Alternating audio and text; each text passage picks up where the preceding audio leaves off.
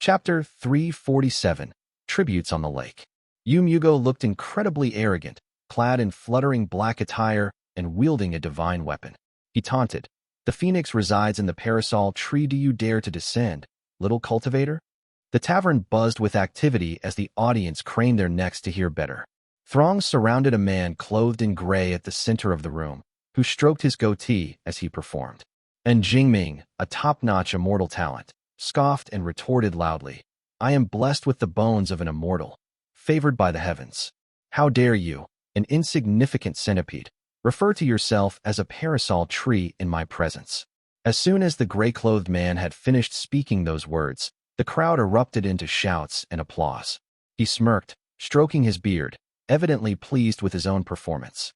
At the edge of the crowd stood a boy of about 11 or 12, dressed in a leather coat with snow-white fur around the cuffs. It was easy to tell that he was the scion of a wealthy noble family. Though everyone's attention was not focused on him, they nonetheless were aware enough to leave a space enough for him to stand. The boy held the hand of a younger child, around 5 or 6 years old, who looked clever and beautiful. "Brother Shiji, and Jingming sure is popular," the boy chirped in his tender voice. The noble-looking teenage boy beside him simply waved his sleeve and chuckled. And Jingming was a remarkable talent who had performed countless heroic deeds during his lifetime, though his end was tragic. It's only natural that people remember him fondly. The younger boy nodded, though he could hardly make out the distant applause over the din. And then, the boy nodded though with uncertainty. Being small in stature, he could not get a clear view of the stage. The crowd was cheering loudly, and he could barely hear his voice over the performance. And then, he repeated eagerly. And then, the tales recount how he fought against many foes alone, vanquishing them in swift succession. From that moment, he roamed freely between heaven and earth, unfettered. Li Shiji replied casually, his hands clasped behind his back. "The tales?" Li Shiji tilted his head, unable to resist asking his next question with innocence in his voice. "What about in reality?" "He was killed by the Yu family. They preserved his severed head, and it's probably displayed in the Yu family's vault now," Li Shiji said as his expression darkened. Every teenager had the dream of practicing Qi for 3 years and establishing the Immortal Foundation in 10, so he could not help but feel sorry for Jingming's tragic demise despite being such a talented man. He held Li Shiming up and said gently, "If you spend less time watching plays and more time reading our family's history, you'll come to understand the bloody realities beyond these tranquil towns." Li Shiming rested his head against Li Shiji's chest and hummed in response. All of a sudden, a figure appeared before them, carrying a sword at his waist. His face was solemn, but his voice was tinged with resignation as he said softly, "I looked everywhere for the both of you." Li Shiji glanced at the man and replied, "Congratulations, Uncle Gongming. I suppose Qi cultivators are built differently. You actually found us quicker than the Jade Court guards." Su Gongming was in a good mood since he had just recently emerged from seclusion after achieving his breakthrough in the Qi cultivation realm. The praise from Li Shiji caused a smile to appear on his face as he humbly replied, "You flatter me, young master." The Li family had enjoyed a period of peace over the past 5 years. News of Li Tongya single-handedly repelling the Yu family and vanquishing a Maha had spread far and wide, earning him the reputation of the Celestial Moon Sword, garnering recognition even in the Wu and Su states. During these years, several members of the Li family had attained the Qi cultivation realm. Madame Do was among the first, cultivating with a minor pure spiritual Qi. Her accomplishment brought great honor and prestige to the Do family. Next was Xiao Guilwan, who cultivated a grade 3 technique from the Xiao family with clear dusk origin Qi, specializing in detoxification and employing soft techniques to subdue enemies. Her prowess exceeded that of ordinary Qi cultivators like Madame Do. With Su Gongming's recent breakthrough and Li Xianxian, who was currently working at the marketplace, the Li family now boasted 5 Qi cultivators, which was already sufficient enough to safeguard the family's interests. "Why were you looking for me?" Li Shiji, now at the 3rd stage of the embryonic breathing realm, asked while holding Li Shiming in his arms. Su Gongming replied softly, "Second old master has returned from Wutu Peak and is speaking with the family head in town right now. He requests the both of your presence." Upon hearing his father's return from Wutu Peak, Li Shiji's demeanor grew serious. "Understood. Thank you for informing me, Uncle Gongming." With that, He activated the divine movement spell and hastened toward the foot of the mountain.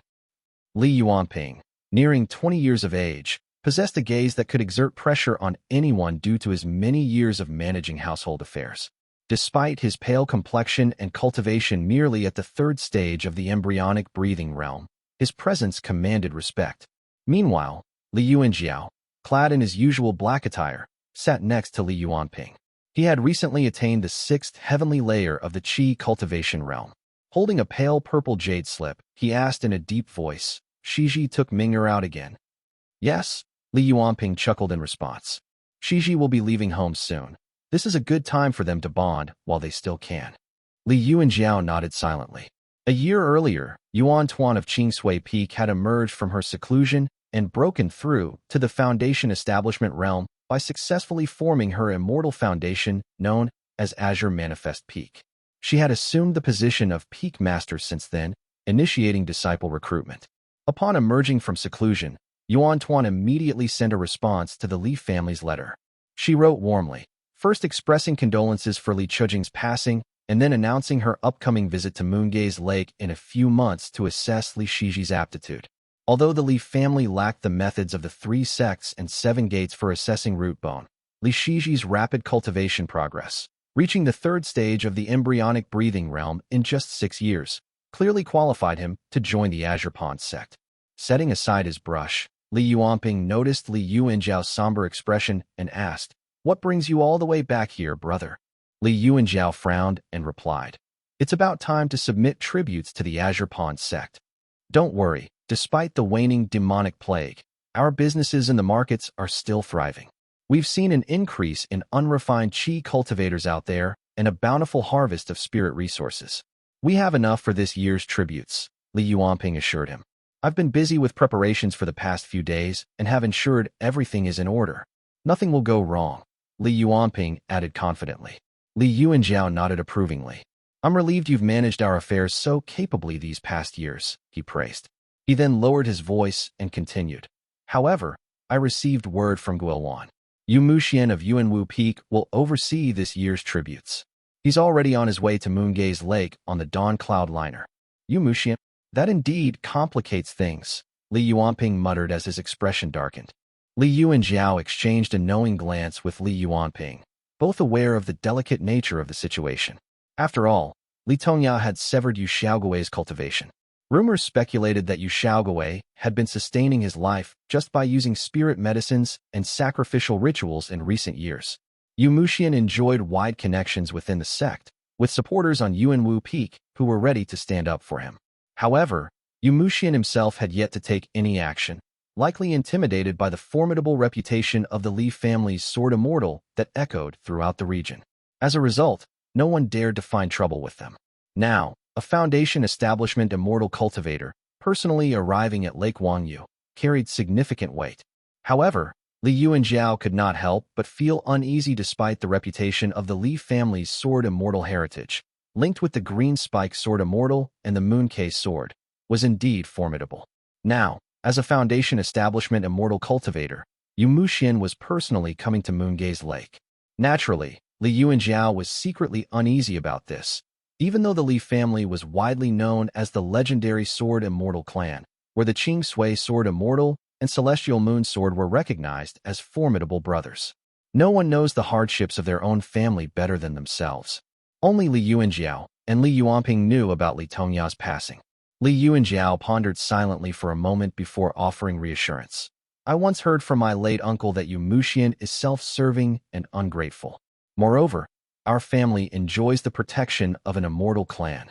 Perhaps he won't push matters too far." Li Yuanping nodded slightly as a semblance of relief crossed his pale face. At that moment, a teenage boy draped in brocade strode into the courtyard, holding the hand of a little boy who was by his side.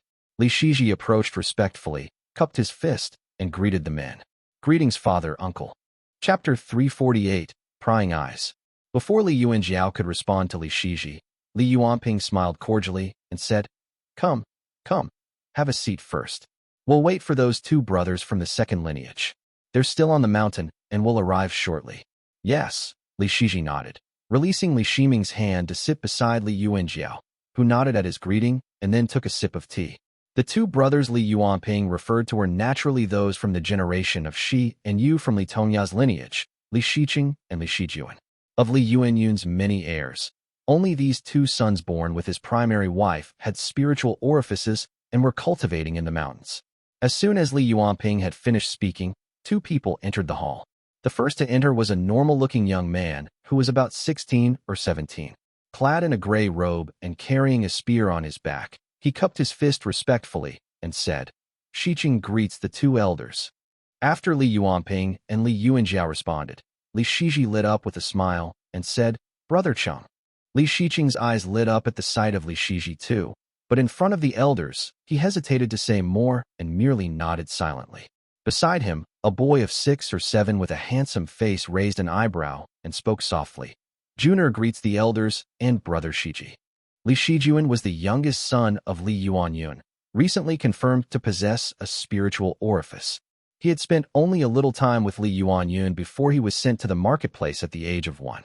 Growing up in the mountains, he had a much cheerier disposition. His elder brother, Li Shiqing, who had grown up by Li Yuanyun's side, was more reserved. He stood silently in the courtyard. Li Yuanjiao observed them attentively, his eyes lingering a little longer on Li Shijuan before saying, "Junior, you're really good-looking." Li Shijuan appeared to be accustomed to such compliments. He merely smiled courteously and replied in a childish voice, "Thank you for the compliment, second uncle." Li Yuanping, who had also been staring at the boy, agreed with a chuckle. "You're right. This child has the looks of an immortal cultivator." They said he was destined for cultivation even before his spiritual orifice was even confirmed, and now that he has been assessed, it's revealed that he indeed has a spiritual orifice. Li Yuanjiao nodded with a smile as he observed the child's demeanor, his spirits noticeably lifted. "I've gathered you juniors here this time to discuss some important matters," he began. Setting down his tea bowl, Li Yuanjiao continued solemnly. "For many years, rumors have circulated about the demise of the Qing Sui sword Immortal. All the families on the lake have known about it by now. As direct descendants of the Li family, you must know about this." At the mention of Qing Sui sword Immortal, the juniors looked up, their expressions grave. Clearly, they had heard similar rumors from their parents. Li Yuanjiao nodded and confirmed. The sword Immortal has indeed passed away. The atmosphere grew somber as heads bowed in acknowledgement. Li Yuanjiao said softly, "News of the sword Immortal's passing has circulated throughout the sect. With our loss of support within the sect and lack of access to information, we only fear vulnerability to exploitation. Hence, I've requested the Qing Sui Peak Master to come." "Li Shiji." "I'm here," Li Shiji responded respectfully, stepping forward. Li Yuanjiao continued, "The clan wishes for you to join the sect and train under Qing Sui Peak. Become the pillar of protection for our family and establish your immortal foundation. Do you understand?" Li Shiji kneeled and pressed his forehead on the ground, replying, "Shiji will not disappoint the trust placed in him." Meanwhile, Li Shijuan and Li Shiming, still too young to grasp the gravity of the situation, felt a tinge of sadness at the prospect of being separated from Li Shiji for many years. Li Shiqing, who had no access to the internal history of their clan, only knew that Azure Pond was the upper sect. He smiled reassuringly at his younger brother. "Good," Li Yuanjiao said with a glint in his eyes as he helped Li Shiji to his feet before addressing the group softly. "There is another matter. With the growing number of juniors in the clan, we must establish clearer distinctions among our descendants. In addition to using generation names, we need additional methods to differentiate everyone and avoid misunderstandings." He continued explaining, "Starting from your generation, those from Changhu's lineage will bear names with either the roof, bog, or the sun, radicals, while those of Tongya's branch will use the mountain, san, or the walk, radicals. Xiaoping's branch will adopt the work, gong, or metal, jin, radicals, while Chujing's branch will use the water, san, or grain, radicals. Ref. Translator's note. I was debating whether I should omit this part from the translation or keep it. Ultimately, I kept it for additional information and tried my best to explain it in a way that made sense in English. Radicals are what we could think of as the base component of each Chinese character, and they are usually the leftmost part of the character. Sometimes, they could be at the top too, /ref. Li Yuanjiao stood, folding his arms, and added, "This was what our eldest brother had mentioned. We have all kept his word in mind and named all of you accordingly. Being from Li Tongya's lineage, the final character of Li Shiqing and Li Shijuan's names bore the mountain radical, while Li Shiming, as the eldest of the first lineage, used the sun radical. Li Yuanjiao, having been adopted to Li Chujing's lineage, picked a character with the water radical for Li Shiji. Now that the juniors finally understood the significance of the last characters in their names, they acknowledged the new naming rule. Li Yuanjiao nodded in satisfaction, then said, "One more thing, follow me up the mountain." "The four brothers have perished," Lu Jiangxian sighed deeply. The white light in his hand gradually dissipated as he finished assimilating the power of the profound pearl talisman seed. Perhaps due to Li Tongya's scattered cultivation, the feedback from the profound pearl talisman seed he received was not as potent as Li Chijing's. While it had satisfied Lu Jiangxian, he desired more. The power of the supreme profound light has grown, now capable of obliterating a peak foundation establishment realm cultivator. After being struck by this profound light, survival is impossible unless they possess a special immortal foundation. He grabbed into the void and retrieved 5 white pills out of thin air. With Li Xianling dead, the remaining 4 profound pearl talisman seeds currently outside the mirror now are in Li Xianxian, Li Xianfeng, Li Yuanjiao, and Li Qinghong. The number of profound pearl talisman seeds did not increase. According to Lu Jiangxian's estimation, he could probably only generate 3 more when the mirror had recovered its strength to the purple mansion realm. On the contrary, my perception has expanded significantly. Lu Jiangxian's visual senses now encompassed half of the Yu and Su states. Apart from a few purple mansion realm cultivators' mountain gates that he dared not probe, the secular world and small clans were within his view. It was regrettable that his visual sense could not penetrate large formations like his divine sense. Otherwise, he would thoroughly examine the ancestral secrets of various clans. The coverage of his divine sense now extended across the entire Moongaze Lake, including the Yu and Fei families, among others. "Well, it's not stealing if it's presented right before my eyes," he mumbled to himself. He closed the long brocade heart sutra in his hand and looked at the other glowing points on the Jade table. Jade True Tao Unification Technique Manual, Aged Courtly Path Scripture, Refining Basic Dharma Artifacts on Lake, Talisman Essence Decree, and Introduction to Alchemy. That's a lot of legacies. The Yu family had once seized the Jiang family's legacies years ago, inheriting numerous books, records, as well as alchemy and Dharma artifact recipes. Unfortunately, there were not many high-grade cultivation techniques. The Li family already had the Grade 4 Aged Courtly Path Scripture, which could serve even a Purple Mansion realm cultivator well, if in their possession. As outer disciples of the Immortal Mansion, the Jiang family only possessed a few high-grade cultivation techniques. Aside from the Grade 3 technique manual known as Gazing Sea Chasing Mountains, which could build an immortal foundation known as Fool's Mountain Chase, the rest were mostly Grade 3 cultivation techniques of similar metallic essence. It was clear that the Moonlight Origin Mansion had left the cultivation paths of the Purple Mansion realm for its outer disciples, and the families around the lake had 5 or 6 cultivation techniques that could be useful up to the foundational establishment realm. Compared to the embryonic breathing realm cultivators in the Mushroom Forest Plain who were forced to use common Grade 1 cultivation techniques, these families were indeed lucky. "Seems like I, Lu Jiangxian, was a nice man in my previous life," he chuckled self-deprecatingly as he organized the Dao lineages. Jade Court General, Azure Jade Cliff, True Dao Unification, Pattern Brocade. "Just missing one more," he mumbled. Lu Jiangxian pondered for a moment, contemplating the deaths of both Yu Yufeng and Fei Wangbai. Daoist Master Shan Yuan is probably the next person to break through to the Golden Core realm. The metallic essence he sought after is likely this one.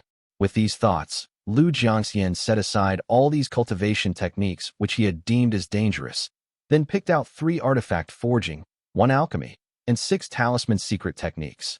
He also picked out 2 from the remaining Grade 3 cultivation techniques, the Fei family's Cold Pine Dew Snow Technique Manual, and the Yu family's Gazing Sea Chasing Mountains Technique Manual. "I'll find an excuse to give out these items," he continued mumbling to himself. After pondering for a while, he mused to himself, since the Li family no longer has a foundation establishment realm cultivator, the talisman seeds from the mirror should also be decreased from 9 to 6 to match the Li family's speculations. Lu Jiangxian struggled briefly. After all, The talisman seeds had gradually increased in number over time, deliberately timed by Lu Jiangxian to coincide with Li Tongya's increased strength. At that time, Li Tongya had assumed that the talisman seeds increased with the holder's strength. Now that Li Yuanjiao wielded the mirror, the number of talisman seeds should logically also change accordingly. Lu Jiangxian mulled over this briefly before releasing 5 talisman seeds in the end, inwardly coming to his own conclusion. Never mind. Li Yuanjiao is a smart man.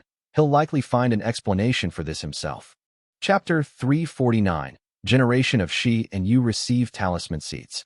Li Yuanjiao led a small group of boys up the mountain path and stood before the rear courtyard's formation that was shimmering in white light. Li Shijuan stared at it in awe. He gripped Li Shiming's hand and whispered, "Third brother, is this where that rumored green and white immortal sword is?" "No idea," Li Shiming replied, furrowing his brow slightly. His features were sharp and smooth, yet next to Li Shijuan, they seemed rather plain. "I've never set foot in this courtyard all the years I've been home," he continued as his voice trailed off. "This is our ancestral hall," Li Shiji explained softly, holding his coat tightly. Being much older than Li Shiming and Li Shijuan, who only reached up to his waist, he spoke warmly. "After Brother Chung and I were assessed for spiritual orifice, we were brought here to honor our ancestors and memorize our clan's history." Realization dawned on the 2 younger boys while Li Shiqing stood silently at the front.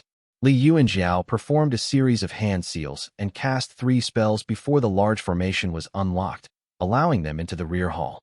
In the rear hall, numerous artifacts were displayed, all weathered and ancient. Wolf skins adorned the walls, and prominently positioned among them was a bow of the embryonic breathing realm. Its surface bore countless scars that whispered of battles won and lost. Li Shiqing and Li Shiji exchanged glances, sharing a mix of both excitement and reverence. With a hushed tone, Li Shiji whispered softly, "The ebony bow." Li Shiqing, a man of few words, grunted deeply. This was the bow that Li Xiangping had wielded, a fact well known to both of them since they had already read and studied the family history.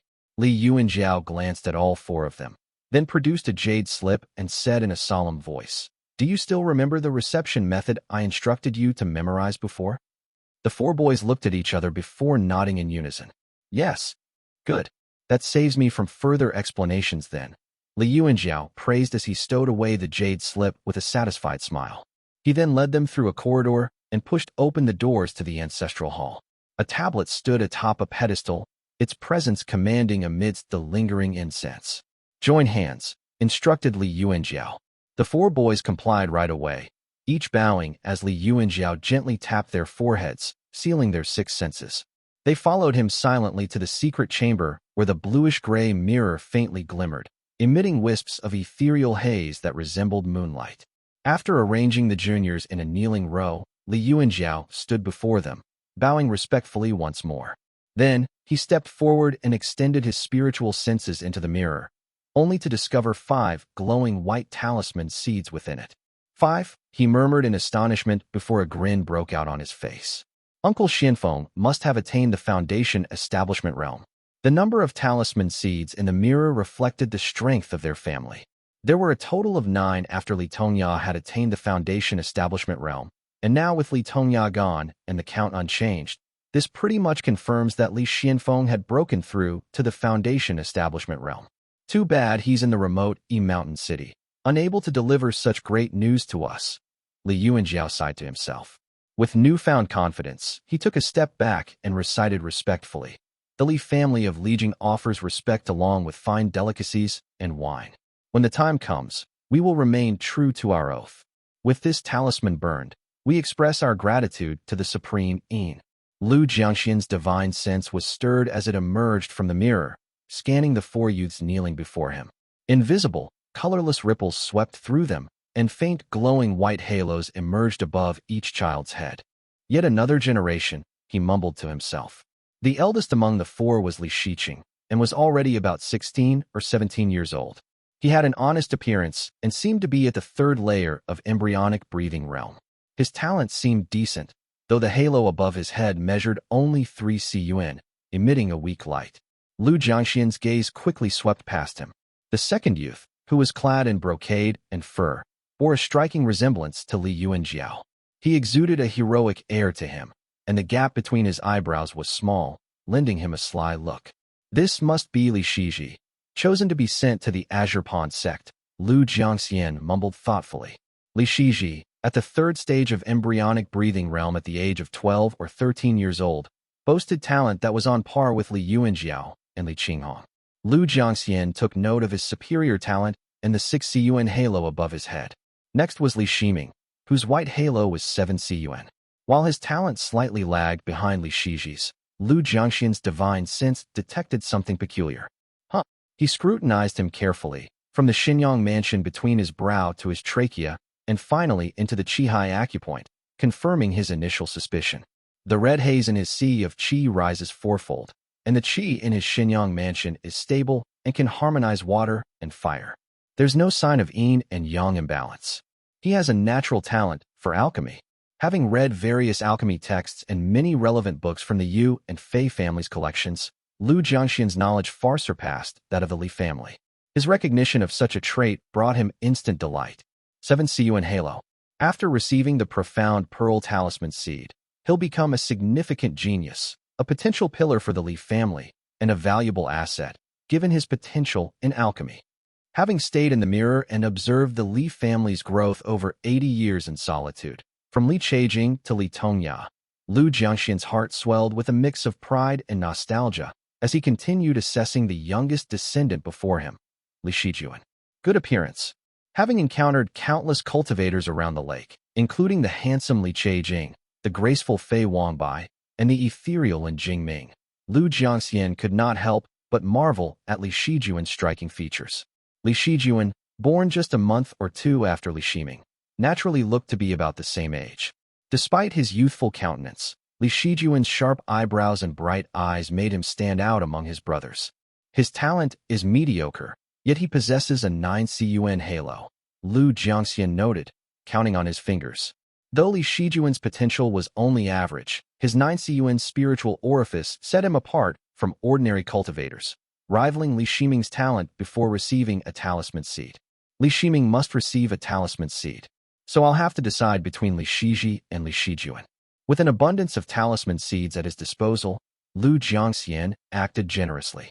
After a moment's consideration, he waved his hand and sent out 3 talisman seeds. Li Shiji will be joining the Azure Pond sect. His cultivation speed will undoubtedly be superior to the rest. He deserves a seed. If Li Shiming is the only one to receive the talisman, he may struggle alone, and the Li family might eventually end up like the Yu family. Although Li Shijuan's talent is average, his 9 inches of halo and the talisman seed will make him a small genius. Both of them will receive a seed too. The 3 talisman seeds hovered above their heads while Lu Jiangxian held on to the remaining 2 for the next generation. He then handed the Golden Temple Radiant Origin Manual, Introduction to Alchemy, and Cold Pine Dew Snow Technique Manual to each of the 3 boys. With a hand seal, the 3 white lights exited the bluish-gray mirror obediently. They pierced through the wisps of moonlight haze, illuminating the air with an otherworldly brilliance.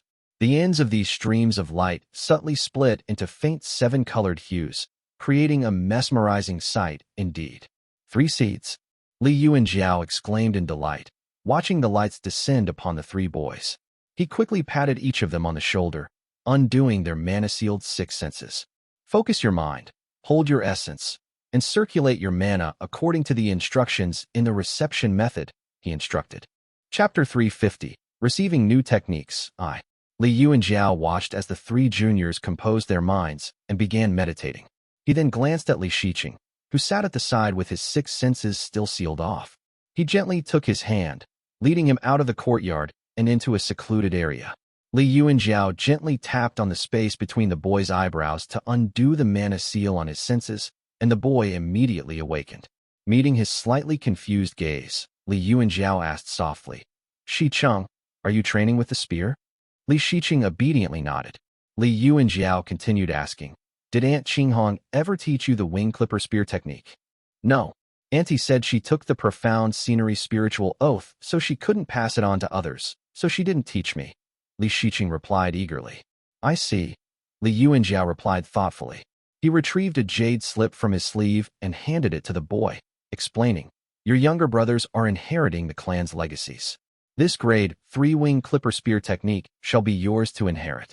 Take the profound scenery spiritual oath and memorize it here in this courtyard before you leave, and you must never speak of what has happened today.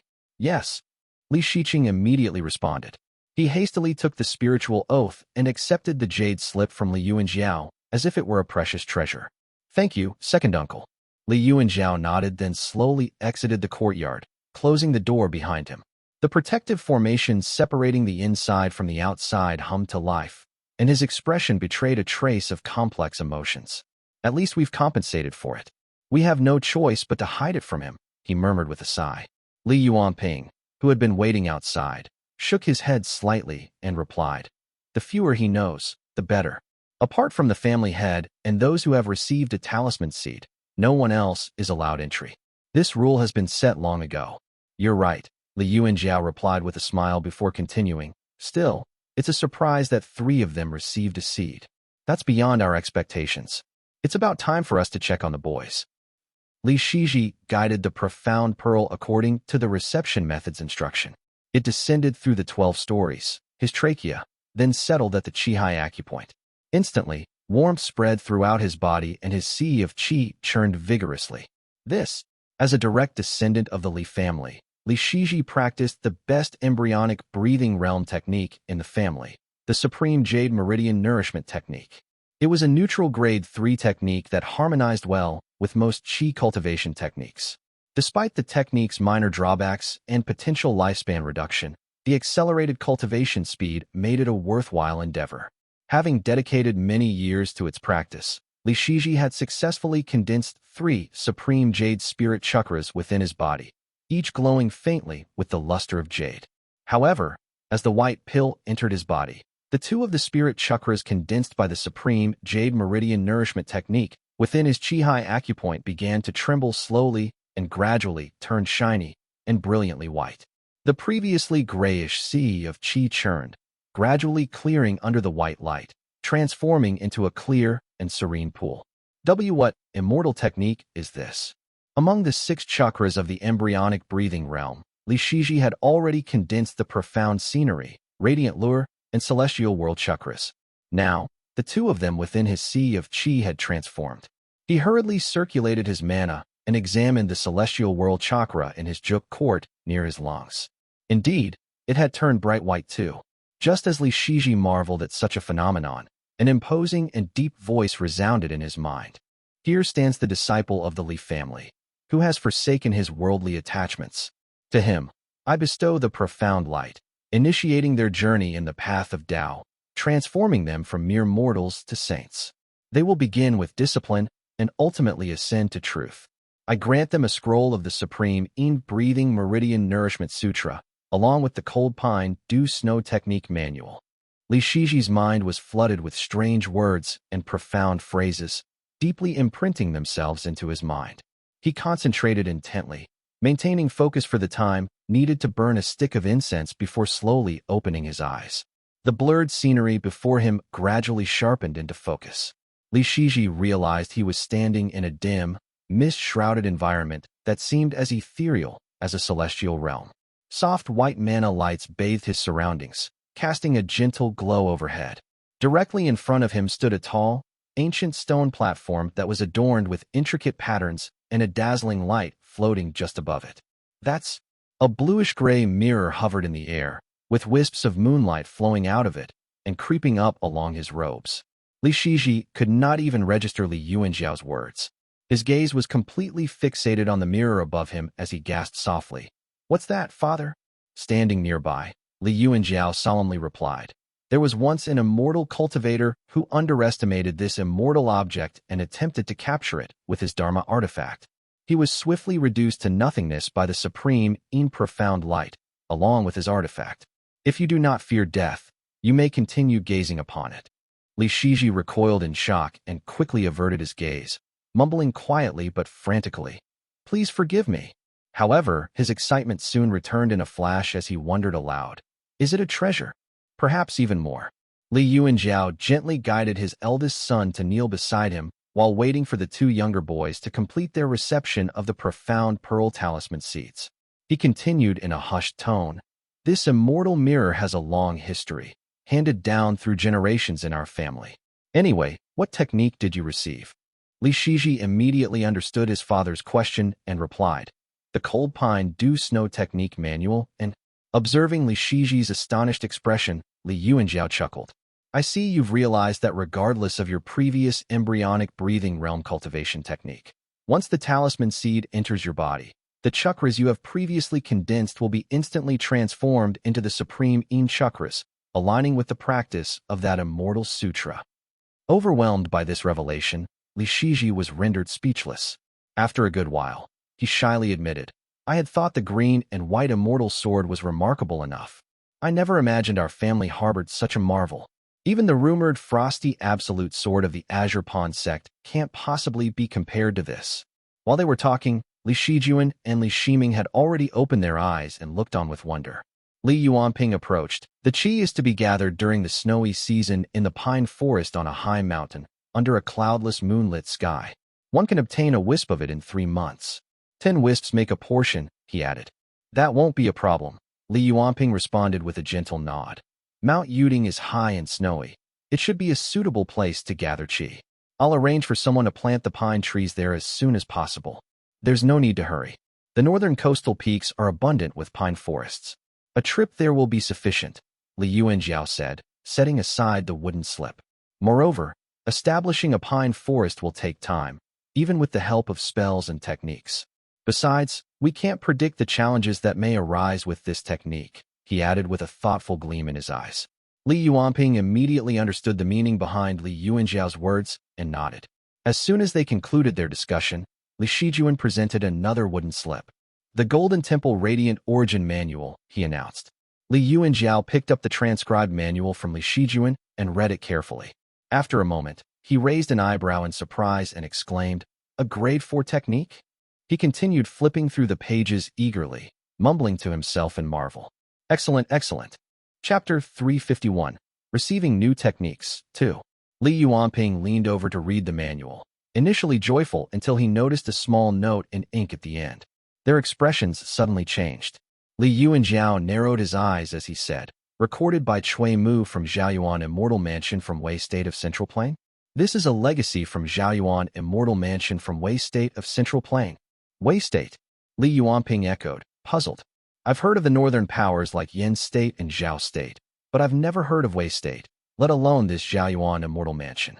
There's actually an immortal sect in the north.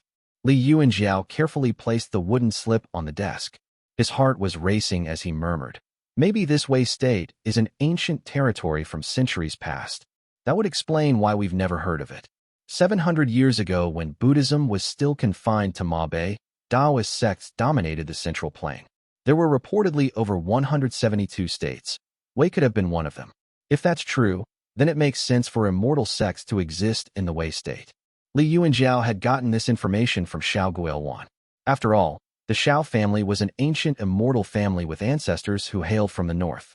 Naturally, they were more knowledgeable about the history of the north. In fact, they even had a few northern Dao techniques in their possession. However, Xiao Guoyuan was a concubine-born daughter of the direct lineage, with a status akin to those in the major sect of the Li family. Now that she had been married into the Li family, it was even more challenging for her to obtain such information. Li Yuanjiao could barely contain his excitement, while Li Yuanping was slightly taken aback by the revelation. He quickly connected the dots and said in a serious tone, so, you mean to say that techniques similar to this nature might have already been lost? Doesn't that mean? Before Li Yuanping could finish his sentence by saying, doesn't that mean we'll have a smooth ride ahead? He was interrupted by Li Yuanjiao's sigh. Let's not rush to conclusions. We should verify if there's indeed still an immortal sect active up in the north, Li Yuanjiao said firmly. Listening intently from the side, Li Shiji's eyes flickered with curiosity. He hurriedly interjected. The younger brothers have just begun their cultivation journey, and they will take at least 10 years to reach the Qi cultivation realm. After I join the Azure Pawn sect, I can investigate Wei State and the Zhaoyuan Immortal Mansion on behalf of our family. Very well, Li Yuanjiao praised, looking more at ease now. For years, the weight of Li Tongya's passing had burdened him, fearing he might fall short of his expectations. Now, with a clear direction, he felt uplifted. It's a shame Uncle Xian is from a branch of the Xiao family. Otherwise, Auntie could help us inquire more, Li Shiji remarked absent-mindedly, his excitement evident as he glanced at the tiny script on the wooden slip. However, Li Yuanjiao's expression turned stern as he interrupted sharply. Here. Li Shiji raised his head in surprise, noticing the fading smile on Li Yuanping's face as he gently explained. Since your aunt has married into the Xiao family, she is now one of them. Asking her to do something like that would put her in a difficult position. Li Shiji, who had spent his childhood playing in the mountains, was extremely close to Li Qingxiao. Li Yuanping's words had taken him by surprise. I've been thoughtless, he admitted. Li Yuanjiao looked at him, then sighed. Our family does not match theirs in status at present, having been a clan for just 3 generations. No matter how close we are as a family, we must tread carefully. We cannot impose undue burdens and end up souring familial ties. I understand, Li Shiji responded, cupping his fist respectfully. Li Shijuan listened attentively to their conversation, his handsome face betraying a pensive expression.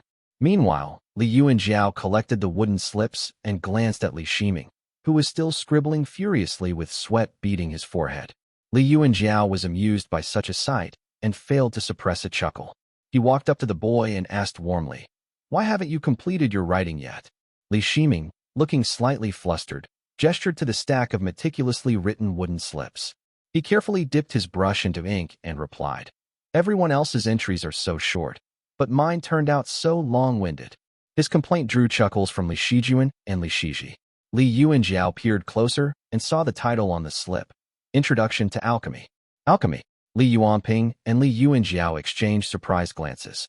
How rare.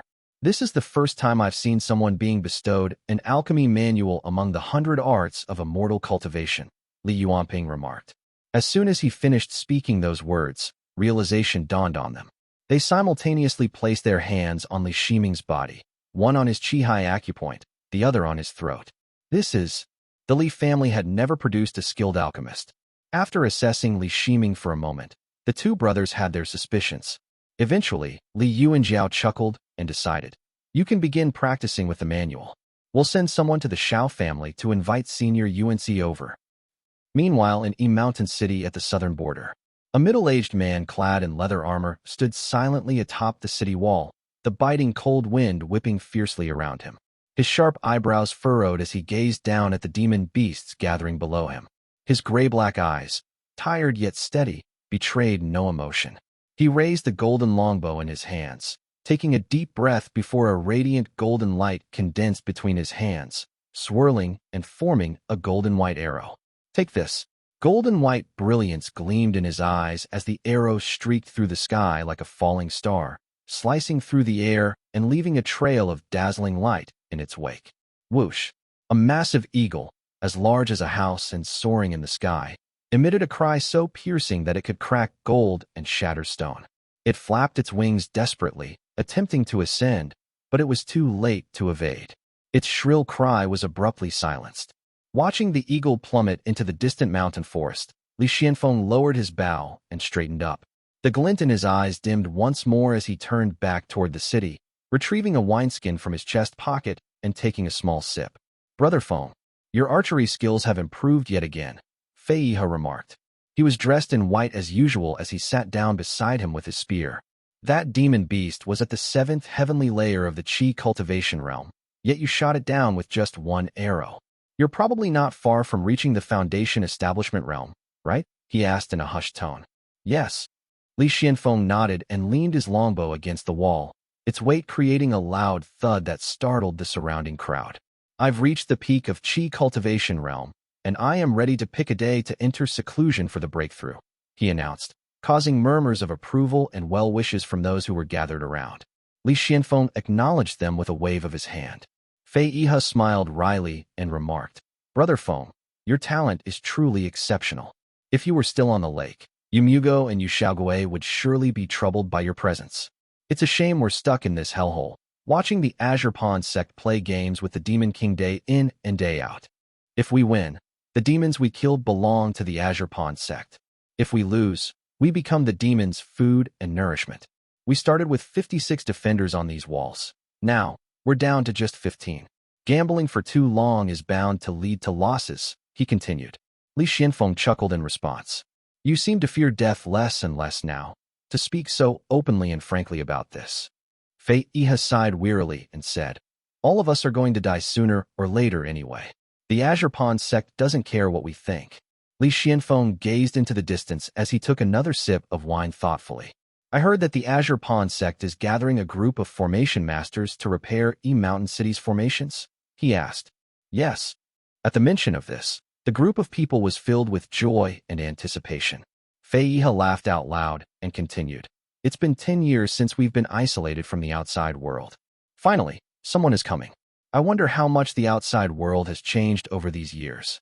Chapter 352, Arrival of the Cloudliner, I. The howling north wind was completely isolated outside the enclosed cabin of the Dawn Cloudliner.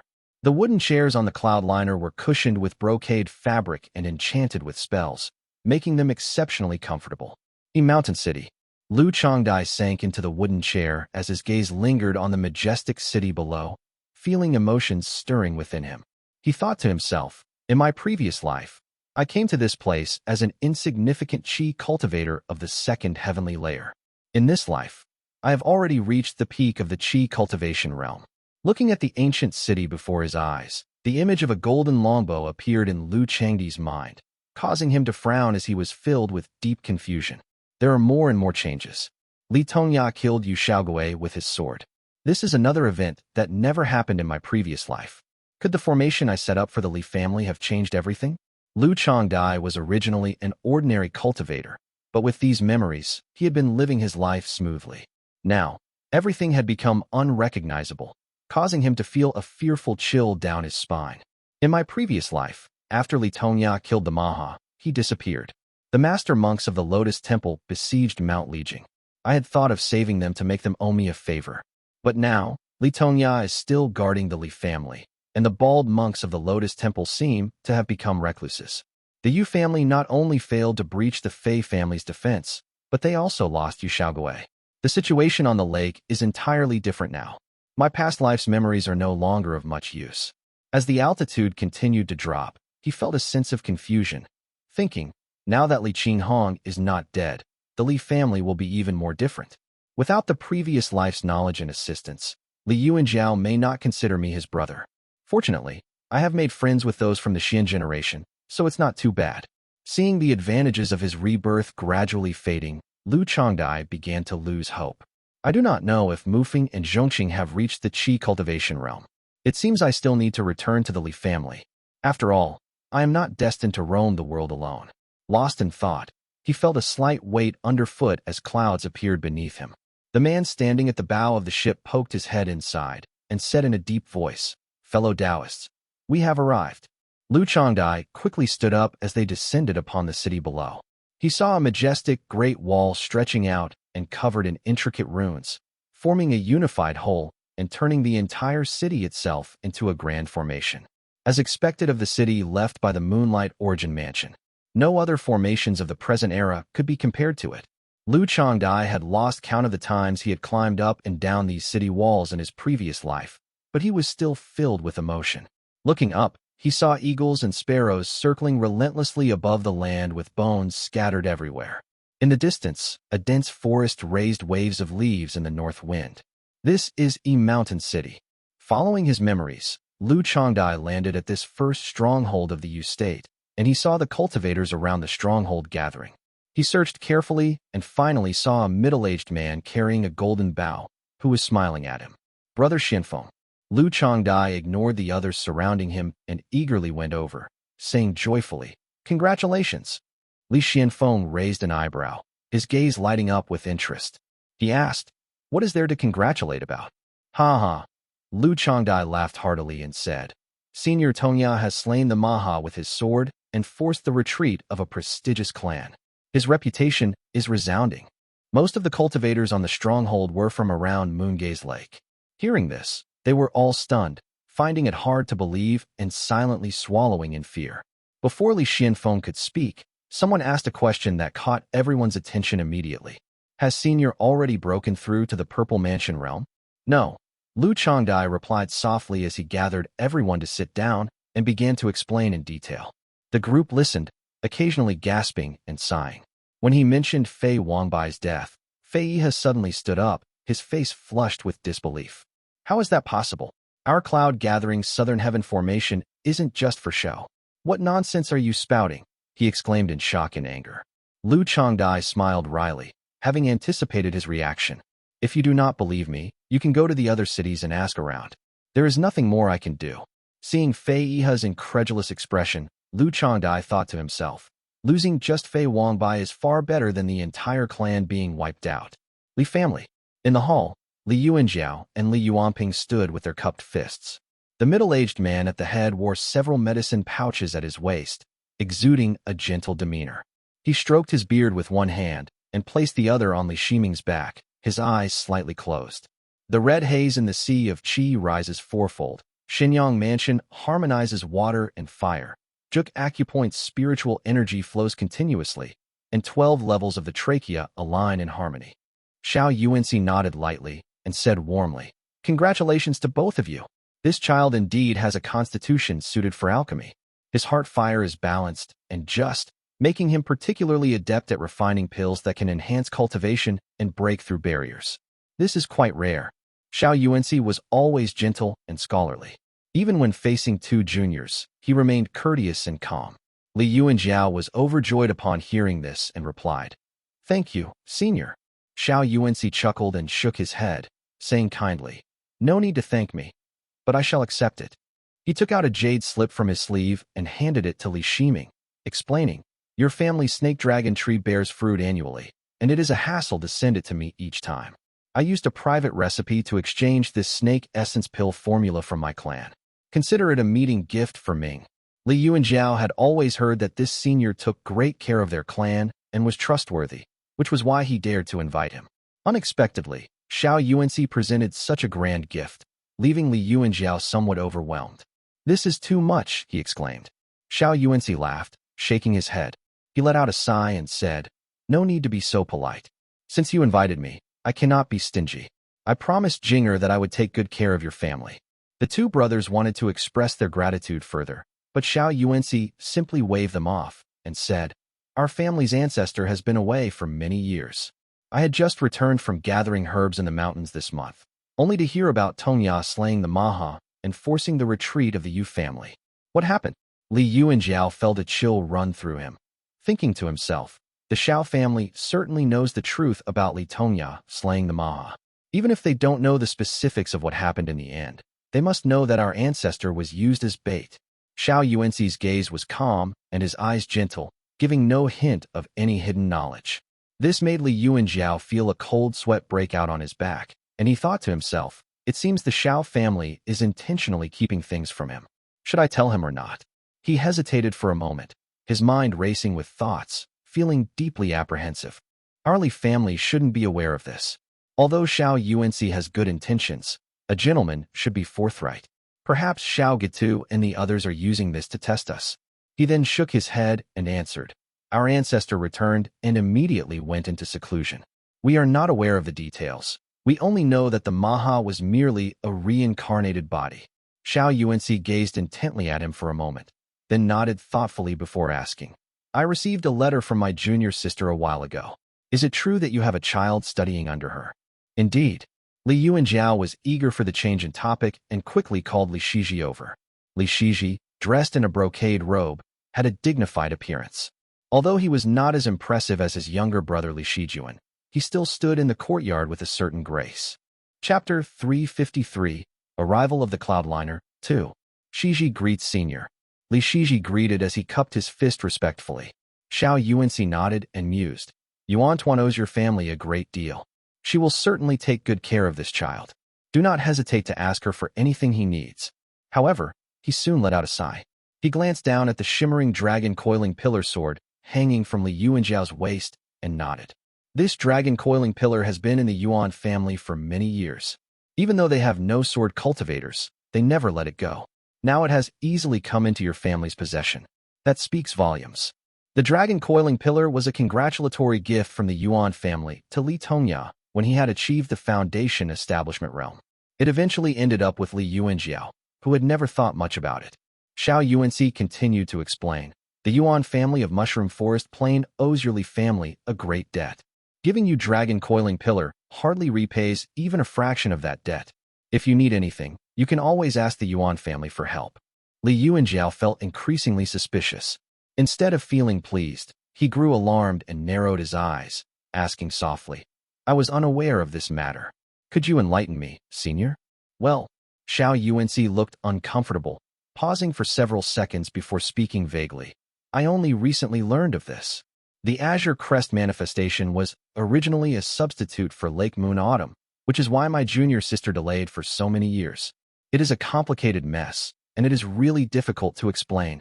Seeing the puzzled looks on the faces of the two brothers, Xiao Yuanci changed the topic awkwardly but hastily. It has been many years, Yuanjiao. At such a young age, you have already reached the 6th heavenly layer of Qi cultivation realm, he suddenly remarked with a forced smile. You flatter me, senior. Li Yuanjiao responded politely despite his confusion. Xiao Yuanci chuckled. Each generation brings forth new talents. Rare, indeed, he commended, though his words hinted to a deeper meaning behind them. He then looked at the two juniors with a smile and, with a playful tone, said, Senior Mutian. He's probably more than just a simple foundation establishment realm cultivator, is he not? The two brothers exchanged glances, both equally confused. Li Yuanjiao respectfully replied, The family records do not provide detailed information. Xiao Yuanci waved his hand and interrupted him before saying loudly, I see. Never mind then. I still have important matters to attend to, so I won't intrude any longer. Please inform me when Tongya emerges from seclusion. Of course. The two immediately responded before Xiao Yuanci left by riding the wind. Li Yuanjiao respectfully saw him off beyond the borders, then returned. The affairs in the hall had already been taken care of. Li Yuanping was holding the alchemy recipe, reading it in deep thought. Seeing Li Yuanjiao stride in, he smiled wryly and said, Senior Xiao has been so considerate. We have no way to repay him. The Xiao family indeed has shown great kindness to our family. Moreover, we will still need to rely on the Xiao family in the future. Li Yuanjiao responded with a sigh. Xiao Yuanci is Xiao Yuanci. The Xiao family is the Xiao family. Senior Zhao's intentions are protective and caring, but Xiao Gitu may not necessarily feel the same. This matter is not urgent. But how did the Yuan family come to owe us a favor? It seems to be related to the Sword Immortal. Lake Moon Autumn is the Sword Immortal's Dao foundation. Perhaps Yuan Tuan owed a favor? It is just a pity we cannot ask the ancestor. The two pondered about the matter for a little while longer, but ultimately lacked information and could not deduce much, so they had to give it up. Li Yuanjiao picked up a jade slip, assessed it with his spiritual sense, and said warmly, This Golden Temple Radiant Origin Manual is indeed excellent, and the Radiant Origin Pass has many wonders. However, collecting the spiritual qi of heaven and earth known as Golden Yang Radiant Origin is quite difficult. Li Yuanping had also read this technique and immediately responded, saying, This spiritual qi of heaven and earth indeed sounds extraordinary. Fortunately, the technique also includes methods for gathering this qi. Otherwise, such ancient spiritual qi would be impossible to find even if we turned you state upside down. Li Yuanjiao laughed and shook his head, reading aloud. Seek a pass extending for thousands of li in the desert. Wait until dusk when the wind and sand are calm, and the sunset is half set. Then, use your mana to extract the power of the glowing sun. There is only a moment to obtain this energy, requiring 2 years to get a wisp and 10 wisps to make one portion. Ancient methods are indeed troublesome. Li Yuanping sighed and reminded him, It is even more than that. The Golden Yang Radiant Origin must not come into contact with gold, iron, copper, water, or wood. Otherwise, it will transform into scorching smoke qi. It also requires a fine jade box for storage. That is not a concern. Li Yuanjiao still had a purple mansion realm jade box that Li Tongya had found on the island in the heart of the lake, and it was more than sufficient to store the Golden Yang Radiant Origin qi. He was now considering where to find such a pass. Brother, put these matters aside for now. The Dawn Cloudliner is arriving, Li Yuanping said as he shook his head slightly. The golden Cloudliner glowed brilliantly, its golden wings cutting through layers of clouds. It glided over the dark green lake water, reflecting dazzling golden light. At the front of the Dawn Cloudliner, a youth in simple green attire stood quietly. His features bore a strong resemblance to Yumugo, But while Yumugo's expression was often harsh and sinister, this man's face was calm and serene. Moongaze Lake, formerly known as the Moongaze Marsh. The Dawn Cloudliner docked slowly in Milan Prefecture. Yumushian stood with his hands behind his back, his ethereal demeanor making his simple clothing appear elegant and dynamic. Just by standing there, he drew the gazes of all the cultivators on the ship. Yumushian had been away from home for over 20 years, making it hard to recognize the familiar landscape beneath his feet. He gazed down in indifference, continuously playing with the jade buckle in his hand. The jade buckle was as clear as ice, emitting a faint moonlight-like glow as he twirled it in his hand. Yumushian's eyes gazed steadily forward, seemingly observing something in silence. Moongaze Lake, truly a blessed land. The jade buckle in his hand glimmered faintly with colored light, and the immortal foundation within him, the molten metal cave, continued to operate. Shadows appeared in his pupils as he counted silently. The Yu family's Jade Smoke Mountain, the Li family's Qingche Sword, and Daoist He's Nine Gates Temple. A trace of purple light flashed in Yumushian's eyes, and he smiled slightly, whispering to himself, "Oh, there is also a hidden spear." He withdrew his gaze and glanced around him, raising an eyebrow in curiosity. A minor Mount Yu cultivator possessing a Foundation Establishment Realm Dharma artifact. Ah, he must be from Duanmu Kuei's Mount Wu. I guess it's no surprise they'd have one or two valuable items on hand. Yumushian examined for a while, then frowned with a hint of disdain in his eyes, envisioning the mountains of corpses and seas of blood.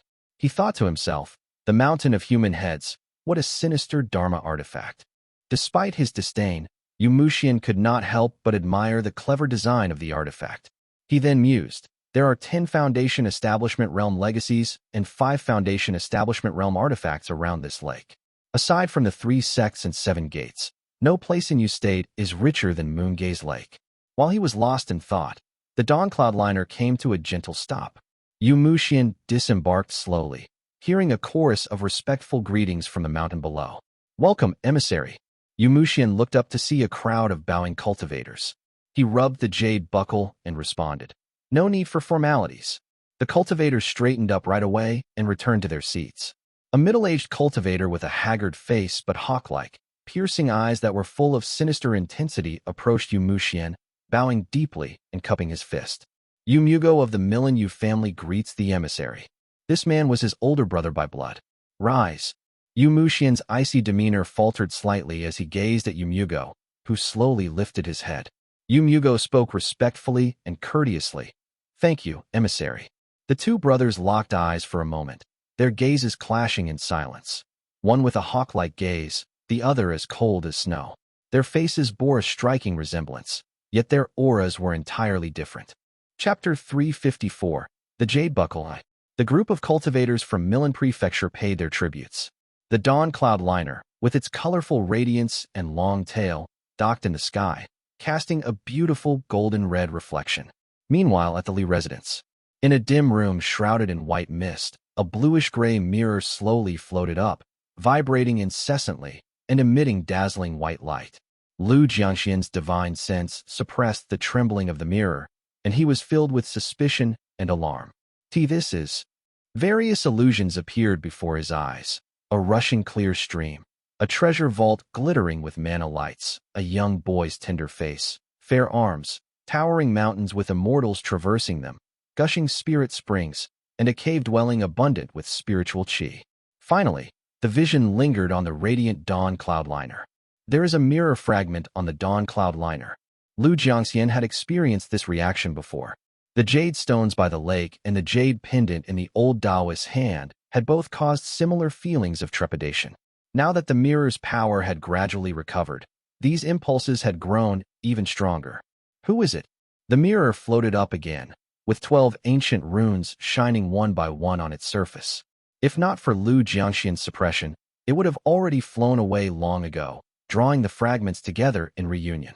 This sensation and phenomenon even emanated from the mirror, ricocheting within the sealed dark room and transforming into various mystical visions.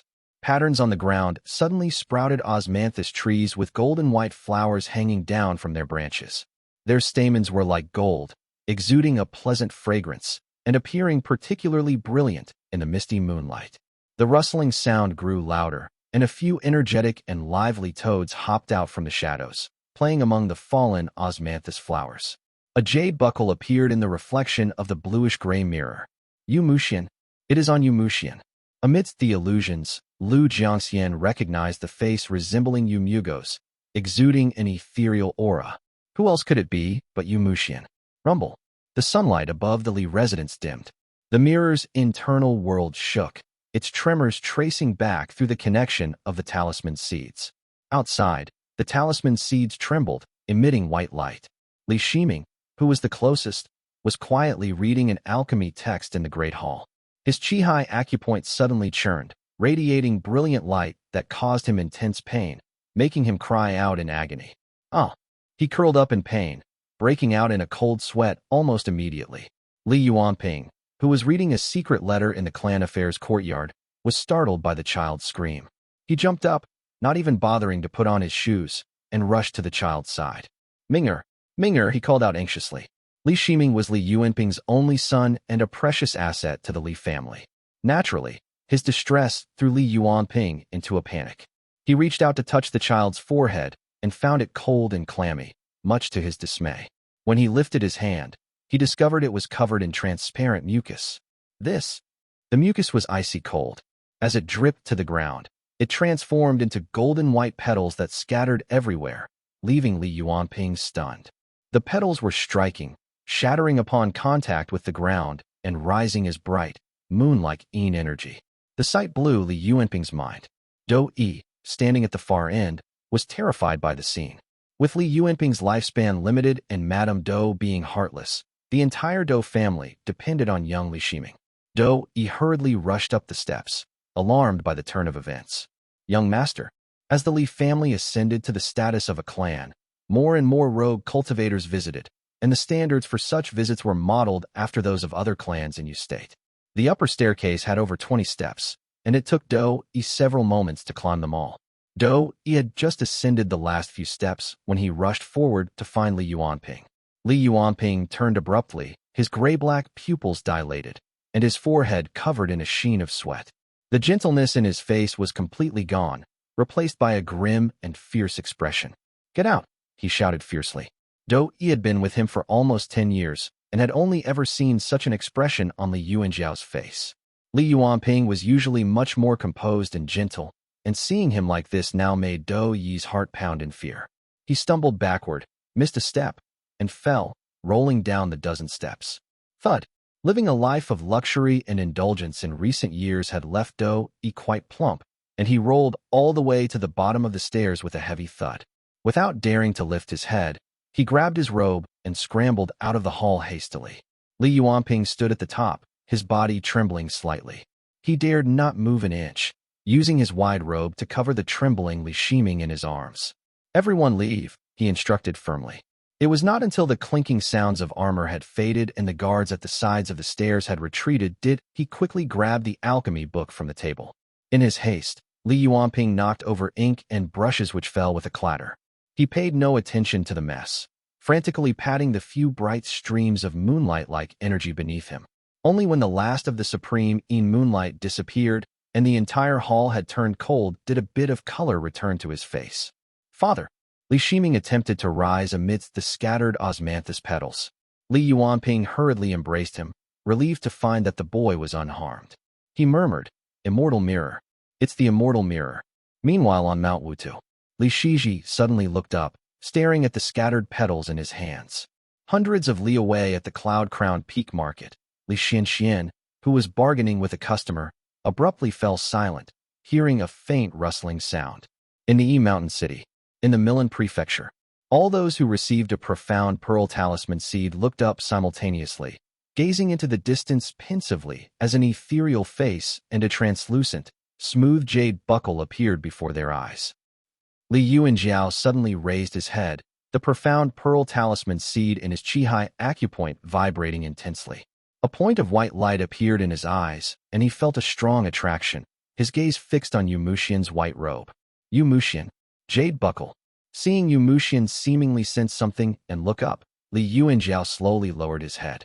He had once read in the family's history about Li Tongya back when he was still immortal, who had ventured into the reed marshes at night and found that jade stone, a feat that seemed impossible.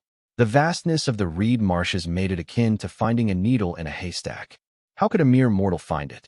He had attributed it to Li Tongya's unique fortune, which was different from ordinary people. Now, truly facing the legendary treasure that could fuse with the mirror, he realized its wondrous nature.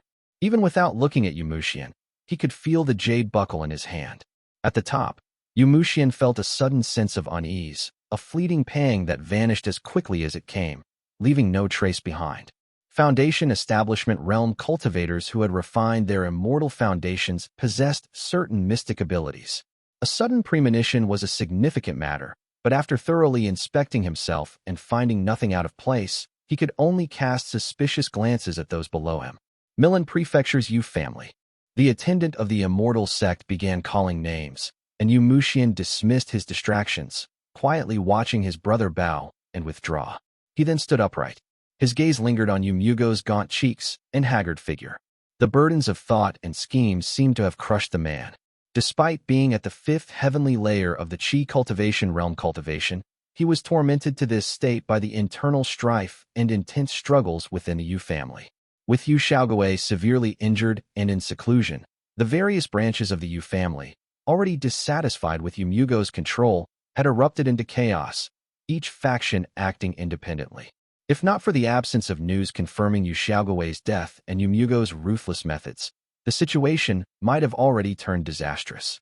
Chapter 355, The Jade Buckle 2. 16 stalks of autumn moon grass, 2,000 gene of purple jade spirit rice, 90 pieces of azure pool essence stones, 7 long sea pearls. Box after box of spirit items were carried to the stage. Yumushian, rubbing the jade buckle in his hand, reflected internally, if I had not found this treasure as a child, which allowed me to see through people's true nature and sever worldly ties, I might have ended up mired in the power struggles of the Yu family at Moongaze Lake, facing a tragic fate. Li family of Lijing. Yumushian was lost in thought when the attendant's voice brought him back to reality. A young man in black came forward, broad-shouldered with high-set eyebrows, exuding an ambitious air that made him seem untrustworthy at first glance. Li Yuanjiao of the Li family greets the emissary. Li Yuanjiao responded with composure, his gaze fixed on Yumushian's robe. Yumushian nodded and said warmly, I have long heard of the Sword Immortal's fame. He cupped his fist, smiling as he continued. The Qingche sword that the Sword Immortal wielded was crafted by my master's own hands. Yuan Wu Peak has always had good relations with Qingsui Peak. There is no need for such formalities, fellow Taoist. These words not only stirred Li Yuanjiao, but also drew the attention of the various families around the lake. Yumugo slowly closed his eyes, saying nothing. So, there is such a connection. Yumushian's excessive friendliness made Li Yuanjiao uncertain of his intentions. He responded vaguely, and Yumushian said no more, simply standing there with his hands clasped behind his back. As box after box of spirit items were brought up and all the families reported, an attendant verified everything. A young cultivator in green then stepped forward, respectfully addressing Yumushian. Senior brother, the 3 clans and 16 prominent families of Moongaze Lake, along with 41 smaller households, have all been checked. Please review them. Yumushian took the record from him and read aloud the names of the families marked for discrepancies, either underreporting or for the poor quality of spirit items. Immediately, several disciples in green stepped forward and dragged the offenders out unceremoniously. Thud! The people from several families trembled and kneeled. Yumushian chuckled lightly and asked, Junior brother, how are these cases usually handled? The reporting disciple looked disdainfully at the families below and replied, They shall be punished according to the severity of the discrepancies, some by executing their elders, others by removing their family name, and some by banishment to E Mountain City. The crowd below immediately began to tremble with fear, begging for mercy out loud repeatedly. Yumushian glanced at them and saw that several families were under the jurisdiction of Taoist He on the western shore, most likely unable to pay double taxes. He then said gently, Just confiscate the storage pouches from a few people to make up for the shortfall. Otherwise, we'll have to require Senior He's advice and trouble him. Understood. As soon as he had finished speaking, several uniformed cultivators seized the storage pouches from those individuals. Despite their pleas and cries, The cultivators handed the pouches to Yu Muxian, who calmly tucked them into his sleeve. Then he said, "The clans should stay, the rest may leave now." The smaller households felt as if they had received a pardon, and they bid their farewells, then quickly scattered like the wind. In an instant, only the Azure Pond cultivators and the Fei, Li, and Yu families remained on the mountaintop. Although the Fei family had lost Fei Wangbai, they were still recognized as a clan by the Azure Pond sect, and therefore did not leave. Representing the Fei family was Fei Tongyu, who had just reached the Qi cultivation realm. His aura was unstable, indicating that he had used some medicinal aid. Yu Muxian swung his sleeve, stepped forward, and cupped his fist to Fei Tongyu. His immortal grace was evident as he said regretfully, "You must be the young master of the Fei family. I have heard about Senior Wangbai's passing. As a cultivator under our sect, his death caused quite a stir within the sect, and we sent people to investigate." Shaking his head with regret, he continued in a low voice, "Unfortunately, the culprit remains elusive, and we have not uncovered any information." "Thank you for your effort," Fei Tongyu responded, pretending to be moved by his words as he exchanged pleasantries with Yu Muxian. Yu Muxian then said, "The Fei family has provided tributes for many years. Our sect feels obliged to offer some compensation." Fei Tongyu's eyes lit up, understanding that the crucial moment had arrived. Yu Muxian smiled and said, "My master has decided that the next disciple slot will go to your clan." These words shocked the three families. Several moments of silence passed, with only the whistling wind breaking the quietness. "What?" Yu Mugo was utterly stunned, his expression one of disbelief. Li Yu and Jiao appeared thoughtful, while Fei Tongyu exclaimed in amazement, "Which peak would that be?" "Naturally, it will be my Yuanwu peak," Yu Muxian announced. After the initial shock, Fei Tongyu was visibly overjoyed. Fei Wangbai's greatest regret, while he was alive, was not being able to support a disciple within the Azure Pond sect. Now, despite knowing Yu Muxian's likely had ulterior motives, he could not bring himself to refuse such an offer. "My family still needs to send disciples to the sect, so how could the Fei family refuse? How could they possibly refuse?" Li Yu and Jiao stared silently at Yu Muxian's ethereal profile, lost in countless thoughts. For a moment, he was speechless, only thinking to himself, "This Yu Muxian, he is indeed a remarkable figure. With this single move, he has restored the tripartite balance on the lake and caused a rift between the Fei family and mine. Even if the ancestors were still alive, there would be no changing this. He keeps that jade buckle hidden inside his robe, close to his body. It must have many miraculous properties. Obtaining it will definitely not be an easy task. I must plan carefully." Meanwhile, Yu Muxian discussed some details with Fei Tongyu. Afterward, he turned to address Yu Mugo and Li Yu and Jiao, saying softly, "Greetings, fellow Taoists." Yu Muxian was a Foundation Establishment Realm Immortal cultivator, and both of them felt unworthy of being addressed as fellow Taoists by him. Before they could decline and refuse, Yu Muxian continued, "Every 70 years, the various peaks of the sect rotate their jurisdictions. Moongaze Lake now falls under the jurisdiction of Yuanwu Peak. In recent years, my junior brothers have been handling peak-related affairs, and we have not made proper agreements with you all. This has caused many disturbances on the lake, which is our peak's fault." Li Yu and Jiao dared not let him apologize and quickly brushed things off.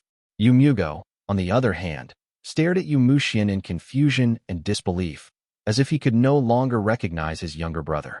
Yu Muxian then continued, "So I reported to my master, and Yuanwu Peak has reevaluated the current situation and redefined the boundaries, which I have brought to you." With a gentle pat on his silk pouch, 3 light green jade seals appeared in his hand, which he distributed to the 3 of them. His gaze finally carried a hint of warning as he said coldly, "With these boundaries set, minor conflicts between minor households will not be our concern, but the major clans must not engage in further disputes. This is also my master's intention."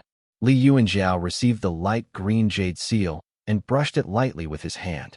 The seal emitted a golden light, revealing several large golden characters, under the jurisdiction of Azure Pond sect.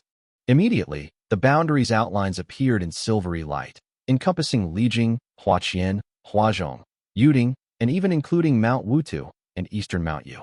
The Li family had previously held a jade seal left by Si Yuanbai, which only marked the 4 towns of Lijing. It could not compare to this new one. Now that Yuanwu Peak had acknowledged the legitimacy of the Li family's territory, Li Yuanjiao felt a sense of relief and responded, "We will strictly follow the Taoist master's decree." Fei Tongyu was even more overjoyed. Of the three major clans on the lake, his was the weakest. He responded eagerly and felt greatly relieved. Seeing Li Yuanjiao and Fei Tongyu both agree, Yu Muxian nodded approvingly. "Thank you, fellow Taoists." Chapter 356. Conclusion. As soon as Li Yuanjiao put away the jade seal, he caught sight of a stream of light rising in the distance, quickly approaching them. A man and a woman were riding a flying shuttle and soon landed nearby. Several Azure Pawn sect disciples rose on their flying shuttles promptly, forming hand seals as they shouted in unison, "The Azure Pawn Cloudliner is here. Who goes there?" The woman, riding the flying shuttle, furrowed her brows but did not stop. She bypassed the disciples, and the spells they cast were futile as they were blocked by a few talismans she threw out, causing them to fall heavily to the ground. These disciples were outer disciples of the Azure Pawn sect, only slightly higher in status than attendants, and were all at the embryonic breathing realm. The woman managed to barge through them, panting as she landed beside Li Yuanjiao. "Brother," she urgently called out. "Qing Xiao." Li Yuanjiao was taken aback, greatly shocked. The female cultivator before him, her face slightly flushed, was none other than Li Qing Xiao. She was only at the third stage of the embryonic breathing realm, yet she stood behind him with her hand on her sword, watching the others intently. Li Yuanjiao, understanding that Li Qing Xiao had come to support him, felt deeply moved, but also slightly angered. He whispered sharply, "Why are you so reckless?" A man at the back hurriedly stepped forward, pulling Li Qing Xiao behind him, and awkwardly cleared his throat before speaking in an apologetic tone. "Xiao Xian of the Xiao family greets the Immortal sect's emissary. My wife does not understand the rules and has been disrespectful. I hope you can forgive us." "No matter."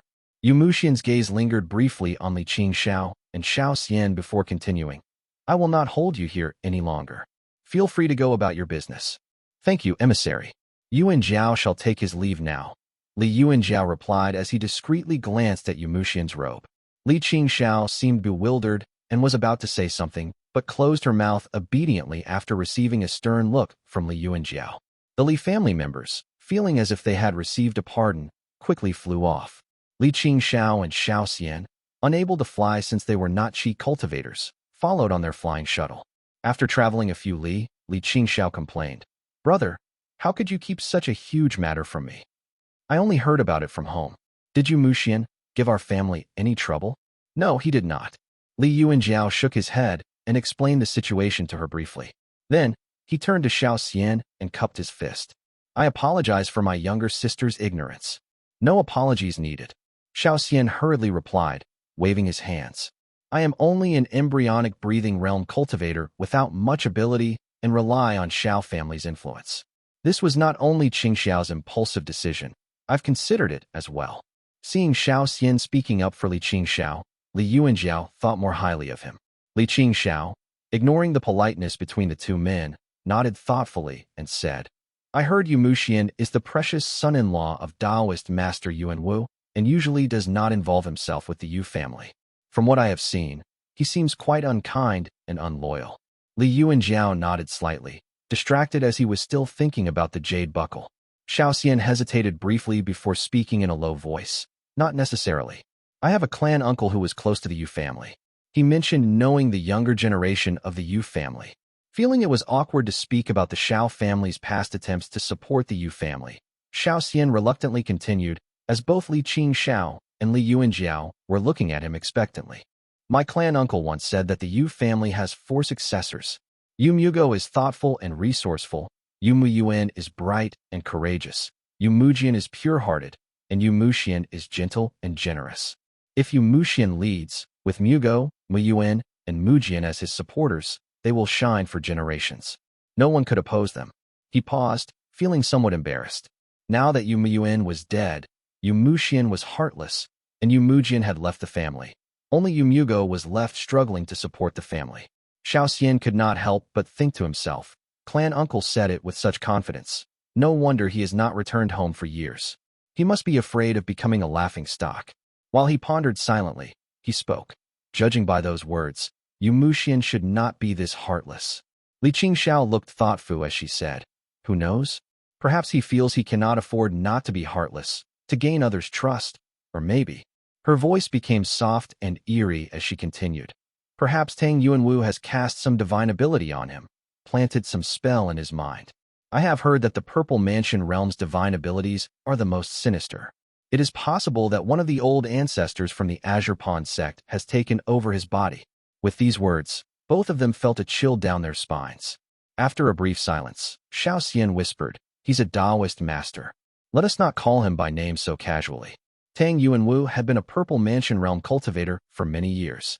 He founded Yuanwu Peak and then went into seclusion to cultivate a second divine ability, passing the position of Peak Master to his son. Tang Yuanwu's son managed the peak for many years and reached the peak of the Foundation Establishment Realm.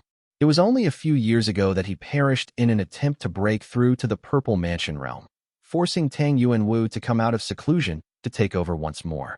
Xiao Xian explained all this and added, Yu Muxian also married Tang Yuanwu's daughter. He is quite famous in the sect, and it will not be long before he becomes the master of Yuanwu Peak.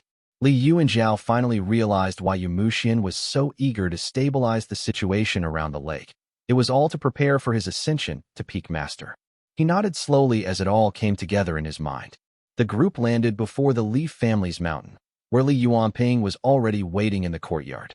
"Order Ping," Li Qingxiao called out. Li Yuanping was momentarily stunned upon seeing her, but then greeted her happily. "Sister Qingxiao." Li Qingxiao, having been married into the Xiao family for several years, had grown accustomed to their ways. Despite her ordinary looks, her elegant attire made Li Yuanping take a moment to recognize her. After a brief chat, she smiled and said, "I have not seen our parents in years. I will first take my husband to greet them, and then come down the mountain to discuss matters with second brother." "Of course," Li Yuanjiao responded with a tender smile as he nodded. After Li Qingxiao and her husband went up the mountain, he then hurried into the hall and asked in a low voice, "Has there been any unusual activity at home?" Li Yuanping nodded calmly and replied, "Ximing, Shiji, and Shijuan all had visions. When I asked them carefully, they all described seeing a man in white holding a jade buckle." Originally, Li Ximing had been cultivating in Lijing Town under Li Yuanping's watch. With Li Shiji preparing to enter the Azure Pawn sect, he had been spending more time with their mother. Li Yuanping had already called the children back and hidden them on the mountain. Li Yuanping himself had not received any talismans and thus felt nothing significant. However, Li Yuanjiao had felt it profoundly. He shook his head and said gravely, "This is caused by the Immortal Mirror. Up the mountain we go." Chapter 357, Conclusion 2. On Mount Lijing, the two men quickly undid the layers of protective formations and strode into the courtyard. The garden was lush and vibrant, bathed in golden sunlight, exuding a sense of vitality. They hurried to the ancestral hall, pushing open the thick stone door. Immediately, a burst of white qi current rushed out, forcing them to step back as a chilling sensation enveloped their bodies. The mist swirled in the courtyard, causing leaves and flowers to fall. The green branches turned yellow and withered, creating a cascade of dead leaves. In an instant, the once spring-like courtyard moments before had turned into an autumn scene, filled with a chilling atmosphere. Li Yuanjiao stepped into the secret chamber and saw 5 or 6 small osmanthus trees that had sprouted within. Snow-white jade rabbits and yellow-green toads hopped around on the ground, filling him with astonishment. The ground was covered with fallen osmanthus flowers, and white moonlight mist spread everywhere. A bluish-gray mirror floated in the air, emitting ribbons of bright light, exuding an impressive aura. "This is..." Li Yuanjiao carefully stepped around the hopping toads and rabbits on the ground, approaching the stone platform. He greeted respectfully. Descendant of the Li family greets the Immortal Mirror. Whether it was his words or the gradual departure of the Dawn Cloudliner returning to the Azure Pawn sect in the south, the light on the mirror gradually dimmed but remained dazzling. Li Yuanping, only at the 3rd stage of the embryonic breathing realm, could not withstand the aura and dared not enter the chamber until the light had faded slightly. Even then, he felt the cold biting into his bones. Boom! Suddenly, the various phenomena in the dark chamber exploded, transforming into thick moonlight, resembling wisps of pure white mist. They swirled rapidly around Li Yuanjiao, who was kneeling in the center. Before him, the mist condensed into a jade buckle. Li Yuanjiao kneeled before the stone platform, watching the moonlight coalesce into the clear jade buckle. With a solemn expression, he said, Li Yuanjiao, a descendant of the Li family, has received the command. The radiance slowly receded and the mirror reverted to its dull, gray state. The moonlight flowed back into the mirror from the stone platform. Li Yuanjiao bowed once more before standing up slowly. The two brothers exited the dark chamber, the stone door closing silently behind them. Li Yuanping then said gravely, Brother, Yu Mushian is a Foundation Establishment Realm cultivator and a member of the Azure Pond sect at that. We must plan carefully. I understand, Li Yuanjiao replied, narrowing his eyes. He continued in a low voice. Besides, it seems Yu Mushian has also benefited from that jade buckle. He constantly keeps it hidden in his sleeve, often rubbing it subconsciously. His remarkable achievements and rapid cultivation on Yuanwu Peak must be linked to this treasure. That makes it even harder. Li Yuanping exclaimed in exasperation as he shook his head and said seriously, First, we should send Shiji into the sect to gather information. As long as the jade buckle remains with Yu Mushian, we can eventually find a way to get our hands on it. Nodding, Li Yuanjiao left the courtyard with his brother. Li Yuanping continued, Regarding the matter of the Golden Yang radiant origin, this is of great importance and concerns our future path. It will take considerable time and effort. We need a reliable and capable qi cultivator to collect the qi. Are you suggesting? Li Yuanjiao's voice trailed off as his mind conjured up a name. He exchanged a glance with his brother and asked, Uncle Chendongha? Exactly. Li Yuanping pursed his lips and continued. To the west of Moongaze Lake lies the territory of the Golden Feather sect, with several deserts. We can send someone to search that area. If there is no pass that stretches 1,000 li, we may have to head north. Go ahead and make the arrangements, Li Yuanjiao responded, fully trusting Li Yuanping. When he noticed Li Yuanping's pale complexion, he frowned and asked, Why do you look so frail? There are many family matters to handle. Let Xiqing get some practice. Use more spirit herbs and do not strain yourself. Heh. Li Yuanping shook his head and replied, My body is inherently flawed, like a leaking jar. No amount of spirit herbs will help. Maintaining my current cultivation without regression has already consumed many resources. As they spoke, they arrived at a small courtyard at the foot of the mountain, taking seats one after the other. Li Yuanping waved his hand to shift the topic away from himself and continued. Speaking of Xiqing, he is soft-hearted and indecisive, popular among the younger generation, but not fit to manage the household. A few days ago, I gave him some tasks, but he was indecisive and was easily swayed by others' opinions. I had to send him to Mount Yu to manage the spirit patties. Although Li Yuanjiao trusted him, Li Yuanping made sure to explain the situation to avoid any misunderstanding, lest his brother thought he was mistreating the eldest son of the second lineage. Li Yuanjiao, holding a cup of tea, replied, It is not a big deal. I see Shijun is clever. Both he and Ximing show great promise. We should not be too hard on Xiqing. Li Yuanjiao, once fierce and bloodthirsty, had mellowed significantly after enduring the deaths of his older brother and granduncle. Placing his cup down, he recounted Yu Mushian's visit in detail. Li Yuanping sighed. Now that a Fei family disciple has entered Yuanwu Peak, they are at least a junior fellow of Yu Mushian, possibly even his disciple. They will find it hard to align with us as before. More than that, Li Yuanjiao shook his head and was about to respond when he was interrupted by a well-dressed woman entering the courtyard. She greeted warmly, Brother, Yuanping. Li Qingxiao had just ascended the mountain, meeting a few from the Yuan generation. When she asked about the family situation, Li Yuanping explained everything in detail, speaking softly. The family has been doing well these past few years. The ancestor has also gained some insights and is in seclusion for cultivation. You do not need to worry. All right. Li Qingxiao's eyes were slightly red, showing a hint of reluctance. She spoke softly. My husband has finished his duties in the clan over the past few years. We plan to return to Mount Yu, but when I heard about this, I hurried over. I cannot stay long and have to quickly bid farewell to our parents.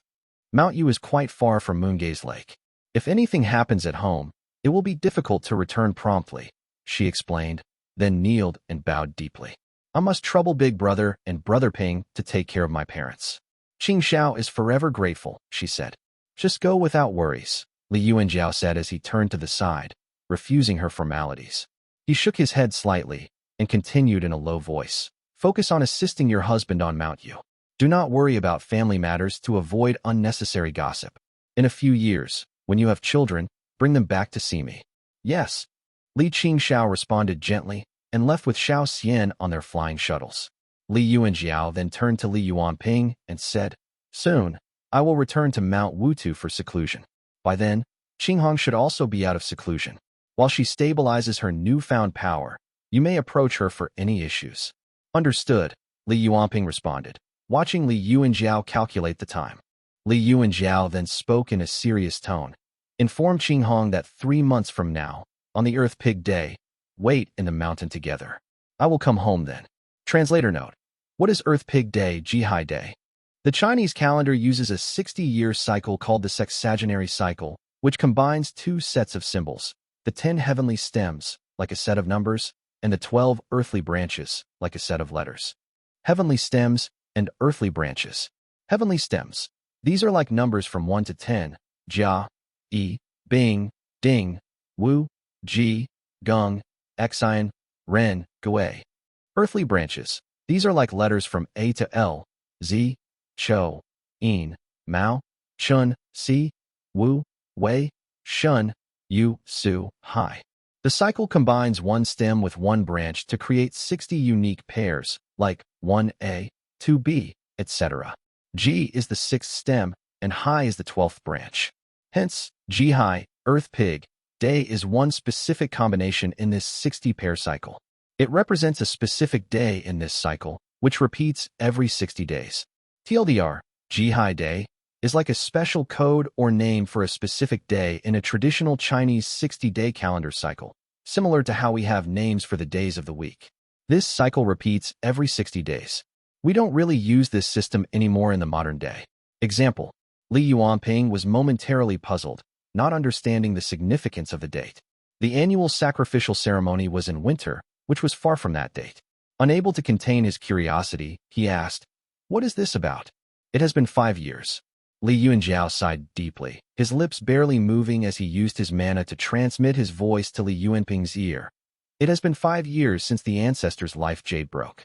Following his instructions, we should open the entrance to Meiche Cave dwelling to welcome his immortal remains." Chapter 358, 5 years since my death. 3 months passed quietly. Li Qinghong, clad in jade armor, arrived by riding the wind. She still looked like she was in her early 20s. The spear in her hand was sharp and her jade armor was crystalline, adorned with intricate patterns. This was an embryonic, breathing realm Dharma artifact. Armor-type artifacts were extremely expensive, second only to alchemy furnaces. This set was discovered when the family conquered Mount Yuding, and Li Tongya had gifted it to Li Qinghong, who in turn had given it to Li Yuanping. However, Li Yuanping insisted on sending it back, having Li Shiqing carry it to Mount Yuding for Li Qinghong, making poor Li Shiqing run back and forth, exhausted and out of breath. She took a few steps into the hall. Li Yuanping, who was seated at the end of the hall, raised his head. The spirited woman stood there conspicuously with her spear and dazzling jade armor. He quickly got up and smiled warmly with fondness in his eyes. "Sister Hong." Li Qinghong smiled radiantly and stepped forward, her eyes shimmering with purple hues as she assessed Li Yuanping. She then remarked in a spirited tone, "Your cultivation is about to be overtaken by Shiji." Li Yuanping smiled gently. Li Shiming stepped forward, bowed respectfully, and said, "Shiming greets Annie. Our family alchemist has arrived," Li Qinghong said teasingly, making Li Shiming blush. Li Yuanping saw that Li Qinghong's cultivation had advanced significantly, noting she had been at the 5th heavenly layer of Qi cultivation realm for a while, and sighed. "You and Brother Jiao's cultivation speed is truly astonishing." Back then, Yu Mujian was considered highly gifted for reaching the Qi cultivation realm before 30. You and Brother Jiao are not even 30, yet both of you are already at the 5th and 6th heavenly layers respectively. How truly remarkable. Li Qinghong laughed heartily before speaking seriously. And Jingming reached the 8th heavenly layer of the Qi cultivation realm in his 20s. We are nothing compared to him. Li Yuanping nodded, recounting recent events. Li Qinghong listened carefully, pondered for a moment, and said, "I spent some time with the Fei family and am familiar with the Fei brothers, Fei Tongyu and Fei Tongxiao." Her eyes gleamed with a purple hue as she continued softly. "Fei Tongyu is handsome, gentle, and amiable, but lacks decisiveness. He can go with the flow, but not survive adversity. Fei Tongxiao is brave and resolute, but loyal, and would not betray our family's kindness. Li Yuanping rarely heard news about these two, so he cherished this information, listening and taking notes mentally. Li Qinghong then smiled and said, "Even if a member of the Fei family joins the sect, these two would not easily turn against us. At most, they would be indecisive and try to balance both sides, so there is no need to worry." They conversed for a while, becoming somber as they remembered their purpose today. Li Yuanjiao and Li Xianxian were already approaching the hall. Li Xianxian appeared to have just rushed home from the market. Now over 50, his temples were graying, and he was stern and unsmiling. The younger generation quickly went up to greet him. The four of them, all clad in white robes, exchanged glances.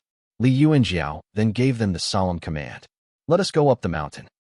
Meiche Peak cave dwelling was discovered by Li Xiangping and Li Tongya, who used the supreme profound light to break it open. It had been renovated multiple times with smooth stones, complex formation patterns, and two majestic stone lions. The four of them stood on the platform before the cave dwelling. Li Yuanjiao performed a series of hand seals and cast a spell, but the door of the cave dwelling remained motionless. He was slightly stunned and frowned. "It is sealed from the inside." Seeing this, the other three turned to Li Qinghong. She practiced spear techniques and had mastered lightning-type skills, excelling in breaking through barriers. Li Yuanping cupped his fists and said, "Elder sister, please." Li Qinghong, hearing this, stepped forward with her spear, silently apologizing in her heart before swinging the spear.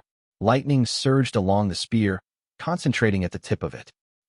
Li Qinghong thrust her spear with great force, swinging it down with a backhand strike. Purple lightning, taking the form of a serpent dragon with its claws bared, crashed into the stone door. This was the dragon reflection technique gifted by the Fei family 5 years ago, adept at breaking formations and defeating enemies. Li Qinghong had practiced it for years and mastered it, and it was perfect for this occasion. Boom!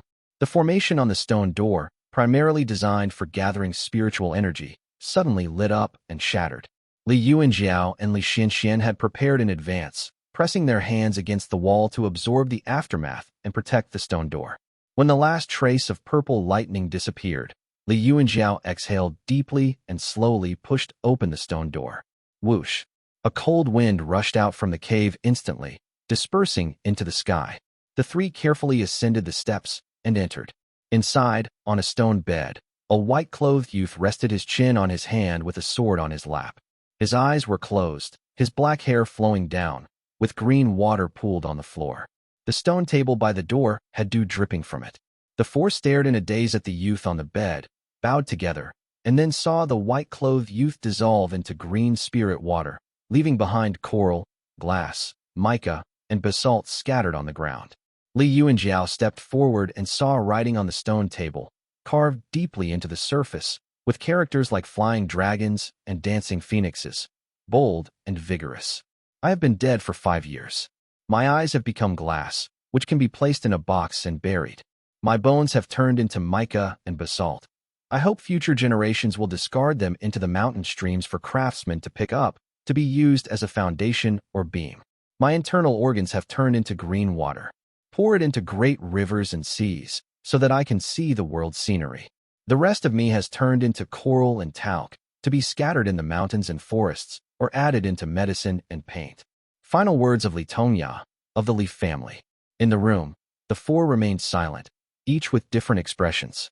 Li Xianxian gently touched the stone table, while Li Yuanjiao took out a jade box, carefully placing the 2 pieces of glass inside.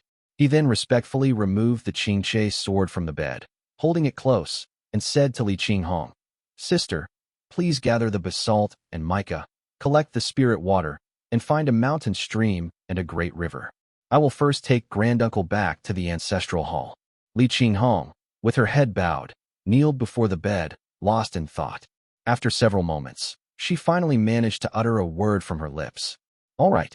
She took out a jade box, carefully picking up the black and white, crystal-clear spirit items with her hands, then used a spell to condense the green spirit water into a water ball. She held it in her hands, then flew away. Drifting away from Mount Lijing, Li Qinghong flew in silence for a while. searching all around until she finally found a mountain stream. The spring water trickled melodiously, and the ground was covered with orchid grass. Not far away, there was a small village of mortals, which suited Li Tongya's wishes. She took out the mica and basalt from the jade box and carefully placed them into the spring, one by one.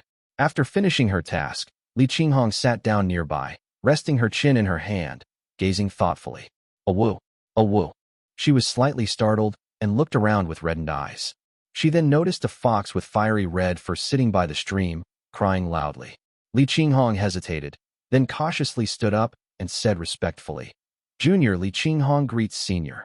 "Damn it," the fox cursed, looking up at Li Qinghong. It spat out a spirit herb and said angrily, "Li Tongya sealed the mark I left on him. I just found out he is dead now, and I had gone into the mountains to find this medicine for him for nothing. What a waste." Though cursing, the fox drooped its head, looking dejected. It glanced at her, picked up a piece of mica from the river, threw the spirit herb back into its mouth, and drawled, "I came to find Li Tongya, but saw you burying him. Just happened to stop by." Then, it took off on a demonic wind, disappearing into the sky like a black wind, heading toward the depths of Mount Dali.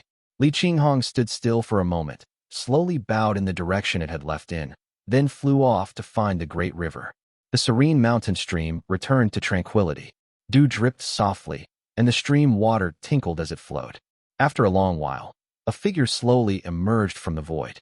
This person wore white robes, his loose clothing adorned with a piece of green jade at the front of it. His face was indistinct, and a sword dangled from his waist. He stood with his hands behind his back. Li Tongya. He looked down at the mica and basalt in the stream. Lifting one white cloth shoe, he gently kicked a stone, which rolled and tumbled into the water.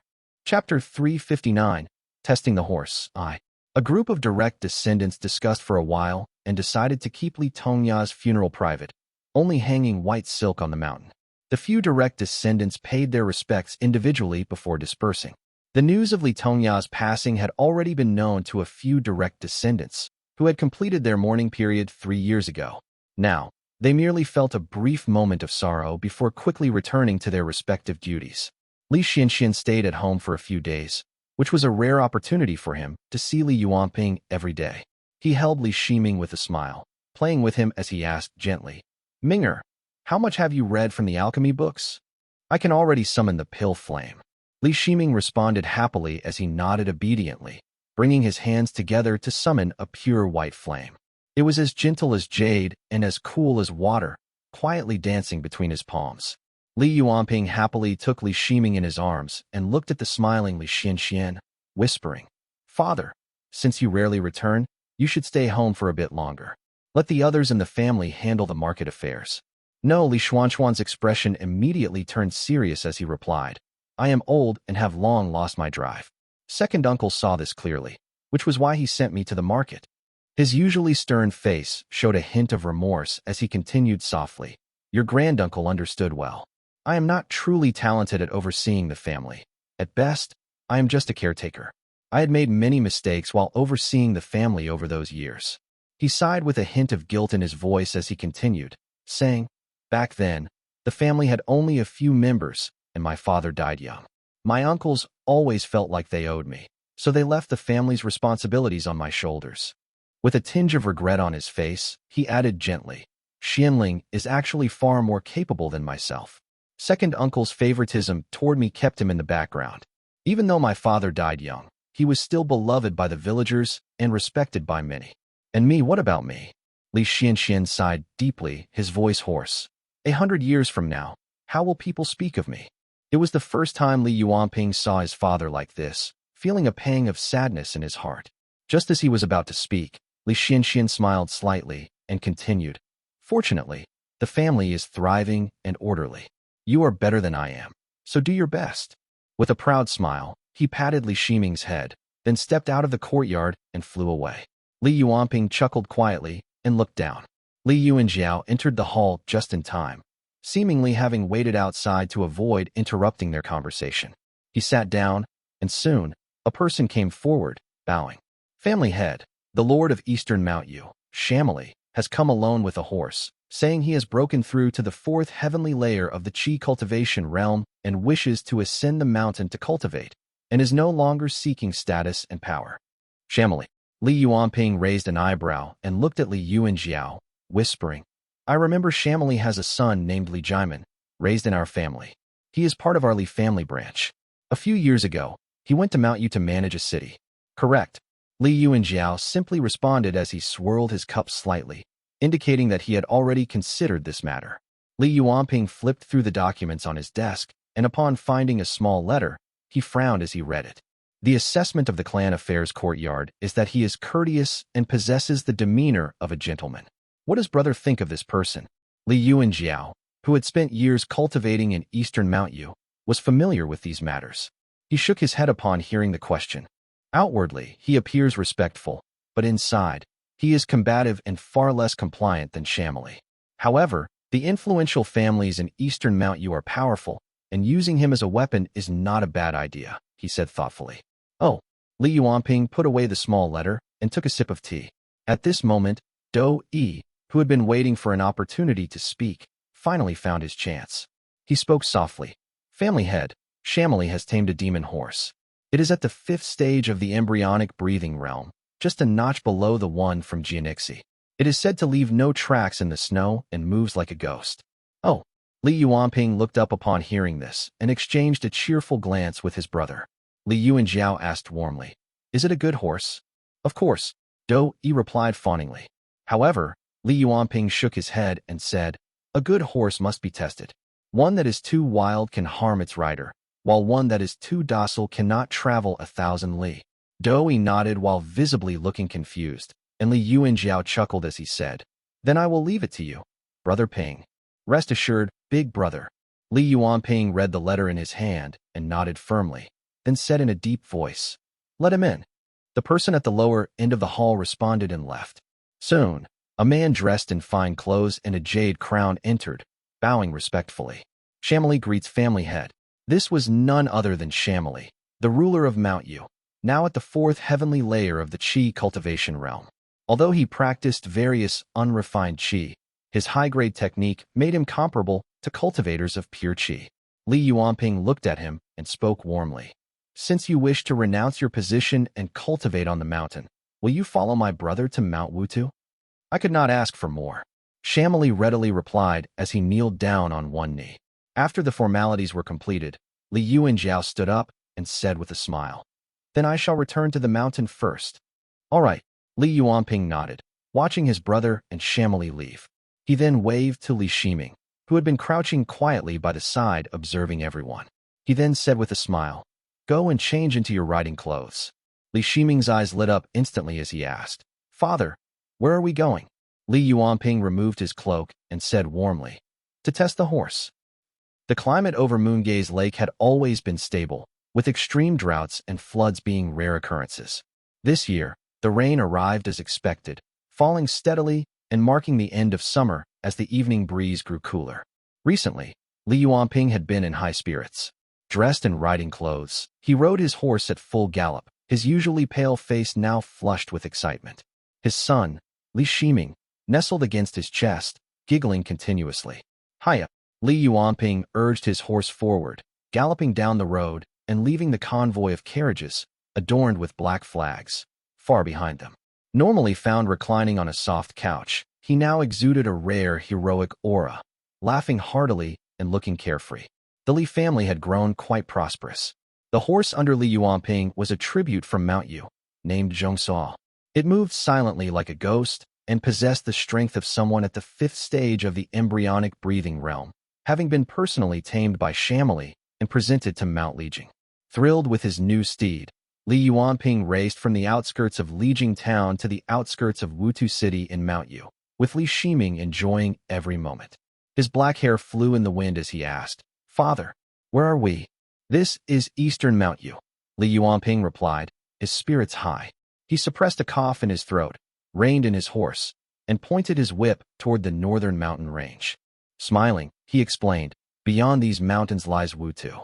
Legend has it that Lord Xiangping once led his troops through here, only 2 li from Mu Jiaoman's army. He held his breath and reined his horse, narrowly escaping disaster. Li Shiming listened intently. Li Yuanping continued in a gentle voice. These mountains descend into Wutu City, the border city of Mount Yu. It is quite prosperous, and Li Jimin has been managing affairs here for 10 years. Chapter 360, Testing the Horse, 2. Li Jimin. Li Shiming pondered for a moment, then said, son of Family, heir to the throne of Mount Yu, soon to inherit the throne. Indeed, Li Yuanping agreed with his son's words. As he glanced around, he saw rain dripping from the leaves and knew that the Jade court guards and several guest cultivators were closely protecting them. Relaxing, he let the horse follow the road at a leisurely pace. He rode absent-mindedly, his ears twitching slightly as he spoke with interest. Li Jimin is a clever man, but he is belligerent and treacherous, outwardly respectful, but inwardly deceitful. The horse snorted and climbed a high slope, revealing a panoramic view of the scenery. Screams and roars echoed through the air, mingled with the sight of blood-stained ground. On the plain below, the walls of Wutu City were visible in the distance. A group of emaciated Mount Yu villagers, trembling and wielding hoes and pitchforks, had surrounded a gray wolf. The wolf, which appeared to have a low level of cultivation, snarled and roared incessantly. On a nearby hill, a brown carriage fluttered with flags, and long spears were arranged in a row. A group of soldiers sat idly, laughing and joking with each other. At the top sat a young man who was holding a fruit and laughing heartily. That must be Li Jimin, Li Yuanping remarked casually. In his arms, Li Shiming frowned and whispered, Father, what is he doing? Watching a show, Li Yuanping replied coldly. He watched as a blue blood below laughed loudly and threw a fruit, hitting the wolf demon on the head, provoking it. In its anger, the wolf howled and tore a nearby man to shreds in an instant.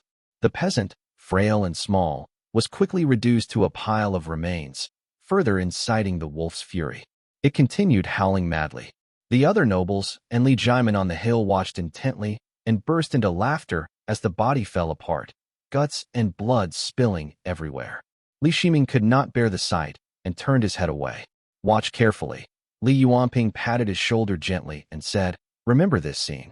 It will teach you what the prominent families might do behind your back if the laws are not strictly enforced. He paused and then continued.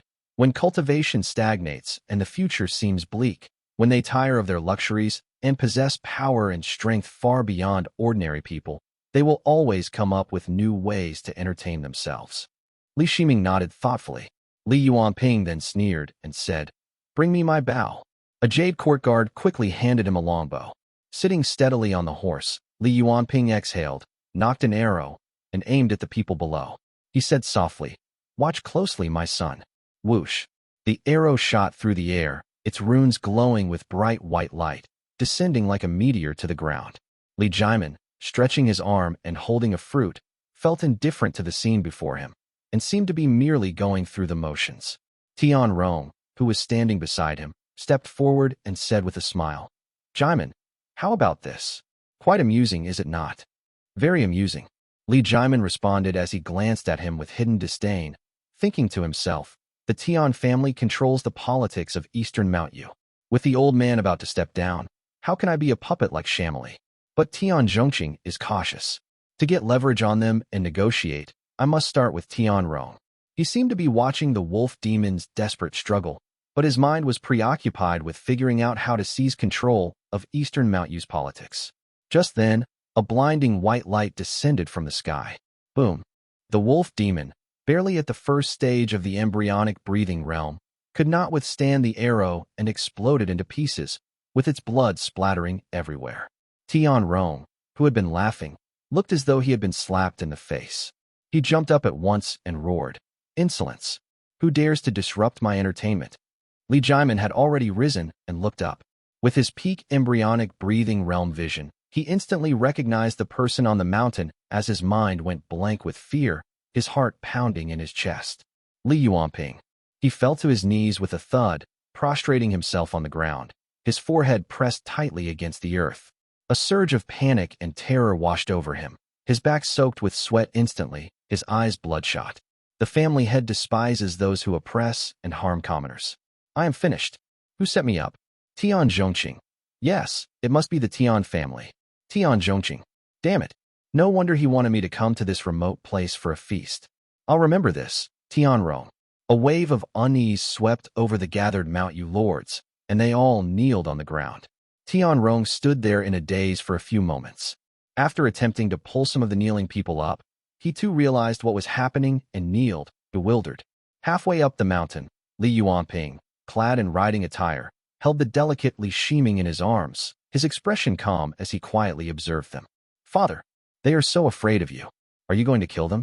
The boy's clear voice echoed through the mountain, sending chills down the spines of those below. Li Jimin clenched his eyes shut, wishing he could tear Tian Rong and the Tian family to pieces. Li Yuanping steadily held the reins, leaning close to his eldest son's ear, and whispered, "No. Li Jimin is a smart man, but Tian Zhongqing and the Tian family are even smarter."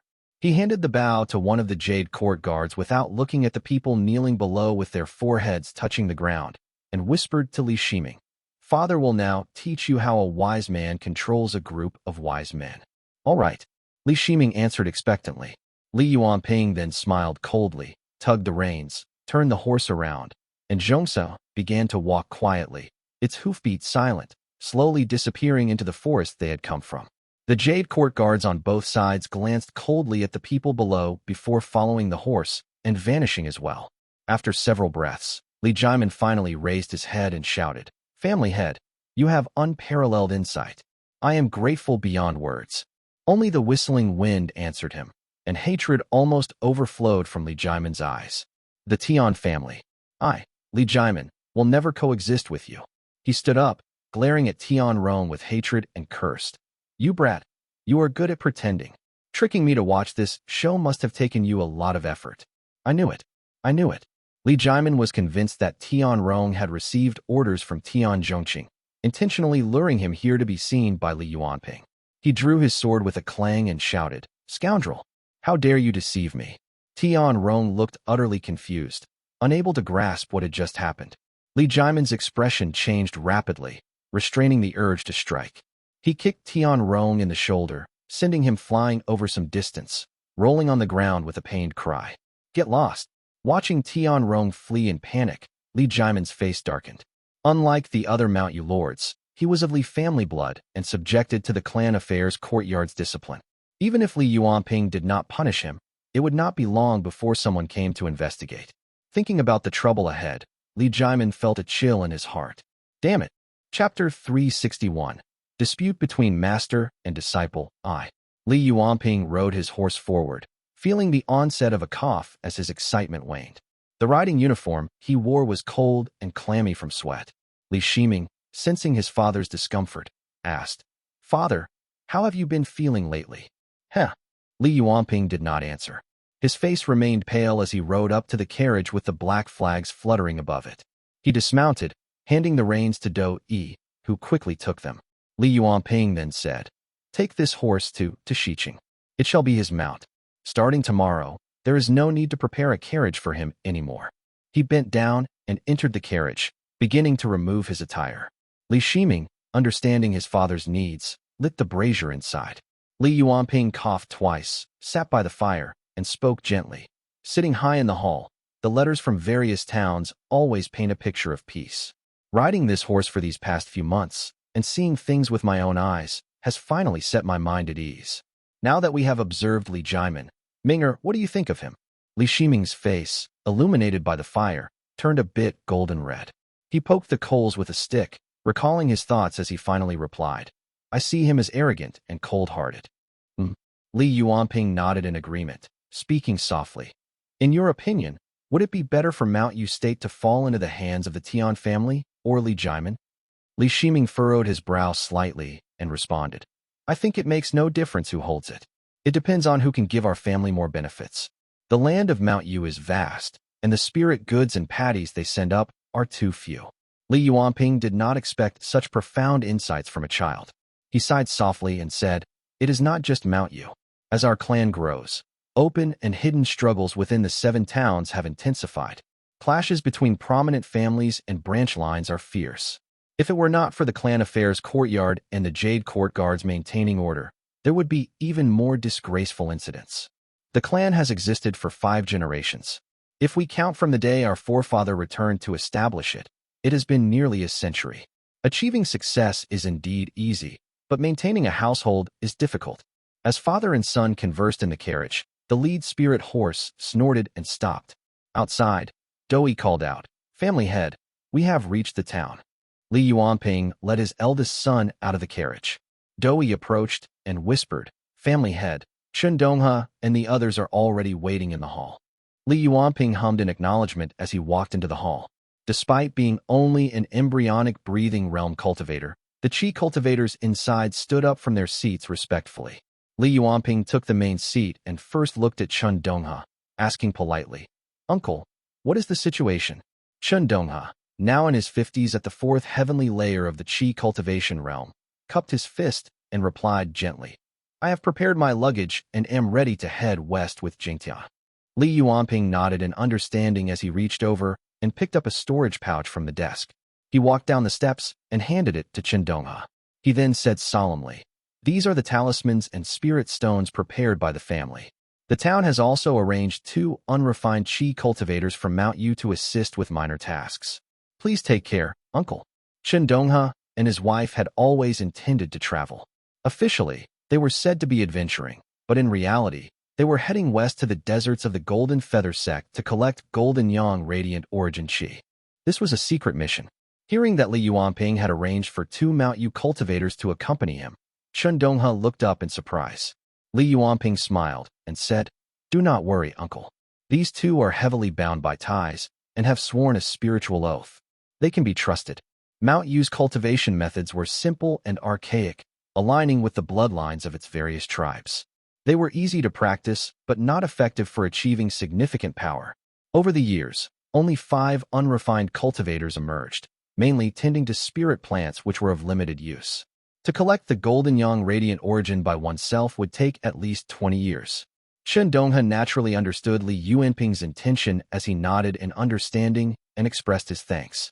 Given the presence of outsiders, he did not say much more. He simply accepted the silk pouch and took his leave. After Chen Donghe left, Li Shiqing stepped forward and respectfully reported, "Family head, over the past 5 years, Eastern Mount Yu has paid its tribute. 2,100 gene of spirit patties, 200 white essence fruit, 200 gene of yellow jade spirit rice, and 11 types of various other spirit items." He paused before continuing. "The total value is 70 spirit stones.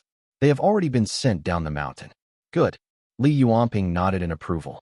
The Azure Pond sect barely managed the small households in the embryonic breathing and Qi cultivation realms, only collecting a small tribute to establish a hierarchy, but the taxes on clans were steep.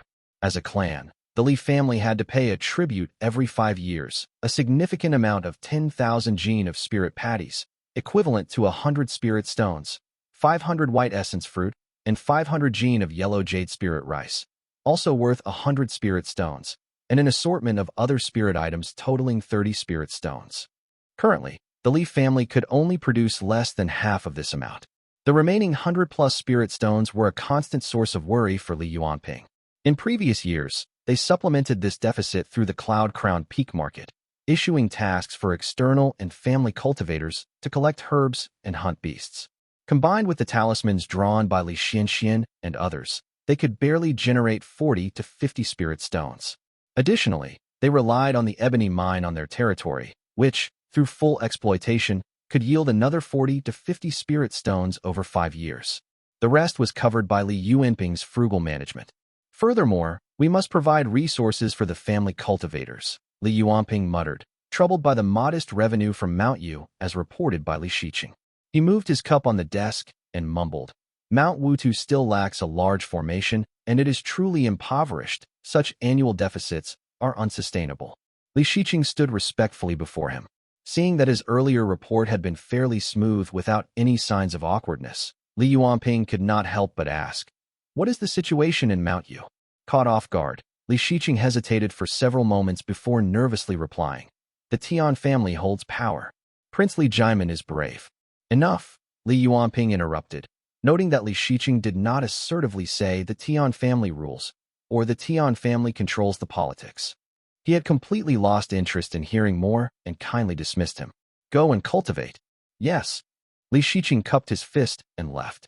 Li Yuanping sighed deeply, turning to look at Li Shiming, who was diligently studying nearby. He softly remarked, Xiqing is honest and straightforward, kind and generous. In the future, if you manage the family, you can employ your Xiqing, but he cannot be given sole responsibility. Li Shiming was quite fond of his elder brother Li Xiqing, so he was at a loss for how to respond, simply burying his head in his book. Fortunately, someone came forward and reported, "Family head, there is news from the Yuan family." Oh, Li Yuanping immediately looked up. The person continued, "Immortal Master Yuan Tuan has reached Mushroom Forest Plain and will arrive at Moongaze Lake on the full moon day of the 11th lunar month."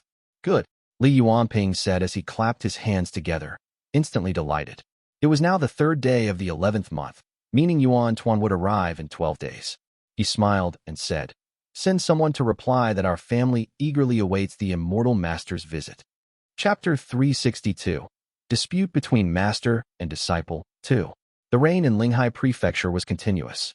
Located in the south of Yu State, it was surrounded by mountains, humid and stifling.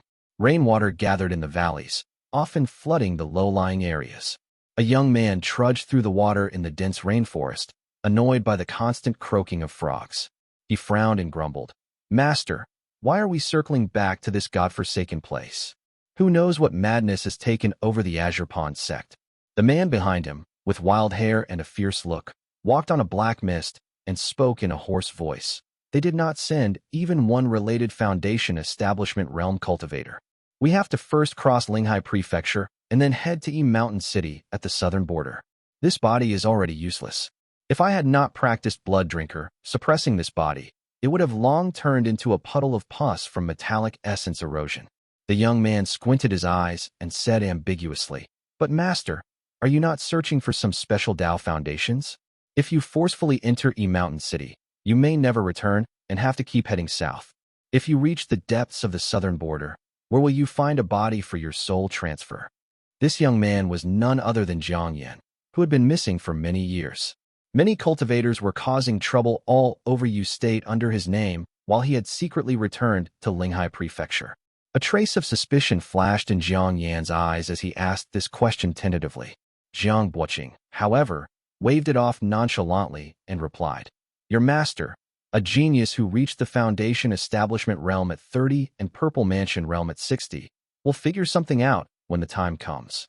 Jiang Yan shook his head and laughed, then responded simply, "Since Master claims to be a genius who achieved Foundation Establishment Realm at 30 and Purple Mansion Realm at 60, why did you abandon the Purple Mansion Golden Core Dao and switch to practicing curses and strange scriptures?" "Damn it," the rough man groaned, his wrinkles deepening with his changing expression. He grumbled, "I was a genius back then, oblivious to the filth between the Purple Mansion Golden Core Dao. I never met anyone with the same immortal foundation as mine, always burying myself in cultivation. Later, when I reached the Purple Mansion realm, only then did I realize that the Lord of Mount Wu, Duanmu Kuei, cultivated the same Dao." He controlled the body that was on the brink of collapse, his expression twisted and hideous, barely managing to smile as he continued, "Duanmu Kuei is a figure of overwhelming power in his era. How could I ever wait for him to make a move? It scared me so much that I immediately diminished my divine abilities and cut down my Dao foundation, seeking emptiness to create talismans. I lost most of my cultivation in the process, which is how I became like this." "Oh." Jiang Yan remained composed and asked, "What does seeking emptiness to create talismans mean?" Jiang Buqing shook his head, a hint of pride on his face as he explained, "This is a method I obtained from an ancient text. It involves treating one's life divine abilities as talismans, turning one's entire cultivation along with the Dao foundation into an immortal talisman, transitioning from the golden core Dao to the shamanic talisman Dao." A glimmer of hope appeared on his face as he continued warmly, "When I was young, I received the legacy of a predecessor from Moonlight Origin Mansion. This technique was part of it, and it is not easy to master. Only I, who sought the Supreme Shaman's 3-9 blood essence that had a close relationship with talismans, managed to succeed, turning one's entire cultivation into talismans." Jiang Yan pondered these words, then suddenly looked back, this time with tears glistening on his face as he asked in a low voice, "Master, are you now turning my cultivation into talismans?" Jiang Buqing, still babbling on, suddenly froze when he heard this and cursed, "What nonsense are you talking about?" Jiang Yan, however, became more certain. His tears gradually stopped as he stared into Jiang Buqing's eyes and said coldly, "Although I do not cultivate the Purple Mansion Golden Core Dao, I understand that this path cannot be easily switched. Turning a core into a talisman is already the limit. How can one so casually seize metallic essences?" His eyes glinted as he continued coldly. "If my guess is correct, Master, your metallic essence was already heavily damaged. Now that it has disintegrated, there is no more opportunity for you to seize any Dao foundation and start anew." Jiang Buqing sighed loudly as his angry expression gradually calmed, turning into a look of appreciation. He said softly, "Indeed, I have no chance of seizing a body." Jiang Yin took a step back, seeing that Jiang Buqing was completely unguarded. A bitter smile appeared on his face as he snarled, "It seems you and the Azure Pawn sect are of the same ilk. No wonder. No wonder the Azure Pawn sect, a colossal entity, could not capture even a small cultivator like me after so many years of wandering through the 5 prefectures. So much bloodshed along the way, and every time I broke through a stronghold of the Azure Pawn sect, materials suitable for breakthroughs always appeared.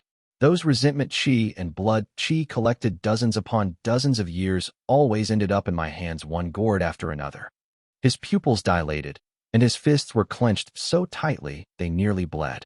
He then screamed, "Jiang Buqing, what a self-directed, self-acted play. You and the Azure Pawn sect each got what you wanted. You have really put on such a good show. You were never trying to seize some special immortal foundation. It was just a comforting lie for me. The 3-9 true talisman in my Qihai acupoint, the shamanic blood talisman in my Xinyang mansion, those were what you plotted for." His venomous voice echoed through the mountains, silencing Jiang Buqing. Flesh fell from Jiang Buqing's face in shreds. After a few moments, Jiang Buqing spoke. "I was indeed close with Buzi, and the Devil Plague was indeed a trade of interest between the Azure Pawn sect and myself. That is why the resentment chi and blood chi were sent to you one after another. You are a smart child, and you guessed all of these correctly." He paused, shaking his head slightly as he continued, "But my metallic essence is damaged beyond repair. No talisman or seal can save it. The 2 shamanic talismans on you are something I nurtured myself. They are exceptionally miraculous, but they are not meant for body seizing." Jiang Buqing's body was covered in blood, yet his gaze remained gentle. He said softly, "Occupying this body is merely to protect you. Without special elixirs or matching techniques, it will eventually perish along with this body. I thought I could hide it from you until I sent you out of the southern border." Jiang Yin remained unmoved, taking another step back with a wary expression, his voice ice-cold as he replied, "You say it is not, and I should believe you just like that? How can I trust you?" Jiang Buqing frowned at him, suddenly startled. He then shouted loudly, "Hey!" His lips and teeth came together, releasing a thunderous shout that made Jiang Yan's head buzz. Jiang Buqing's expression changed drastically as he cursed. "Damn it! It is a divine ability." Jiang Yan's eyes cleared up, and he was taken aback. Jiang Buqing quickly grabbed him, lifted off into the air, and shouted, "We must leave quickly. If he is using a divine ability to block us, he must be close. A Purple Mansion realm cultivator?" Jiang Yan's hair stood on end as he pushed his mana to fly, asking, "Are you not in cahoots with the Azure Pawn sect? Why would they send a Purple Mansion realm cultivator after you?" "Probably an old enemy of mine." Jiang Buqing's rough, wild-haired body cursed loudly, calculating in his mind, how is this possible? Who could have predicted this? They had only flown for a moment when the biting wind in the sky suddenly ceased. The wind formed from their mana stopped flowing, and streams of black light appeared in the void before them, bursting with the colorful brilliance of a Purple Mansion realm's divine ability. "Senior Jiang," a young man said as he leisurely stepped out from within the void. He wore a simple Taoist robe, his features delicate and refined, holding an unremarkable grayish pearl in his hand. "To think that this day finally came for you. Qing Jifeng," Jiang Buqing muttered as he stared at the young man, clearly surprised by his appearance and unsure of his intentions.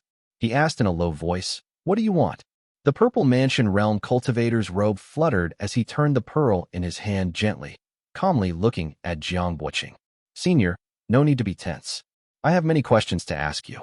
Perhaps about the answers to a beggar's questions under the mulberry tree, or about sword Immortal Shang Yuan, Xiao shooting, Tang Yuan Wu.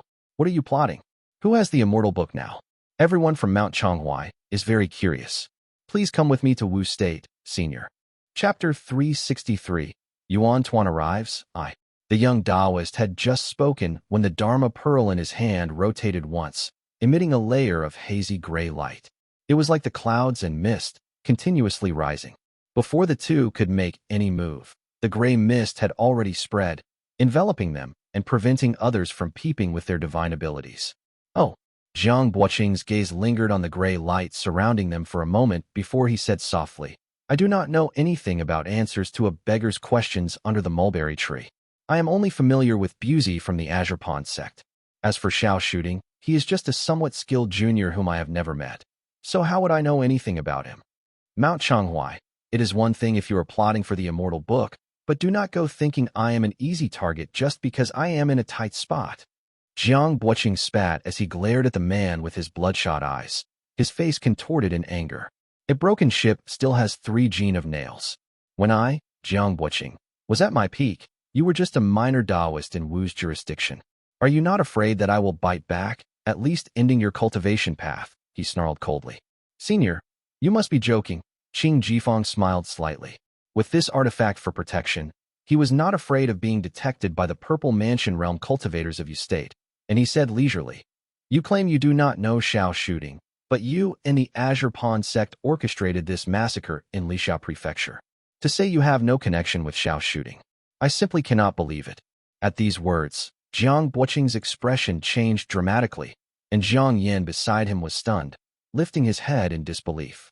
Jiang Buoqing, under Zhang Yan's piercing gaze, forced himself to remain calm and replied, That was Xiao shooting and the Azure Pond sect scheme. I was just exploiting the situation. Qing Jifeng, having cultivated to the Purple Mansion realm, was naturally observant.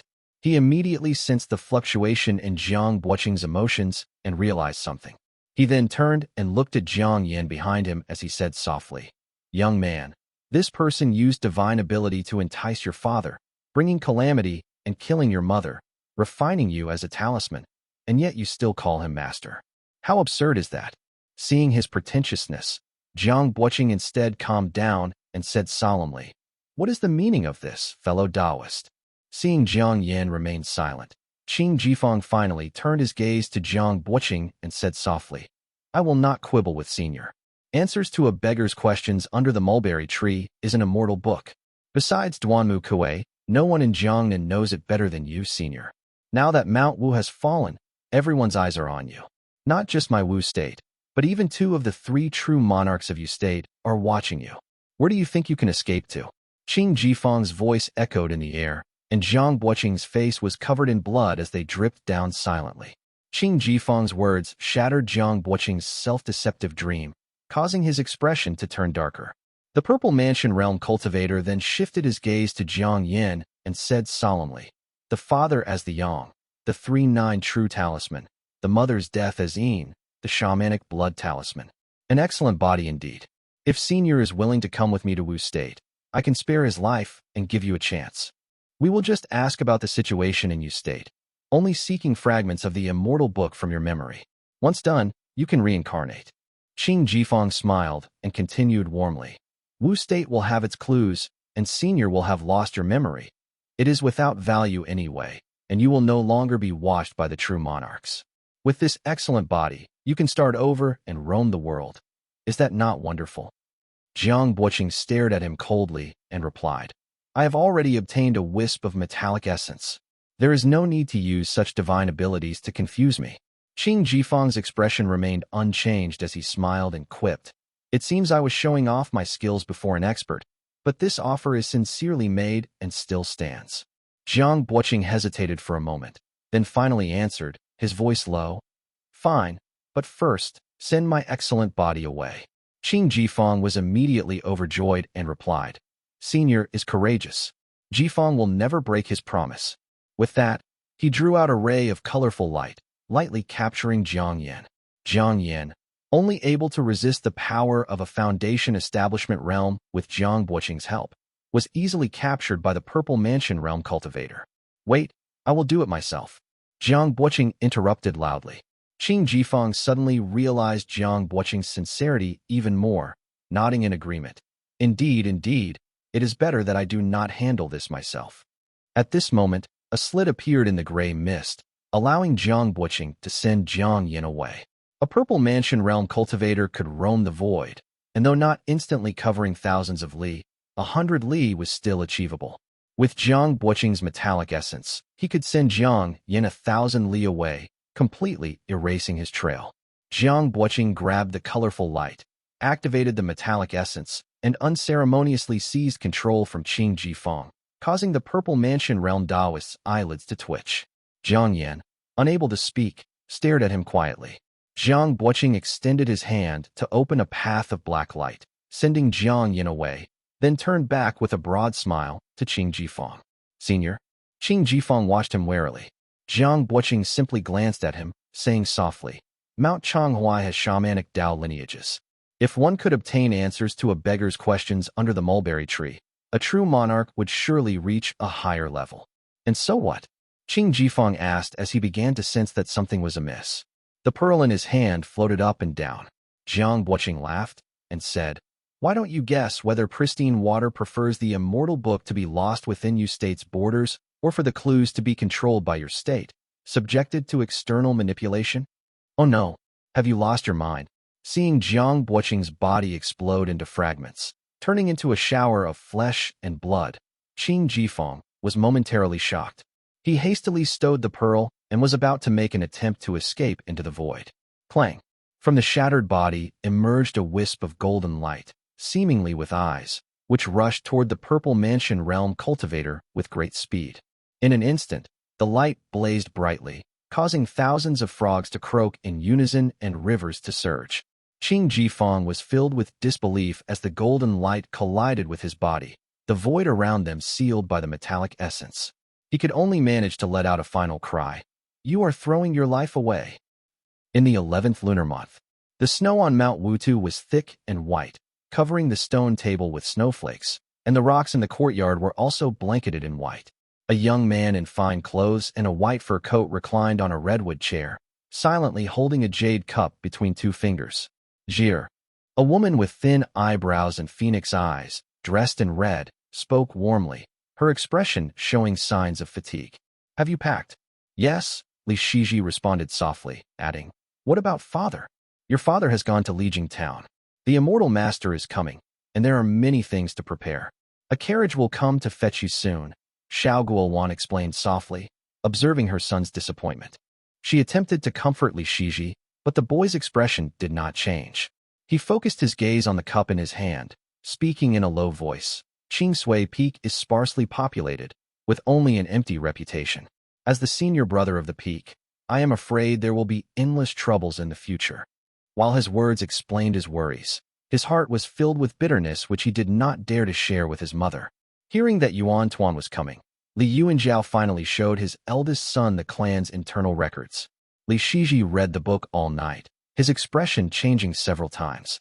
The entanglements between Qi Wei, Qi Zhiyun, and Yuan Wu Peak and Li Chojing's tragic end filled his heart with anguish, leaving him silent and troubled as he thought to himself, so many entanglements within the sect.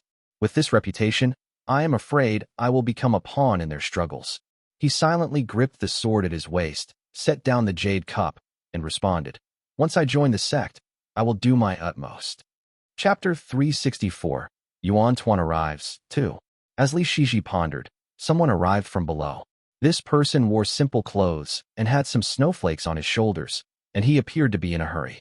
He hastily brushed the snow off his body, first bowed to Xiao Guowan at the top, then called out loudly, Brother Ji. Li Shiji quickly stood up and walked over to greet him, asking, Brother Cheng, what brings you here? Li Shiqing, covered in dust and wearing thin clothes without any accessories, cheerfully took out a jade pendant from his chest pocket and smiled. I heard you are about to join the sect, so I found something good for you. He had not received the talisman seed and was oblivious to many family secrets. He only saw joining the Azure Pond sect as an immensely beneficial thing and proudly presented the jade pendant, which glowed with a green light. He placed it in Li Shiji's hand while explaining with a smile, This is an embryonic breathing realm Dharma artifact, capable of condensing spiritual qi. Consider it a gift from your elder brother. Li Shiji was momentarily stunned. His father was Li Yuanjiao, and his grandfather was Li Xianxian, the leaders of the Li family for generations. He lacked for nothing of such trinkets, but seeing Li Shiqing's joyous expression filled him with mixed feelings. Li Shiqing's father had no spiritual orifice, and his grandfather had died early, making their lives much harder. This jade pendant was a precious item to his elder brother, who forced it into Li Shiqi's hand. Looking at his brother's simple attire without any mana light, yet still looking at him warmly, Li Shiqi held the jade pendant tightly as strong emotions surged in his heart. Feeling as if it were a burning coal and not knowing what to say, he stammered, "Brother Chung, you shouldn't have."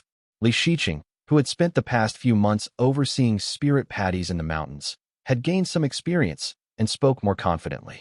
He laughed and said, "Your elder brother now holds a position in the clan and receives stipends. Do not refuse my gift." His tone was warm, but Li Shiqi felt even more conflicted.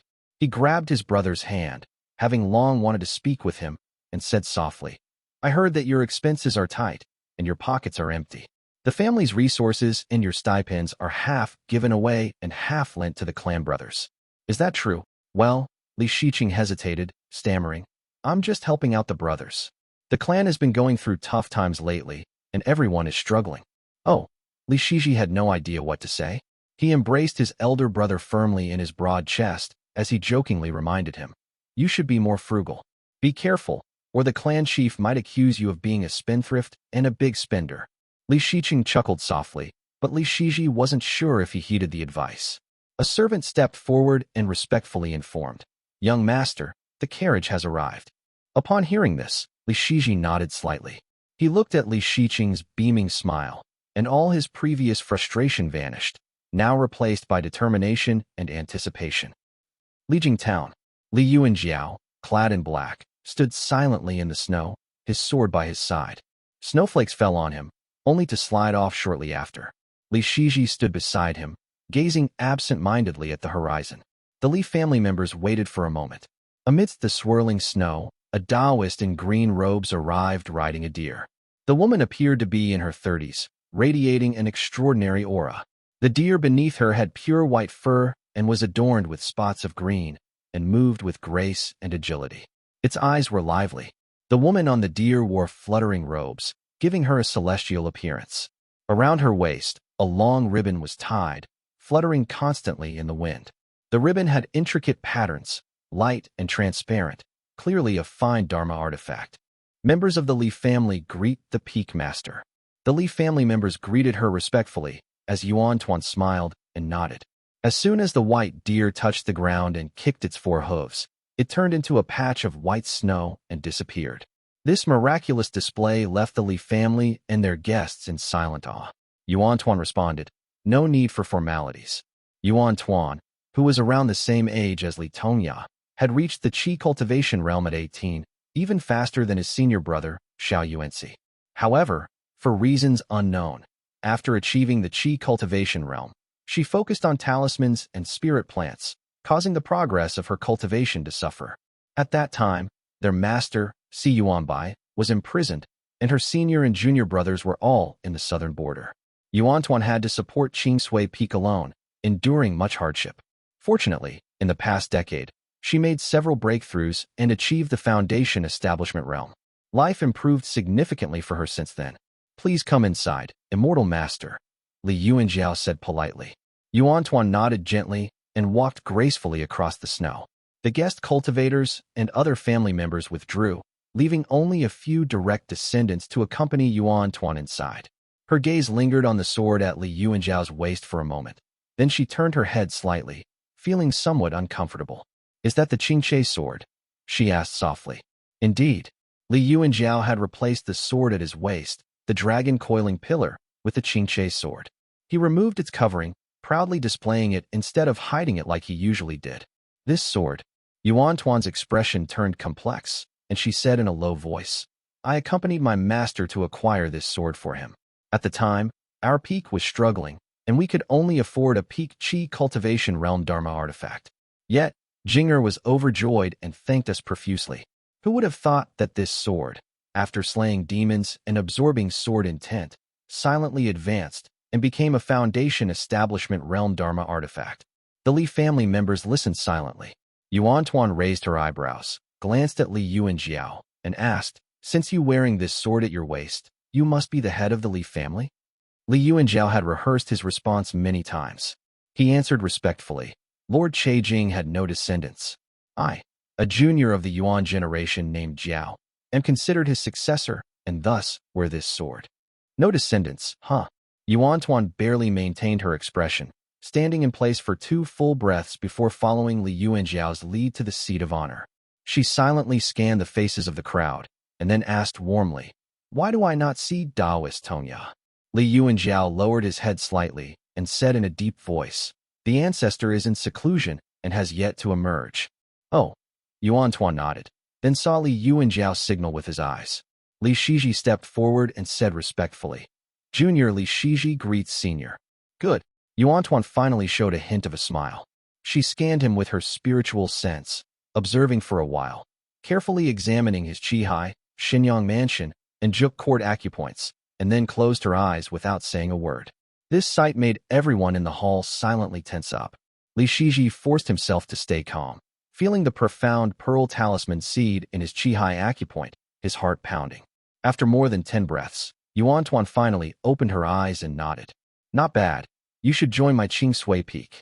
She then smiled brightly at Li Shiji and said, "Good child, there is no need to be nervous." With these words, everyone finally relaxed and felt relieved. Li Shiji respectfully thanked her as Tuan looked at him with a smile and said softly, "Raise your head." Li Shiji's face, similar to Li Yuanjiao's, showed a gentle and peaceful demeanor when he lowered his eyes. But when he raised his head, his ambitious look appeared, making Tuan smile lightly and say, "Your appearance does resemble your father. You have quite a fierce look and the potential to lead. It seems I have indeed picked up a treasure." "Senior is too kind to my son," Li Yuanjiao responded quietly and said, "Being able to join Qing Sui Peak is a blessing for the Li family." "Yes." Tuan nodded, then asked, "I heard your family has a young alchemist. Is he here?" Chapter 365, Azure Manifestation, I. Tuan had just finished speaking when Li Shiming stepped forward, drawing everyone's attention. He wore loose white robes and appeared quite dignified, though his voice still sounded somewhat immature. "Junior Li Shiming greets Senior." Tuan looked at him carefully, the long ribbon at her waist gently fluttering. She smiled and said, "I heard from my senior brother that there is an alchemist with a harmonious aura, blending together both water and fire. Now that I see you, you are indeed a fine seedling." With that, she took Li Shiming's hand and asked warmly, "Do you have a suitable alchemy furnace, Ming'er?" Li Shiming was slightly taken aback and looked at Li Yuanjiao, who gave a slight nod before he replied, "Yes, Senior. I already have one." The Li family's alchemy furnace had been taken by Li Tongya from someone else when the market fell many years ago, and it was at the Qi cultivation realm. At that time, the Li family was still weak, and Li Tongya feared that possessing such a treasure would bring trouble, hence it had been sealed away for many years. Now that the Li family's foundation was stable and they had an alchemist, the furnace finally saw the light of day, though its presence was known only to a few direct descendants. Upon hearing this, Tuan paused as she rubbed her storage pouch at her waist, sensing the alchemy furnace inside. She could not help but laugh bitterly to herself. "This is awkward. I have owed Yundan Peak a favor for nothing." The Li family had only been established for less than 100 years, so Tuan did not expect them to have an alchemy furnace ready. She thought for a moment, then took off a jade bead from her wrist which was tied with a red string, and put it around Li Shiming's wrist. She then smiled warmly. "Consider this my gift to you, Ming'er." Li Yuanjiao noticed the brilliant radiance of the jade bead and knew instantly that it was no ordinary item. He was delighted but quickly said modestly, "Peak Master, how can we accept this?" Tuan laughed, looking at Li Shiming's serious little face, liking him more and more. She then explained, "This item was my protective treasure during my years as a Qi cultivator, and it is called Azure Manifestation. It has been tempered by my cultivation method for many years and possesses some spiritual abilities. It can transform into an eagle, dog, tiger, or deer, making it an excellent Dharma artifact for those at the embryonic breathing and Qi cultivation realms. Now that I have achieved the Immortal Foundation, Azure Crest Manifestation, and nurtured it for 2 years, it has become even more miraculous, almost a foundation establishment realm artifact. The abilities of Azure Crest Manifestation overlap with this item, so I no longer need it, and so I will give it to Ming. Li Yuanjiao could tell that Tuan had originally intended to give an alchemy furnace as a favor, but now that she had given the jade bead instead, it must be of equal value. Alchemy furnaces were rare and priceless, and this jade bead being comparable was extraordinary. He immediately said, "Quickly thank the immortal master." "Thank you, senior," Li Shiming replied earnestly. Tuan nodded before extending her delicate hand, and released a faint white light that enveloped them, isolating them from the outside. She then asked seriously, "Are you aware of the chaos caused by the devil plague?" Li Yuanjiao immediately became alert, and Li Yuanping, Li Shiqing, along with the others also pricked up their ears in attention. Li Yuanjiao replied, "Our family is located in northern Yu and has heard some news. It is said that Jiang Yin committed all kinds of evil, spreading the devil Dao lineage everywhere. These teachings have even spread among rogue cultivators and commoners, causing widespread chaos, especially in the south, which suffered greatly." "Correct." Tuan nodded and continued in a low voice. "Although Jiang Yin opposed our sect, he practiced the shamanic Dao, not the devil Dao as rumored. Moreover, he has been missing for many years. The devil plague must have another cause." Li Yuanjiao frowned slightly and replied, "Senior, you mean to say that the devil plague in Yu State is caused by someone who deliberately spread the devil Dao lineage? Is anyone in the sect going to suppress and resolve it?" Tuan's expression was difficult to read as she said softly, "No, but there are concerns among the peaks. We fear that if the devil plague is left unchecked, it will eventually lead to a tragedy like that of Pingming Ford. The great battle between the immortals and devils took place at Pingming Ford, causing heaven and earth to collapse, mountains and rivers to submerge, and the divine continent to sink. This led to the immortal cultivators abandoning the north, the invasion of the Jie people, and the widespread influence of Buddhism, resulting in the current situation." Li Yuanjiao nodded silently, understanding the gravity of the situation. Tuan then advised, "In recent years, we have repeatedly found traces of devil cultivators in the mushroom forest plain, and we have even lost 2 Qi cultivation realm disciples. It seems the situation is worsening and moving north. Please keep an eye on this." "Thank you for the reminder, senior." Seeing Li Yuanjiao's respectful response, and knowing he took this matter to heart, Tuan's delicate fingers emitted a trace of azure light. As soon as it touched the ground, it transformed into 2 white deer, blinking their eyes and standing still. Tuan then said softly, "Good disciple, follow me back to the peak." Li Shiji hurriedly bade farewell to his parents and brothers, then mounted the white deer and soared into the clouds. Tuan gracefully mounted on the back of the deer as well and said softly, "If you wish to send a letter to the sect, send it to the Yuan family. The favor of the predecessors will eventually fade, so work hard on your cultivation." Her voice lingered in the air as the 2 white deer stepped on the clouds and disappeared without a trace. The remaining people looked up, and Li Yuanping finally spoke. "Azure Crest manifestation truly has the demeanor of an immortal. I wonder which lineage it belongs to." The 2 exchanged glances, both pleased with the smooth proceedings and the gifts they had received. Li Shijuan leaned over to Li Shiming curiously and said, "Brother, let us see your fine Dharma artifact." Li Shiming nodded eagerly, having been excited for a while, but trying to maintain the family's dignity without showing joy in front of Tuan. His eyes sparkled as he activated his mana, and the jade bead glowed slightly, then emitted a stream of azure light that drifted to the ground. The azure light transformed into a white deer, about the size of a cat, looking very lively and blinking at the people. Li Shijuan laughed, flipped onto the deer's back, and attempted to ride it. The spirit deer, however, would not comply, darting left and right actively and trying to hide behind Li Shiming.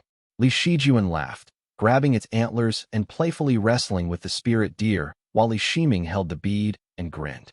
"First stage of embryonic breathing realm," Li Yuanjiao muttered as he scanned the spirit deer with his spiritual sense, still dressed completely in black. Li Yuanping nodded and replied, "It should be related to the cultivation level of the bead holder." "Minger," Li Yuanping called out, and Li Shiming hurriedly brought the Dharma bead over, reluctantly handing it to Li Yuanjiao. Li Yuanjiao took the Dharma artifact, Azure Manifestation, and channeled his mana into it. After a few moments, he remarked, "It has some spirituality. It has already recognized its master." He then handed the jade bead back to Li Shiming. Li Shiming, whose eyes had been glued to the bead, was overjoyed at this and tied it back onto his wrist. After sending off the children among the generation of Shi and Yu, several clan guards entered the hall for the night watch. The two men sat down at a small table, and Li Yuanping said in a low voice, "The devil plague is approaching. I reviewed the clan's situation recently and wanted to discuss it with you, big brother." "All right," Li Yuanjiao replied. Li Yuanping began. "There are currently 6 Qi cultivators in the clan. Big brother is at the 6th heavenly layer of Qi cultivation realm. Big sister at the 5th heavenly layer. Uncle Dongha is currently away from home. Father is at the 3rd heavenly layer. Sister-in-law Guowan and my mother are at the 1st heavenly layer. Besides the main lineage, there's also a Qi cultivator in the branch lineage named Yuan, who has just broken through. He's from the Jade Court Guards, specializing in protective duties." He paused, then called out to the clan guard, "Summon the battalion commander." The person acknowledged his command and retreated while Li Yuanping continued. "External cultivators Tian Yudao, Tian Zhongqing, and Su Gongming are all at the 1st heavenly layer of Qi cultivation realm, and guest cultivator in Jiyan is at the 7th heavenly layer. As for unrefined Qi cultivators similar to Li Qiuyang, there are 7 to 8 of them, mainly from Mount Yu. Facing a Qi cultivation realm devil cultivator would be a death sentence for them."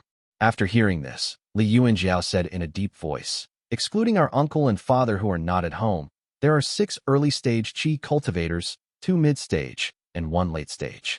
"Correct," Li Yuanping confirmed with a nod.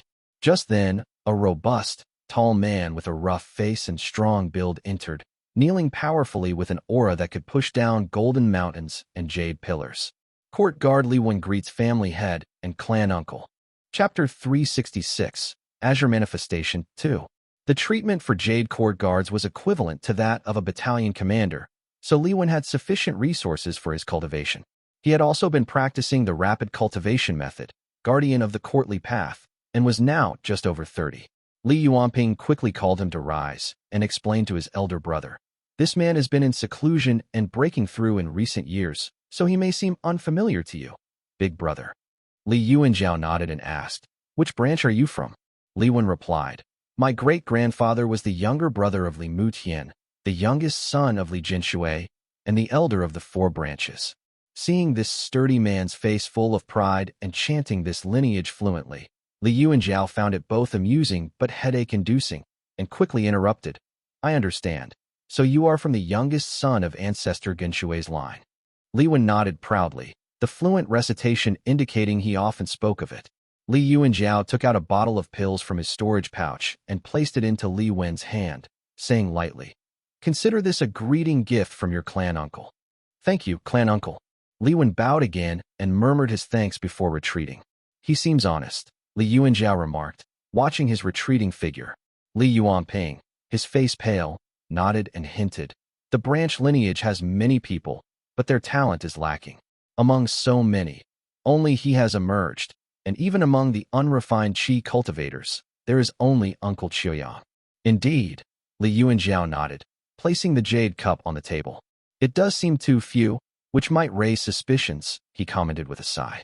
After all, the main lineage of the Li family consistently produced children with spiritual orifices, each generation more talented than the last.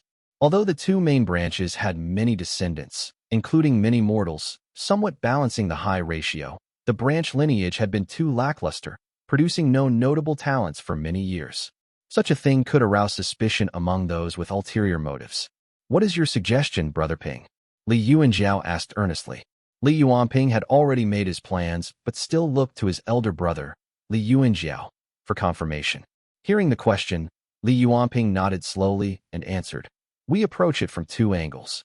For the branch lineage, reduce their households under charges and encourage cultivators to marry into the main lineage, changing their surnames. For the main lineage, expand the branches and increase the population. I have been working on these matters for the past few years." Li Yuanping paused, his expression somewhat grim as he explained, "After all, abolishing the ancestral temple is a significant matter. It strikes a painful blow to the branch lineage. Changing the surname from Li to Yi and expelling them is extremely painful for the branch lineage, comparable only to death. This needs to be done gradually." Li Yuanjiao nodded, staring into Li Yuanping's eyes as he said softly, I have a good method. I would like to hear the details. Li Yuanping chipped as he looked up. Seeing this, Li Yuanjiao began. Nowadays, there are more and more wastrels and ruffians among the branch lineage. Although the clan affairs courtyard has many cultivators, they cannot spend all their cultivation time managing the clan members, and they are gradually becoming overwhelmed. Several fools are even being played around by the prominent families. His voice was low, almost drifting in the air as he continued. Should there be a war, we could mobilize the clan disciples as soldiers and generals according to tradition. This would eliminate the weak and retain the strong, cleansing our family and greatly reducing our burden. Li Yuanjiao had fought on the battlefield in his youth, beheading many in Mount Yu. At that time, Li Yuanping had not yet been born. By the time he took charge, Li Yuanjiao had already restrained his nature, discussing matters with him day and night without showing any ferocity. Now, hearing these words, Li Yuanping understood why their father, Li Xianxian, always said that Li Yuanjiao had too strong of a killing intent. He silently took a deep breath and asked, who would we fight? It does not necessarily have to be a war. It is just an idea, Li Yuanjiao chuckled, his eyes fixed on the letter from Eastern Mount Yu on the table. He then said warmly, Eastern Mount Yu is now also occupied by the bloated and useless clans. Back then, we needed these clans to restrain Shamily. Now that the Tuan family has succeeded, keeping them around is just allowing them to embezzle spirit resources and occupy spirit fields. He sipped some tea and said softly, first, eliminate the parasites in the clan. Second, deal with the lords of Mount Yu. These matters must be resolved before the devil plague arrives to prevent our family from becoming weak and allowing these parasites to grow unchecked. The Xiao family, Xianyu Peak. The cold water in the clear pool rippled slightly, and the spiritual grass on the shore grew crookedly. Xiao Shooting rode a rainbow light out of the void and sat on a rock at the highest peak. The Supreme Shaman's 3-9 blood essence is truly magnificent. Xiao Shooting stroked his beard, filled with emotion. The golden light had flashed in the void for over 10 breaths, alarming all the Purple Mansion realm cultivators in the Wu and Yu states. Witnessing the once-in-a-century spectacle of the metallic essence dissipating filled them with awe. Qing Jifeng is still young and judges others by himself. He really thought these Purple Mansion realm cultivators, no matter how far they advanced, would always be afraid of death and submit to his Mount Changhuai. Thinking of Qing Jifeng's shocked and terrified face when he was solidly hit by the Supreme Shaman's metallic essence, Xiao Shooting felt quite pleased. Jiang Buqing. Since the fall of Duanmu Kuei and the loss of answers to a beggar's questions under the mulberry tree, he knew he did not have much time left. He was just unwilling to die without trying to break through one last time, Xiao Shooting reflected. Back then, Jiang Buqing materialized in the void of Lixiao Prefecture, his aura comparable to the peak of the Purple Mansion realm. This terrifying presence had left the Purple Mansion realm cultivators of the Azure Pond sect paralyzed with fear. They could only watch helplessly as Jiang Buqing manipulated them like puppets, not daring to utter a word.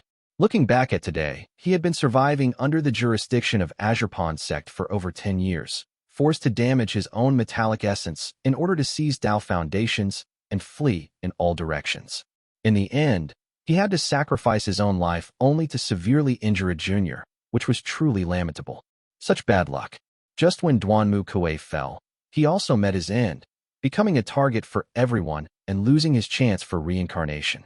Xiao Shooting took out a white jade fishing rod and placed it on the rock. Just as he was about to use his divine ability to see if there was anything valuable nearby, a warm voice sounded in his ear. Welcome back to the mountain, ancestor. UNC is here to pay his respects. Xiao Shooting's face showed a trace of helplessness. Despite his attempts to avoid him, Xiao UNC still found him. In a hoarse voice, he said, "Come up." Before long, Xiao UNC, dressed in white and emanating a medicinal fragrance, flew up. It seemed he had just finished refining a batch of pills.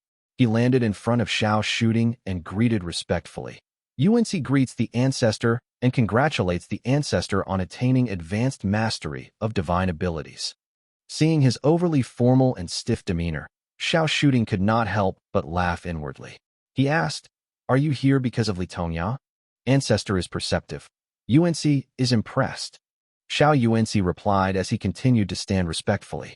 Xiao Shooting had to put down the white jade fishing rod and said gruffly, I have done my best. Li Tongya's fate is sealed. The Purple Mansion Realm cultivators pushed him to that place, which is beyond my power to change anything. Then he recounted the entire cause and effect of the matter with the wrathful Maha, finally saying, I have already tried my best to alter fate. Since Li Tongya's fate cannot be changed, we can only use him to gain more benefits. Our Shao family has some ties with his family, but not enough to offend numerous Purple Mansion Realm cultivators and disrupt years of plans for his sake. Having heard the whole story, Xiao Yuanci could not help but exclaimed, Why Li Tongya? Why? Xiao Shooting sneered and said in a low voice, Perhaps it is because his fate is both fragrant and beautiful, or maybe because of his position at the junction of the north and south, making him convenient to manipulate. Or perhaps he was a resource prepared by the Maha years ago. He then paused slightly, as if thinking of something, and a scene from the void on that day flashed in his mind. He silently added in his heart, Perhaps it's not just to lure the wrathful Maha using Li Tongya, but to test some other existence. Seeing Xiao Yuanci's silent and thoughtful appearance, Xiao Shooting shook his head and sighed. It is a pity that idiot Lu Changdai ran from east to west, then from west to south, desperately trying to traverse the entire Yu state, mixing up all the fates, making it impossible to deduce anything accurately. By now, there are already more than a dozen Purple Mansion Realm cultivators in Jiangnan who want to kill him with a single slap. They complain in the east, curse in the west, all barely able to restrain their anger. Xiao Shooting chuckled as if recalling something amusing, leaving Xiao Yuanci confused. He only heard the name Lu Changdai, but did not understand what everything else meant. Chapter 367, Guest from Afar, I. Li Jiamen rode to Lijing Town on horseback, but returned to Wutu City in a carriage. The clan affairs courtyard's enforcer was an embryonic, breathing realm cultivator. Despite Li Jiamen's own cultivation, he was still flogged until his skin was torn and flesh lacerated. Several unsmiling elders of the clan affairs courtyard deliberated amongst themselves for a while before concluding with a judgment of negligence of duty and indulgence of the prominent families. Not only was Li Jiamen flogged 70 times, but his reputation was also thoroughly tarnished. The Tuan family members naturally rushed to the clan affairs courtyard. Tuan Zhongqing stepped forward and repeatedly apologized, and Li Jiamen accepted it with a smile, but Tuan Zhongqing felt a chill down his spine. Meanwhile, even though the clan affairs courtyard and Li Yuanping's central hall gave no specific instructions to his family, they still broke out in cold sweat. As the head of the Tuan family in the eye of the storm, Tuan Zhongqing felt a lump in his throat, and the joy of advancing to the Qi cultivation realm vanished. He drove back to eastern Mount Yu overnight, smashing the porcelain in the courtyard in anger. He also had to stop his uncle, Tian Yudao, from slapping Tian Rong to death. Get out, you wretch. With Tian Yudao's roar, Tian Rong slunk away, clutching his swollen cheek. It was only then did Tian Zhongqing release his uncle's hand. Deep down, he did not want to stop Tian Yudao, thinking it would be better if his uncle could end Tian Rong with one slap. When the old man's slap only made Tian Rong stagger, Tian Zhongqing knew that his uncle still cared for his only son. After finishing the act, he said in a low voice, Uncle, what should we do now? Tian Yudao, an elder of the Li family, had progressed from the embryonic breathing realm to the Qi cultivation realm and held significant seniority in the clan. He sighed deeply and said glumly, Li Jiamen is a petty man who already held a grudge against our family in the first place. Now that this has happened, it has only deepened his grudge. The uncle and nephew were both Qi cultivators and led the largest external force within the Li family. They had always been cautious. Who could have imagined that while Tian Zhongqing was in seclusion and Tian Yudao was away, Tian Rong would cause such a disaster? Tian Zhongqing sighed and said softly, I clearly gave instructions. How did he manage to run off? Now Li Jiamen has the support of many Mount Yu lords. If there are any changes in the future, Tian Yudao sat at the head, and he was now over 70 years old and well experienced. Stroking his beard and pondering deeply, he said, This matter is peculiar. Let me talk to the family head and clarify things. If the clan has any plans, we will cooperate accordingly. Since Tian Yudao was Li Xuanfeng's maternal uncle, he held significant seniority in the family, giving him the authority to speak on such matters. Seeing this, Tian Zhongqing could not help but feel a sense of relief. Only uncle can speak like this in the clan. Zhongqing, Tian Yudao called softly, and Tian Zhongqing quickly looked up. The uncle and nephew exchanged a solemn glance, and Tian Yudao said gravely, "Speaking of this, our family's current power and prestige seem to come from us breaking through to the qi cultivation realm one after another, making the Tian family a mainstay and earning the trust of the main family to control Mount Yu." But Zhongqing, he looked at his nephew and said softly, "You must understand, our family's power and prestige rests solely on me." Tian Zhongqing nodded heavily as he understood the gravity of his words. He had established his own family for many years. After fathering many children of his own, he had become much more mature. He replied in a low voice, "The Run and Dou families are tied to the first lineage of the main family. Now that they have Lord Shiming, they eagerly follow him. The Liu family has declined, and the Su family focuses solely on military loyalty, not leaning east or west, so there is nothing for them to worry about. But our Tian family." Tian Yudao was Li Xuanfeng's maternal uncle, and the Tian family had always been led by the third lineage of the main family. However, Li Xianfeng had gone to Yi Mountain City in the southern border and had no heirs, leaving the Tian family without support. Li Xianfeng said he was going to guard Yi Mountain City, but few who went there ever returned. Hence, everyone had silently assumed that he would never come back. The other prominent families were indifferent to this, but the Tian family was secretly worried. Indeed, Tian Yudao shook his head and replied, "I fear that one day if something were to happen to me, the Tian family will be dismembered like the Liu family." Tian Zhongqing hesitated for a moment and asked softly, "Uncle, what do you think of the eldest son?" Among the Shi and Yu generation of the Li family, Li Shiqing was the eldest. Li Shiji was the third. Li Shiming and Li Shijuan were the seventh and eighth respectively, and the rest included one daughter and 3 sons who were all mortals and were sent down the mountain. Li Shiqing was currently managing affairs in Mount Yu, making him the only son of the Li family to work outside the mountain. He was from the second lineage of the main family, Li Tongya's line. Tian Zhongqing, who had frequent interactions with him, explained, "The eldest son is very magnanimous, generous, and kind. If the Tian family were to marry a daughter to him as a concubine, and I sincerely foster a relationship with him, aligning ourselves with the secondary lineage, we might find great support." The second lineage had once declined, lacking support from the maternal family, making him an excellent choice.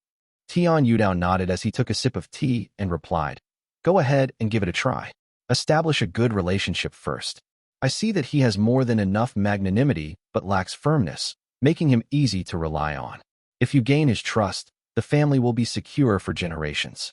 In the grand hall with many guards, Li Yuanping sat cross-legged in a brocade robe. The meditation cushion beneath him emitted white light, helping him concentrate and avoid distractions.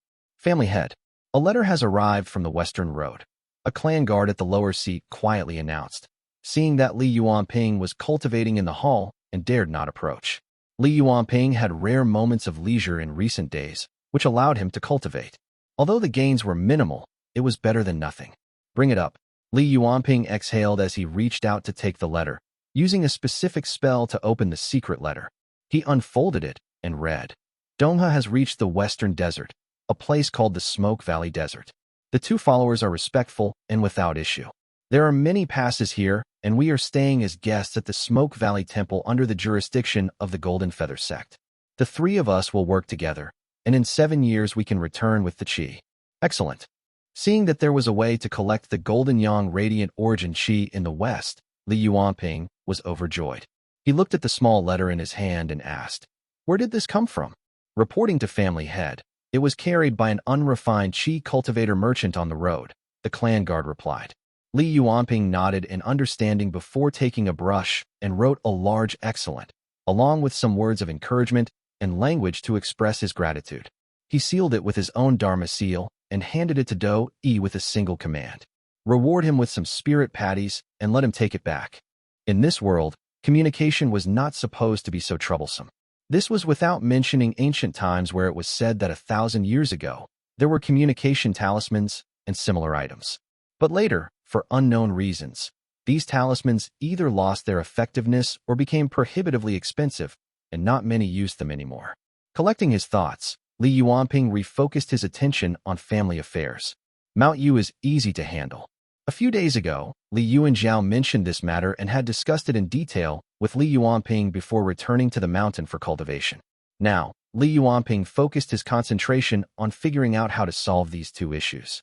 Li Yuanping had long been dissatisfied with Mount Yu and had secretly made arrangements.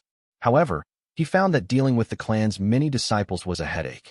If it really comes to what Big Brother said, where would we find another place? Li Yuanping sorted the letters on the table, gathering intelligence from nearby families. Chapter 368, Guest from Afar, 2. The Yu family had been quiet recently. Yu Mugo was busy organizing the clan, killing some members some days and releasing others the next. Despite the numerous brothers, they could not fight back at all and were slaughtered like lambs daily. He really dares to kill. Li Yuanping mumbled as he looked at the list of names and pursed his lips. He thought to himself and concluded that although Yu Mugo enjoyed the killing, he had left behind many hidden dangers. Shaking his head, he turned his attention back to the families on the eastern shore. There were more than a dozen families scattered along the eastern shore, though most were small families at the embryonic breathing or qi cultivation realms. The situation was quite complex with many entanglements, so few people dared to interfere.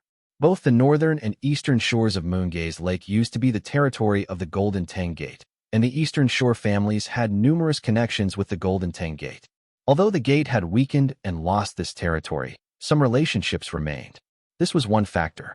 Another factor was that the eastern shore families held several valuable ore veins and spirit springs, and all were secretly controlled by the Shao family from the west. Shao family members guarded these places under the guise of guest cultivators, enabling them the power to maintain the situation while profiting from it. This arrangement should not have been allowed, but the Azure Pawn sect had turned a blind eye to this. The Shao family preferred to see the situation fragmented, and so this arrangement remained for years. Moreover, Moongaze Lake bordered the Shao family's territory. These families maintained the buffer zone, bordering the Golden Tang Gate to the north and the Li and Ding families to the south. The competition among various forces made the area highly sensitive. These factors combined to maintain the status quo among the Eastern Shore families, with no significant changes for 100 years. When the Jiang family prospered, they supported them, and when the Yu family dominated, they supported them. Now, with the Yu family's decline and a tripartite power structure on the lake, each family sought its own protector. Back when the market collapsed and the Yu family declined, our family had the opportunity to take over some tributary families. However, we were understaffed at the time and only wanted to bide our time, so we missed our chance. Li Yuanping thought for a moment, his heart stirring with ambition. He thought to himself, now that our family's finances are tight, if we could intervene, we could gain some tributes and support some forces on the eastern shore. While considering the feasibility of this idea, he called to Do-E at the lower seat. Go to the clan affairs courtyard and get me a report on the eastern shore families. Do-E quickly nodded and hurried off. Unexpectedly, another person ran up from below and said respectfully, reporting to family head, there is a cultivator seeking an audience on the road.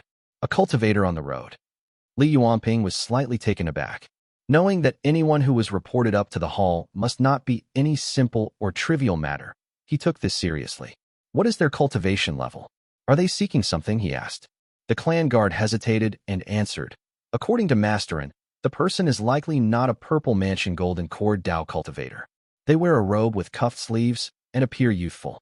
I heard that their aura far surpasses the Foundation establishment realm. As for their business here, they insist on seeing you personally. And Jian had seen powerful figures like Yu Shaoguei and Li Tongya in the past, and could roughly estimate the strength of Foundation establishment realm cultivators. Hearing that this person far surpassed the Foundation establishment realm made Li Yuanping's expression fall solemn. Not a purple mansion golden core, Dao cultivator? Seeking my presence.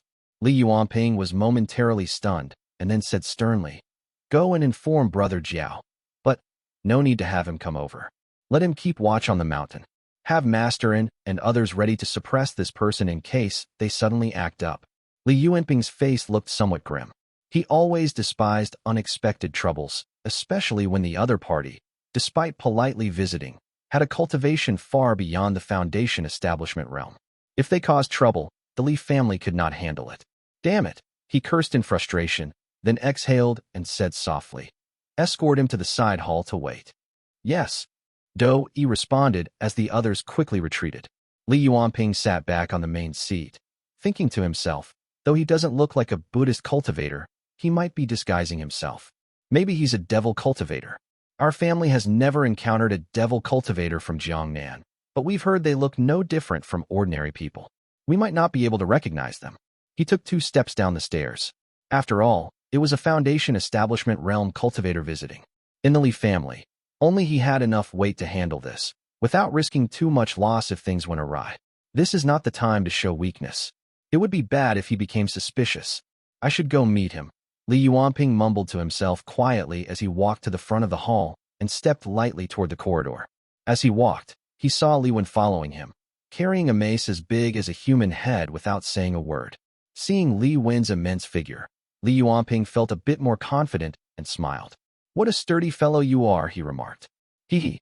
Li Yuan chuckled in response. When Li Yuanping reached the side hall, he said gently, "You do not need to come in. Just wait outside." After all, the gap between Foundation Establishment realm and Qi Cultivation realm was too vast. According to Jian's description, if Li Yuan went in, it would only take 1 palm strike from the visitor to send him flying, which would make them seem weak. Seeing Li Yuan nod dumbly, Li Yuanping pushed the door open and entered. The side courtyard was simple and unadorned, with only a few wooden tables. Sitting by one small table was a young man with an ordinary face and a Taoist crown on his head. A wooden sword rested on his knees, which appeared to be made of peach wood.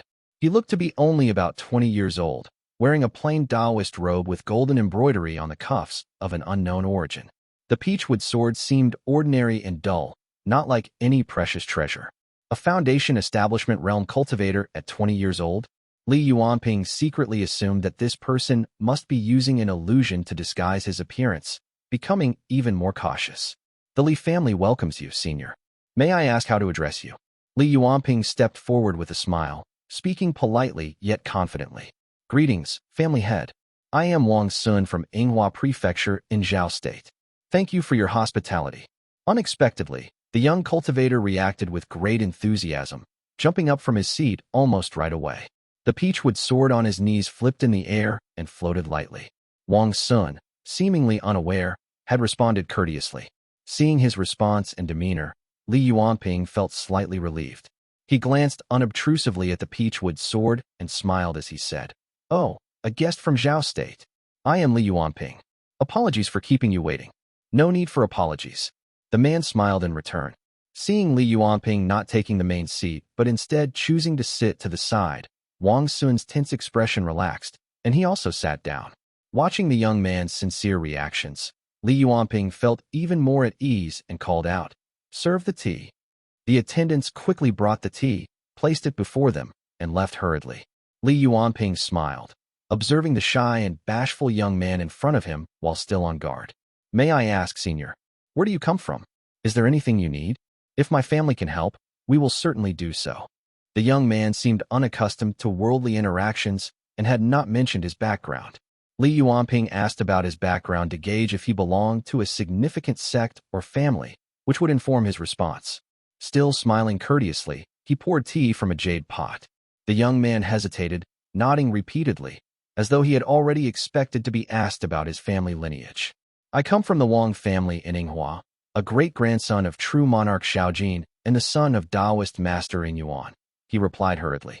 "Wow." Li Yuanping felt as if he had been slapped out of nowhere, and his head buzzed. His steady hand suddenly shook, spilling several drops of tea.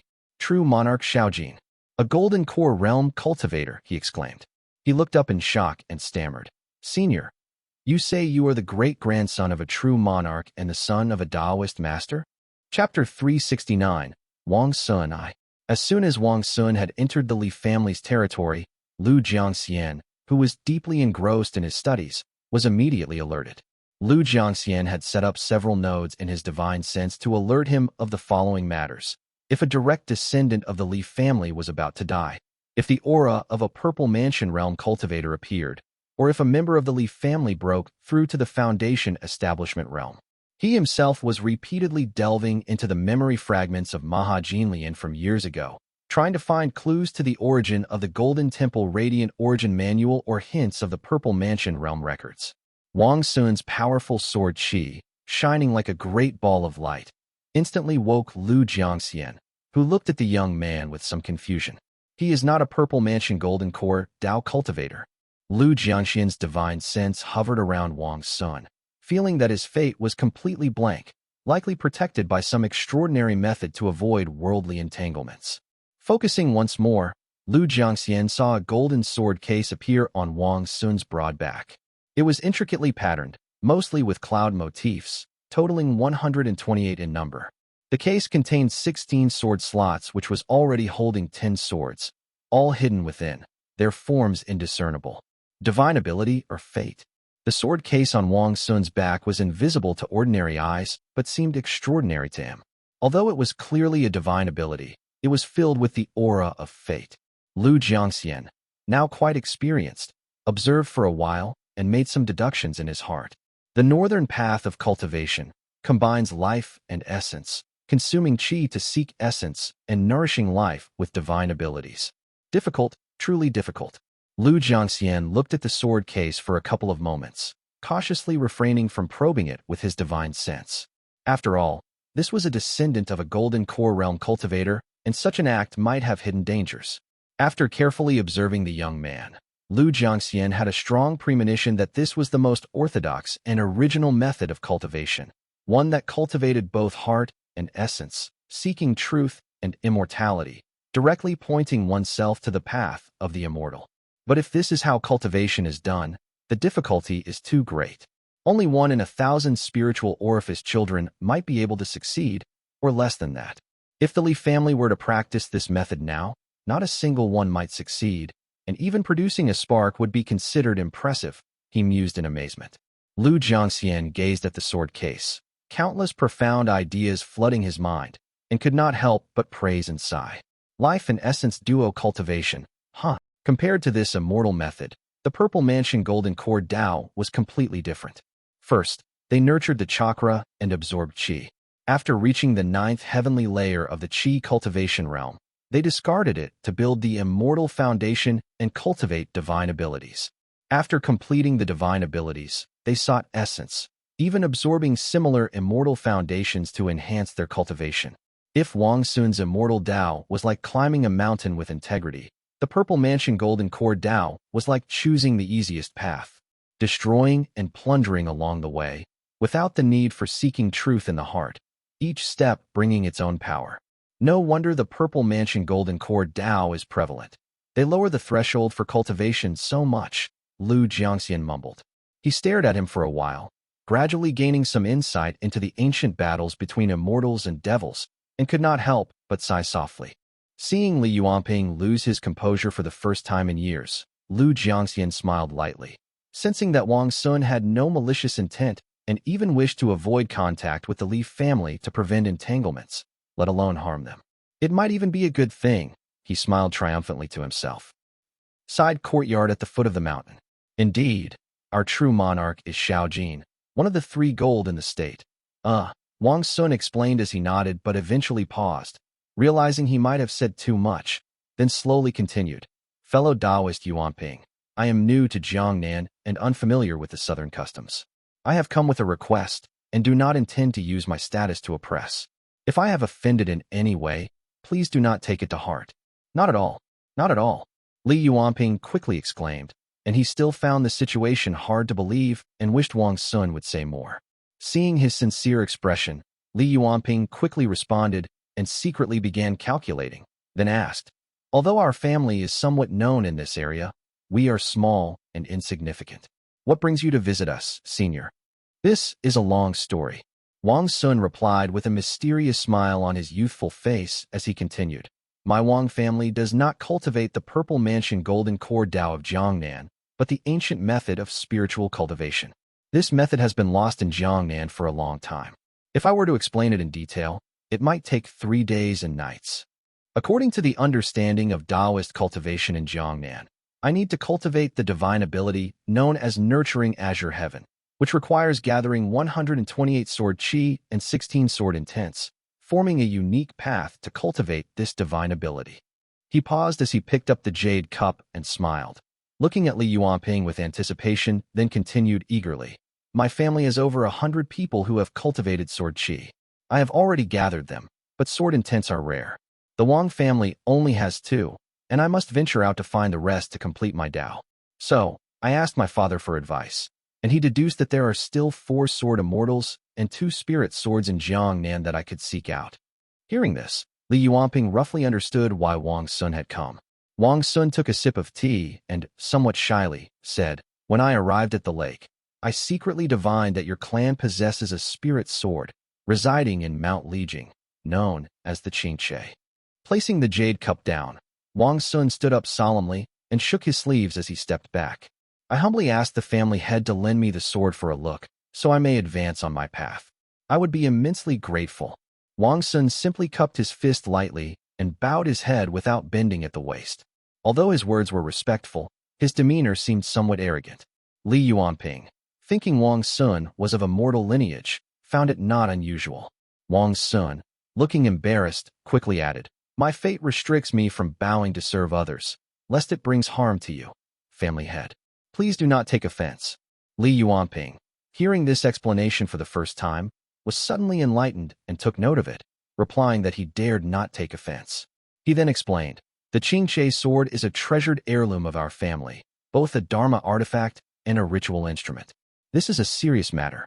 I must report it to the elders of the clan and let them decide. Please wait a moment." Of course. That is as it should be," Wang Xun exclaimed in understanding as he nodded repeatedly. With this, Li Yuanping stepped outside, whispering to Li Yuan about the details and sending him up the mountain to report. Watching the strong man leave, Li Yuanping returned to the hall, his mind racing with thoughts. This person seems knowledgeable, speaking of things usually kept secret within sections. It would be wise to take this rare opportunity to learn more. After all, the knowledge from a true monarch's family is priceless. Before he could speak, Wang Xun eagerly continued, "Your clan is known for its swordsmanship and bears the surname Li, residing by Moongaze Lake. Could you be related to Taoist Master Donghua of the Moonlight Origin Mansion?" Li Yuanping, unfamiliar with the name, replied, "No. Our family descends from Ancestor Mutian, a Foundation Establishment realm cultivator. Our ancestral origins are untraceable, and we have never heard of such a Taoist master." Wang Xun nodded and smiled. The Taoist master's real name was Li Jiangquan, a sword master of great renown. His reputation even reached Yinghua Prefecture in Zhao State. He was a supreme cultivator of Moongaze Marsh in his time. "So that is the case," Li Yuanping mumbled, even deeper in thought. Privately, the direct descendants of the Li family had suspected this, but there was no evidence of it. Moreover, the karmic ties of Li Jiangquan were too significant. Being a small clan, the Li family preferred to avoid such connections rather than seek them out. At that moment, he decided to change the topic, probing the stance of this spiritual cultivation Tao. With a smile, he said, "I heard that the North has fallen to the Jie people and Buddhism cultivators. I did not expect to still find fellow Taoists like ourselves." "Well," Wang Xun paused and explained, "although the Jie people have pushed north due to the dominance of Buddhism cultivation to their south, there are still many grotto heavens and blessed lands in the north where cultivators seclude themselves. Some small states are not under Buddhist rule. Moreover," he smiled awkwardly and continued, "the spiritual cultivation Tao waged war with your Purple Mansion Golden Core Tao 1,000 years ago. In the past century, although circumstances forced many alliances, we can hardly call each other fellow Taoists." "I see. I have overstepped." Li Yuanping laughed it off as realization dawned upon him. Although he was quite curious about this spiritual cultivation Tao, he did not dare pry into another's Tao lineage. The young man before him was naive about worldly matters, not foolish. A few questions were enough. Wang Xun, feeling slightly guilty at Li Yuanping's apology, quickly added, "There is no inherent good or evil in Tao. It all lies in human actions. I am not one to judge based on Tao lineages. Last year, I visited you cultivating sect to ask for a sword from Senior Shang Yuan and had a delightful conversation with him." "Taoist Master Shangyi," Li Yuanping responded, hearing a name he had only encountered in rumors. He then continued, "The Taoist master is said to be a sword immortal second only to Golden Core realm cultivators, with unparalleled sword intent. Indeed, he is formidable." Wang Xun sighed, showing a serious expression for the first time as he praised. "His sword is astonishing. On one side, it is ethereal and transcendent, purging evil and vanquishing demons. On the other side, it is like cold snow in the vast sky, chilling to the bone. Even our true monarch has never seen someone with two such distinct sword intents in one body. Chapter 370. Wang Xun 2. On the other side, Yuan, having received his orders, silently flew up. The courtyard on the mountain was quiet, with Li Yuanjiao standing motionless in black, his face somber. Xiao Guilwan held his arm silently, her face also showing worry. She had recently broken through to the Qi cultivation realm, her vitality-filled cultivation, healing injuries, and detoxifying poisons. Brother, Li Qinghong, holding a long spear, also wore a solemn expression. After a long silence, she said, "Though it is said so, leaving Brother Ping alone at the foot of the mountain makes me very uneasy." "There is no other choice," Li Yuanjiao muttered as he gritted his teeth and said quietly. "After all, there is no room for sentimental attachments now.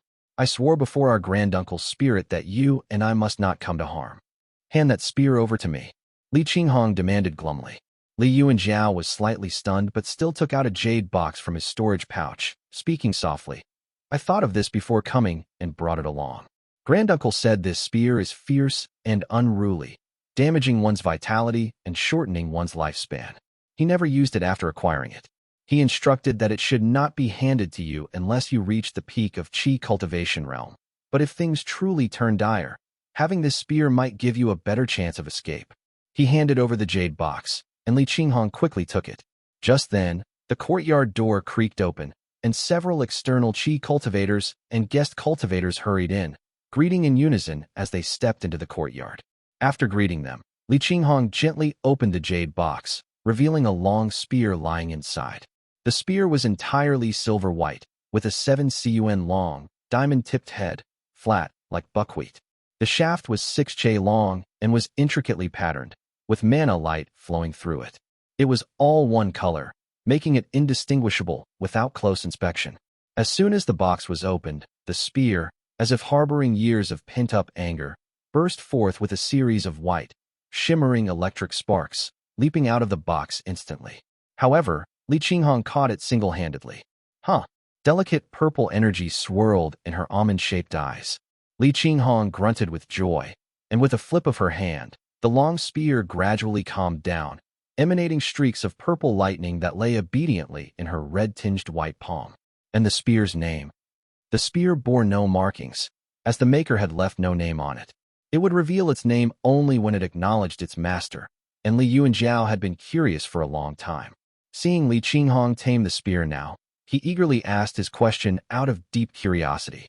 Li Qinghong's jade-like fingers opened, grasped, and turned. The spear spun like a beam of white light, swiftly moving from a horizontal position to an upright one.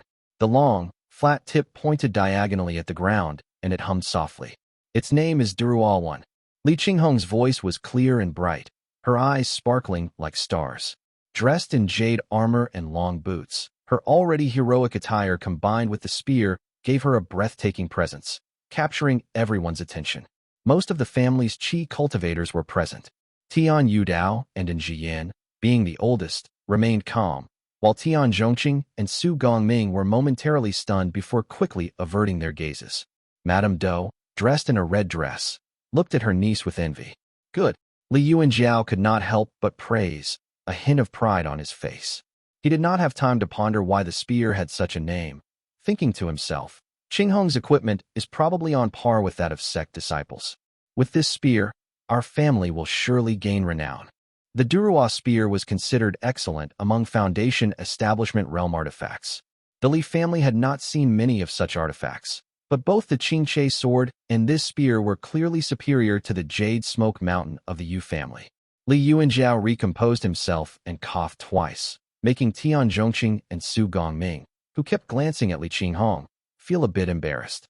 He then said in a deep voice, "A Foundation Establishment realm external cultivator has arrived at our home and is waiting at the foot of the mountain. Coincidentally, the ancestor is away in the north seeking opportunities to break through to mid-stage Foundation Establishment realm." Their doubts were instantly dispelled. Tian Yudao stroked his long beard and said in a grave voice, "I fear that this person might be a devil cultivator. If he goes mad, it could result in a bloodbath." Tian Zhongqing and Su Gongming exchanged a glance and suddenly realized why they had been called up the mountain.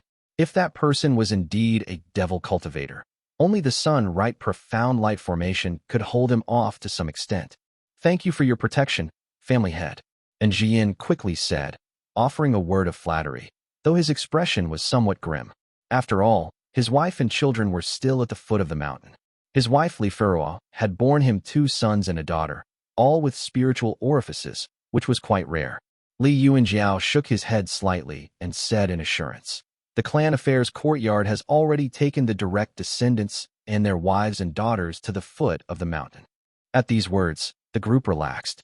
Li Yuanping had been thorough in his preparations, easing a lot of the burden on Li Yuanjiao. After all, they might need these people to guard the formation later, and it was better for them to have no distractions. Lu Changdai had left 8 high platforms when he established the sun-right profound light formation, which could be used to reinforce the barrier. With 8 people present, they could fully activate the formation, making it difficult even for a Foundation Establishment Realm cultivator to break through it. Li Wen was still at the foot of the mountain. As Li Yuanjiao was thinking of this, someone descended into the courtyard with a gust of wind. The figure was large, holding a big mace with both hands, looking quite fierce. It was Li Wen.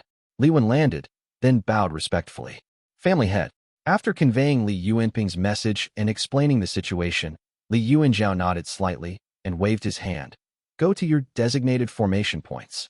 The guest cultivators and external cultivators all nodded and dispersed. Li Qinghong assigned a formation point to Li Wen, then turned back and asked, Brother, can we trust him? Probably, Li Yuanjiao said as he squinted slightly. However, Li Qinghong was still wary and cautioned. I am afraid Brother Ping might be under a spell. Li Yuanjiao suddenly had an idea and replied, Let us take a look and find out. He turned and entered the courtyard, soon returning with a small bluish-gray mirror. Li Qinghong immediately understood his intentions, and Li Yuanjiao closed his eyes, focusing on the mountain.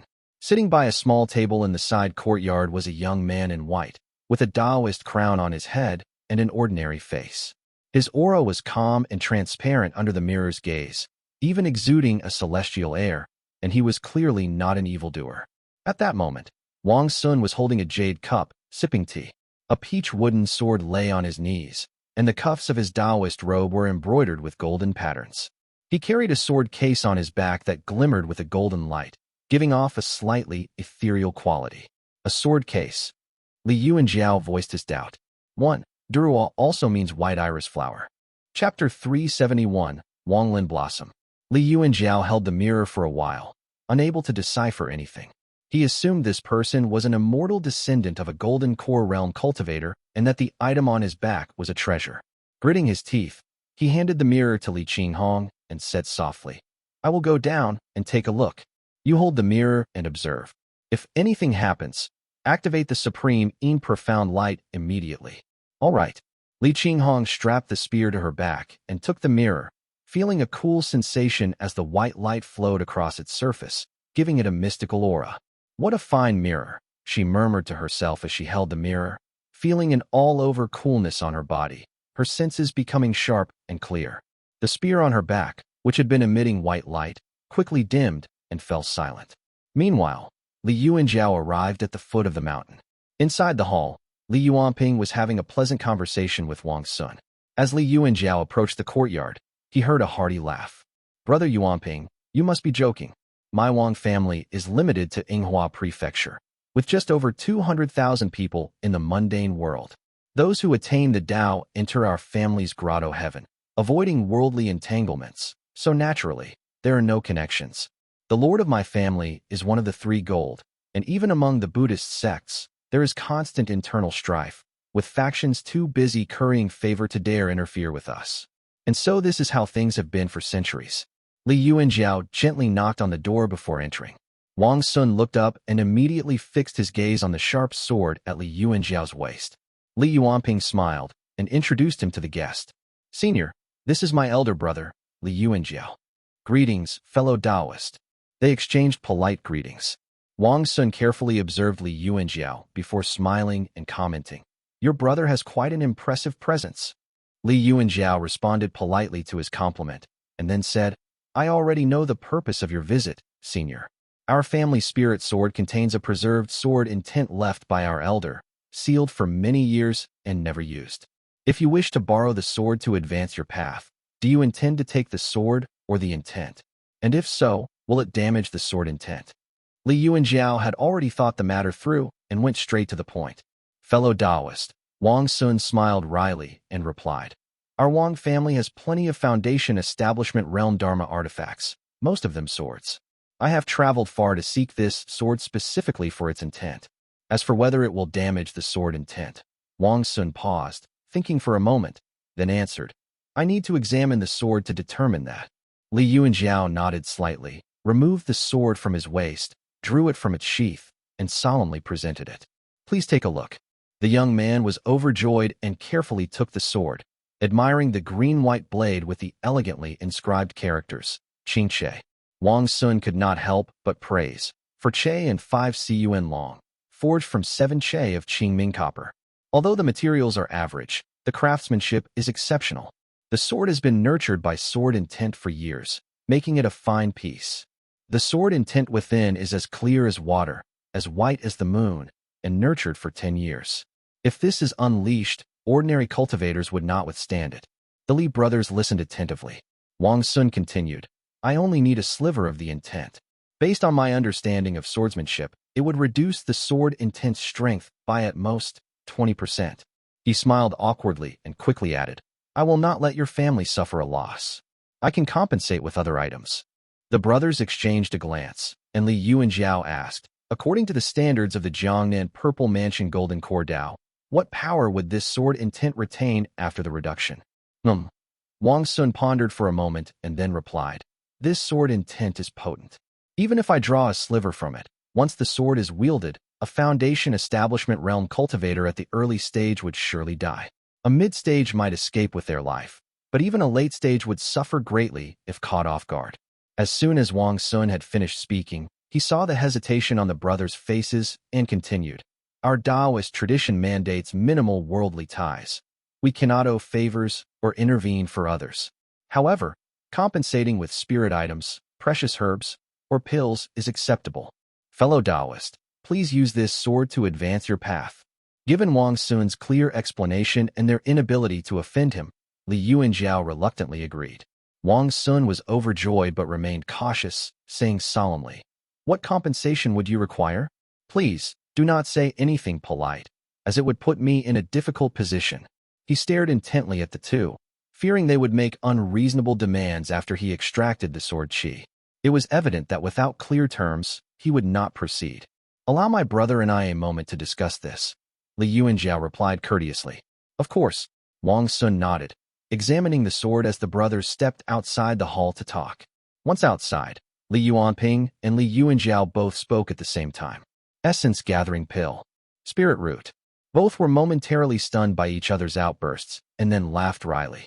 Li Yuanping had intended to ask for Essence Gathering Pills to help his brother and elder sister break through to Foundation Establishment Realm, while Li Yuanjiao had considered requesting a Spirit Root, similar to the Snake Dragon Tree, to alleviate their family's annual financial struggles.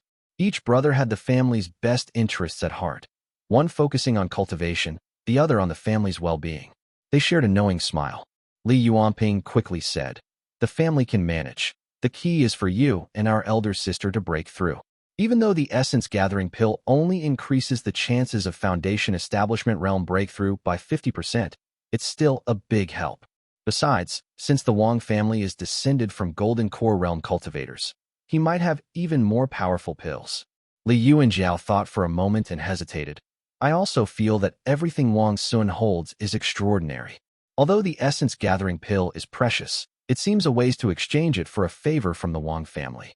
If he has a Spirit Root, it would surely be a special one that could sustain our family for centuries to come. Given that Wang Xun promised spirit items and precious herbs, and since the brothers had seen many spirit items but not many treasured panaceas, their best bet was a Spirit Root. With one such root, they could continuously produce spirit items. After some deliberation, the brothers found themselves in a dilemma. Li Yuanping laughed and said, Now that we have such an opportunity, it is making us hesitant. Li Yuanjiao pondered for a moment and then replied, Let us ask the senior first. We don't know whether he has something better than the Essence Gathering Pill or maybe no Spirit Roots on hand. With clear options, we can then compare and decide. Agreed. They then returned to the courtyard and tactfully presented their request to Wang Xun. He nodded in relief as he mumbled thoughtfully, "A spirit root. I do have one, which I found by chance in our grotto heaven." He retrieved a red-yellow seed the size of an almond from his storage pouch and said softly, "This is called the Wanglin blossom. 1,000 years ago, it was the treasured relic of the Wanglin upper sect in Jiangbei. After the spiritual energy waned, it could no longer thrive there, and only a few remain in our grotto heaven. This spirit root blooms every 3 years and withers in 3 days, bearing fruit every 300 years. It is very delicate and requires daily watering with spirit spring water if the spiritual energy is insufficient. Its flowers are a type of spirit item, considered to be of the foundation establishment realm according to the standards of Jiangnan, and can alleviate worries and sustain life." Chapter 372, Generation After Generation, I. Whoa! As soon as Wang Xun spoke, the two brothers were stunned, secretly amazed. After all, Wang Xun was an immortal descendant of a golden core realm cultivator, and his understanding of spirit roots was on a completely different level compared to the Li family's. The Li family snake dragon tree was merely between the embryonic breathing realm and qi cultivation realm, while Wang Xun immediately offered a foundation establishment realm item, leaving the brothers speechless.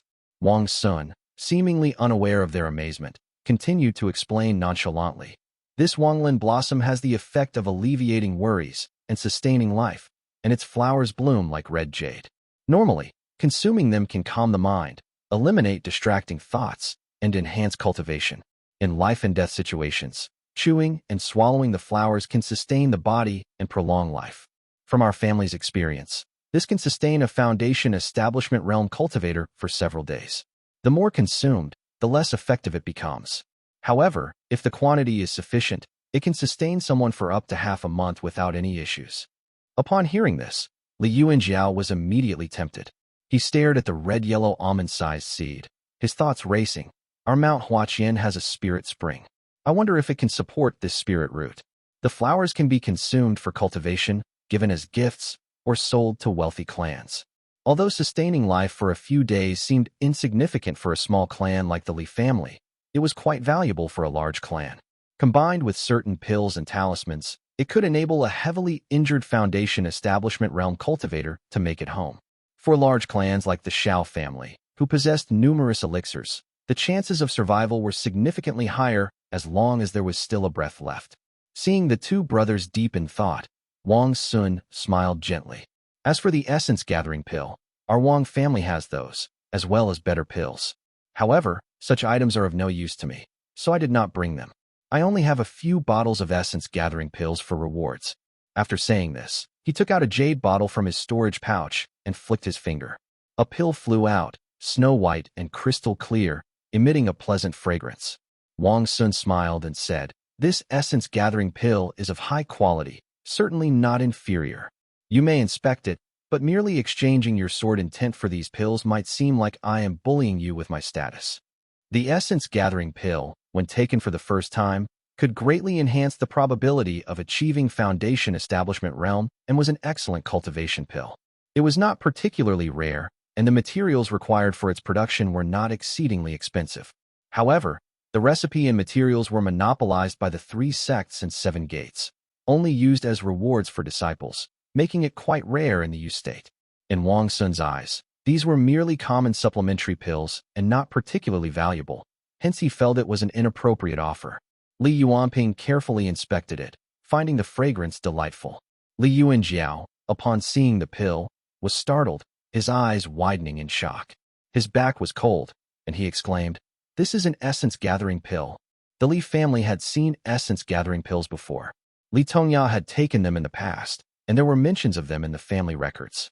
Li Yuanping, not being well-versed in cultivation, was unaware, but Li Yuanjiao had memorized the records. The essence-gathering pill the Li family had obtained was white with gray patterns and coiled in shape, causing dizziness with a single whiff. Yet, the pill before them was bright, smooth, and delicate like a jade bead, filling the room with a nice fragrance, completely different from what they had seen before. Greatly shocked and speechless, Li Yuanjiao's mind was filled with a terrifying question. If this is an essence-gathering pill, what did our ancestor take back then? Wang Xun, noticing Li Yuanjiao's reaction, thoughtfully glanced at him and swirled the small cup on the table. The essence-gathering pill, named for its ability to consolidate one's essence and remove impurities, uses the Azure amber spirit grass as the main ingredient, combined with 12 supplementary herbs, refined with 3 specific types of flames. Wang Xun appeared knowledgeable about medicinal herbs and pill formulas, calmly explaining as he noticed Li Yuanjiao's reaction. Li Yuanjiao, feeling a chill down his spine, asked in a low voice, "Senior, if the pill has gray patterns, is coiled in shape, and its spiritual qi is intense with effects similar to the essence-gathering pill, can you identify what kind of pill that might be?" Gray patterns. Wang Xun pondered for a moment, his expression turning cold, and replied in a low voice, "In Jiangnan, there are many different diverse mansion unified furnace techniques that incorporate human blood qi into pills. When mortal and spiritual energy combine, they can form certain patterns. Those are pills made from other humans' essence and qi. Diverse mansion unified furnace techniques produce pills that are far superior in both quantity and quality compared to ordinary pills. If the streaks are gray, it means that some kind of immortal foundation might have been used. These pills are often taken by the core members of devil sections. Consuming it significantly boosts cultivation and has astonishing effects." Although Wang Xun's voice was not loud, it exploded like a thunderclap. Li Yuanjiao staggered a step backward, looking at the person in front of him in disbelief.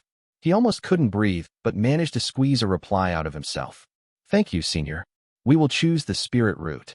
While responding, his mind finally cleared up and many of his doubts were resolved, though such realization filled him with increasing dread.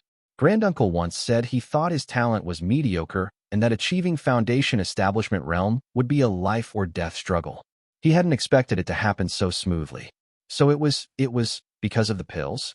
That's why it was so easy for him to achieve the foundation establishment realm back then.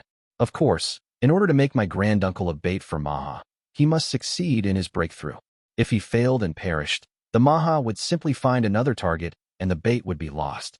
Wang Xun continued to chat with Li Yuanping while taking out a jade box, placing the spirit root inside, and handing it to him. "I will cultivate in this side courtyard for a few days. The family head can stay nearby, so he won't have to worry about me running away with the sword," he reassured softly. Li Yuanjiao listened to their polite conversation in a daze and unknowingly walked out of the side courtyard, still in a trance. Wang Xun's words kept echoing in his mind. In Jiangnan, there are many different diverse mansion unified furnace techniques that incorporate human blood qi into pills. When mortal and spiritual energy combine, they can form certain patterns. Those are pills made from other humans' essence and qi. Wang Xun's words were vague, but his eyes and hints were extremely clear. Pills made from humans' essence and qi clearly meant human pills, made from the blood qi and essence qi collected from annual slaughters. He walked in a daze to the main hall, where Li Yuanping, looking worried, called out repeatedly. Li Yuanjiao seemed to wake from a dream and hurriedly took off his storage pouch from his waist. With a grave expression, Li Yuanjiao gently patted the storage pouch, pouring out several jade bottles that clattered onto the table. He picked up one and poured its contents into his palm. This pill was the most common jade sprout pill, mostly distributed from the Yundan peak of the Azure Pond sect. The Azure Pond sect's pills were of particularly high quality, favored by rogue cultivators, making them easily recognizable. The jade sprout pill was a pale yellow color, with nothing special visible on the surface. Li Yuanjiao scanned it repeatedly with his spiritual sense and finally found faint, curly patterns. The alchemist's skill was exquisite, making these patterns almost imperceptible. They were colorless, blending seamlessly with the pill. Li Yuanjiao's eyes reddened, and he quickly poured out all the pills from his storage pouch, searching frantically. Finally, he found the snake essence pill made by Xiao Yuanci for the Li family last year and hurriedly poured it into his palm. Chapter 373, Generation After Generation, 2. This pill was a pale red color, slightly smaller than the previous one, with a smooth and round surface. After flipping it over a dozen times, Li Yuanjiao could not find a single pattern on it. I knew it. No wonder the Azure Pond sect collects blood qi and resentment qi every year. Most of them must be used for this. The Azure Pond sect releases thousands of pills annually, sustaining half of the use state. How many circulate in the market? Li Yuanjiao slowly closed his eyes, knowing that even within the Li family, almost everyone had taken these pills. Only a few from the generation of Shi and Yu, who had just started cultivating, had not yet taken any. Seeing his brother's inexplicable expression, Li Yuanping grew extremely anxious. Li Yuanjiao spoke in a low, deep voice. Brother Ping, all the pills released by the Azure Pawn sect are made using mortal blood qi. Their high-level techniques remove the resentment qi, leaving only the blood qi and essence qi, making it just another ingredient, letting it go unnoticed by people. That pill granduncle took back then was not an essence-gathering pill. The Qi family knew Lord Chejing would never take that pill, but would leave it for our family. They used another's immortal foundation to specially refine it. It might have been the boundless ocean. After explaining his deductions in detail, Li Yuanping stood still, staring at his brother, speechless for several moments. He slowly sat down, his face bewildered, muttering, "We have all consumed them. Every cultivator in Yu State takes these pills. The Azure Pawn sect has existed for 500 years. Robe cultivators, sect cultivators, clan cultivators, whether they know it or not, have been consuming these pills for generations. I have taken them, my father took them, my grandfather took them, and so did our ancestors. You and I, we have been eating humans, and we are also descendants of those who eat humans." After finally processing this shocking news, he trembled and asked, "In your opinion, do any other clans know?" "I have no idea." Li Yuanjiao shook his head slowly, his expression complex, and said, "It is hard to say about the Yuan family, but Xiao Yuanxi is a righteous gentleman and must be unaware of this. As for the Xiao family, having dominated for so many years, I cannot believe, not a chance, that they do not know." At the peak of Mount Lijing, Li Qinghong slowly clenched her fair and delicate hands into fists. The bluish-gray mirror faintly reflected her fine features. The spiritual sense magnified by the mirror covered not just Lijing town, but far beyond. She had heard every word exchanged between the two clearly. So that is how it is. She recalled the few pills she had consumed, wondering how many men, women, children, and elders had contributed their blood qi to those pills. A wave of nausea swept over her. Beside her, Lu Jiangxian was stunned, his heart sinking. The Azure Pawn sect, what kind of trickery is this? This means that the entire Yu State, and even all of Jiangnan, have been consuming these pills. For a moment, he was at a loss for words. After all, Lu Jiangxian came from a society that was governed by strict laws. Internally, he drew a line for the Li family. No slaughter, no blood sacrifice. I cannot bear to see that. If the Li family gets involved in this, I might as well use the profound light to destroy them. But now what should I do? Lu Jiangxian's already limited knowledge was concentrated in the realm of shamanic spells and talismans. When it came to alchemy, his understanding remained at the level of those few alchemical books he had studied. Naturally, he could not identify the issues with these pills. Furthermore, back when Li Tongya took the pills, Lu Jiangxian was just a novice. If Wang Xun had not pointed it out, he would have had no awareness of the problem contained within. Forget it. If they have unknowingly eaten these human meat buns, can it really be considered a crime? He sighed as he focused intently on the mirror, its profound light radiating and clearing the minds of the people below him, waking them from their state of growing inner demons. Seeing the gradually awakening group, Lu Jiangxian felt troubled again. If the Li family knowingly continued to consume these blood qi pills in the future, what then? Logically, past actions cannot be judged, and addressing it now would be too conspicuous. Moreover, these pills, refined from pure blood qi, would not trigger the talisman seed's warnings. It is impossible to monitor the Li family constantly. Lu Jiangxian sighed deeply, shrinking within the mirror's world. He murmured quietly, "The world is filthy, it is impossible to climb up cleanly. Let's take it one step at a time. Now that the Li family has their own alchemist, they have room to maneuver. Let's see how they handle this." The members of the Li family were deeply shaken by the news that had just been revealed to them. Meanwhile, in the side courtyard, Wang Xun gently held the long sword in front of him, hesitating for a moment as he appeared lost in thought. This Li family still adheres to the righteous path, a rarity under the rule of these Jiangnan powers. But I wonder how long they can endure in such a corrupt world. The young man's eyebrows slightly furrowed, showing a hint of compassion. Even his own Wang family could only avoid the world. What more could a mere foundation establishment realm family achieve? The currents of the world were like a torrent, and even his family's true monarch could only protect the clan, let alone consider anything beyond that. The Heaven Tao is flawed, and we are powerless. If it were not for my family's teachings of seclusion, we would have been destroyed in that great calamity. Wang Xun brought his 2 fingers together and gently stroked the green-white sword. The clear, bright sword aura reflected in his eyes, filled with innocence, kindness along with deep pain and guilt. Although he came from a prestigious family, he had traveled the world, but he was unfamiliar with southern customs. Knowing that the Li family dared not offend him, he could have easily given a few pills to appease them and avoid further entanglements. However, as he traveled, he saw only joy and strict laws under the Li family's governance, making him find them endearing. He felt compelled to offer something better, hence he had taken out the spirit root and given it to the Li family willingly. Jiangnan is indeed as described in the books, with various factions pulling strings and everyone being powerless. Only the Yu cultivating sect seems somewhat righteous. With this thought, Wang Xun could not help but feel a sense of doubt and pondered. That true monarch is not a benevolent person, yet the Yu cultivating sect has adhered to the rules set by the Immortal Lord for so many years without overstepping their boundaries, which is truly puzzling. He mulled over it, but could not figure it out.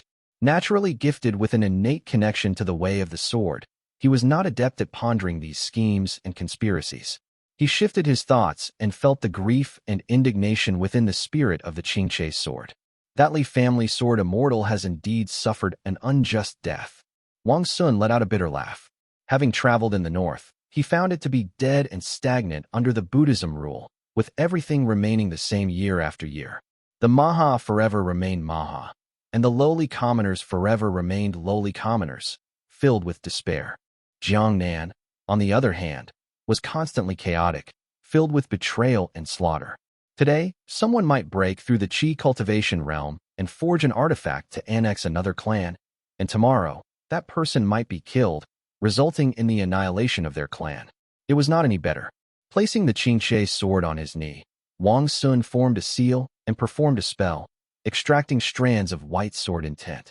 He sighed as he muttered quietly to himself, "If I had to choose, I would rather be born in Jiangnan. At least there is a path to take."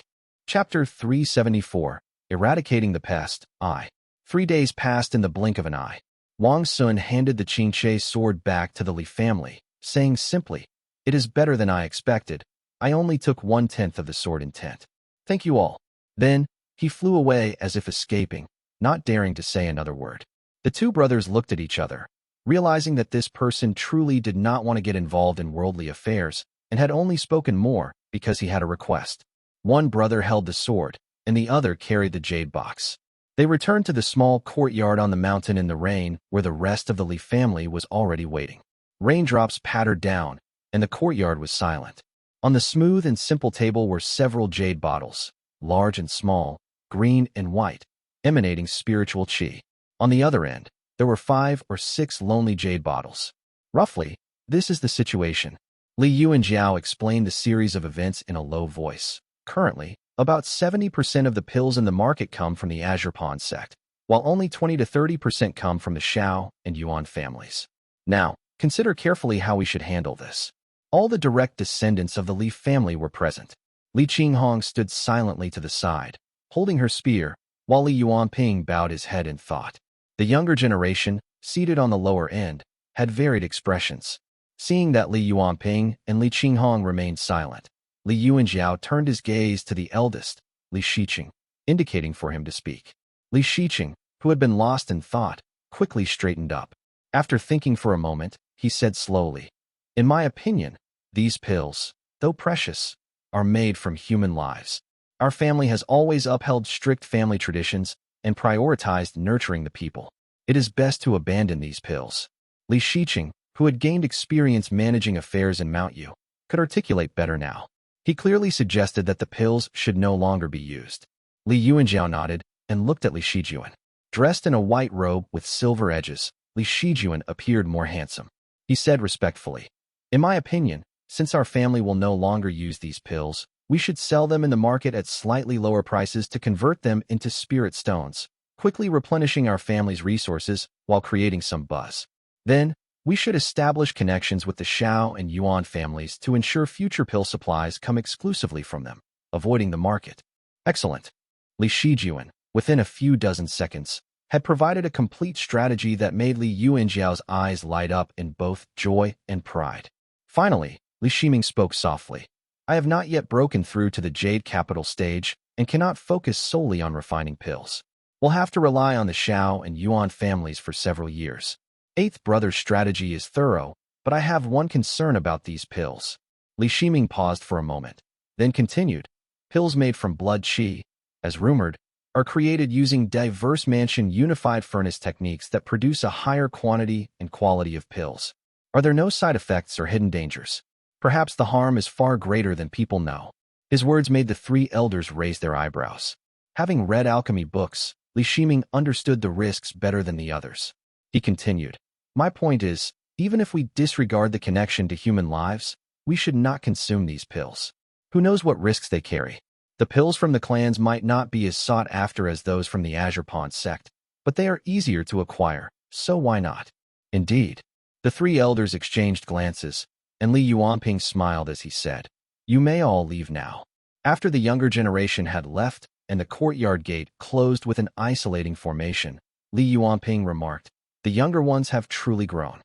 Li Yuanjiao nodded slightly and said, Shiqing, although lacking substance, has become less unsophisticated and is willing to learn and improve, which is good. But Shijuan is a practical one. Li Shijuan's complete strategy delighted the three elders. Li Qinghong, holding the Durwa spear, appeared more relaxed and said gently, Shiming is thoughtful, Shijuan is strategic. It is thanks to your teaching, Brother Ping. Li Yuanjiao began to put away the pills on the table, contemplating on how to acquire the right connections with the Xiao family without indebting them. He thought of seeking help from Xiao Yuanzi and said with a smile, our family has taught through personal examples and historical lessons for 3 generations while maintaining strict traditions, which is why we have such outstanding descendants.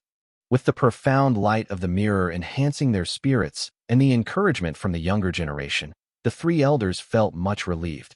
Li Yuanjiao exhaled deeply, picked up the jade box on the table, and, with a slightly lighter tone, said, this spirit root, the Wanglin blossom, is at least at the foundation establishment realm.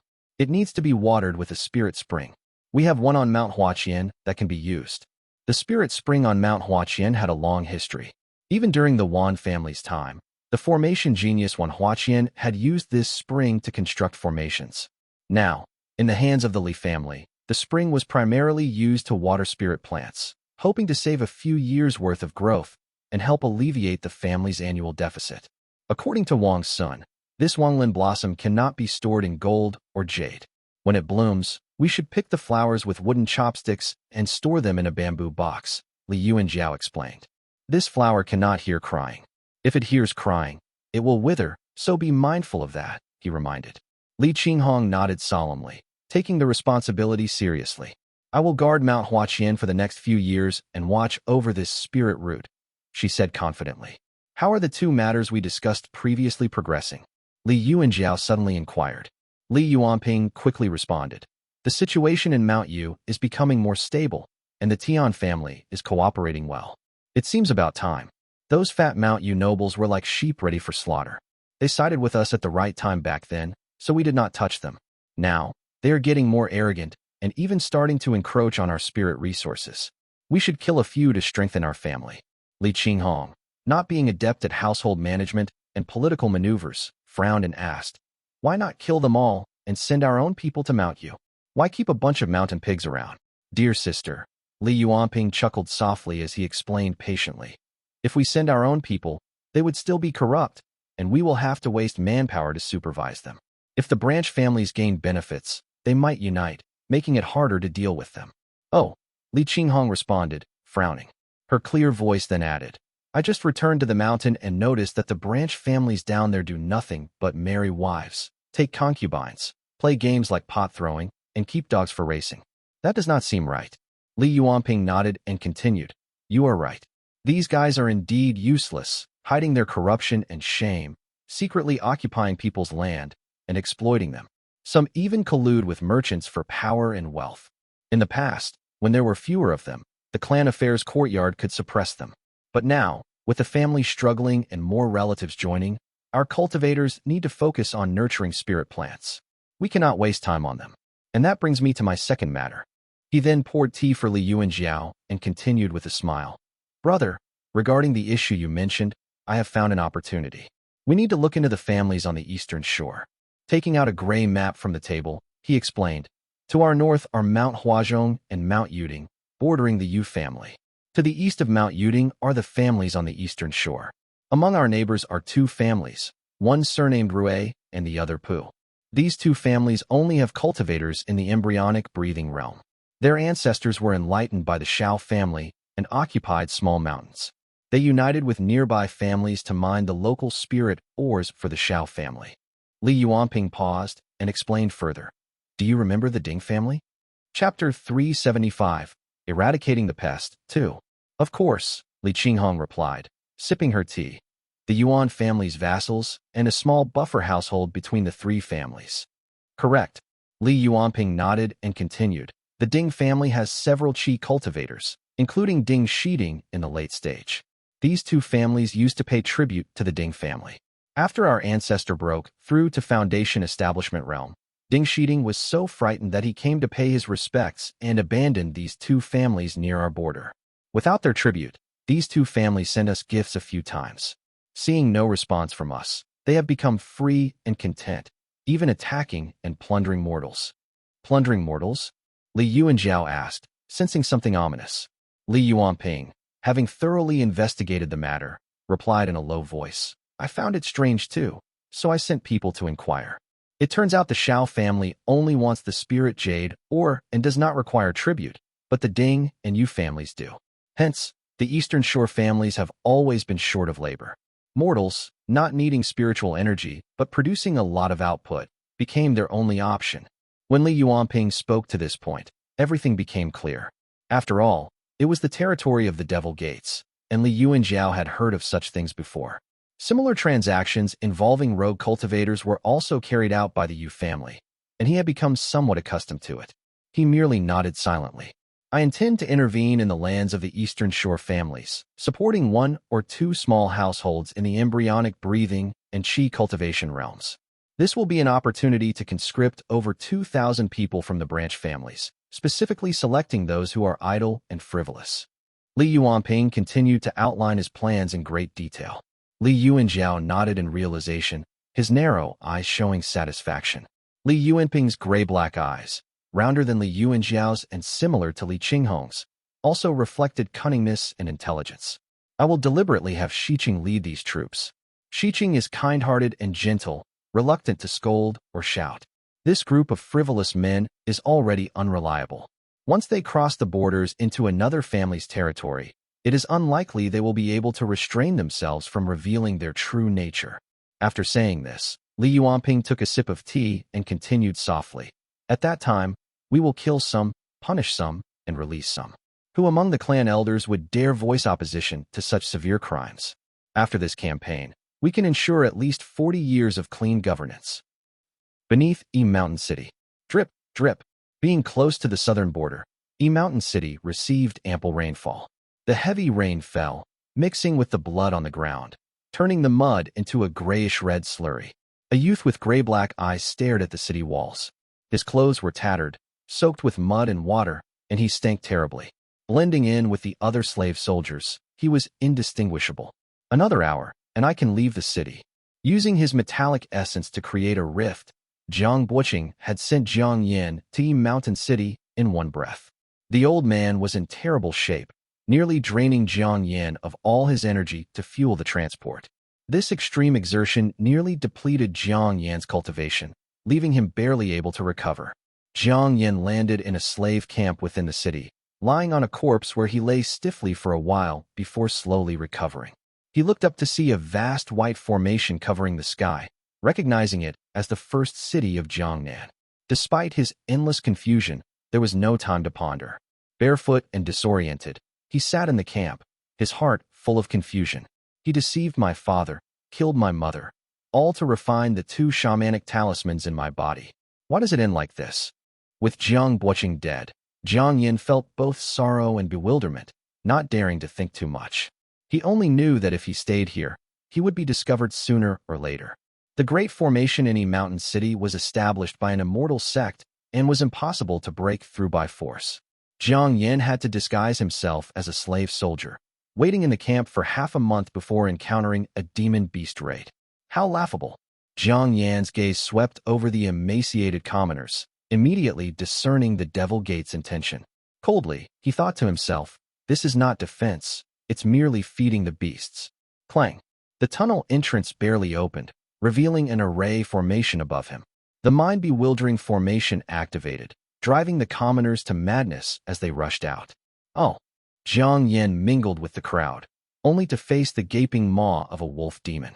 Its sharp, white teeth glinted menacingly as the crazed commoners hurled themselves at it, resulting in a spray of blood and flying debris. He took a detour, unable to fly now, and had no choice but to sprint. Unexpectedly, the demon seemed to find him interesting, turning to chase after him. Damn it! Though injured, Jiang Yin was not someone a mere low-level demon could bully. With a simple slap, he had sent the wolf demon staggering. He then flew low to the ground, escaping southward in a sorry state. Atop Mountain City, Lu Changdai had already gone down to maintain the grand formation. Li Xianfeng stood with his bow while Fei Yihe stood silently beside him, watching the approaching beast horde. The other cultivators either held bows or spears, concentrating and imbuing their weapons with mana which caused them to glow mystically. These cultivators, lacking any family heritage, either trained in swordsmanship or spear techniques, only developing sword or spear aura to attach to their weapons. Longer reach meant greater strength, so naturally, they chose spears to increase their chances of survival. At most, they only managed to cultivate sword or spear chi. The latter had a wider range than sword chi, providing them with better chances of survival. Thus, except for a few disciples from prominent clans, most wielded spears. They stood ready, and behind them were several green-robed cultivators, mostly at the mid to late stage of the chi cultivation realm, standing with their hands behind their backs. All of them were disciples of Azure sect, overseeing the formation. Screech! A distant eagle cried, but it did not dare to approach.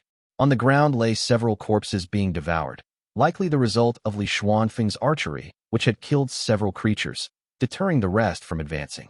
After a while, a dozen or so demon beasts gathered together and finally mustered the courage to charge toward the city walls in a swarm. They are coming. Li Xianfeng drew his bow, and the other cultivators quickly adjusted their formation to protect him at the center. They wielded spears and cast spells to fend off the attacking beasts. Black demonic arts clashed with the cultivators' spells, creating a cacophony of explosions. Whoosh, whoosh, whoosh. In just a few breaths, golden beams shot out from Li Xuanfeng's bow, each one seemingly sentient, seeking out the beast's eyes, noses, and mouths with terrifying accuracy. Blood splattered everywhere, and fur flew everywhere, prompting the disciples of the Azure sect to nod approvingly. One of them whispered to the person beside him, "Senior brother, without this man, these cultivators would not have lasted this long." The person in front, who seemed to hold a high position, remained silent, his expression grave as he slowly furrowed his brow. Is that a slave soldier? His gaze was fixed on the battlefield below, where amidst the bloody chaos, a slave soldier had slapped a wolf demon away and was fleeing at an incredible speed. Surrounding demons quickly converged on him, making him highly conspicuous.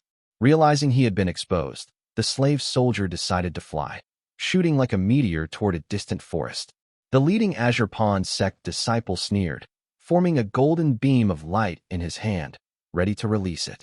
However, the disciple who had spoken earlier chuckled, "Senior brother, why use a sledgehammer to crack a nut?"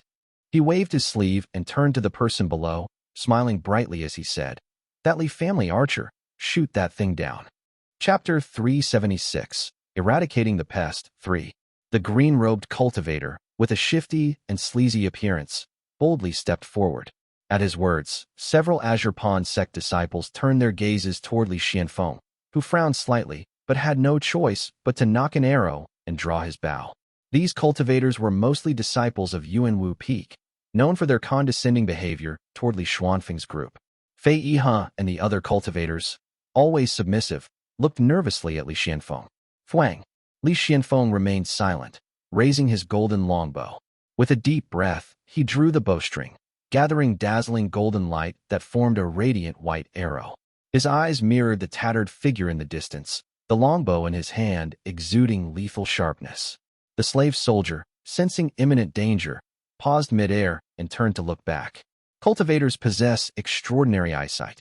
Their gazes locked across 100 chi, and Li Xianfeng saw a pair of eyes brimming with resentment. A wave of familiarity washed over him as his heart stirred, and his grip on the bowstring slackened. The arrow radiated light, streaking across the sky like a meteor, and in an instant, it pierced through the slave soldier's back. The slave soldier fell, twisting and turning like a bird with broken wings. The green-clad cultivator laughed heartily, watching the brilliant trail of the golden-white arrow streak across the sky. He exclaimed, "Nice shot. That arrow is fast." He had a cunning and rat-like appearance that cheapened the elegant green robe he wore. He held his belly as he laughed, drawing glances from others. The higher-ranking man, handsome with a high nose bridge, glanced disdainfully at him and said coldly, "He's not dead." Fei Iha, who had been waiting for a while, quickly smiled obsequiously and said, "Exalted Immortal, you might not know, but my brother's archery is unique. Once hit, the target will have astral chi attached to them and be reduced into a blood puddle within 3/4 of an hour." The tall leader of the Azure Pond sect disciples, towering over Fei Iha, stared at his face for a moment before suddenly swinging his sleeve. Smack! The slap sent Fei Iha stumbling back instantly, and he clutched his face and repeatedly apologized. The tall leader then turned abruptly, full of rage, and kicked the crouching rat-faced man. Thud! Caught off guard, the rat-faced man was sent flying, rolling a good 10 zhong away on the ground and ending up in a mess. Senior brother. The sudden kick shocked the other disciples of the Azure Pond sect while the clan cultivators exchanged confused glances with each other, unsure why the sect disciples were fighting among themselves. They all lowered their heads, not daring to speak. Senior brother. Please no. The disciples quickly came to mediate the situation. The rat-faced man, seemingly oblivious to this, dusted off his robe and said cheerfully, "Senior brother Ning's kick is precise, just like the ancestors' style." Senior brother Ning, towering and fierce, stepped forward, overshadowing the rat-faced man. Grabbing his collar, he pulled him close and gritted his teeth as he threatened menacingly, "Deng Yuji, you better really be an idiotic troublemaker, genuinely affected by your cultivation technique. Stay this way for life, or I will show you the methods of the Yuanxing Peak if I catch you slipping." With that, he threw Deng Yuji to the ground, shook his robe, and let out a loud command. "Let's go." As he walked away, his jade boots embroidered with gold threads shimmered in the light. Senior brother Ning looked noble and imposing. At his command, none of the Azure Pond sect disciples dared to speak for Deng Yuji. They silently bowed their heads and followed him, flying back toward the city. Deng Yuji lay on the ground, now covered in dust, his hair disheveled, looking utterly miserable. Everyone else pretended not to see him, hurrying to face the enemy. What a temper! Deng Yuji got up unhurriedly, cast a spell to dust himself off, and muttered a string of complaints. He glanced at Li Xianfeng, who was holding his bow in contemplation, and cursed. "Useless. Such a reputation, but no substance. Are you not afraid of causing trouble?" He then turned and leaped toward the city, leaving everyone else exchanging bewildered glances. Those words seemed to have another meaning. Li Xianfeng watched Deng Yuji's departing figure and thought to himself, "I seem to have seen this person before. He had a long conversation with our ancestor during the recruitment. Perhaps what just happened involves a lot of internal conflicts within the Azure Pond sect." He withdrew his gaze, the look in the youth's eyes as he turned back replaying in his mind. Stroking his bow, he thought to himself silently, "My shot was just for show, not truly lethal. The enemy of the Azure Pond sect is our friend. It cannot possibly hurt to save a favor." Li Xianfeng, now at the peak of the Qi cultivation realm, had far surpassed the young Azure Pond sect disciples in cultivation. He had yet to meet his match, especially in archery, so he naturally could deceive this group of disciples. He slung his longbow over his back and looked at the retreating beast tide. Turning to Fei Iha, he asked, "How are you?" "I'm fine." Fei Iha quickly responded with a dismissive wave. After all, he had taken an unnecessary slap, but he had already wiped away the blood at the corner of his mouth and the red mark on his face was gradually fading. He replied gently, For someone in our position, taking a slap is nothing. No harm done. Eastern Mount Yu. The grand hall of Mulu town was resplendent with gold and jade. The dim lights flickered on the walls, casting dark shadows that leaped like demons and monsters. Tian Zhongqing carefully put away the wooden slips in his hand. A servant rushed in and respectfully reported, "Master, the lords have once again submitted a petition to support Li Jimen's ascension. They say the agreed date is approaching and it cannot be delayed further. Bring it here." Tian Zhongqing sighed, took the petition from the servant, and began marking it with his brush. Tian Zhongqing was temporarily in charge of matters in the Eastern Mount Yu. The dark red color used for official documents was a recent change, as they were marked with vermilion previously. Since the main Li family used vermilion for their official documents, the clan affairs courtyard used a slightly darker shade to signify their subordinate status. Shamily, hearing this, had his annotations changed to an even darker red, a tradition that continued to this day. Tell them to revise these inappropriate phrases and resubmit in a few days. Finding an excuse to dismiss them, Tian Zhongqing felt a chill run down his spine. It is not me holding you back. It is the will of the main family. How can we let Li Jimen ascend without eliminating a batch of wastrels first? He sighed inwardly, gazing at the grand hall. The opulent decorations gleamed gold, tempting his senses. He had been acting as the temporary ruler for over half a year and was almost becoming fond of this high position. The flickering lights in the inner hall bathed the jade and gold artifacts in a soft and comforting glow. This grand hall was once the palace of Mu Jiaomon, so it was magnificently built. When it passed to Qimu, much of the extravagance was reduced. Later, Li Furuo launched a coup, and the Li family's carriage entered the palace, staining the palace steps with blood as the peers slaughtered the royal family to curry favor with the Li family. The wheel of fortune turns. Soon, the blood of these wastrels will be spilled. Dazed by the sight of the golden red, Tian Zhongqing was jolted awake, shaking off those thoughts hurriedly. Suddenly, he heard a clang from outside the hall as a burly man entered. The man, 8 chi tall with thick eyebrows and a robust build, held a giant mace in his hand. He looked like a bandit ready to crush Tian Zhongqing with his weapon. Chapter 377, Eradicating the Pest 4. Tian Zhongqing quickly jumped down from his seat and hurried to greet him with a smile. "Brother One, what brings you here? Is the family head here too?" "Uncle Tian, you have misunderstood." Despite his fierce appearance, Yuan had a gentle disposition and replied in a low voice. "The Jade court guards have already been deployed throughout the city. The family head said it is time to close the net, so he sent me to oversee things." Good. Tian Zhongqing laughed obsequiously and asked, "Brother One, does the family head have any other instructions?" Yuan nodded and replied, "The family head has agreed. If this matter is resolved, the Tian family's descendants can return to the 12 towns." "That's great," Tian Zhongqing responded, clearly overjoyed. Ever since the Tian family was sent to Eastern Mount Yu to control the situation, they had been increasingly looked down upon by the people of the East, who saw them as allies of Mount Yu. This disdain was particularly hard to bear in a society that revered the East. In the Eastern Mount Yu, the Tian family had a high status, but in Lijing Town, they were treated as inferiors. Despite having 2 chi cultivators, they lacked the backing of the main family and were often looked down upon in secret. His eldest son had once gone to Lijing Town and, not knowing the local drinking games, was mocked and came back depressed for 3 months, causing Tian Zhongqing to sigh deeply. Moreover, being far from the main family in the Eastern Mount Yu, and being the most powerful among the external families, Tian Zhongqing felt like he was walking on a tightrope every day, constantly on edge. Now, with Li Yuanping's promise, he was overjoyed. All the frustrations of offending Li Jimen and the lords by acting as Li's enforcer dissipated. He thought coldly to himself, "I was worried about how to establish myself in Eastern Mount Yu, but now, let's kill. Let heads roll. I'll just wipe my hands clean and leave. Who cares about a few local tyrants?"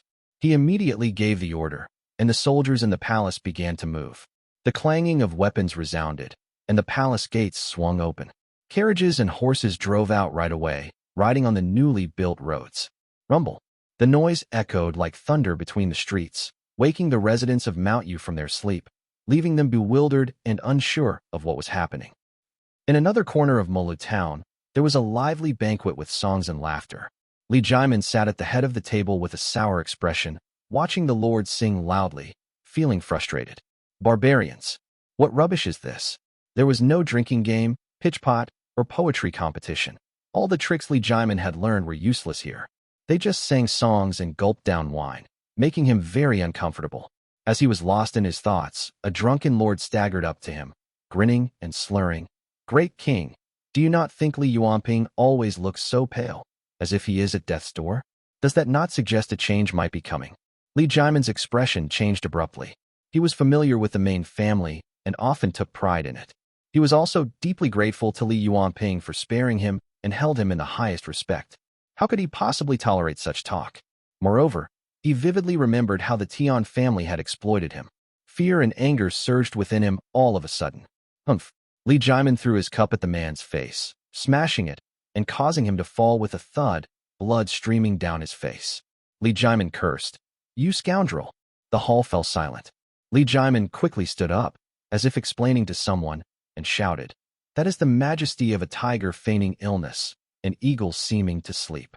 How could lowly people like you understand?" As soon as he had finished speaking, everyone fell to their knees. Even the music stopped, and the hall became so silent one could almost hear a pin drop. Li Jaimin strained his ears and felt a chill run down his spine instantly. "Why do I hear the sound of weapons clashing?" As he spoke, the people below looked at each other in confusion. Suddenly, a scream pierced through the air. Bang! A group of soldiers in white armor burst through the door, wielding weapons with stern expressions. They filed in, ignoring the Lord's protests. Some even jumped up, shouting, "Who are you? Do you know where you are? How dare you act so brazenly here?" However, the white-armored soldiers ignored the demands of the lords and simply continued barging through the crowd. Those with cultivation tried to resist, but were quickly subdued by the leader. Watching his allies being taken away, Li Jaimin stood in shock, unable to believe what was happening. "Jade court guards," he murmured in disbelief. The hall was filled with the sounds of subdued grunts and pleas for mercy. Before Li Jaimin could ask further questions, the captives were already being marched out. He stood there, dumbfounded, suddenly left all alone. The leader of the Jade court guards showed a bit of courtesy, lightly cupping his fist in salute. "Apologies, young master. This is," Li Jaimin stammered, feeling as if he had been stripped of everything he owned in broad daylight, taking several moments to find his words. The leader of the Jade court guards respectfully cupped his fist again, his eyes bright as he gestured for his men to withdraw, leaving only two behind. Only then did he explain. "Young master, the Tuan family submitted a cartload of evidence to the clan affairs courtyard, and it implicated many clans in Mount Yu. I am here under orders to arrest them." The Tuan family. Li Jaimin snapped to attention right away, realizing why the main family had suddenly become so ruthless. His eyes reddened, and he ground his teeth in anger. "It seems the Tuan family has been plotting this for years, planning to wipe out my followers and turn me into a puppet," he fumed. "With the Tuan family controlling Mount Yu unchallenged by the lords, they will become a major threat. This must not happen, family head," he yelled. Li Jaimin, grabbing his robe, hurried closer. The Jade court guard, noting his urgency, hesitated and then whispered, "This is indeed an extreme measure. Brother, perhaps you should plead with the family head directly. It is said he intends to recall the Tuan family, but they have persistently refused, spreading slander to remain in Mount Yu." "Ah, thank you, brother," Li Jaimin exclaimed, hearing this for the first time.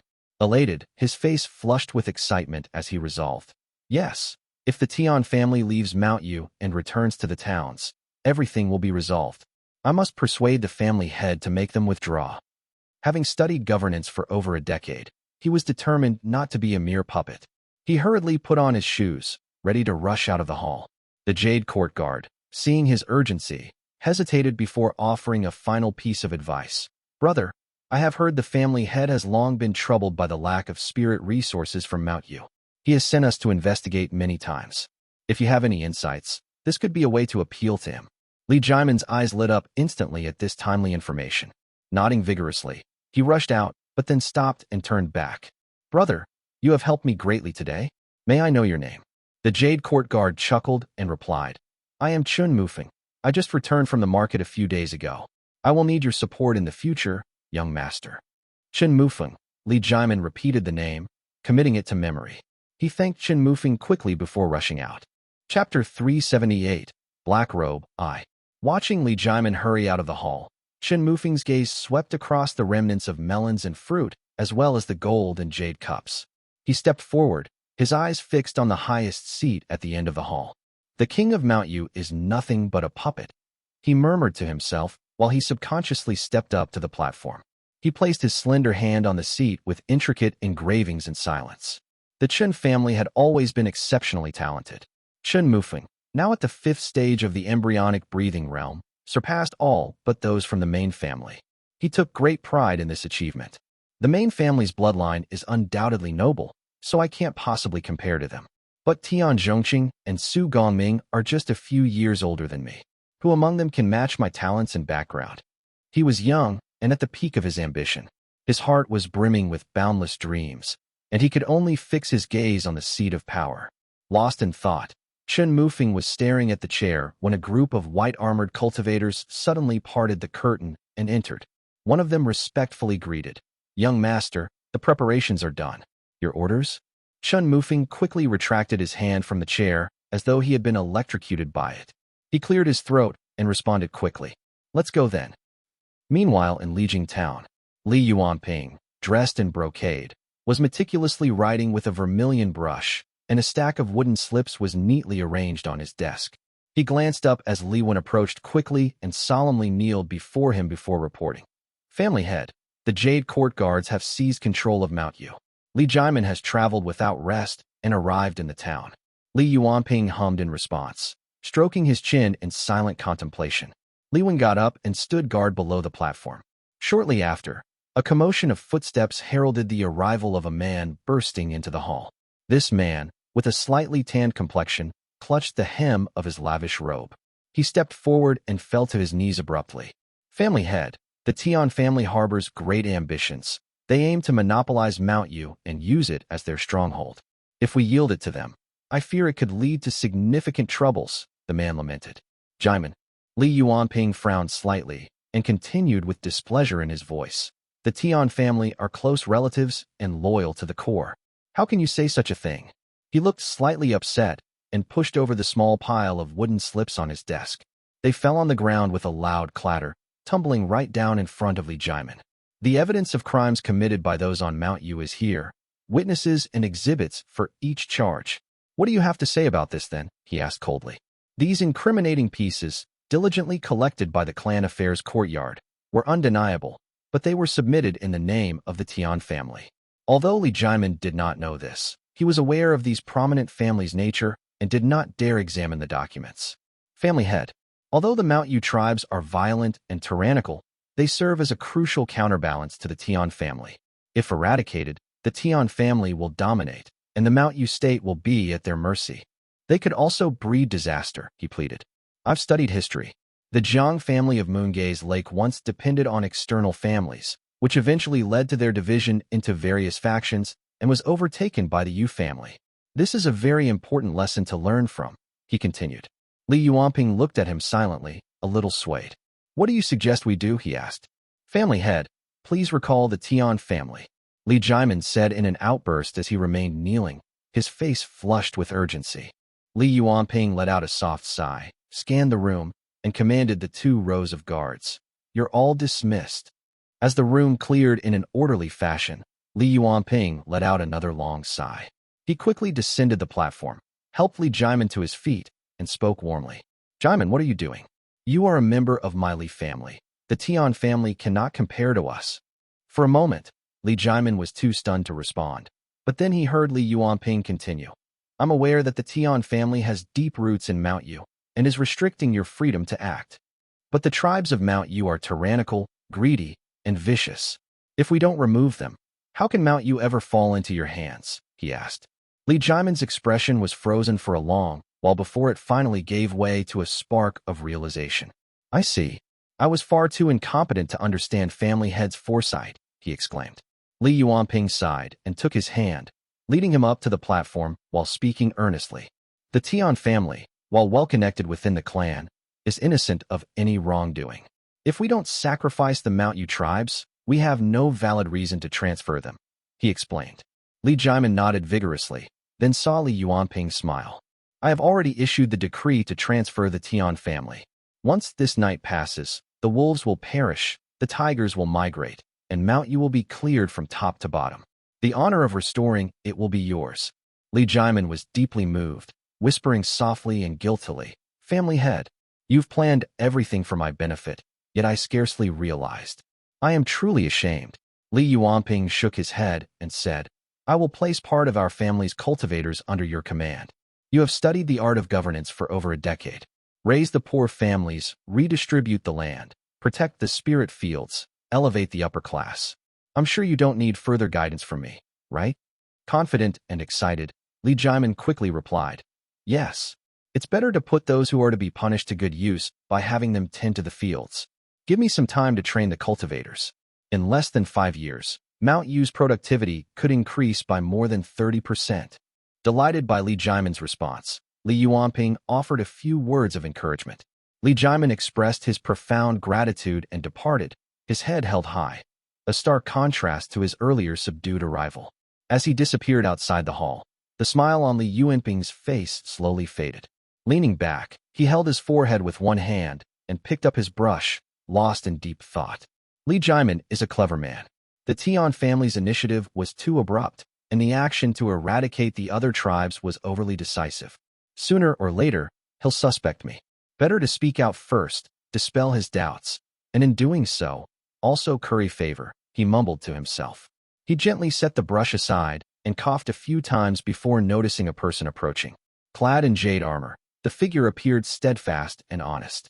Kneeling on one knee, he reported in a deep voice, "Family head, of the 13 Mount Yu clans, 2 have been eradicated for their crimes. 9 are under custody, and the remaining 2 have been found innocent." Li Yuanping nodded, appreciating the fact that the Mount Yu clan still knew how to moderate themselves, which allowed 2 families to survive. He glanced toward the back where large chests and wooden boxes were stored and asked, "How is the harvest?" Chun Mufeng listed several spirit items before replying. "The total value is 35 spirit stones, all accounted for here." Li Yuanping instructed him to dispatch the items, and amidst a bout of coughing, he thought to himself, once the guest cultivators are escorted to Cloud Crown Peak, the family's finances will see improvements. The Wanglin blossom might bloom in a few more years, and things might get better. Chapter 379, Black Robe 2. A gentle, chilly breeze swept through Cloud Crown Peak Market, causing the pole in front of the door to sway. A black and red flag emblazoned with the character Li fluttered conspicuously in the wind. The dark threshold was marred by more than a dozen footprints, lending it a distinctly worn appearance. A middle-aged man, slouched over, sat silently on the threshold with his chin in his hand, watching the world pass by. A cultivator clad in gray paused briefly before him and asked, "Brother Yuan, do you still have any pills in stock?"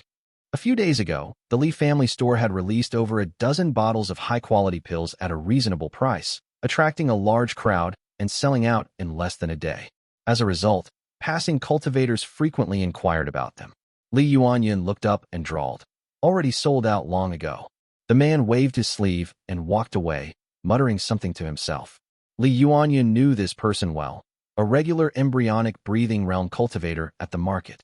Since he was not highly skilled, he could not afford to provoke the Li family.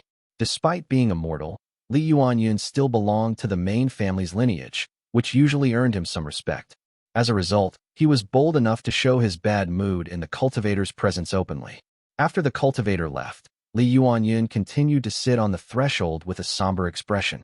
Now in his 30s and showing his age, he now appeared even older since the death of his father, Li Xinling. A direct descendant, yet relegated to such menial tasks, he muttered bitterly. Li Yuanyun once held a great appreciation for the clan rules that governed his fellow clan members. Now that these rules were directly applied to him, he no longer felt the same way about them. He sat silently, staring at the passers-by, feeling utterly at a loss.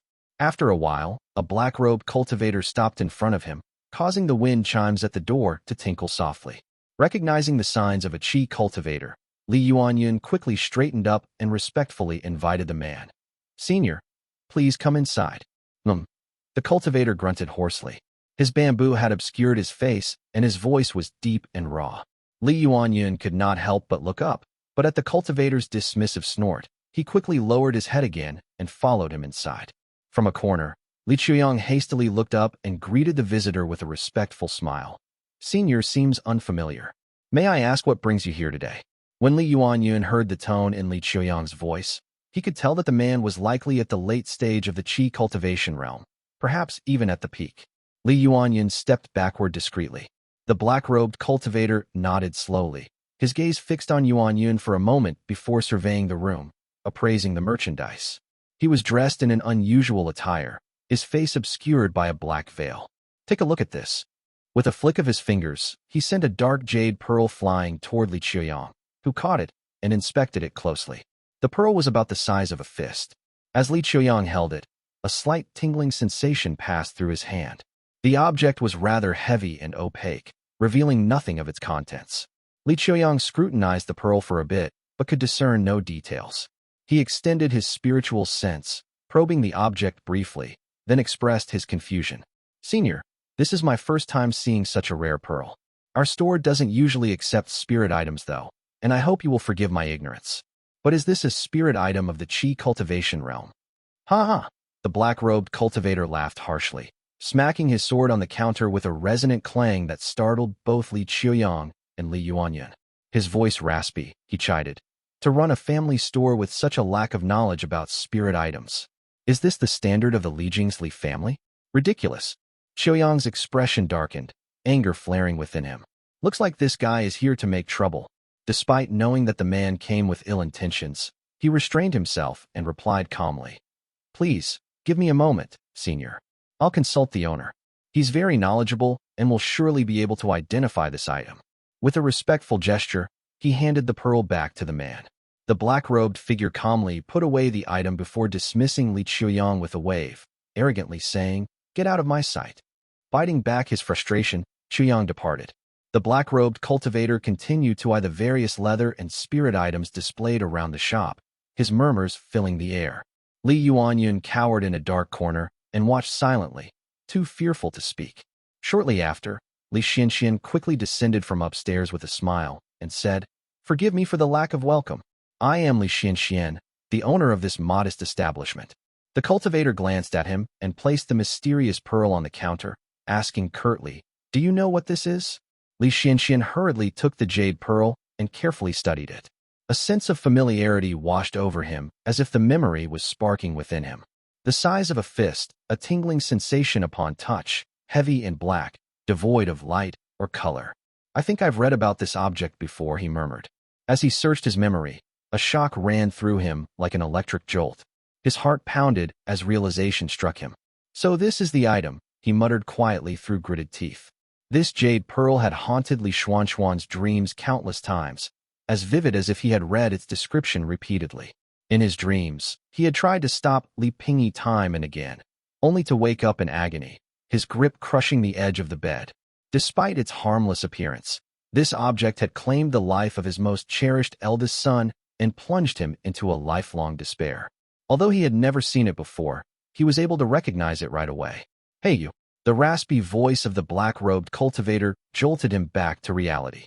Covered in a cold sweat, Li Xianxian realized he had been standing frozen to the spot, a chill spreading through his body as he regained his senses. He wiped his face with his sleeve, suppressing the urge to smash the pearl. With a forced smile, he gently placed it on the counter. The cultivator found his reaction quite suspicious. He peered at Li Xianxian intently from beneath his bamboo hat, his gaze piercing as he repeated his question. "So, do you know what this is?" Li Xianxian straightened up, hesitating to speak as thoughts raced through his mind. Why is this person here? He seems to know what it is. What's going on? What is the meaning of this? Who would dare to cause trouble in the Shao family's market? He exhaled slowly before replying in a calm voice. "Truth be told, I don't recognize it." Humph. The cultivator smacked the counter and was about to react harshly, but paused when he saw Li Xianxian hesitate and open to speak once again. "But," Li Xianxian began. "But what?" The tension was palpable as the cultivator's voice grew strained, his impatience clear. "If I am not mistaken, this pearl holds a mysterious technique that could unleash both thunder and fire. It's likely an extremely powerful object." "Oh." The black-robed cultivator appeared slightly surprised, pausing for a breath before his voice deepened with interest. "You have keen eyesight." Adjusting the edge of his bamboo hat, He watched Li Xianxian with an amused expression. Li Xianxian, noticing the small gesture, felt a growing sense of alarm and said in a low voice, "Of course, my family possesses a unique secret technique. Mastering this skill would allow one to discern spirit items easily. Tell me more." The black-robed cultivator's eyes glinted with a hint of greed as he stared at Li Xianxian, who quickly responded, "Just a moment, senior." He moved to close the door properly before quickly peering outside.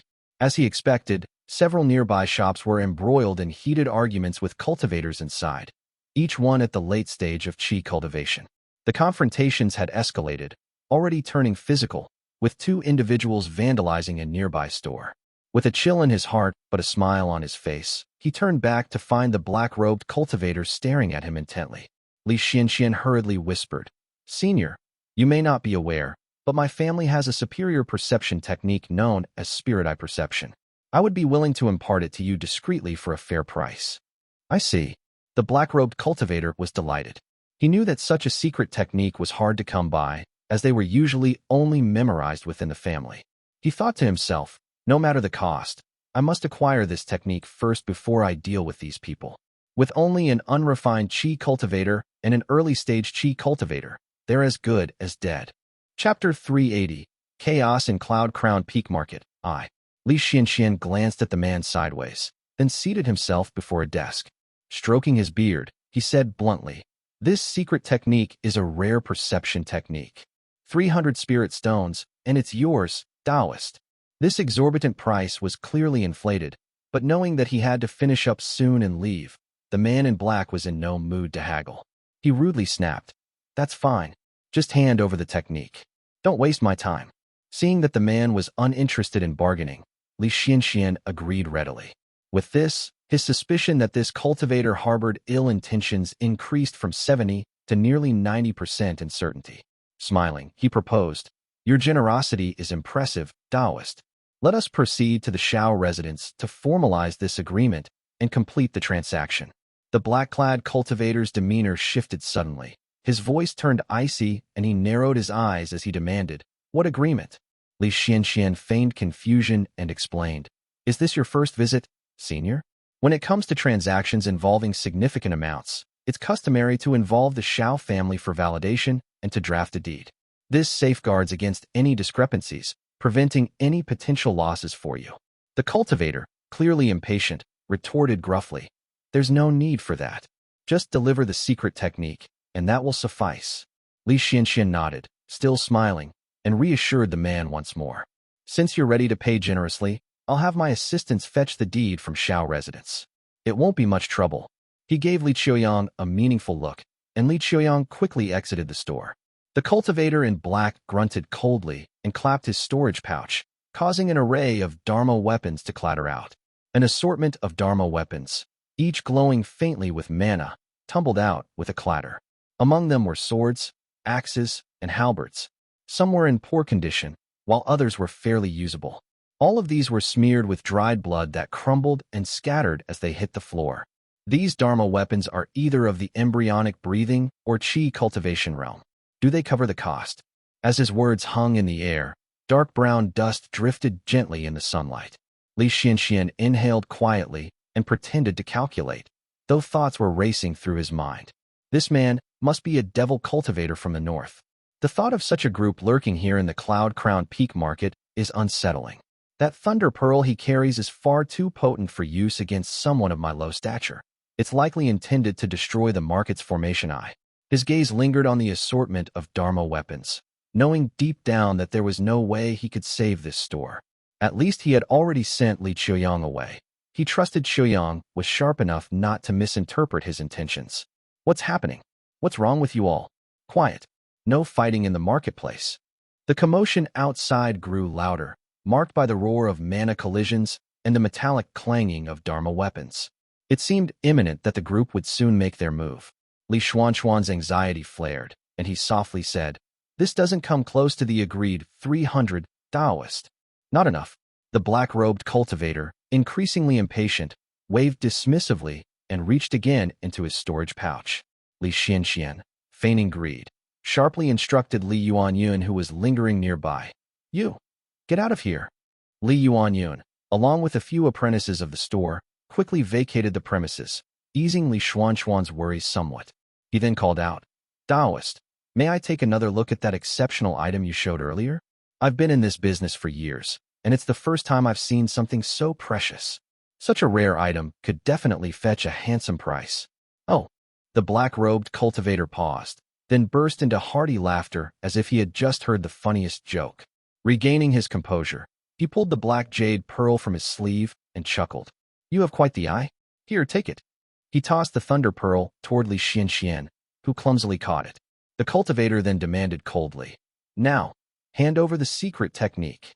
Of course, immediately, Li Xianxian gazed at the precious pearl with a greedy glint in his eyes, while retrieving a jade slip from the storage pouch at his waist and handing it over nonchalantly. As the black-robed cultivator delved into the jade slip with his spiritual sense, Li Xianxian seized the opportunity to act. With a swift sweep of his sleeve, he sent the pile of Dharma weapons scattering and cluttering loudly across the floor. Amidst the ensuing cacophony of clanging, he quickly burst through the door and made his escape. The cultivator surnamed Chiu was enraged upon realizing the jade slip contained nothing more than trivial travelogues and cultivation notes. Such audacity, he cursed angrily. Furious, he stamped his foot, causing a burst of white vapor to rise that rattled the building. He lunged at Li Xianxian, his palm wind transforming into clouds of white qi currents that surged toward his target. Li Xuanxuan's expression darkened as he quickly activated the shimmering golden talisman that was already in his hand, unleashing a burst of golden light that enveloped him. As a thick aura of blood-red light erupted, he retreated swiftly like the wind. Boom!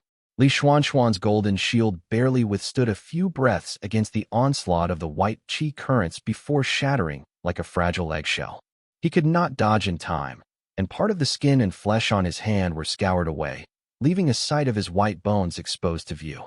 Gritting his teeth, he stifled a cry of pain, channeling all his mana to counter the black-robed cultivator's ferocious attack. He staggered back a few steps, then propelled himself into the air.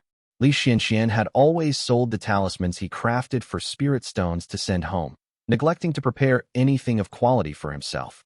Feeling secure within the market, the talismans he retained were all only of the qi cultivation realm. The moment the shield was effortlessly shattered by a simple palm strike, he deeply regretted his lack of preparation. Gaiawa, the apprentices, all mere cultivators in the embryonic breathing realm, were caught completely off guard. One moment they were chatting idly outside the door, and the next, they were screaming in agony as white qi enveloped their bodies. The upper torso of the apprentice closest to the door instantly evaporated, leaving only the lower half of his body behind, two stark, white thigh bones grotesquely standing on the floor. The others met similarly gruesome fates. Some were beheaded, while those who retained their heads managed only a few cries of despair before collapsing. Yuan, who was watching the commotion on the street, was unaffected by the white qi but was drenched in cold sweat from fright and screamed in terror. He was horrified by the sight of an apprentice, who had lost his lower body, crawling toward him with blood-red hands, leaving a trail of crimson on the ground behind him. In his terror, he jumped up and fled without looking back. Before Li Xianxian could even assess his injuries, the cultivator surnamed Chiu was already advancing toward him at a rapid pace. His bamboo hat was raised high, revealing a face marred by scars. His eyes glinted fiercely as he bellowed, "How dare you deceive me?" Li Xianxian, heart racing, hurled the dark jade pearl like a lightning bolt toward the cultivator's face. At the same time, he activated the blood escape technique, vanishing in a trail of crimson. The cultivator sneered. Ridiculous. The thunder pearl required a specific spell and mantra to detonate it, which was why the cultivator surnamed Chiu had dared to hand it over to Li Xianxian without a hint of fear. When he saw Li Xianxian throw the pearl without any incantation, he merely gave a cold snort and continued to advance undeterred. Boom. Chapter 381. Chaos in Cloud-Crowned Peak Market, 2. The dark pearl exploded in midair with a flash of crimson sparks, lighting up the cultivator's face. He froze, shocked. "Impossible," he exclaimed in shock. Almost instinctively, he reached for a talisman in his sleeve. As he prepared to launch the talisman, he fought the impulse suddenly, stepping back and watching the black jade pearl as it fell, producing only a few tiny sparks. Phew! The cultivator wiped the cold sweat from his brow and then retrieved the jade pearl. He chuckled coldly, noting that the crimson light was already too far off for him to catch up to it. He muttered, "What a clever man. He stuck a piece of talisman on this pearl and nearly fooled me with it.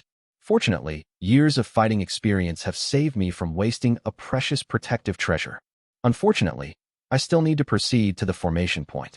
I'll have to let this one go. The Li family, huh? I've heard they're a sword immortal clan. With Li Tongya dead, I suppose I can lead my people through there." He cast a distant glance at Li Xianxian and abruptly turned away. Li Yuan had already scrambled to his feet and sprinted a dozen chi within moments. The black-robed cultivator let out a cold laugh and snapped his fingers. A white aura, swift as a meteor, struck Li Yuan's exposed back. He had time only for a brief cry of pain before his skin and flesh vanished, immediately becoming reduced to a heap of white bones that was scattered across the ground. The marketplace was in chaos, littered with signs of the recent skirmish. In the pulsating light of the white formation, the cultivator surnamed Qiu let out a hearty laugh and flew toward the formation point where he was supposed to be heading to. Li Xianxian, employing the potent blood escape technique, sped forward. Ahead lay the Shao family's grand formation, flickering intermittently, its energy undulating like water ripples, clearly on the verge of collapse due to both internal and external pressures. He stared intently at it. Though it was noon, darkness and swirling devilish smoke enveloped the outside. He paused, hesitant to venture out. Who knows how many devil cultivators are lurking outside, just waiting for this formation to break and swarm in, all eager to plunder this market. If I go out recklessly now, I risk becoming the appetizer for those fiends. Blood, chi, and mana were flowing out of him like a river that had burst its banks. Li Xianxian could barely endure it, and the vivid red of his shield was also too conspicuous to maintain. Looking back and seeing that the black-robed cultivator had not followed, Li Xianxian quickly deactivated the technique and stumbled into the street, coughing painfully. Every part of his body ached. He checked himself with his spiritual consciousness, only to find himself much thinner with a ghastly visage. Fortunately, it's not as bad as it could have been, Li Xianxian murmured with a quiet sigh of relief. He had narrowly escaped death by employing the blood escape technique, bracing for the severe toll it could take on his vital chi. To his surprise, it had merely shortened his lifespan and altered his appearance. He suddenly winced in pain. The wound on his hand was deep, exposing his bone, and blood was spilling copiously.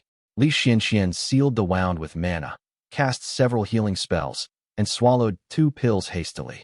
Venturing out now seems impossible. Qiuyang must still be around the marketplace, hiding somewhere. And Yuan is probably dead by now, he muttered somberly to himself. Li Xianxian almost could not breathe. Li Xianling had only died recently, followed by Li Tongya. Now, with Li Xuanling's son also dead in the marketplace, the weight of his guilt was unbearable. If not for Li Qinghong, who now stood as one of the 2 strongest cultivators in the family, and Shiqing and Shijuan, who each possessed a spiritual orifice, the lineage of Li Tongya would be on the brink of extinction.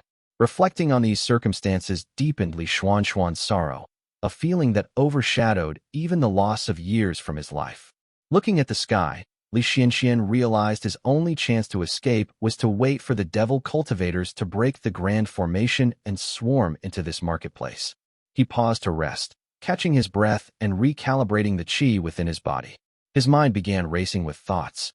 This invasion is too sudden. Aren't the devil cultivators still in neighboring prefectures?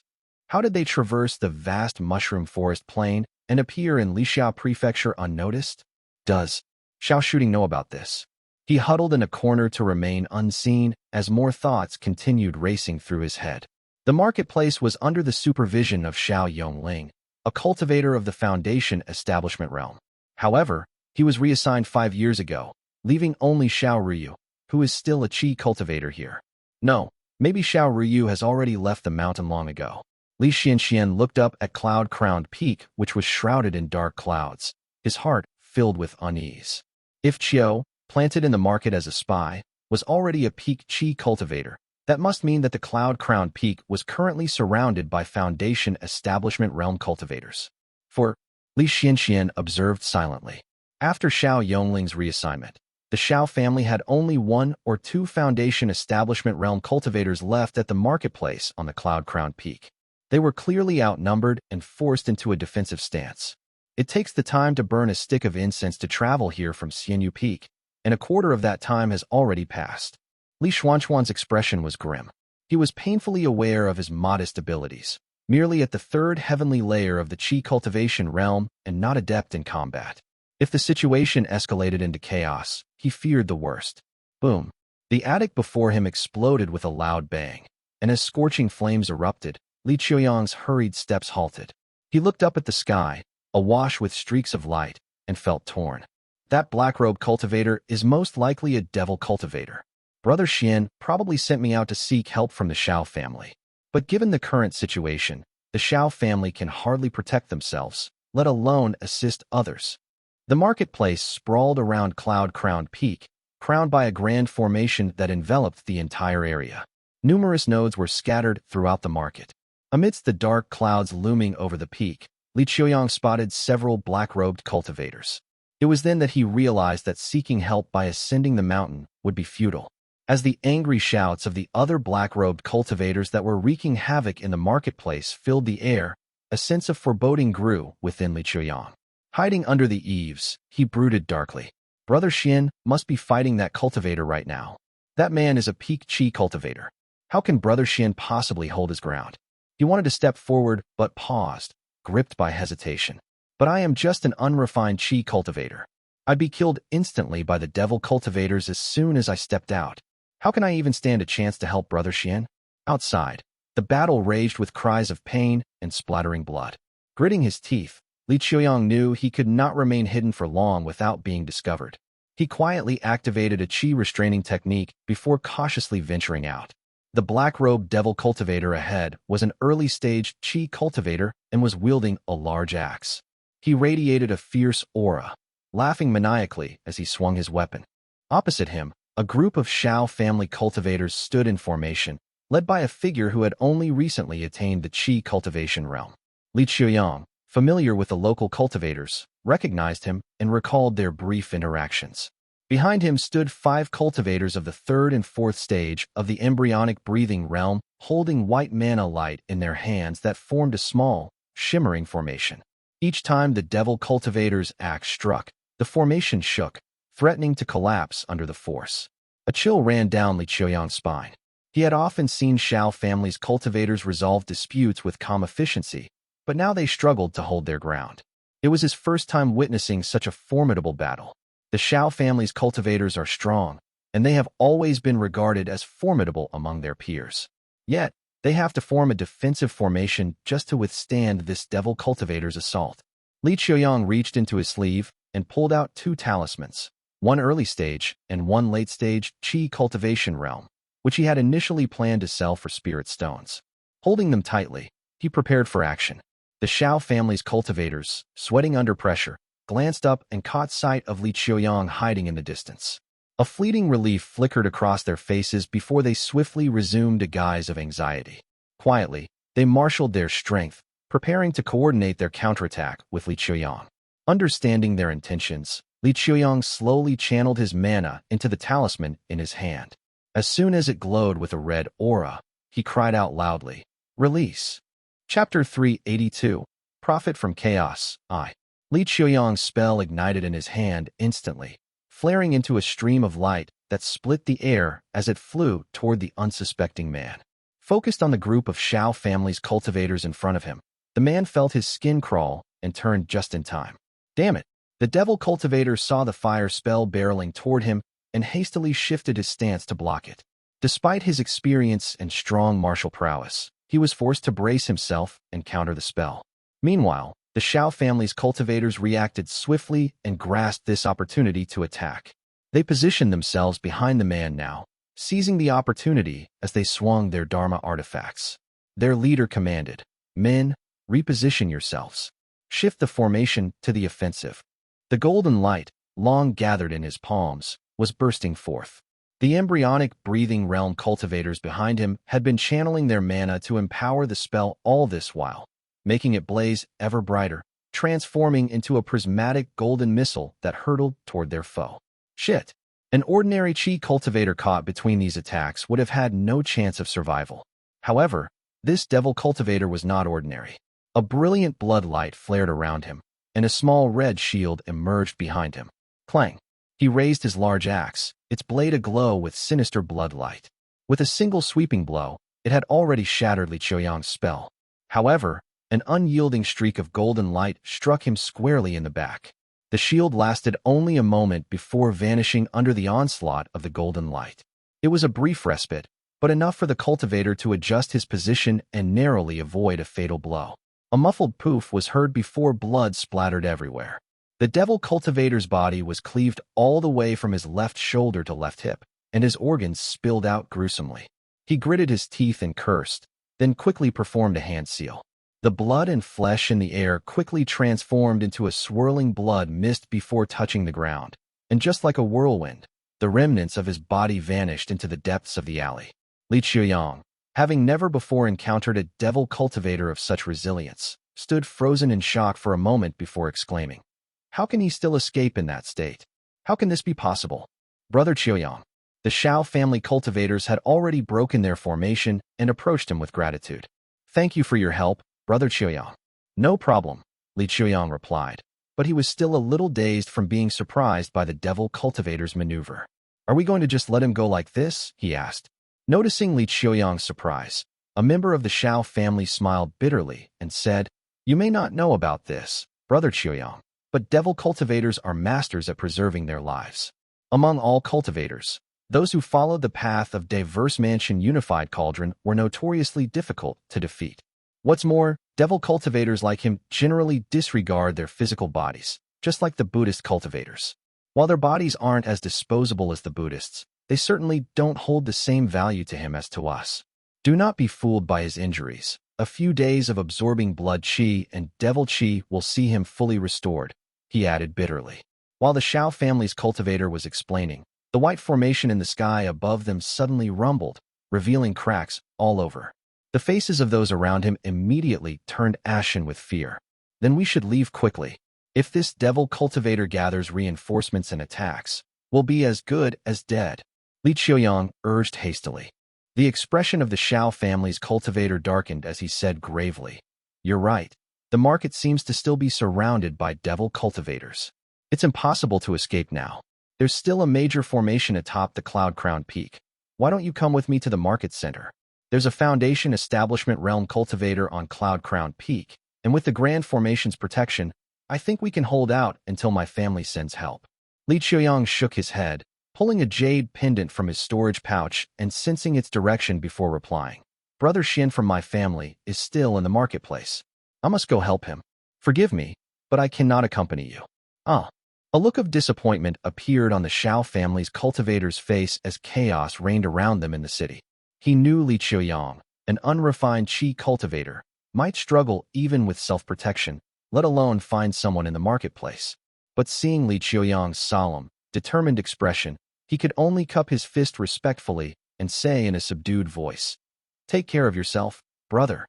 Flying was not an option, as such ascent would make them easy targets for the lurking devil cultivators, so the cultivators activated their divine movement spell and swiftly parted ways. The Shao family's cultivator led his group down an alley, while Li Qiuyang clutched the talisman in his sleeve with one hand and held the jade pendant in the other, racing toward Li Xianxian. Meanwhile, on Cloud Crown Peak, the wind blew gently across the frigid mountaintop where Xiao Ruyu stood, his expression as somber as the murky clouds rolling endlessly beyond the protective formation. On the jade platform before him lay a formation plate with complex patterns. 6 of its points still shone brightly like stars, while the other 6 were dull and cracked, having clearly been tampered with. Contrary to Li Xuanchuan's assumptions, Xiao Ruyu was still on Cloud Crown Peak. He stood there, unprepared and brooding, his teeth clenched. "I'm afraid I've fallen into a trap." The jade in his hand emitted a faint red glow as light flowed across the 6 engraved names. Cloud Crown Market, Mount Yu, Xianyu Peak, Yuan Market. I don't think our family can save them. A chill settled in Xiao Ruyu's heart. The devil plague was wreaking havoc, not just on the fringes of Cloud Crown Peak, but at almost every Shao family stronghold, including the main peak, Xianyu Peak. The old ancestor has been gone for months, and with the devil plague intensifying, I fear my family will suffer great losses. Boom. Lost in his grim thoughts, Xiao Ryu did not immediately notice 2 more points on the formation plate flicker and die. Clutching his Dharma artifact, he looked up to find several black-robed cultivators outside the formation, silent, yet clearly hostile, leaving him puzzled. They said the devil plague would spread north from the Mushroom Forest Plain, through Lixiao Prefecture to the boundary of the Purple Smoke Gate. Why the sudden change? Could the Azure Pawn sect be against us now?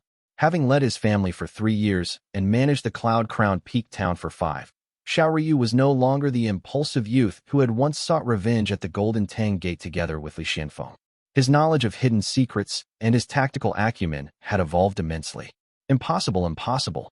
How could the Azure Pawn sect turn against us now, with at least 50 years until Taoist Master Shang Yuan breaks through? His thoughts were in disarray as the formation points shook violently before finally being extinguished. The cracks in the large white formation above widened, and devil chi began seeping through like billowing smoke, emitting a shrill whistle. Xiao Ryu watched on with a calm look on his face, but a tense voice beside him quickly broke the silence. "Young master." A swordsman with an ethereal aura landed on the peak, his body encircled by 2 serpent dragons with bared fangs. In a grave voice, he said urgently, "Please descend the mountain quickly, young master. I will handle things here." He was Chun Taojing, once an ally in the siege of Yufeng alongside Li Tongya. His Tao foundation was the boundless ocean, and the light green serpent dragons around him looked extremely formidable. "Uncle Taojing." Xiao Ryu hesitated, his eyes flickering between the faltering grand formation and the stalwart figure beside him. "My boundless ocean prowess is the strongest here. I can control many with one. I've also prepared pills for this. Please leave quickly now, young master," Chun Taojing urged. Gritting his teeth, Xiao Ryu cloaked his figure and hurried down the mountain, leaving Chun Taojing standing alone, sword in hand, facing the silhouettes outside the crumbling grand formation. Chapter 383, Profit from Chaos, 2. Li Xianxian waited in the street for a bit. He saw no one, only the stark red blood that had seeped into the earth and stained it. He retrieved a jade talisman from his storage pouch and focused on it intently for a moment. Qiuyang's position is still changing. I can't tell if he's alive or if someone has taken his talisman, he murmured to himself in worry. The fact that Li Qiuyang was an unrefined qi cultivator made him vulnerable, especially amidst such widespread calamity. Li Xianxian clung to hope for his safety, though his certainty waned.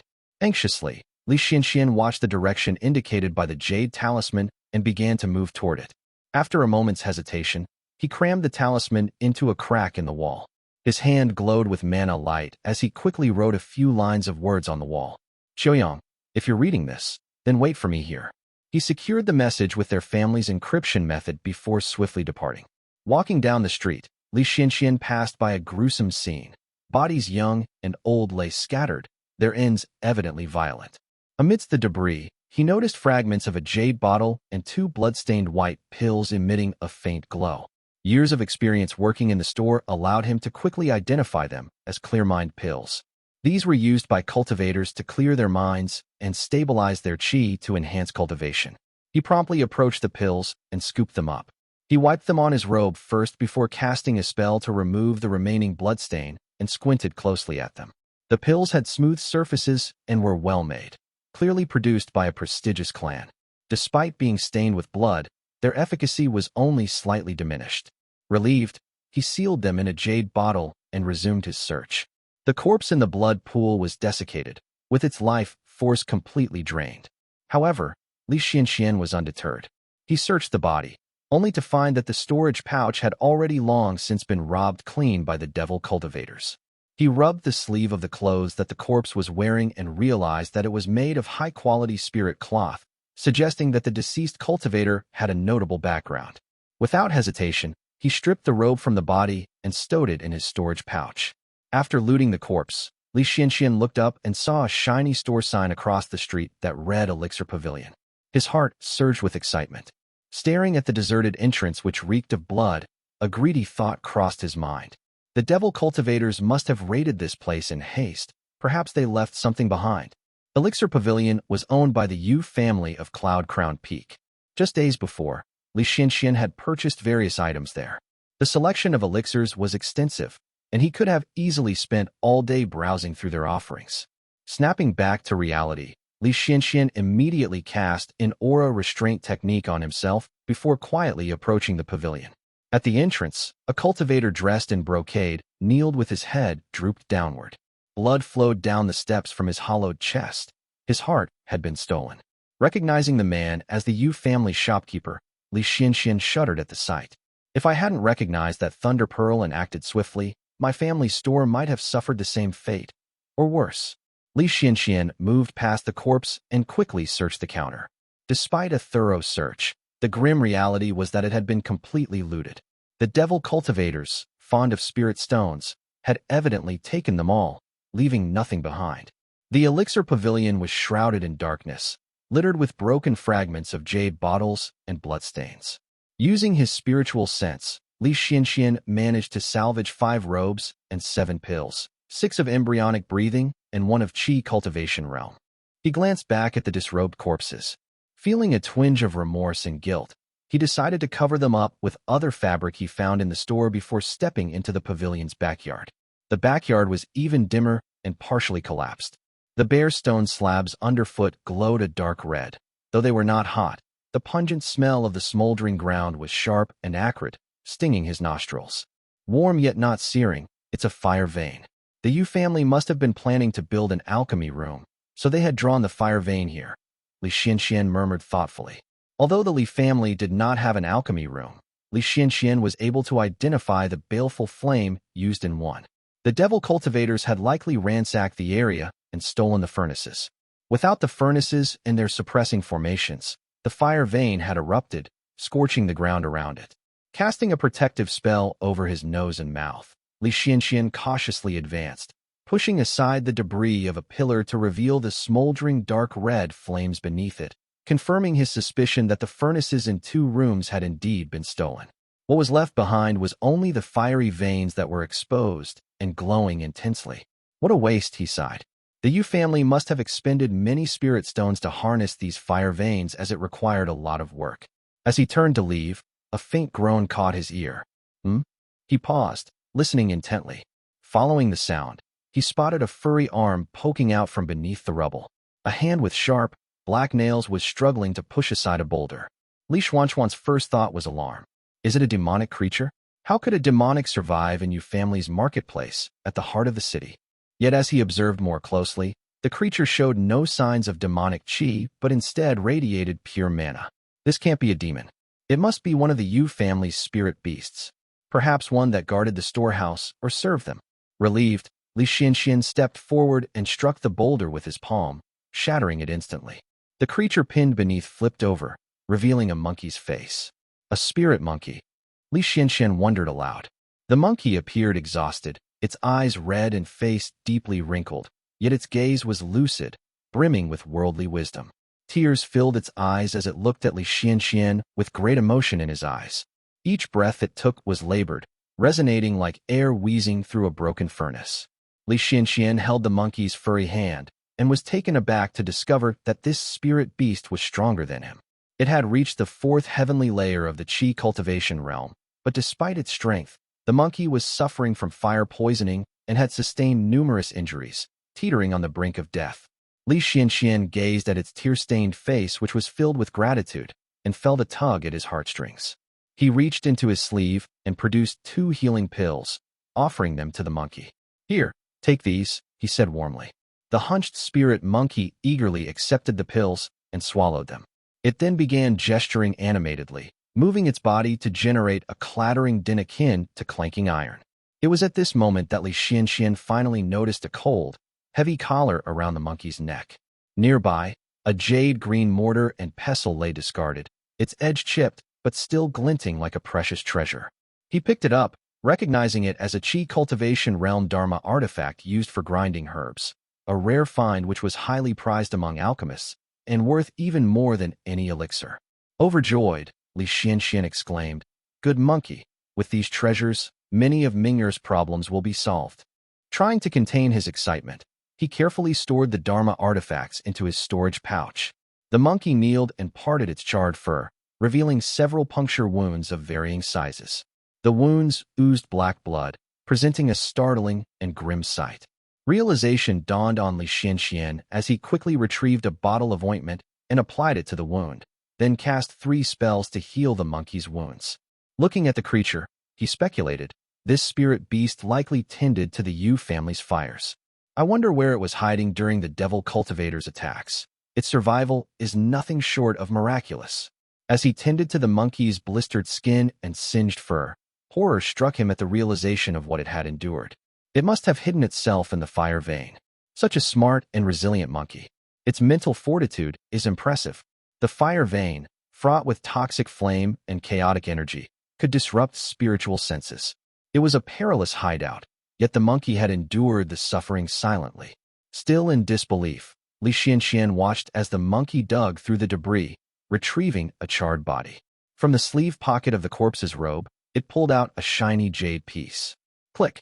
In just the space of 2 breaths, the monkey had used the jade piece to unlock the spirit iron collar around its neck. It presented both items to Li Xianxian, then crouched on the ground and began to meditate. Li Xianxian had only taken a brief look at the items when the monkey's eyes suddenly snapped open. Its ears twitched as fear flickered in its eyes. It began making silent gestures, miming the motions of pounding herbs. Sensing the urgency, Li Xianxian quickly stowed the items and retracted his spiritual sense as much as possible as he huddled in the corner, not daring to move.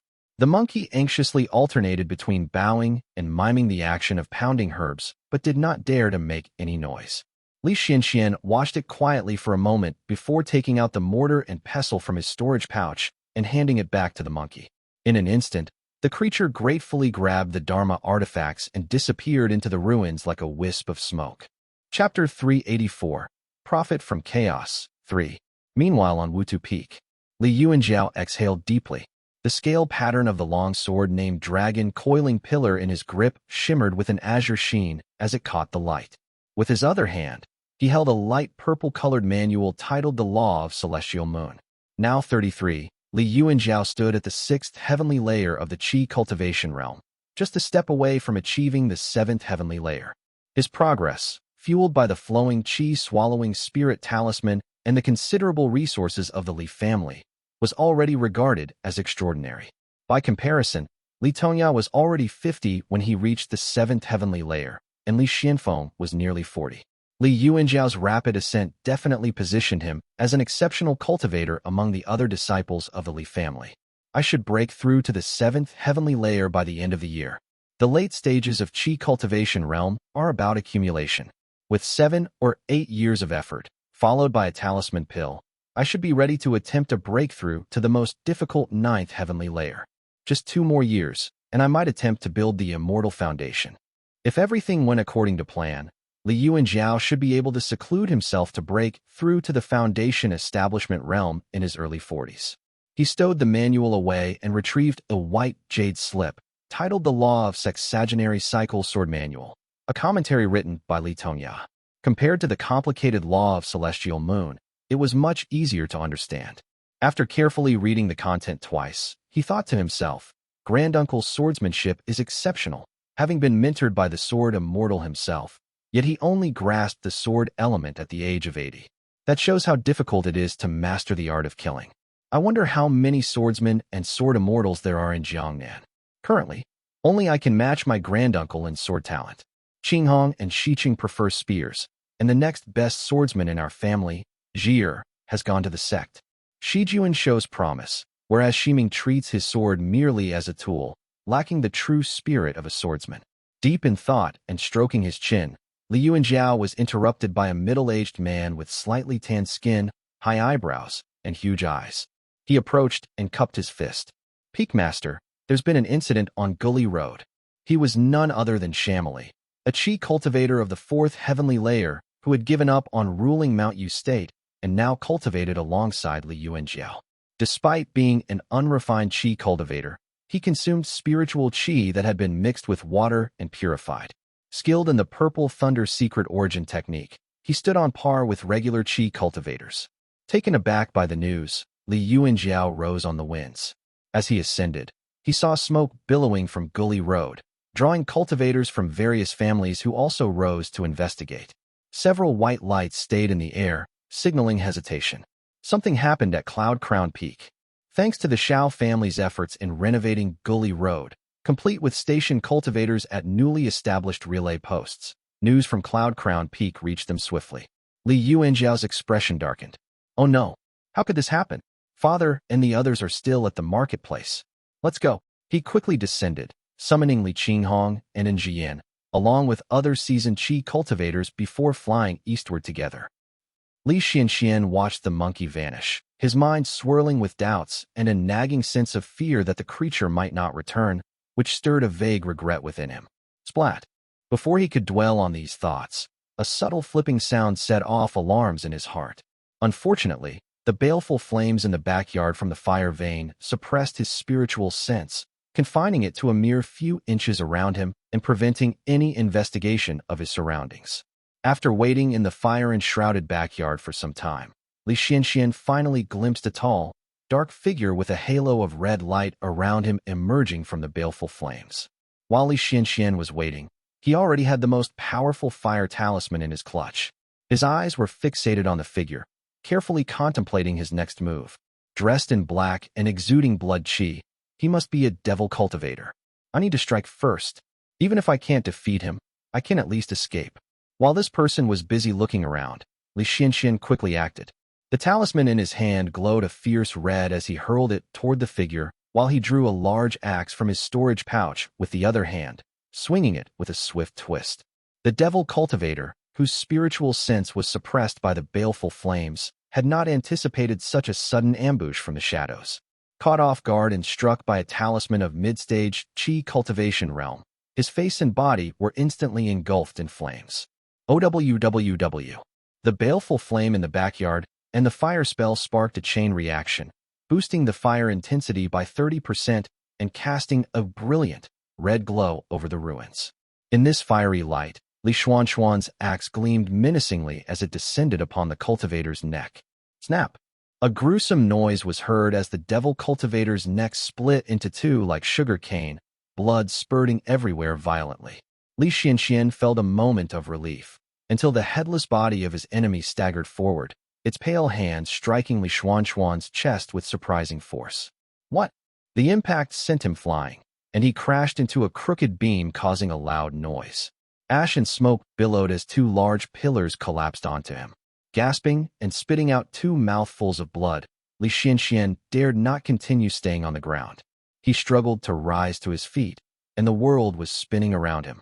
Meanwhile, the devil cultivator had somehow managed to reattach his head, his face pale, and his eyes filled with vivid anger and fear. He cursed loudly. I knew something was off. To think an immortal cultivator nearly killed me outright. Despite his exclamations, his actions were swift. He drew two short blades, their edges slick with blood. He was lightning fast and closed the distance in a blink, blades poised to strike. Thankfully, Li Xianxian had held on to his Dharma weapon through the pain. Twisting the handle of his axe, he used it like a shield to block the incoming attack, though the impact still sent a shock of pain through his chest. With his free hand, he retrieved yet another talisman, releasing streams of golden light that formed a protective barrier around him. This allowed him a moment to catch his breath. The devil cultivator, having missed his blow, quickly retreated, gasping for breath. Clearly still reeling from the earlier talisman attack, he cursed vehemently. You motherfucking bum. How dare you sneak up on me? Li Xianxian rose to his feet silently and carefully assessed the situation. His enemy was probably a mid-stage Qi cultivator, now slightly weakened by his sneak attack. This man is a lot faster than me. I can't afford to rush my escape. I need to seize every opportunity to get out of this alive. In any case, Li Xianxian was secretly grateful that his foe was not as formidable as the previous devil cultivator with the Thunder Pearl, and their cultivation paths seemed quite different too. I should strike while he's weak. With that thought in mind, he swung his axe directly at the cultivator's face. The devil cultivator glared at him furiously and quickly crossed his blades in response to block the axe. He then moved his lips and spat out a mist of blood qi. This blood qi mist was most likely some vile technique from devil cultivation. Unfamiliar with such means, Li Xianxian could only grit his teeth and back down. What should I do? Li Xianxian was not adept in combat and lacked powerful strategies. The Dharma axe that he wielded was more ornamental than practical, chosen only because it was an unused weapon in his family. The devil cultivator began slicing away chunks of flesh, leaving a bloody, gaping wound in his thigh. As Li Xianxian watched the devil cultivator regain his composure and use his superior speed to fight, anxiety gripped him. With gritted teeth, he pulled out a dozen talismans from his sleeve, muttering quietly to himself. I'm reluctant to use these, but my life depends on them. Chapter 385, Profit from Chaos 4. The devil cultivator's expression paled at the sight of Li Xianxian reaching for another talisman. Scrambling about desperately, he managed to produce only 2 talismans of his own. Meanwhile, several talismans in Li Xuanxuan's hands were already glowing fiercely before being hurled straight toward the devil cultivator. Such madness. In the narrow confines of the backyard, the combined might of the talismans was overwhelming. The devil cultivator emitted a sharp whistle as half of his body transformed into a cloud of blood mist.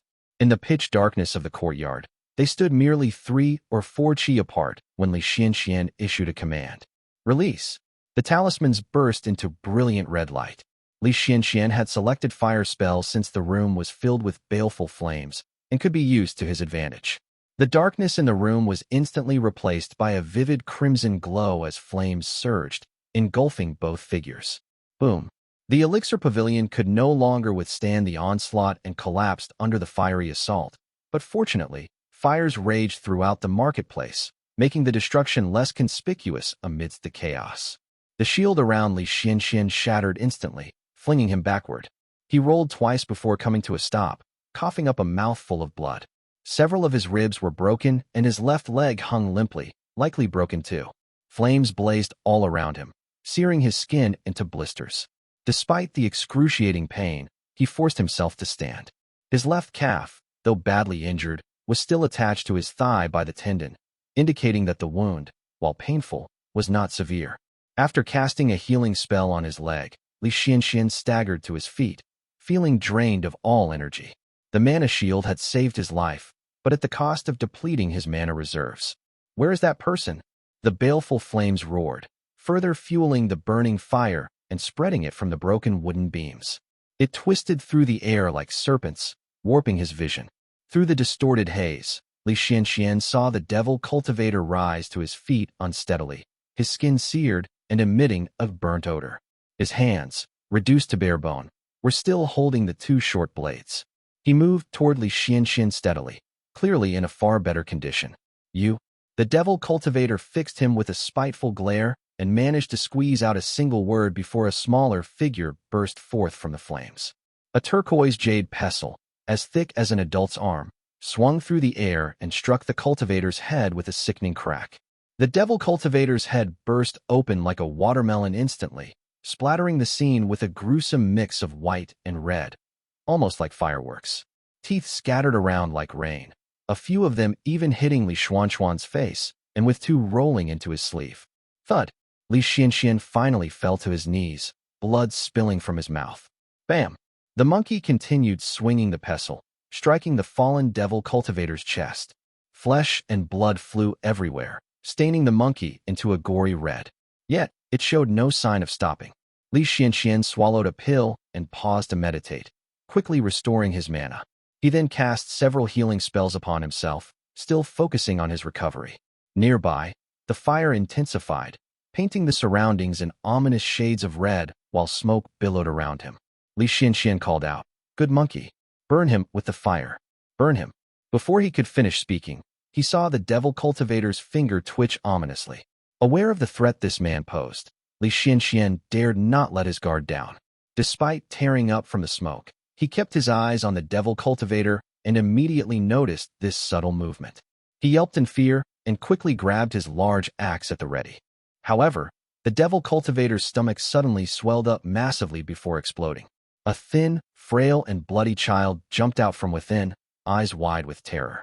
As soon as his feet hit the ground, he immediately started sprinting toward the flames. Fortunately, Li Xianxian had already raised his axe. With a powerful swing, he heard a sickening crunch as the emaciated child fell to the ground limply, cleaved into 2. However, he continued pleading, "Mercy, immortal master.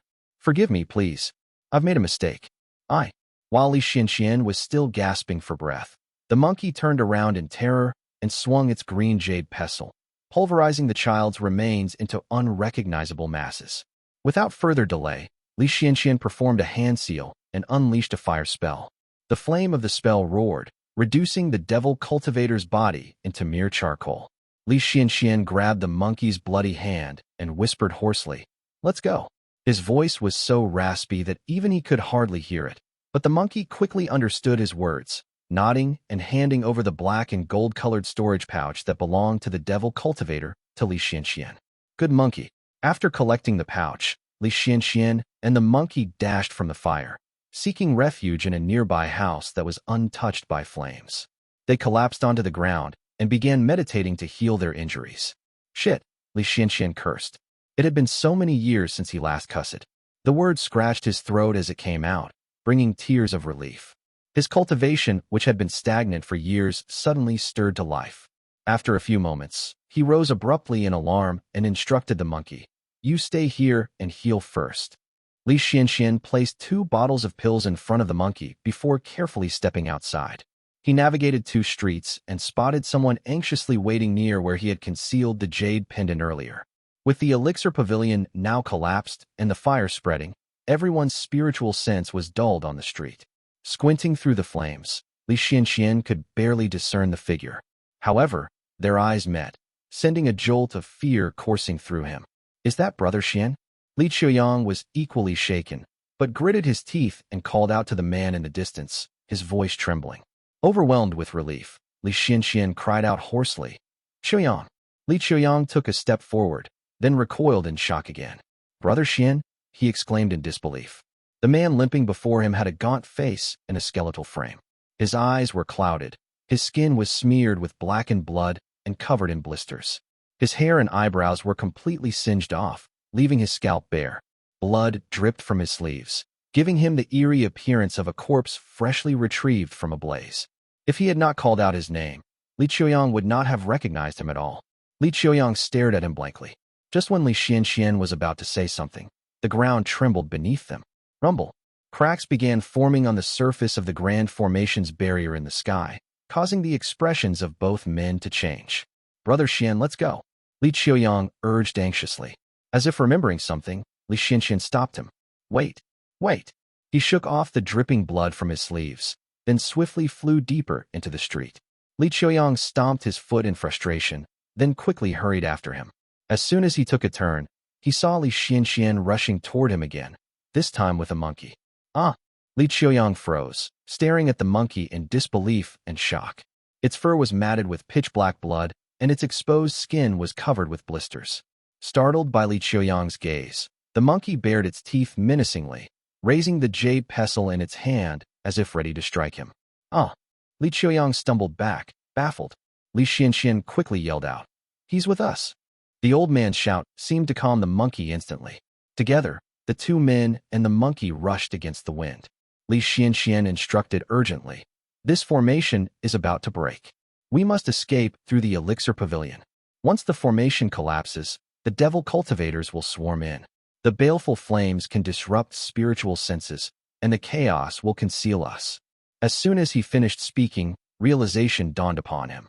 He quickly retrieved the black and gold storage pouch and emptied it, using his robe to catch the contents. A myriad of colorful and glowing items came tumbling out, including several sharp dharma weapons that sliced through the fabric of his robe and pierced his skin.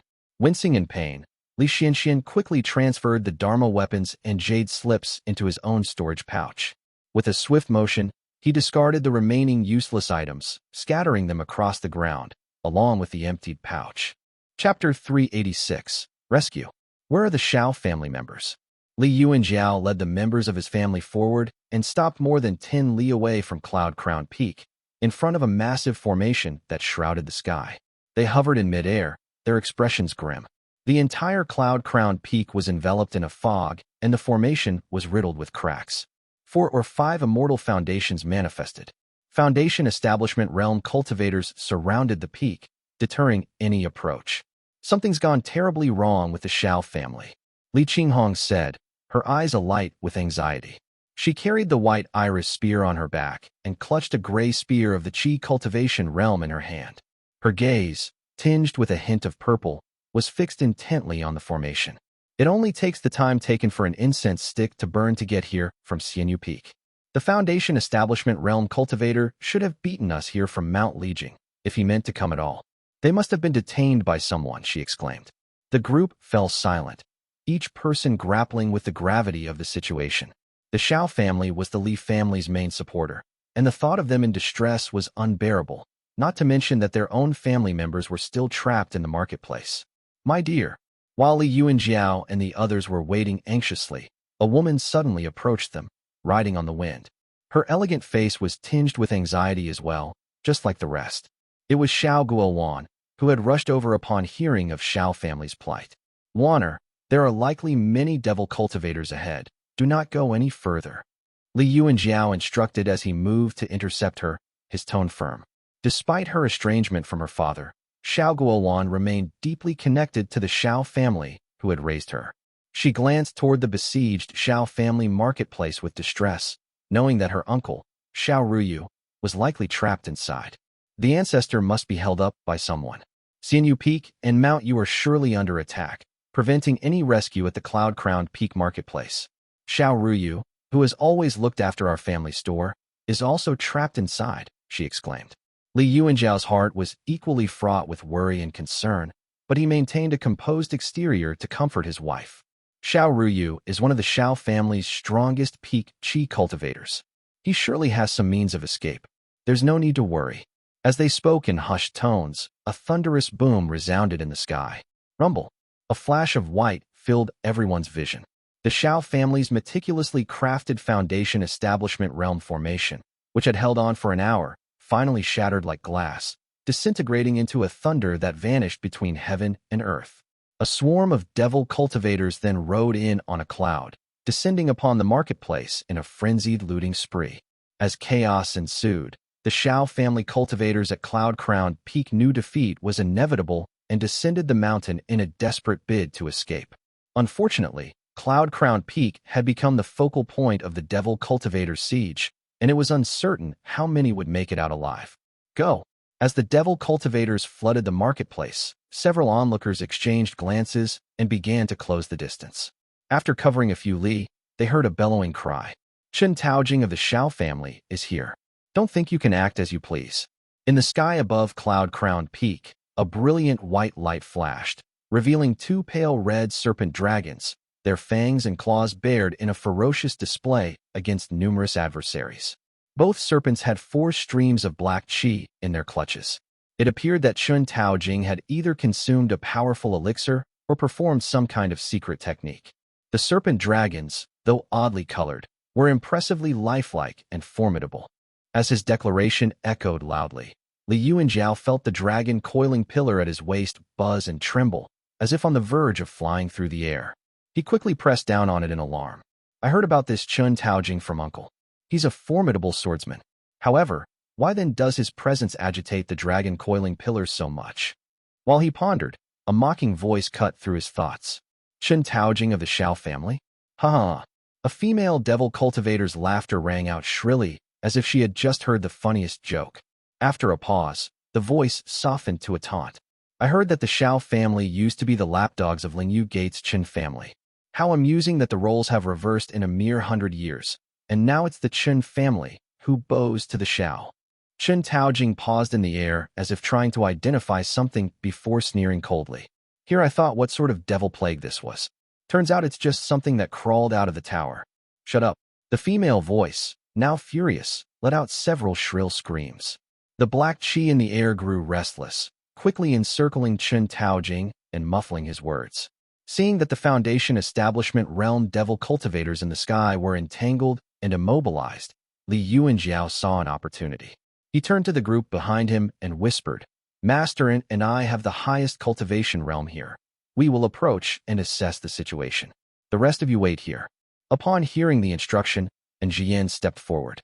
Behind him, Li Qinghong pursed her lips, quickly grasping Li Yuanjiao's intent. She drew the white iris spear from her back and said softly, Big brother, my thunder technique is highly effective against demons and devils, and it should also work well against devil cultivators. Why don't you stay here and watch over the group while Master and I go ahead to investigate? Li Qinghong spoke convincingly, prompting Li Yuanjiao to reconsider his options. Realizing that both he and Li Qinghong could not risk danger simultaneously, he nodded reluctantly and replied with a sigh, "Fine. But retreat immediately if the situation worsens. Do not risk your life." With that, the two hastened toward the cloud-crowned peak market. Driven by urgency, Li Qinghong and Jian moved swiftly, reaching the market outskirts in mere moments. They stopped just outside the forest surrounding the marketplace. The ground was stained with blood, and inside, the fire blazed fiercely with smoke billowing everywhere. And Jian shivered slightly, but secretly reassured himself. With her beside me, we should be able to escape unscathed as long as we don't encounter a Foundation Establishment realm cultivator. Li Qinghong had bested most of the Li family cultivators in duels. Those in the early stages of Qi cultivation realm could not match her, and only those in the middle and late stages could challenge her. And Jian himself could only trade a few hundred blows with her before being inevitably overwhelmed by Li Qinghong's spear. The only people who possessed the strength to suppress her were Li Yuanjiao and Qin Donghe, who was now away from home. However, should a battle ensue, the outcome would be uncertain, especially considering that Li Qinghong wielded the White Iris Spear, a Foundation Establishment realm Dharma weapon. And Jian had just breathed a sigh of relief when Li Qinghong tightened her grip on her spear, her face turning slightly pale.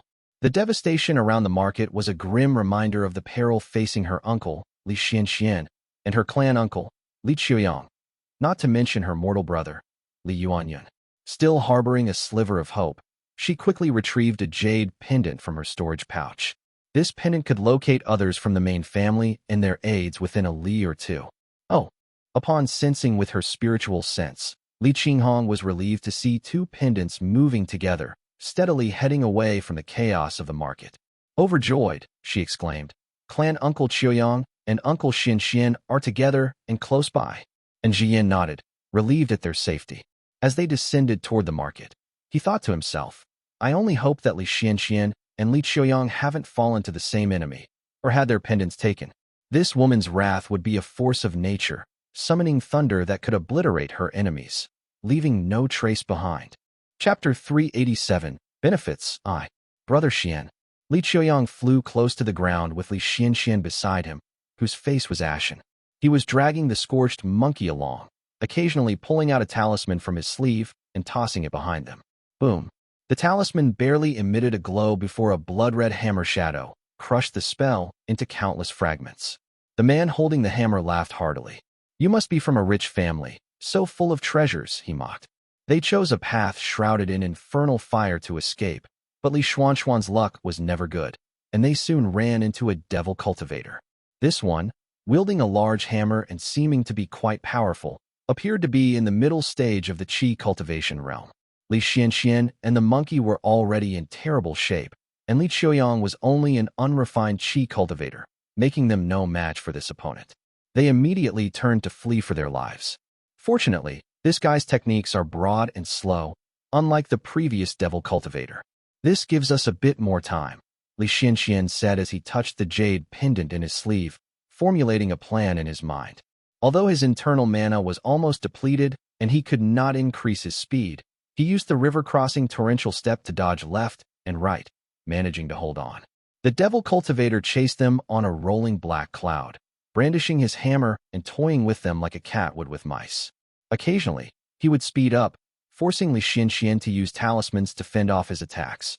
This devil cultivator was clearly more experienced in combat than the previous dual-wielding one, methodically depleting their mana and forcing Li Xianxian to exhaust his talismans.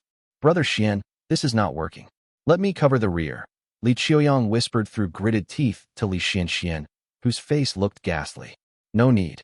Though his mana was nearly depleted, Li Xianxian gripped the jade pendant inside his robe tightly, boiling with anger as he thought to himself, "According to this pendant's guidance, Qinghong is just a li away.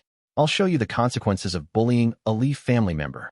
Seeing Li Xuanxuan's determined tone, Li Qiuyang silently followed him.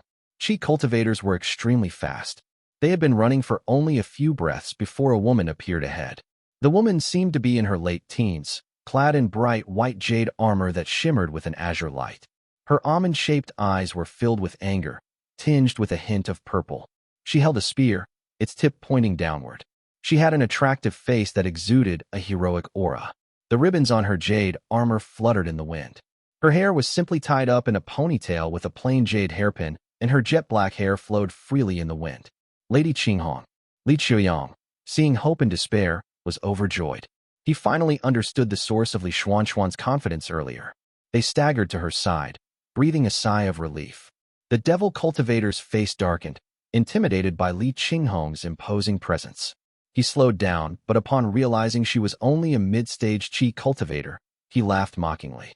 Damn, these cultivators look prettier one after the other, with weak cultivation but such grand airs. One might think she is an immortal general, he sneered. Noticing her impressive artifacts, he remained unafraid. He had killed many and knew that the cultivation methods of Jiangnan's families and rogue cultivators were mostly rubbish that did not use pure Qi and not worth worrying about. His own cultivation came from techniques passed down by powerful devils, comparable to grade 4 immortal techniques of Jiangnan. He sneered and shouted, "Little female cultivator you." Before he could finish, Li Qinghong lunged forward, her jade armor jingling. A bright purple spear shadow flowed like a dragon, striking in an instant. The devil cultivator swallowed his words right away, raising his hammer to block the incoming attack. The spear, crackling with bright purple lightning, transformed into a dragon, smashing against the blood-red hammer with a loud bang, emitting a brilliant purple spark. Boom! The devil cultivator felt a surge of annihilating thunder force travel through his hammer. His Dharma artifact emitted a series of mournful wails, and a flash of lightning burst between his palms, releasing tendrils of black smoke. His face quickly turned pale. Li Qinghong knew this place was not suitable for a prolonged fight and preferred a quick resolution. She immediately drew her Durwa spear, seizing the opportunity of her opponent's arrogance. She launched the Fei family's ultimate technique, the Dragon Reflection. For some reason, the vast sky-fierce sparrow talisman Qi within her surged upon seeing this devil cultivator. Dark red light flowed from her elbow to the spear, adding extra power and might to her weapon. The thunderous dragon-like shadow struck, causing a tremendous thunderclap that left the devil cultivator at a severe disadvantage. A thunder cultivator, the devil cultivator groaned, his hands dropping powerlessly. He felt his cultivation dwindle, and even his Dharma artifact slipped from his grip, clattering to the ground. Panic-stricken, he wailed loudly. When did Jiangnan produce such a powerful Dao lineage? Abandoning his Dharma artifact, he whipped up a blood-red whirlwind and hurriedly fled into an alley. Only an idiot would fight her with all these treasures lying around.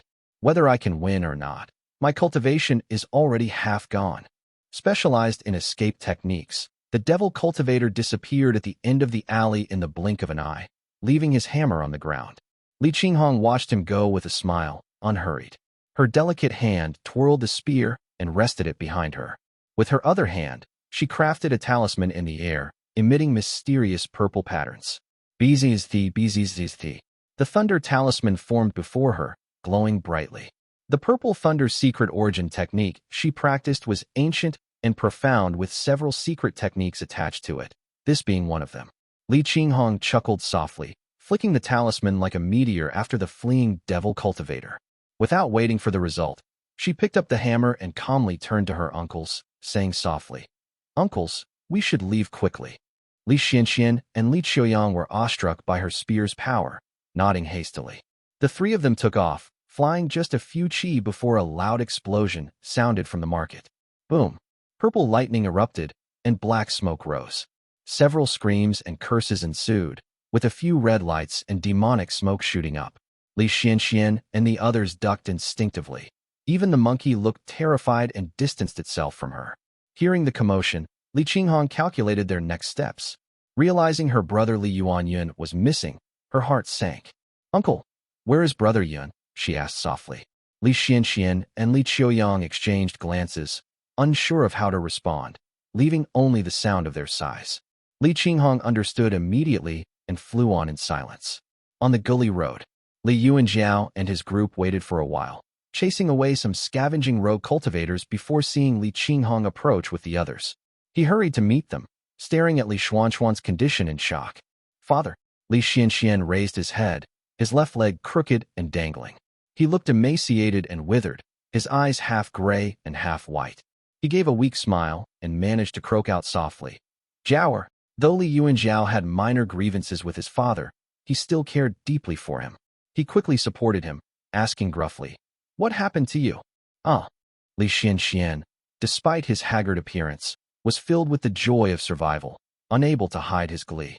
He exclaimed with a hint of pride, "Nothing I have done in my whole life compares to what I have achieved in this past hour." Li Xianxian used to think of himself as mediocre and incompetent. Reflecting on the multiple times he had skirted the edge of death, he could not help but feel a bit of pride in himself, his eyes brimming with tears. He thought to himself, "It must be second uncle's spirit in heaven protecting me. It must be his accumulated virtue." At this moment, Li Xianxian deeply understood why Li Tongya had handed down the river-crossing torrential step and the accompanying blood escape technique, insisting that the direct lineage must practice them diligently. Without these two secret techniques, he would have perished at who knows where. As these thoughts crossed his mind, tears began to trickle from his eyes, burnt gray by the fire. Everyone was deeply moved, and for a moment, no one remembered Li Yuanyan. Only Li Qinghong, who clutched her spear, wept silently. Li Yuanjiao, feeling distressed, handed his father over to Xiao Guowan, who was skilled in healing, and comforted him for a while longer before they all returned home together. Chapter 388, Benefits, 2. On Lijing Peak, Li Yuanjiao and his group returned to the peak, sending Tian Yudao and Njian off, one to Xianyu Peak and the other back to Cloud Crown Peak to survey the situation and gather news. Li Yuanjiao personally helped Li Xianxian into the cave dwelling to treat his injuries, while the remaining cultivators returned to their respective peaks. Li Yuanping hurried up to check on Li Xianxian, personally tending to him for a while. Li Qinghong called over Li Shiqing and Li Shijuan, informing them of what had happened to Li Yuanyun, and they waited for the chaos in the marketplace to subside before they could search for his remains. The two brothers, grieving their father's death, were naturally filled with sorrow. Li Qinghong, having experienced numerous life and death separations herself, understood their pain the most and did not allow them to dwell on it. She gave them heavy and tedious tasks to occupy them before hurrying down the mountain. The greatest loss in the disaster at Cloud Crown Peak's marketplace was naturally borne by the Xiao family. As Li Xianxian lay unconscious and recovering, Li Yuanjiao and Li Qiuyang estimated that the Xiao family had probably lost dozens of embryonic breathing realm cultivators and about 10 Qi cultivators. The loss of these 10 Qi cultivators was not significant, as most were external and guest cultivators of the Xiao family, with few true Xiao family members. However, the loss of those dozens of embryonic breathing realm cultivators, including some true Xiao family heirs sent down to gain experience, was substantial, and it was uncertain how many had escaped. As for the Foundation Establishment Realm cultivator, Chen Taojing, who fought against 4 opponents, although protected by the boundless ocean, it was easy for him to defend himself but hard for him to escape. Thus he was likely dead. Next were the various families of Lixia Prefecture and the rogue cultivators in the marketplace. Most of the families in Lixia Prefecture were vassals of the Xiao family, also suffering losses in this disaster. The Xiao family had a significant influence, controlling 2/5 of Lixia Prefecture. Most of the remaining families were directly or indirectly controlled by the Xiao family. Even the families on the eastern shore of Moongaze Lake, bordering Lixia Prefecture, were mostly under the Zhao's control, and many had suffered losses in the marketplace attack. As for the rogue cultivators, this disaster might have severed many lineages. Li Yuanjiao sighed inwardly, puzzled. But the Xiao family is an important ally of the Azure Pond sect, and the Devil Plague is said to be the dogs of the Azure Pond sect. How could the Xiao family be caught off guard and bitten so hard by the devil cultivators? He continued, muttering to himself. He stroked his sword at his waist, murmuring quietly.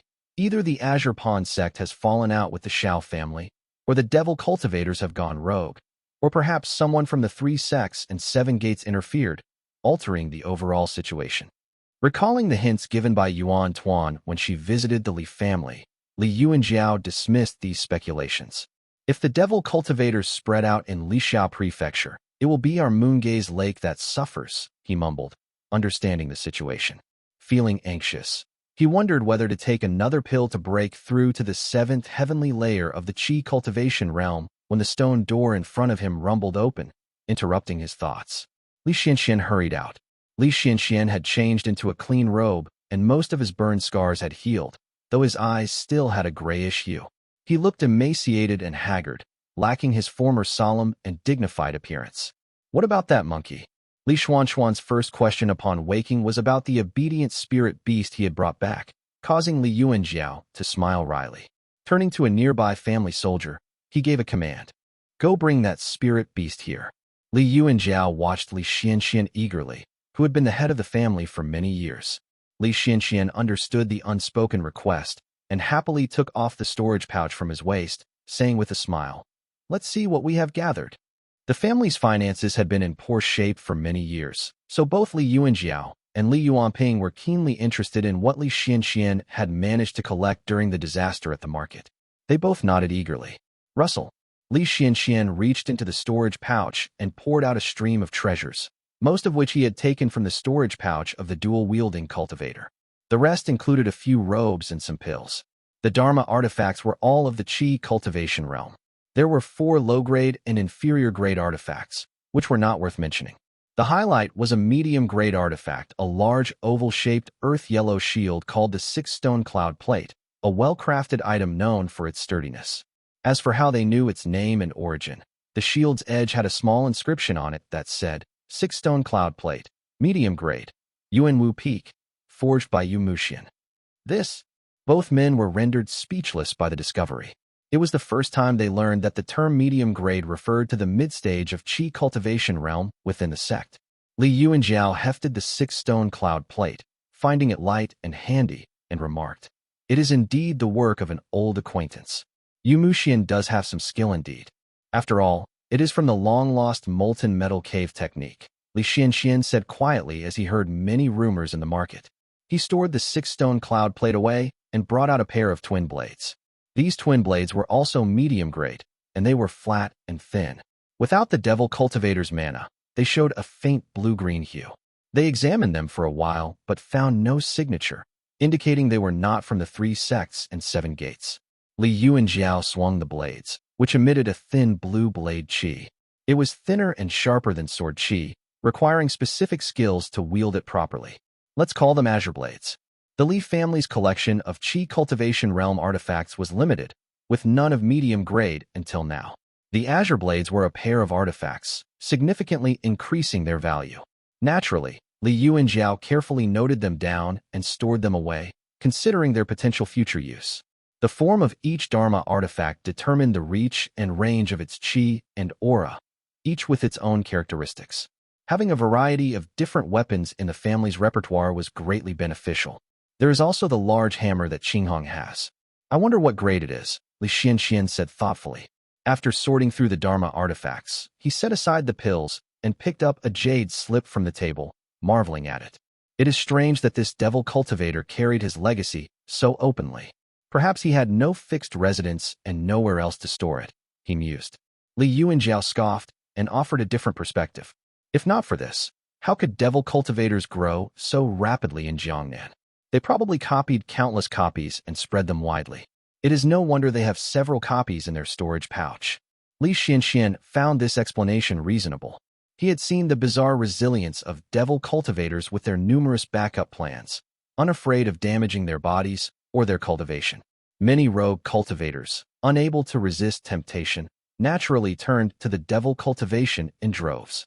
He placed his spiritual sense into the jade slip, and a few large characters appeared in his mind. Blood Dharma Manual. Annotated by Anonymous. Part 1. Li Xianxian dared not delve deeper, merely noting the title mentally. He was puzzled and mumbled, Blood Dharma Manual. Why does this name sound so familiar? Chapter 389, Benefits, 3. Blood Dharma Manual. Li Xianxian pondered for a moment and vaguely remembered hearing Li Tongyao mention this cultivation method before. It seemed to be a method from the Golden Feather sect, with the first volume marked as Grade 4, containing only the Qi cultivation realm section. It appears that even among the devil cultivators, they use cultivation methods to control and threaten each other. After all, devil cultivators are selfish. Without such control over their cultivation paths, they would have scattered long ago. It should be more than that. Li Yuanjiao paused slightly and contemplated for a moment. Not all devil cultivators had hopes of breaking through to the Foundation establishment realm. There must be other connections or methods of control among these devil cultivators. It is not surprising that the 3 sects and 7 gates have devil cultivation methods. But finding a golden feather sect method on a devil cultivator within Azure Pawn sect's territory is interesting. Could it be that Azure Pawn's devil cultivators have secretly defected to the golden feather sect? Li Xianxian was filled with doubt, and he murmured, or perhaps the devil plague was something both the golden feather sect and Azure Pawn sect tacitly approved of or even intentionally facilitated. But if that is the case, what good would that do? Li Yuanjiao asked. He was all dressed in black and stared intently at his father, puzzled as he continued. The clans and rogue cultivators have been supporting Azure Pawn for years. To allow them to be slaughtered by devil cultivators just like that doesn't make sense. Azure Pawn would have to send people to re-establish control next year, and areas ravaged by the devil plague would be desolate for decades. Small families and rogue cultivators would take nearly a century to grow again. It is like giving away their egg-laying hens for others to enjoy. Maybe the devil plague has another purpose. Li Xianxian shook his head, shifting his thoughts as he read through several black jade slips one by one. There were escape techniques like the sacrificial blood escape, likely the blood wind the devil cultivator used to escape, a reincarnation method belly ghost infant, and a method to convert from immortal to devil cultivation, blood conversion scripture. In total, there were 5 techniques. They all required human blood, spiritual energy, resentment chi, and human heads, all of which were not good things. The 2 only read the summaries to gain a rough understanding of the devil cultivator's secrets. Devil cultivators also started from the embryonic breathing realm, but instead of immediately progressing to the chi cultivation realm after condensing the 6 chakras, they combined them into what was known as a diverse mansion. Once this diverse mansion was formed, the Juk Court, Xinyang Mansion, and Qihai acupoints would be merged, and their bodies ceased to be the basis of cultivation. Instead, it became something like a boat on a sea of suffering in Buddhism cultivation. The intricacies of this method were profound and mysterious, seemingly possessing a strange power that tried to draw the reader's spiritual sense into it, compelling them to follow the outlined cultivation path. Fortunately, this power was not strong, and the 2 quickly regained their senses after a moment of confusion. Li Xianxian, knowing he did not have strong willpower, did not dare delve deeper and quickly released his grip on the jade slips. The diverse mansion. So the term diverse mansion unified furnace technique refers to this. Li Yuanjiao had also heard about it when Mu Rongxia ventured south, mentioning something about nurturing a human head in the belly, though it was slightly different. In any case, cultivation paths varied greatly, making it hard to fully comprehend them. Just recently, when I went to Cloud Crown Peak Market, the 4 Foundation Establishment Realm Devil cultivators surrounding it radiated the glow of immortal foundations. What does that mean then? As Li Yuanjiao was busy pondering these thoughts, Li Xianxian silently picked up the black jade slip titled Blood Conversion Scripture. Crack! With a squeeze, Li Xianxian crushed the jade slip and put away the remaining 4. He turned to Li Yuanjiao and instructed, "Store these in a secret chamber. Having these methods as references will ensure our younger generations won't be caught unprepared when facing devil cultivators." Li Yuanjiao nodded, then picked up a jade bottle from the table, examining it carefully.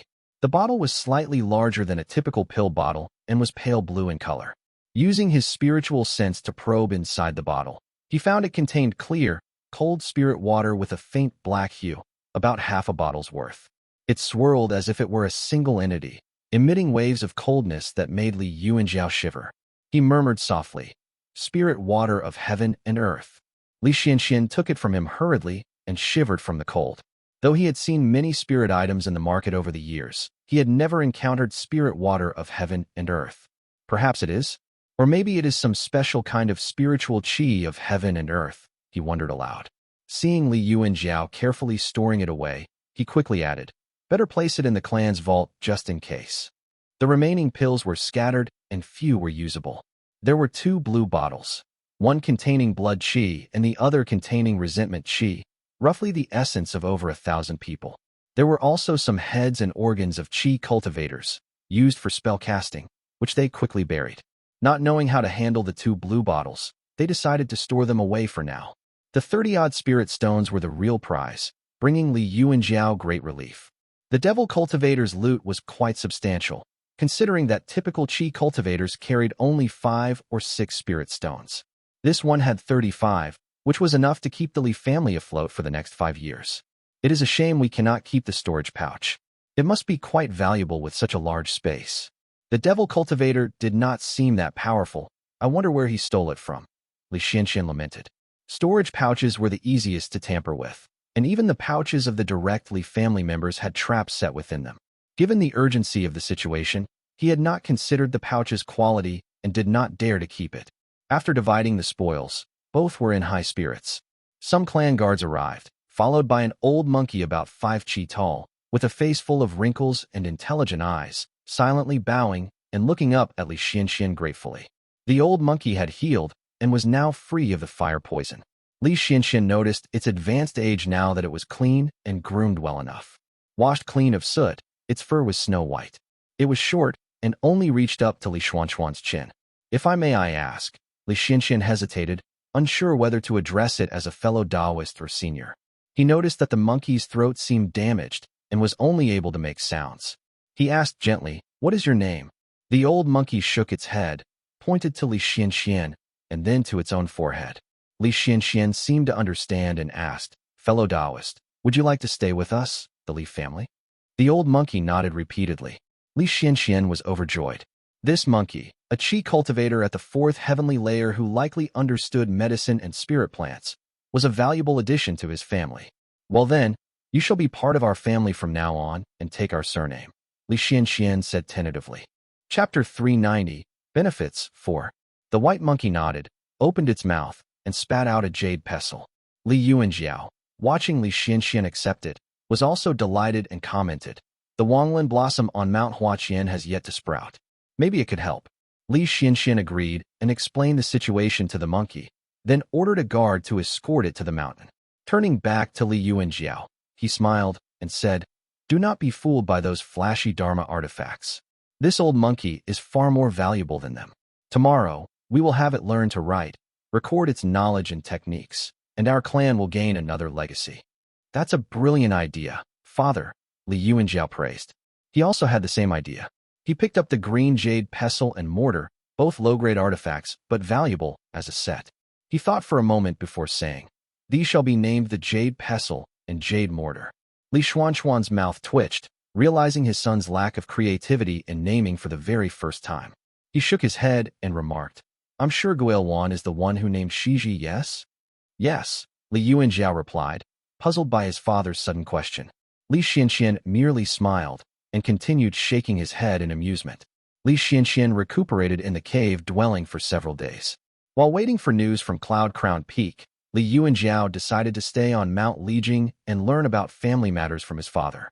Li Xianxian started from the death of his father, Li Changhu, speaking for 2 full days. Just then, a clan guard reported that Tian Yudao and Jian had returned. Tian Yudao, who broke through to the Qi cultivation realm at 60, now looked like an old man, dressed in a gray robe. He was sent to check on the situation at Cloud Crown Peak. Cupping his fist solemnly, he reported, Chen Taojing fought against 4 enemies, holding out for half a day before finally dying of exhaustion. Before his death, he shouted, "The great Ling Dao lineage is no more," shaking the heavens with his voice. 1. Li Xianxian and Li Yuanjiao exchanged glances, both feeling a sense of foreboding. Tian Yudao continued in a serious tone. With his death, the green water floated over Cloud-crowned Peak like rain and mist. The smoke rolled southward, carrying a group of devils with it. Southward? They both relaxed slightly. As long as the devils did not scatter across Lixiao Prefecture, it was a good thing. Li Yuanjiao whispered. Southward probably means toward places like Mushroom Forest Plain. This made the actions of these devil cultivators particularly suspicious. Originally gathered from places like Mushroom Forest Plain, they attacked the Xiao family's market and then immediately returned home, clearly showing that they were targeting the Xiao family. After Tian Yudao finished his report and left, and Jian hurriedly approached. Though his personality was still rather carefree despite experiencing great ups and downs, he spoke in a brisk, fiery manner. Reporting to the family head. The Great Formation on the Xiao family's Xianyu Peak was active for 6 days, isolating them completely and making us wait anxiously. When the formation finally lifted, the Xiao family members only came out to lead us inside.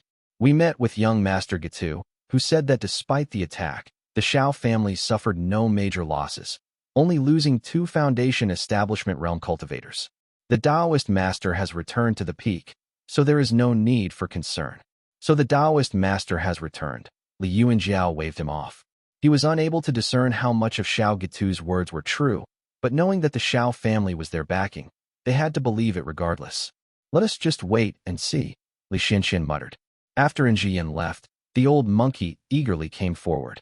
It communicated with Li Xianxian through gestures, and he finally understood the issue with Wanglin Blossom.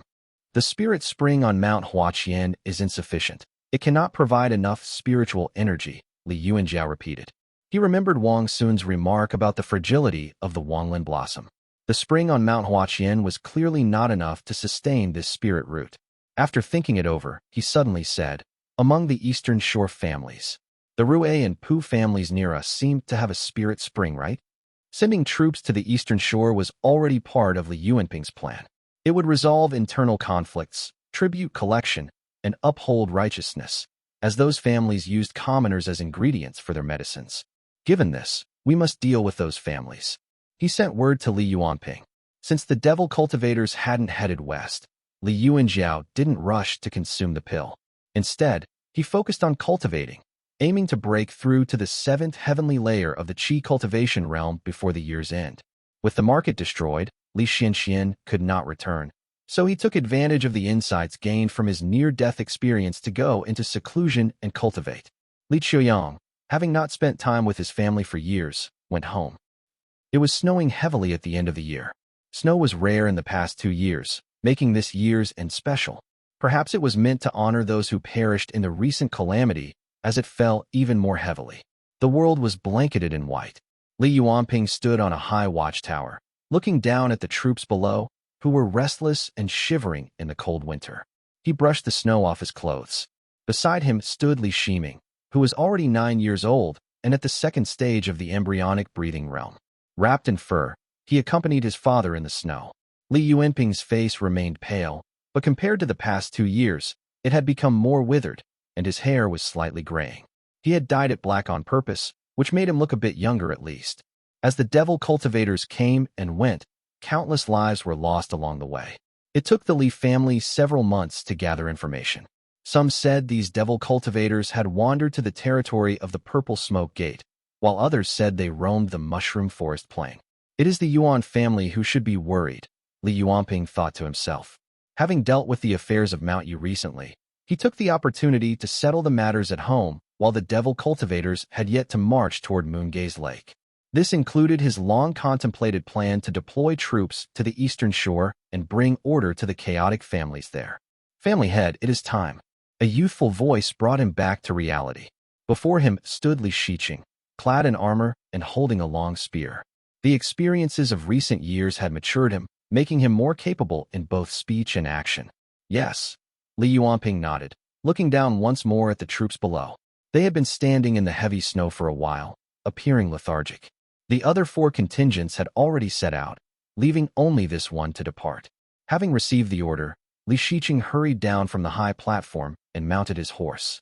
The heavily armored horse beneath him had a cultivation level higher than his own and stood quietly in the snow. Hiya!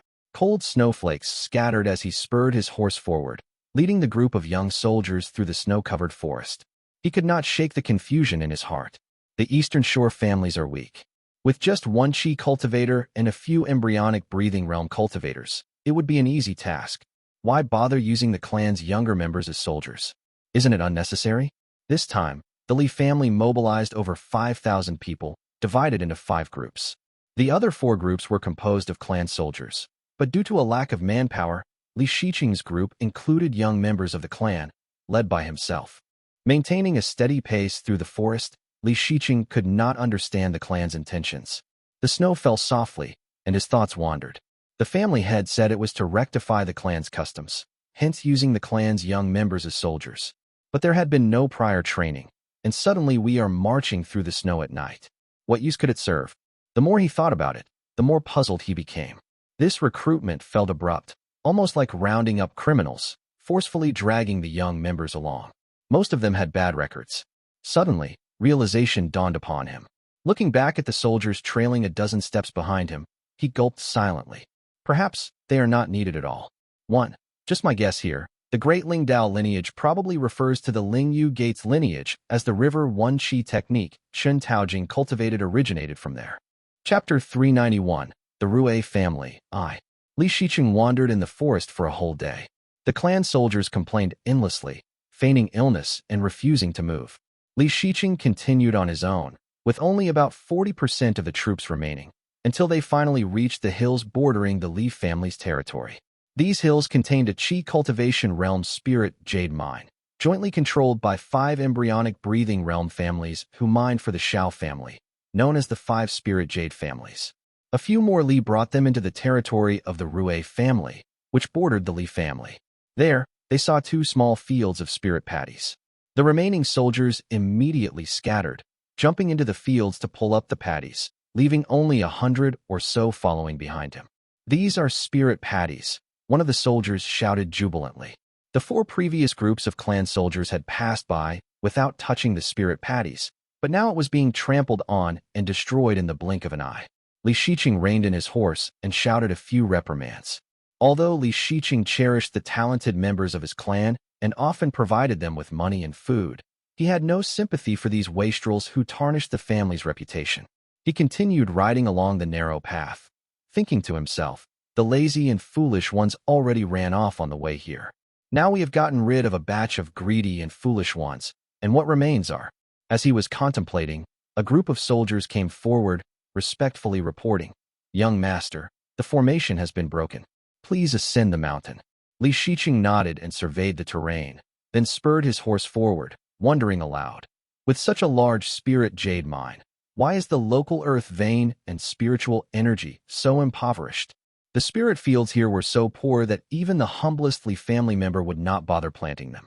Yet, the Rui family used them for growing spirit patties.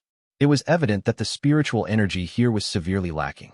Li Shiqing thought to himself, this land probably takes 7 or 8 years to mature a single crop. No wonder the 5 spirit jade families haven't produced a single Qi cultivator in all these years. At Rui Family Peak. The grand formation on Rui Family Peak had long since collapsed, not even broken by the Li family. Chun Mufeng had symbolically attacked a few times, shouted out the Li family's name, and the Rui family had hastily opened their formation. Li Shiqing, remembering his family's instructions, first went to check the spirit spring at the mountain's peak. The spirit spring on Rui Family Peak was a pool of green jade. It was slightly chilly, and the spiritual energy content here was slightly lower than that of the Li family's Mount Huaqian. He filled a small jade bottle with it to take back for examination. After handling the most important matter, Li Shiqing finally crunched through the snow and entered the Rui family's main hall. Before him stood a young man clad in armor, holding a long halberd. It was Chun Mufeng. After breaking the mountain's defenses, he had been waiting here for Li Shiqing obediently, standing in the main hall with 2 rows of clan soldiers, their drawn swords glinting coldly. Chun Mufeng was a junior relative of Chun Donghe and Li Qiuyang's son-in-law and disciple. Although the Chun family did not have many descendants with spiritual orifices, those who did possessed outstanding talent. At 27, Chun Mufeng has already condensed the Jade Capital Chakra and reached the 5th stage of embryonic breathing realm. Though he had only recently broken through and his cultivation was not yet stable, he had a 30% chance of reaching the Qi cultivation realm in the future. The Li family valued him highly, and he was considered a rising star within the clan. As soon as Li Shiqing entered, the Rui family members scrambled down hastily to kneel before him, some rolling and some crawling. An old man with white hair, holding a jade seal high, bowed his head and said, "The Rui family respectfully welcomes the great family's commander. We humbly present the Azure seal, willing to serve as your loyal dogs and horses, forever at your service." This old Rui family head appeared to be the strongest cultivator in his family, at the 4th stage of the embryonic breathing realm, even lower than Chun Mufeng. They dared not offend the Li family, which had a foundation establishment realm cultivator and many Qi cultivators. Hence they surrendered the jade seal inscribed with "under the governance of Azure Pond sect." Chun Mufeng, who had once served as a servant in the market and later led troops to slaughter the lords of Mount Yu, had become a general. With his rich experience, he watched the Rui family head's lip service with disdain, remarking, "Your words are pretty, but Li Shiqing sighed, but did not respond to him immediately. He looked around and saw 2 small piles of spirit patties set aside, presumably as offerings. The amount was pitiful, even less than the Li family's regular tributes. He glanced at it and moved on. However, what caught his eye were dozens of small, white, fleshy objects arranged on jade plates, looking quite delicate and lovely, along with 5 or 6 jade bottles filled with blood qi. Having spent a few years in the eastern Mount Yu, Li Shiqing had learned about various spirit items, but had little exposure to the clandestine transactions among cultivators. He asked with some confusion, "What are these?" The old head of the Rui family brought them over to him hurriedly. The pinkish, fleshy items looked cute and delicate. He respectfully said, "These are called rice meat, something the Yu family demanded as tribute in the past." Li Shiqing stared at them, feeling a vague sense of unease. He waved them away, and Chun Mufeng, who already knew what it was, whispered with a grim expression, "This so-called rice meat was made from those who were fed rice, likely mortals refined through a secret method. Blood slices are just a refined term for blood qi." Li Shiqing's face turned pale, though he maintained his composure. The old head of the Rui family, seeing their expressions, realized his flattery had backfired. He quickly stammered, "I did not know that your esteemed clan disdains these items. I beg your pardon. My name is Rui Qianqiu. My ancestors were enlightened by the Shao family." Rui Qianqiu was trying to align himself with the Shao family for protection. Chun Mufeng merely threw him a glance and ignored his existence. The Rui family and the other families around the spirit jade mine were early vassals of the Shao family, mining for them. Though called vassals, they were more like mining slaves. Hence, surrendering to the Li family was nothing to be ashamed of. Even though the Shao family had not issued any official certificates, the Li family would not annex its own supporters' vassals. Chun Mufeng, seeing Li Shiqing remain silent, also stood still. Rui Qianqiu was getting nervous. He knew about the attack on the Shao family, but did not know their current status. He thought to himself, the Li family is also supported by the Shao family, so maybe there won't be any problems? As he was thinking this, another person arrived outside the hall. Rui Qianqiu, who had not developed his spiritual sense, heard Chun Mufeng respectfully address the newcomer as master, indicating the person was likely a qi cultivator. He quickly bowed his head in silence. The newcomer was Li Qiuyang. Since these small families only had embryonic breathing realm cultivators, it was not necessary for a qi cultivator from the main family to come, so Li Qiuyang was sent instead. Li Qiuyang adjusted his robe, which was still covered with snow, and appeared deep in thought, holding a light green, diamond-shaped piece of ore. He said softly, "I was ordered by the clan to investigate the spirit jade mine shared by the 5 families." "Thank you, clan elder," Li Shiqing replied, noting Li Qiuyang's hesitant expression. Li Qiuyang put the ore away and said sternly, "Since the Rui family has joined our Li family, you should adhere to our rules. You must no longer use humans as spirit materials to make rice meat or blood slices. Our family places great importance on this matter, so do not test us." This matter was not honorable to begin with, and now that Li Shiqing had bluntly pointed it out, Rui Qianqiu felt deeply embarrassed. He nodded repeatedly, inwardly complaining, "How domineering. The Yu family demanded blood qi as tribute, and now the Li family bans rice meat. Each clan has its quirks, huh? But this land is so barren. Without using the old and infirm as medicine, what else can we do?" Chapter 392, The Rui Family, 2. Although there was a valuable spirit jade mine in the area controlled by the 5 families, the spirit veins and spiritual energy seemed to have been concentrated around the mine, leaving the rest of the land barren and severely lacking in spiritual energy. This made it extremely difficult for the Rui family to grow spirit patties and other spirit crops, forcing them to resort to various means to barely survive. Seeing Rui Qianqiu's submissive demeanor, Li Shiqing organized his thoughts and continued, "Our family head understands your situation.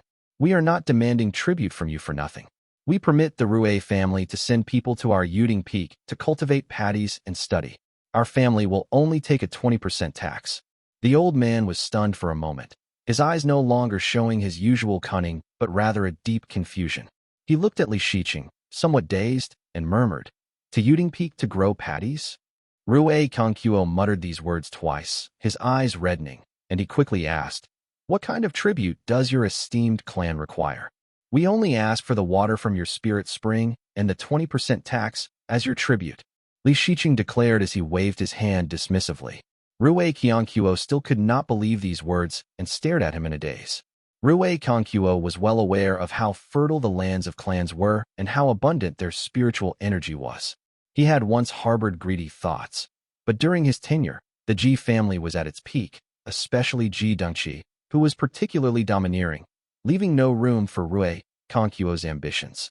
Later, when the Ji family was replaced by the Yin family, and then the Li family came, with their white jade fist and celestial moon sword, they were even stronger, capable of obliterating the Rui family with a mere breath. As for secretly selling the ores, the Xiao family had a profound technique for detecting veins. They knew exactly how much was missing from the mine and how much was delivered.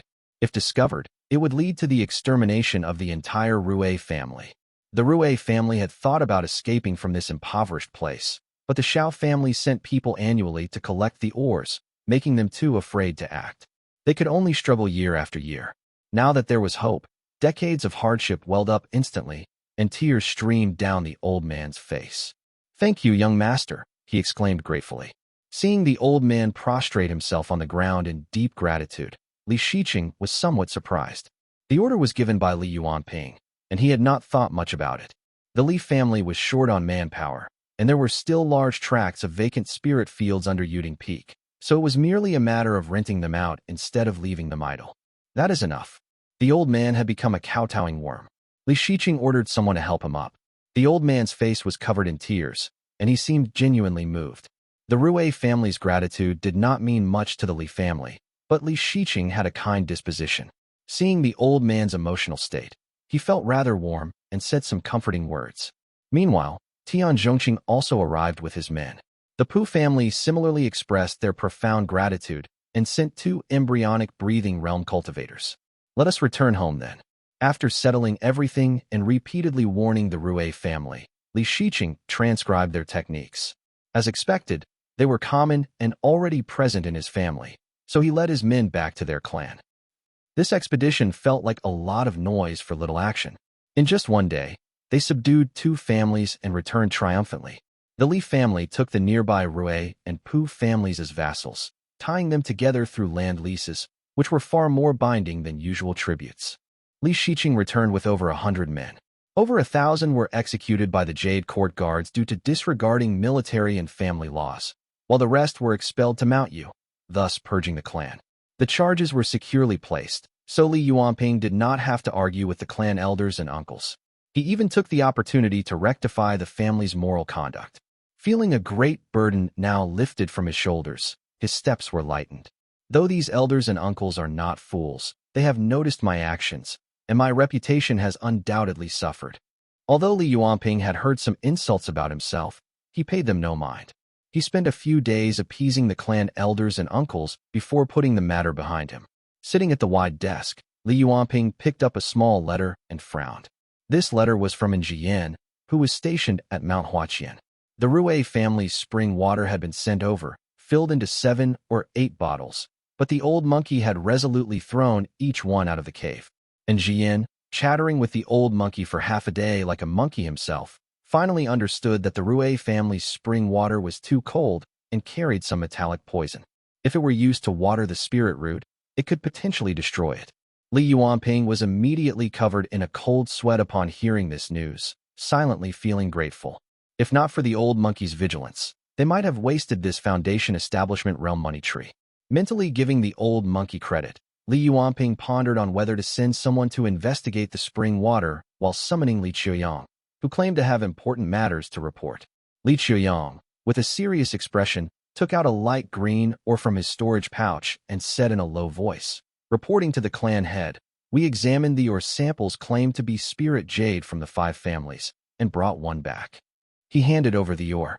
Li Yuanping examined it, noticing its light green hue with traces of gold. This ore was a Qi cultivation realm spirit item, potentially harmful to the body.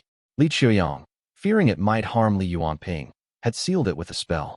Unable to discern much, Li Yuanping heard Li Qiuyang say solemnly, "This is not spirit jade. It is green origin copper essence, a rare spirit item. I learned about it during a chat with a cultivator from the Xiao family." Green Origin Copper Essence is a Qi Cultivation Realm spirit item that requires embryonic breathing realm cultivators to mine. Its cold and fierce nature harms the body. Without reaching the Qi Cultivation Realm, mining it impairs one's cultivation path and lifespan, making it increasingly difficult to break through. Li Chuyang explained as he continued to report. Year after year, the 5 spirit Jade families mined it without realizing this. The copper essence also contaminated the spirit fields, damaging the spirit plants. This explains why the 5 families' spirit patties and crops yield so poorly. Li Yuanping felt a chill down his spine as realization dawned upon him.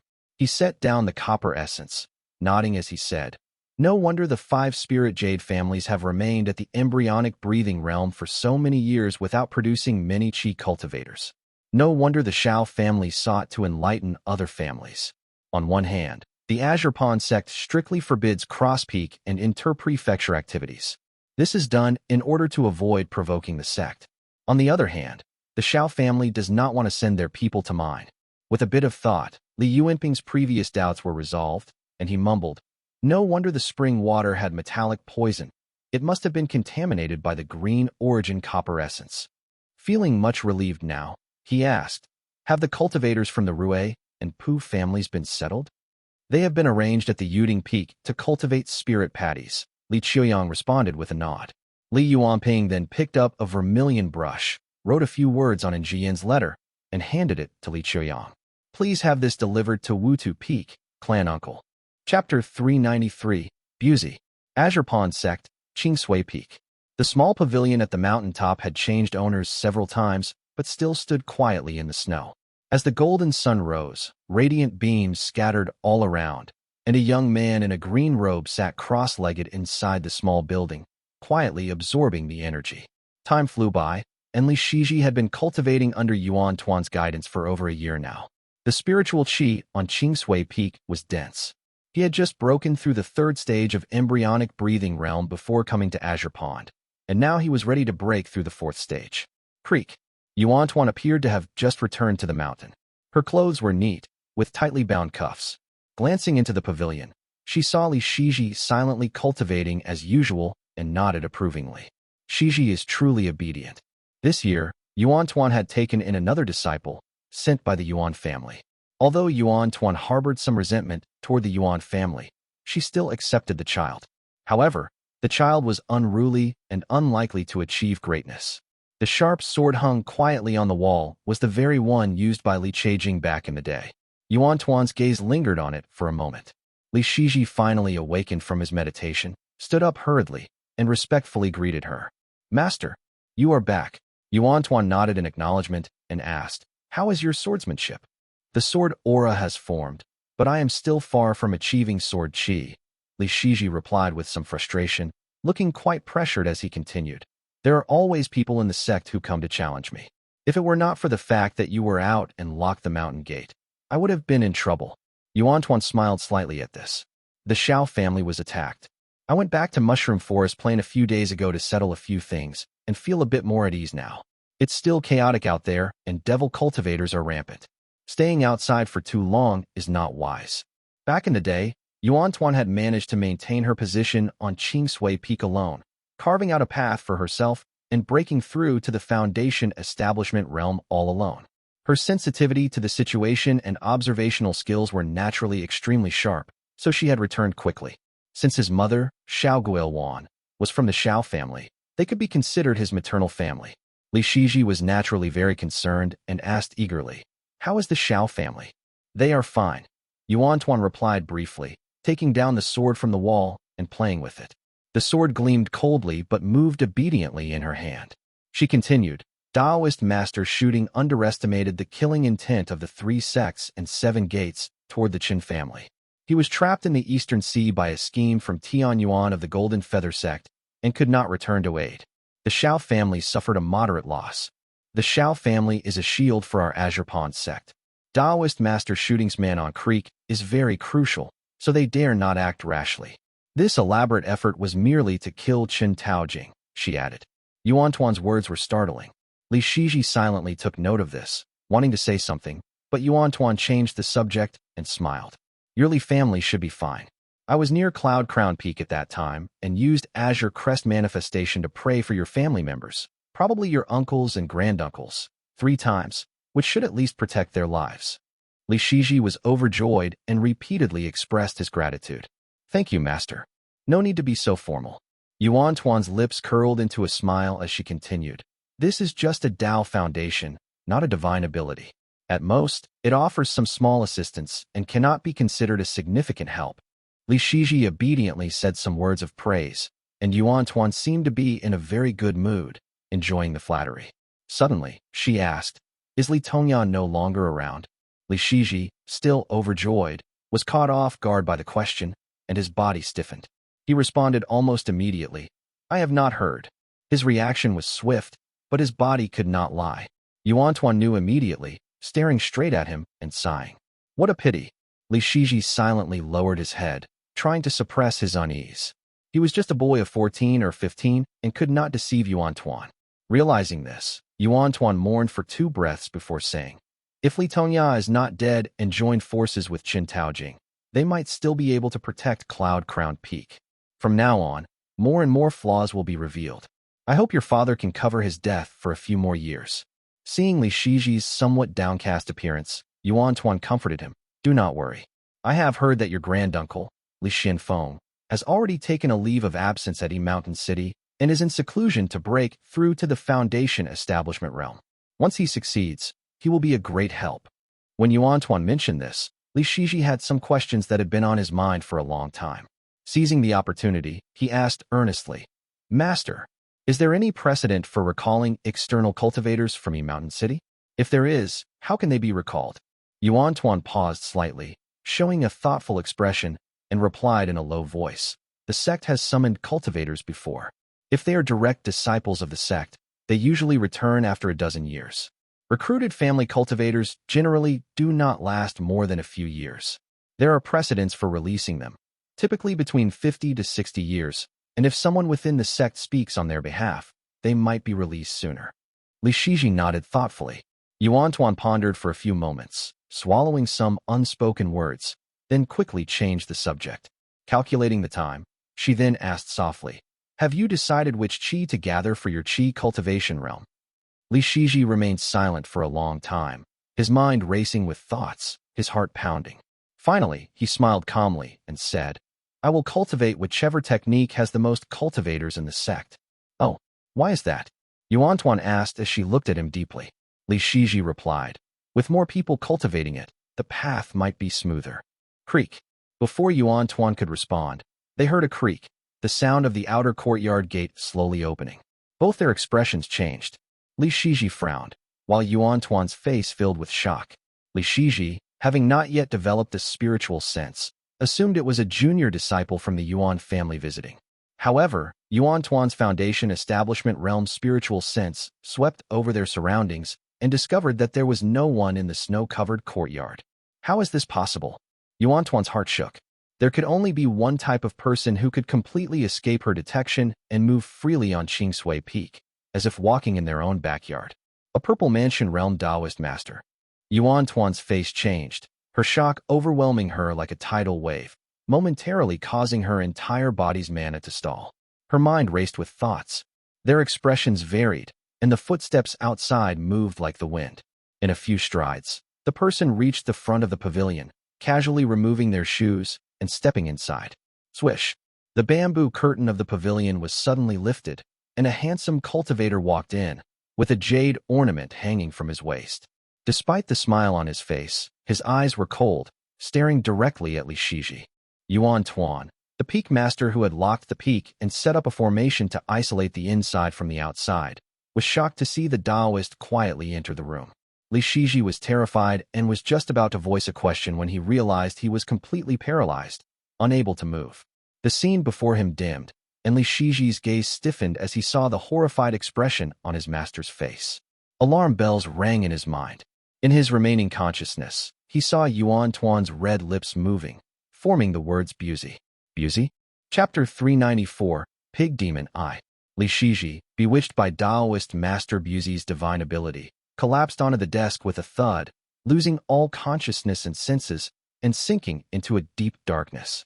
However, the talisman seed in his Qihai acupoint stirred, allowing him to vaguely break free from the divine ability's restraint and hear some sounds. Tuan's voice was gentle and warm. Junior pays respects to the Taoist master. Tuan lifted her gaze, forcing herself to remain calm as she greeted the man. The green-robed Taoist in front of her simply glanced at her sideways, then sat cross-legged and picked up a jade teapot. Gurgle, gurgle. Emerald green tea flowed into the cup.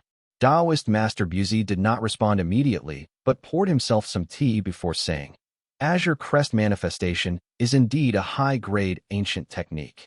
You have wasted so much time on it. We did not expect you to break through to the Foundation Establishment realm, so it seems you have your own fortune. Not bad. Thank you for the praise, Ancestor. Tuan replied obediently. Gentle breezes blew into the pavilion as the Taoist and the female cultivator sat facing each other. Taoist Master Buzi rolled up his sleeves, took a sip of tea, and continued, What did you gain? Tuan's heart skipped a beat. She feigned ignorance, frowning as she asked, What do you mean, Taoist Master? Taoist Master Buzi chuckled, his gaze sharp and his voice turning cold. Did you not secretly go to Cloud Crown Peak to seek a Tao scripture? I'm just wondering which Tao scripture the Yuan family wants. Is it the Heavenly Night Badger scripture or Clear Cloud scripture? He squinted at Tuan's submissive demeanor, pondering to himself. Azure Crest Manifestation protects the mind and spirit and dispels disasters. I wonder how much my divine ability can influence her. Tuan, being in the Foundation Establishment realm, was not as easy to manipulate as Li Shiji beside her. Taoist Master Buzi stared at her and said in a low voice, It certainly cannot be aged Courtly Path Scripture or River Mountain Sutra, which are beyond the Yuan family's capability. Do not bring trouble upon yourself. Taoist Master Buzi's words were full of warning, causing Tuan to hurriedly bow her head in apology. She was about to speak, but Buzi abruptly interrupted her. But the former two are also acceptable. He swirled his jade cup gently and said in a warm tone, Your ancestor Yuan Liqing was brought up by me.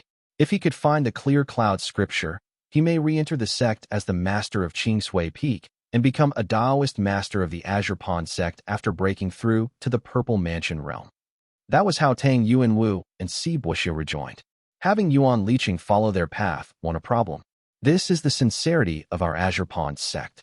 Buzi put down the jade cup and, seeing Tuan's contemplative look, smiled as he continued.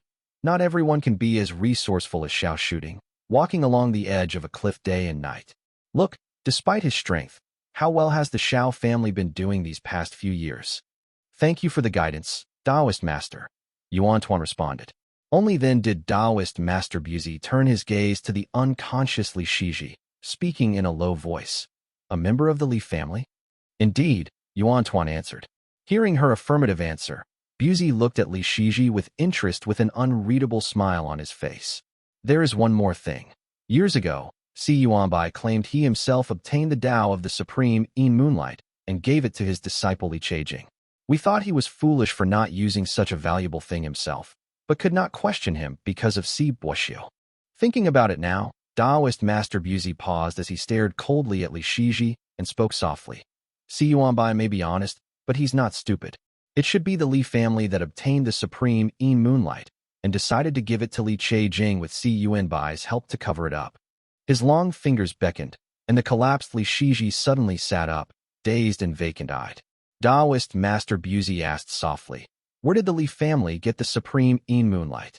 Li Shiji seemed bewitched by his divine ability, stammering out a story about how the Li family had gained access to a cave dwelling on Meiche Peak, obtained the Supreme In Moonlight, and let Li Chejing bring it back to the sect.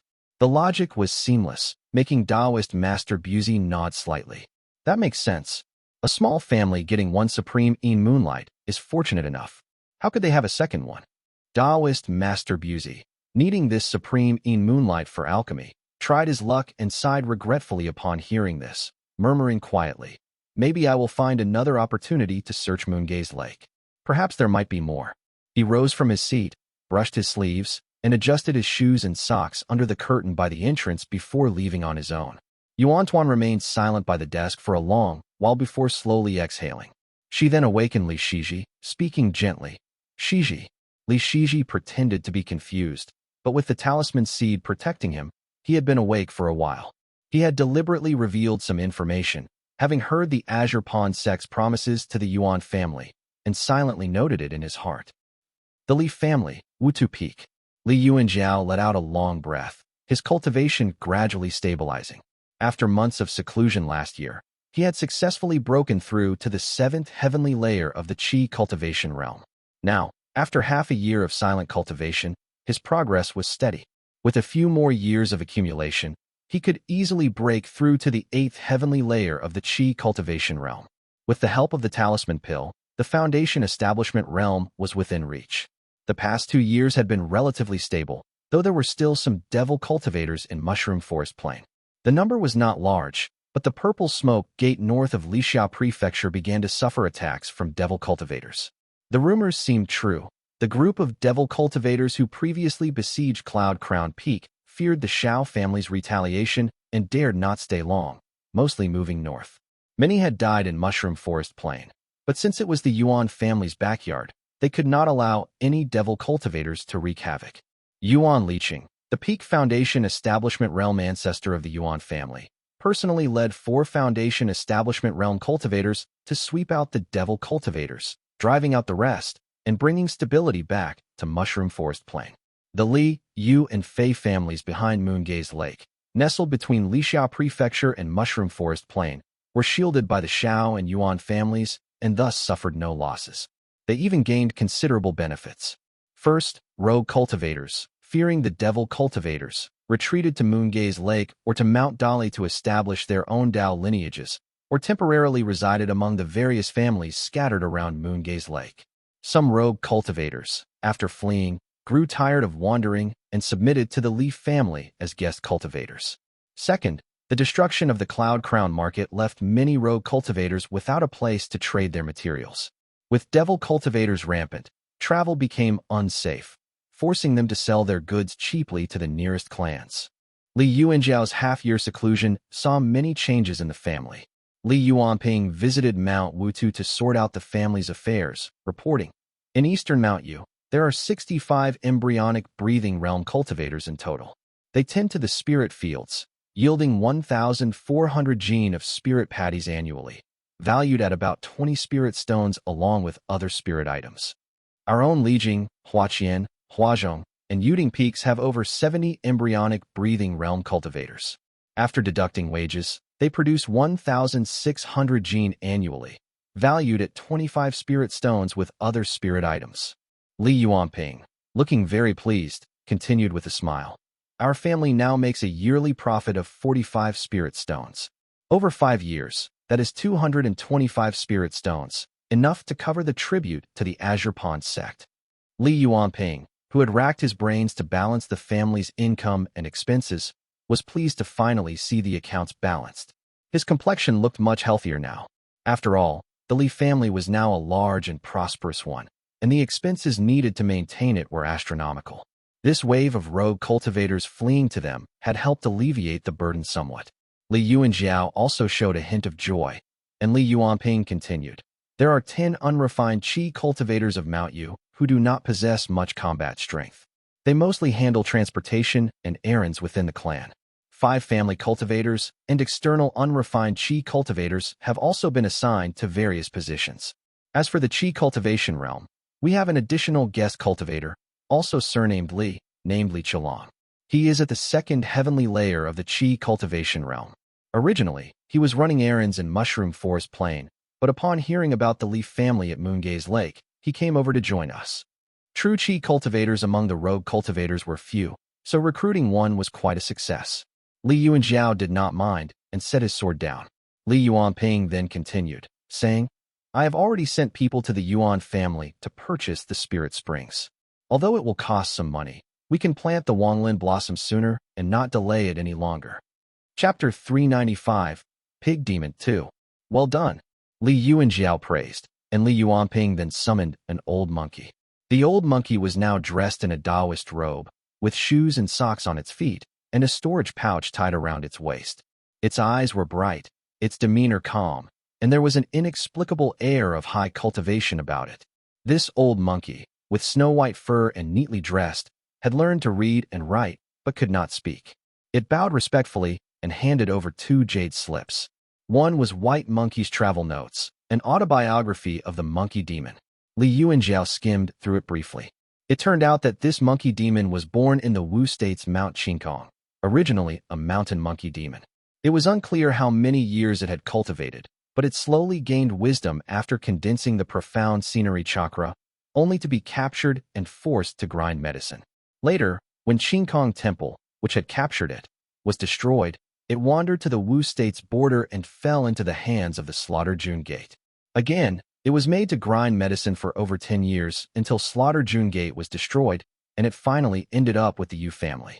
The Yu family, needing an extra pair of hands, saw its proficiency and continued to use it for grinding medicine. So, it is truly proficient in this field, huh? What followed was the destruction of the market town. Li Yuanjiao skimmed through this part, and then picked up the other jade slip. This one, titled Medicine Grinding Notes, recorded the properties and conflicts of over 1,000 spirit herbs. Li Yuanjiao was amazed, and at the end were 2 alchemical recipes of unknown origin, Jade Sprout Pill and Clear Mind Pill. Both were commonly used by qi cultivators and were already recorded in their family's alchemy books, holding little value. However, the detailed properties of the herbs made Li Yuanjiao smile, and he exchanged a pleased glance with Li Yuanping. As for the cultivation method of this monkey demon, it had relied on breathing exercises before the embryonic breathing realm. Afterward, it used a demon cultivation method granted by the Yu family, but due to some spell, it could not recall the details. Li Yuanjiao comforted the old monkey, giving it 2 bottles of pills. The old monkey did not hesitate and accepted them, tucking the pills into its pouch and bowing deeply. Family head. As the brothers were speaking, Shamily quietly approached, his expression a bit strange. He whispered into Li Yuanjiao's ear, "Family head, a pig demon has arrived at the foot of the peak, dressed neatly, claiming to be a demon soldier from Vermilion Cave, and is here to pay a visit." A demon soldier? Here to pay a visit? Li Yuanjiao was taken aback. Although he had never heard of Vermilion Cave, he immediately thought of the Foundation Establishment Realm Pig Demon on the northern slopes of Mount Dali and asked softly, "What is its cultivation level?" "Peak of the Qi cultivation realm," Shamily replied in a low voice. Li Yuanjiao frowned and responded, "Invited up." Shamily nodded and left. Li Yuanping, pondering thoughtfully, then said, "It must be that the pig demon has something to discuss but does not dare to come personally due to our ancestors' reputation. So it sent a lesser pig demon as a messenger." "Indeed," Li Yuanjiao agreed as he gripped the hilt of his sword, speculating quietly, "I have heard some rumors. It seems that as our family rises and our territory expands, these demons, deprived of live food and often killed by cultivators entering the mountains, have grown resentful." As they conversed in low voices, a white pig about 6 chi tall quickly ascended the peak. Walking on 2 legs, with a fat head and big ears, it looked rather comical. If not for the bone fork it carried, its ferocity as a demon would be undetectable. Pig 2 from the demon den of Mount Dali greets the great king of the Leaf family. The pig demon bowed clumsily, its eyes furtively glancing at the old monkey, probably wondering about its unfamiliar cultivation method. Nonetheless, it respectfully addressed them. "Are you the messenger of the mountain pig demon?" Demons were always bullies, fearing the strong and preying on the weak. Moreover, this pig demon reeked of the consumption of many humans, with an aura of darkness about him. Naturally, Li Yuanjiao showed no kindness, calling out sternly and glaring at the pig demon. Yes, I am." Despite the pig demon's high cultivation level, it was terrified of Li Yuanjiao. It moved its large head nervously, not knowing how to soften its words, and said hurriedly, "Your esteemed den has monopolized hundreds of thousands of live sacrifices from the mountains below. My lord has not had a proper meal in years." It turned out that although the demon den of Mount Dali forbade its demons from leaving the mountain to consume humans, this restriction only applied to demon generals and those registered in the cave. Lesser demons and ordinary beasts were generally never controlled. Although this pig demon was registered in the den and forbidden from leaving the mountain to consume humans, it could still send minor demons out to capture some people for occasional meals. The demon den of Mount Dali was far from human governance and wouldn't strictly enforce its rules. After all, with so many demons coming and going, it was unlikely that demons passing through human territories would not eat a person or 2. However, with the rise of the Li family, The pig demon's live sacrifices had dwindled, naturally leading to discontent. Seeing the pig demon's fearful and cowardly demeanor, Li Yuanjiao glared fiercely. The pig demon, scared out of its wits, spilled the rest of its complaints like beans from a bamboo tube. Your esteemed den is the master of this land, monopolizing all the live sacrifices from the mountains below. It is understandable that our den members are not allowed to scavenge. But your esteemed den has repeatedly slaughtered my lord's soldiers lately. This is simply unreasonable. Hearing this, Li Yuanjiao and Li Yuanping exchanged a glance and immediately understood. It seems rogue cultivators entered the mountains and indiscriminately killed demons, harming this pig demon's subordinates in the process. The lesser pig demon, still trembling, kneeled on the ground and said in a low voice, "My lord hopes for some compensation in live sacrifices, just 100 strong men." Li Yuanjiao frowned upon hearing this and said, "There have always been rogue cultivators entering the mountains. They come for profit, kill demons, and flee. How can this be blamed on my family? Your lord is just looking for an excuse to extort us." He then let out a cold laugh, drawing his sword with a clang. The scales of the dragon coiling pillar sword glimmered as he cursed. Does he really think my family can be bullied so easily? Before the words had fully left his mouth, the celestial moon/technique flashed, slicing down toward the pig demon. Being at the peak of the chi cultivation realm, the pig demon was quick to react. It ducked and summoned a thick black mist to enshroud itself. Clang! The Li family's sword technique had a fierce start. The pig demon, having been caught off guard, suffered a minor loss.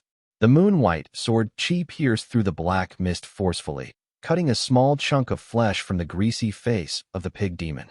"Ah!" Pig 2 screamed, clutching its face and retreating several steps, saying hurriedly, "Misunderstanding. It is a misunderstanding." Li Yuanjiao, contemplating leaving the pig demon to perform a sacrificial ritual for the mirror, refrained from further action given the demon's background. Nonchalantly, he picked up a cloth from the desk to wipe his sword, the dragon coiling pillar, and said harshly, "Tell your great king that if he has the guts, let him send someone else to test us. But he should beware of using his pig head to test the sharpness of my ancestors' treasured sword." "Yes, yes, yes," the pig demon replied sheepishly as it kowtowed repeatedly. Li Yuanjiao then commanded in a stern voice, "See the guest out." Li Yuanping quickly escorted the pig demon away, speaking kindly, "Escort brother pig down." After Shamily led the pig demon away, the old monkey also took its leave. Only then did Li Yuanjiao sheath his sword, speaking softly, "This pig demon has grown suspicious and came to test our family. We cannot hesitate at this moment. Demons always bully the weak and fear the strong." Li Yuanping agreed, saying in a low voice, "Regardless, this pig demon is restrained by the demon den and cannot descend the mountain. Even if it wants to trouble our family, it will at most send a few chi cultivation realm demons, which would fall right into our hands. That is exactly what we want." Chapter 396, The Calamity of Mount Ui. The pig demon stumbled out of the Li family territory hastily, wiping the wound on his face. He flew deep into Mount Dali without a word, and only then did it dare to curse out loud, "Damn dog. What kind of lousy idea was that? Making me take that sword for nothing. At least it was not face-to-face with Li Tongya. Lucky me. He did not dare hold a grudge against the Li family, but was already seething with hatred for the hyena in the demon den who had come up with the idea. He cursed all the way back. When he arrived at the demon den, a light gray hyena eagerly greeted him, its eyes darting around slyly as it squeaked, "Pig 2. What did the Li family say?" Pig 2 was already looking for trouble with the hyena, and here it came to him. Although he had cowered before the Li family, he had some status in the den. Now his eyes bulged with rage as he yelled, "Damn dog. Filthy dog. Get out of my sight." With that, he kicked the hyena, which was only at the early stage of the chi cultivation realm, sending it rolling away with a yelp. Pig 2 stormed into the cave, where a burly creature with a full beard sat. The creature was devouring something, holding a chunk of flesh in his hand. Blood dripped from his brown-red beard, making it wet and sticky. His eyes were bloodshot as he glared at Pig 2 and hissed, "What did Li Tongya say?" Pig 2 immediately wilted and stammered as he recounted the events. The demon general flew into a rage, cursing, "What nerve!" His blood-red eyes flared, and his demonic chi surged as he yelled, "How dare they wave around the flag of the Devil Gate and act like some esteemed clan. When I ruled this mountain, that Li Tongya was just a garden boy, a mere small-time cultivator at the embryonic breathing realm. If it were not for Si Yuanbai, the Li family would not even exist. And now, I send a messenger, and Li Tongya does not dare to even meet him. This is too much. Arg, this is too much. The Foundation Establishment Realm Pig Demon roared furiously. The demon soldiers below, knowing his temper, huddled silently together until he had smashed the tables and chairs and left the ground covered in blood and debris. Only then did he calm down slightly. The gray-furred hyena, who had recently joined the den and suggested testing the Li family, thought himself clever. He sneaked forward and whispered, "Great King, the Li family is arrogant. Why not send?" The burly creature, his face fierce, did not wait for him to finish. He backhanded the hyena, sending him flying and scattering teeth and blood everywhere as the hyena howled in pain loudly. "Never mention the Li family again," the demon general roared, and the demon soldiers, feeling as if they were granted amnesty, understood that their great king was afraid and had decided to lay low. They exchanged glances, relieved. At least we do not have to face those immortal swords. The Li family. Spring winds once again swept over the land, turning the lake water back to a gentle light green. Perhaps it was the season, or the ample spiritual energy that nourished it, but the Li family's Wanglin blossom finally sprouted. The tender green shoot appeared fragile and weak, but it was a Foundation Establishment Realm spirit root. The Li family treated it like a treasure, watering it with spirit spring water consistently, engraving formations around it, and burying spirit stones in the soil, fearing that the spirit root might wither. Fortunately, the old monkey tended to it meticulously, adjusting the soil composition and managing the spiritual energy in the earth veins. Though the spirit root seemed unspirited, it grew day by day, much to the relief of the Li family. Mount Lijing. The spirit patties are growing well this year. Li Xianxian walked along the mountain path with his hands clasped behind his back. Since the market's destruction, he had become idle as all the other roles in the family had been filled, and no one dared to order him around, leaving him with nothing to do. Apart from his daily talisman drawing, Li Xianxian had no other engagements, so he wandered around and spent time with his grandson. It is funny. In the past, when there were few cultivators in the family, these spirit patties were as hard as iron. Initially, mortals had to use axes enhanced with golden light spell to cut it. Li Yuanjiao, who was walking beside him, listened to his ramblings and nodded gently. Although Li Xianxian was his biological father, he had grown up under the care of his elder brother Li Yuanxiao and had little to no direct contact with Li Xianxian. Because of Li Yuanjiao's background, Li Xianxian was also not very close to him and harbored a silent guilt toward his son. Now, as he babbled on, Li Yuanjiao noticed a trace of nervousness in his father's demeanor, so he remained silent. This life and death crisis had finally propelled Li Xianxian to break through to the fourth heavenly layer of the Qi cultivation realm, but his progress was as slow as a turtle's.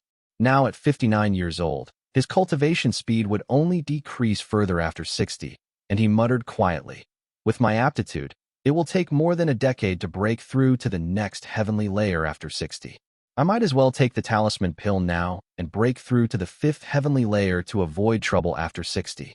As he was thinking about this, a cheerful voice called out from behind them. "Grandfather, clan uncle." Li Xianxian turned around to see two young boys, about 12 or 13, walking up the mountain path. The one in front, at the third stage of the embryonic breathing realm, had a radiant smile that made one feel like a spring breeze. He wore a brocade robe with a green jade bead tied to his wrist, swaying as he walked. The other, taller and more handsome with a sword on his back, appeared more reserved. He smiled and greeted, "Shijuan greets granduncle and clan uncle." Good. Li Xianxian happily took the hands of the two juniors, warmly asking about their cultivation progress. Li Yuanjiao watched with a smile as they chatted and laughed, making their way to the small courtyard on the mountain. Li Yuanping sat in his seat, silently reading the letters in his hand. The Li family had received 2 letters this month. One was from Chun Dongha to the west, stating that devil cultivators had also appeared in the territory of the Golden Feather sect, with 1 dead and 1 injured among the 2 unrefined Qi cultivators who accompanied him. The Li family currently had many unrefined Qi cultivators from Mount Yu, so Li Yuanping decided to send 2 more loyal ones over. If not for the sensitive nature of the matter, he would have sent more. The other letter was from Li Shiji within the sect, stating that everything was going well. He hinted at the complex situation in the Cloud Crown Peak market and advised against investigating too deeply to avoid trouble.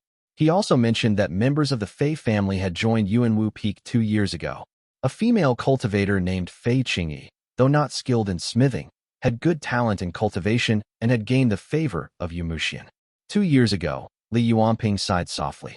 The Fei family had been quiet for the past 7 or 8 years, and their joining of the sect had been tightly covered up. If not for the letter from within the sect, there would have been no news on the lake, indicating their fear of interference from the Li family. Pinger, Li Xianxian called out. Seeing his aged face appear at the courtyard entrance with the 2 youths cupping their fist respectfully beside him, Li Yuanping quickly welcomed them in, handing the letter to Li Yuanjiao. Chapter 397, The Calamity of Mount Yu 2. Li Yuanjiao read the letter and silently pondered to himself. Li Yuanping then said, The Fei family has been silent these years, rarely communicating with us. Their disciples only cultivate on the peak. Li Yuanjiao nodded and replied, How could our family obstruct the recruitment of disciples? If they were open about it, it would be fine. Sneaking around only shows their own guilt. Clearly, this is Fei Tongyu's doing, cautious and fearful like a busy white mouse preparing for winter. He handed the letter back to Li Yuanping and said, Do not worry about it. Li Yuanping nodded and put away the letter, smiling as he said, Brother's description is quite apartment. Li Xianxian, on the other hand, was reading Chun Donghe's letter with a frown. It is troublesome for Donghe to handle this alone. Let me go and help him, he said finally. Li Yuanping shook his head and replied, That pass is large, but 3 people collecting qi is already the limit. Speaking of qi collection, Li Yuanping had considered sending people into the mountains to gather the mountain's spiritual qi. It would take 7 or 8 years to collect 1 portion of minor pure spiritual qi. Minor pure spiritual qi required a vast mountainous area, and the Li family, backed by the expanse of Mount Dali, could accommodate 3 or 4 people collecting qi simultaneously. Moreover, minor pure spiritual qi was useful not only for advancing true qi cultivators, but also in alchemy, smithing, and talisman drawing. Each portion was worth about 30 spirit stones. Unfortunately, though this qi was common, it was very troublesome to collect, requiring 7 years of leaping through the mountains, delaying one's own cultivation. Once we have more unrefined qi cultivators, we can send them into the mountains, bringing in additional income each year. Li Yuanping was calculating the profit after deducting the salaries and subsidies for these cultivators when someone hurriedly approached them. He respectfully reported, Clan head, Madame Qingxiao has returned to visit her family, but, Qingxiao, quickly let her in. Li Xianxian called out repeatedly, then stopped abruptly, seeing the hesitant expression on the clan soldier's face, and asked in confusion, But what? The soldier dared not hide anything and answered, Madame is dressed in mourning clothes. Everyone in the courtyard was startled as they heard this. Li Yuanping paused for a moment before exclaiming, In mourning clothes? Li Yuanjiao also turned pale and quickly reacted, asking urgently, Is it Xiao Xian or Xiao Juqing? The clan soldier rushed away, leaving everyone with grim faces. Li Xianxian clenched the armrest and said in a deep voice, It must be the devil plague. After a while, Li Qingxiao indeed arrived in mourning clothes. Now, her face was much thinner than when she left, her eyebrows lighter, and her lips were pale. She looked exhausted, with a faint scar on her wrist. She seemed like she had been through hard times. Li Qingxiao had left as a charming young girl, but in less than 10 years, she had returned as a frail woman. Her face was pale, her eyes slightly red, and as soon as she entered the courtyard, she fell to her knees with a thud. Please, save my family, clan brothers, she cried out desperately. She looked ashen, tears streaming down her face like broken beads. Li Yuanping could not bear to see this, hurriedly stepping forward to help her up. However, Li Qingxiao remained kneeling stubbornly. What happened? Li Xianxian asked with a pained voice. Li Qingxiao, her voice mournful as she wept, began explaining. My Mount Yu is located at the northernmost part of the Shao family territory, adjacent to the Purple Smoke Gate. We suffered heavy losses during that devil plague. My husband's clan uncles and clan brothers died in battle, and many were injured or lost cultivation path. Later, when the devil cultivators moved north toward the Purple Smoke Gate, they passed through Mount Yu. My husband and father-in-law were cleaning up the aftermath when they encountered the devil cultivators. She wept bitterly, pressing her delicate fingers against the stone tiles, closing her eyes in pain as she wept. When the clan members arrived, both my father-in-law and husband were dead, along with more than 10 relatives, their bodies never found. Damn it! The Li family members all mourned silently, helping Li Qingxiao up and offering her comfort and tea, though she was not in the mood to drink. She cried anxiously. The main line of Joqing on Mount Yu is now extinct, leaving only my 2 young sons. But according to the Shao family's branch rules, the position of head must be handed over to some clan brothers. With tears still streaming down her face, she continued, but Xiao Xian always worried about the malicious intentions of these clan brothers. If I give up this position, how can I face my husband? What will become of my 2 children in the future? Li Yuanping, upon hearing these words, had a vague premonition. His face turned slightly pale, and he took a step back, speaking gently. Sister, do you mean to say? Li Qingxiao kneeled again, her face as white as snow, her lips trembling, finding it difficult to speak. She said in a low voice, I only hope the family can send a few loyal people to accompany me to Mount Yu, as long as they have the strength to suppress the various branches of Mount Yu. Li Xianxian also fell silent, stumbling back, caught in a dilemma. Li Qingxiao looked around at everyone's faces, then said sorrowfully, Qingxiao understands the difficulties of the family. I have not troubled the family in these past years, but I really cannot bear to see the position of Mount Yu fall into the hands of others. Li Yuanjiao's face darkened as he stared at Li Qingxiao. After a long silence, he finally said glumly, This is a Shao family's matter. Sister, the Shao family is an immortal clan of the Purple Mansion realm. How can our humble clan interfere? Qingxiao understands. Li Qingxiao kneeled, crying silently. Eventually, she said nothing more. Li Yuanjiao's expression changed, and he asked, Is Senior Yuanci in the clan? He has already been ordered to go to the Eastern Sea, she responded weakly.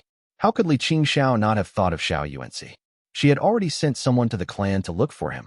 Li Yuanjiao sighed deeply as he helped her up and wiped her tears, then said in a serious tone, Do not be anxious. There will always be a way. Once Li Qingxiao was seated properly, Li Yuanjiao waved his sleeve and instructed, Invite Guilwan and Qinghong to come over. When Xiao Guilwan and Li Qinghong arrived swiftly by riding the wind and heard the news, Li Qinghong gripped her spear tightly, her brow furrowed, unable to speak. Xiao Guilwan, though not directly involved, was much clearer-headed. She considered the situation briefly and then said softly, Madam, the main line of Mount Yu is severely damaged and should be recuperating. Why would they suddenly act so recklessly? Xiao Jiuqing is a smart person. He would never do such a thing. Was it an order from the family? Li Qingxiao shook her head and replied in a low voice. It was not that my family acted recklessly, but Mount Yu was already mostly ruined by the previous devil plague. Countless formations were breached, with only a few intact, making it easy for them to be slaughtered. My father-in-law had foresight and found an excuse to send the women and children to Xianyu Peak, allowing me to escape this disaster. Xiao Guilwan nodded silently. The Xiao family was currently recuperating, with the first formations to be repaired certainly being at Xianyu Peak and the main line. The formations of the branches at Mount Yu were numerous and complicated, so it was normal for them to be delayed. She paused, her expression serious. She then asked in a deep voice, Did the Xiao family eventually eradicate these devil cultivators? Li Qingxiao, overwhelmed by sorrow, had not rushed here immediately. She had many arrangements and sought help from various sources, but all to no avail. Hence, she had no choice but to return home. She immediately replied, This group of devil cultivators came suddenly. They entered Mount Yu through the pass, killed people, and fled north without a trace. Although the family came to the rescue, it was already too late. Chapter 398. Who is it? Xiao Guilwan asked more detailed questions while Li Yuanjiao listened silently from above, calculating in his mind. Upon hearing that the Xiao family had not captured the devil cultivators but had instead come up empty-handed, Xiao Guilwan breathed a sigh of relief. Li Yuanjiao raised an eyebrow and asked in a deep voice, Are you worried that Xiao Gitu orchestrated this? It was not unreasonable for the couple to be suspicious. Li Yuanjiao's brother-in-law was quite capable and ambitious, always having intentions to further align with the Li family. However, it seemed that Xiao Shooting had given an order, causing Xiao Gitu to abandon his plans. Over time, there had been no further movement, allowing Li Yuanjiao to relax quite a bit. Now, fearing that Xiao Gitu's ambitions had resurfaced, it had prompted him to ask this question. Once it was out of his mouth, everyone's expressions changed immediately. Li Shijuan, who was deep in thought, gradually relaxed his sharp eyebrows and cupped his fist before speaking. I also think that this might be Xiao Gitu's doing. He might be trying to lure our family into taking action, giving him an excuse to intervene. If we set a precedent, the Xiao family could interfere in our affairs whenever there is turmoil. His straightforward explanation laid bare the suspicion, surprising both Xiao Guowan and Li Qingxiao. My brother would not do that, Xiao Guowan said after a while as she shook her head, pondering for a few moments before explaining further. My brother is proud and always favors a righteous path. Even if he wanted to deepen his control over our family, he would not resort to such tactics. Besides, she paused before continuing. If it were a deliberate scheme, he would have set an ambush at Mount Yu, waited for the devil cultivators to massacre, and then pretended to arrive late to annihilate them, killing two birds with one stone. That way, he would not damage his reputation by showing both internal weakness and external ruthlessness. Li Yuanjiao, having had suspicions initially, now realized the inconsistency and agreed. Exactly. The Xiao family has suffered a loss and needs to demonstrate strength to avoid being preyed upon. This is not the time to scheme against us. Xiao Gitu would not go that far. Li Shijuan nodded lightly, though his expression remained unchanged as he replied, I guess I have overthought it. His unmoved demeanor made Li Xianxian glance sideways, wondering if Li Shijuan had intentionally brought this up.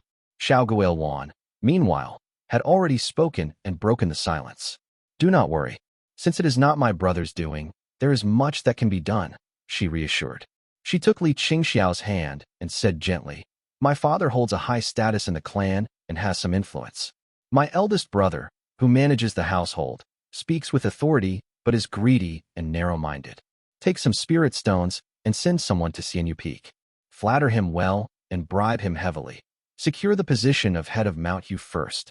While she was speaking, Li Yuanping had already taken out over 70 spirit stones from a storage pouch and said warmly, Sister, the family savings are here. Use them as needed. Li Qingxiao wept as she trembled and accepted the spirit stones meekly. Before she could speak, Xiao Guowan continued, Even if my brother has no such intentions, we cannot set a precedent. I have two close friends in the clan with some influence in the Xiazhong and Dongshan branches. I will write a letter asking them to lend you a few Xiao family cultivators to support you. Yes, please, Li Qingxiao said gratefully as she kept the spirit stones. Xiao Guowan then took up a brush, dipped it into the ink, and began writing. Li Yuanjiao stepped forward and said solemnly, I also have a Foundation Establishment Realm Talisman here for your protection. It can deter minor threats. Instead of offering sentimental words as her older brother, he shoved the talisman into her hand and began explaining how to use or not use it. Li Qingxiao nodded and accepted the letter Xiao Guowan handed over to her. Li Yuanjiao then said, The family will send a caravan to Mount Yu. Stay in touch with us as the situation evolves. Thank you. Thank you, brothers. Qingxiao has no way to repay this. Li Qingxiao was moved, responded gratefully, and accepted everything. She bowed deeply and said, The grace of the family will be remembered by the lineage of Mount Yu. Once Mount Yu is stabilized, we will repay you.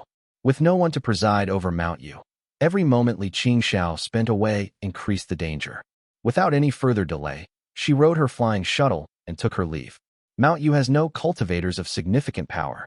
With these measures, they should be able to handle ordinary threats, Xiao Guowan said softly as she watched Li Qingxiao depart.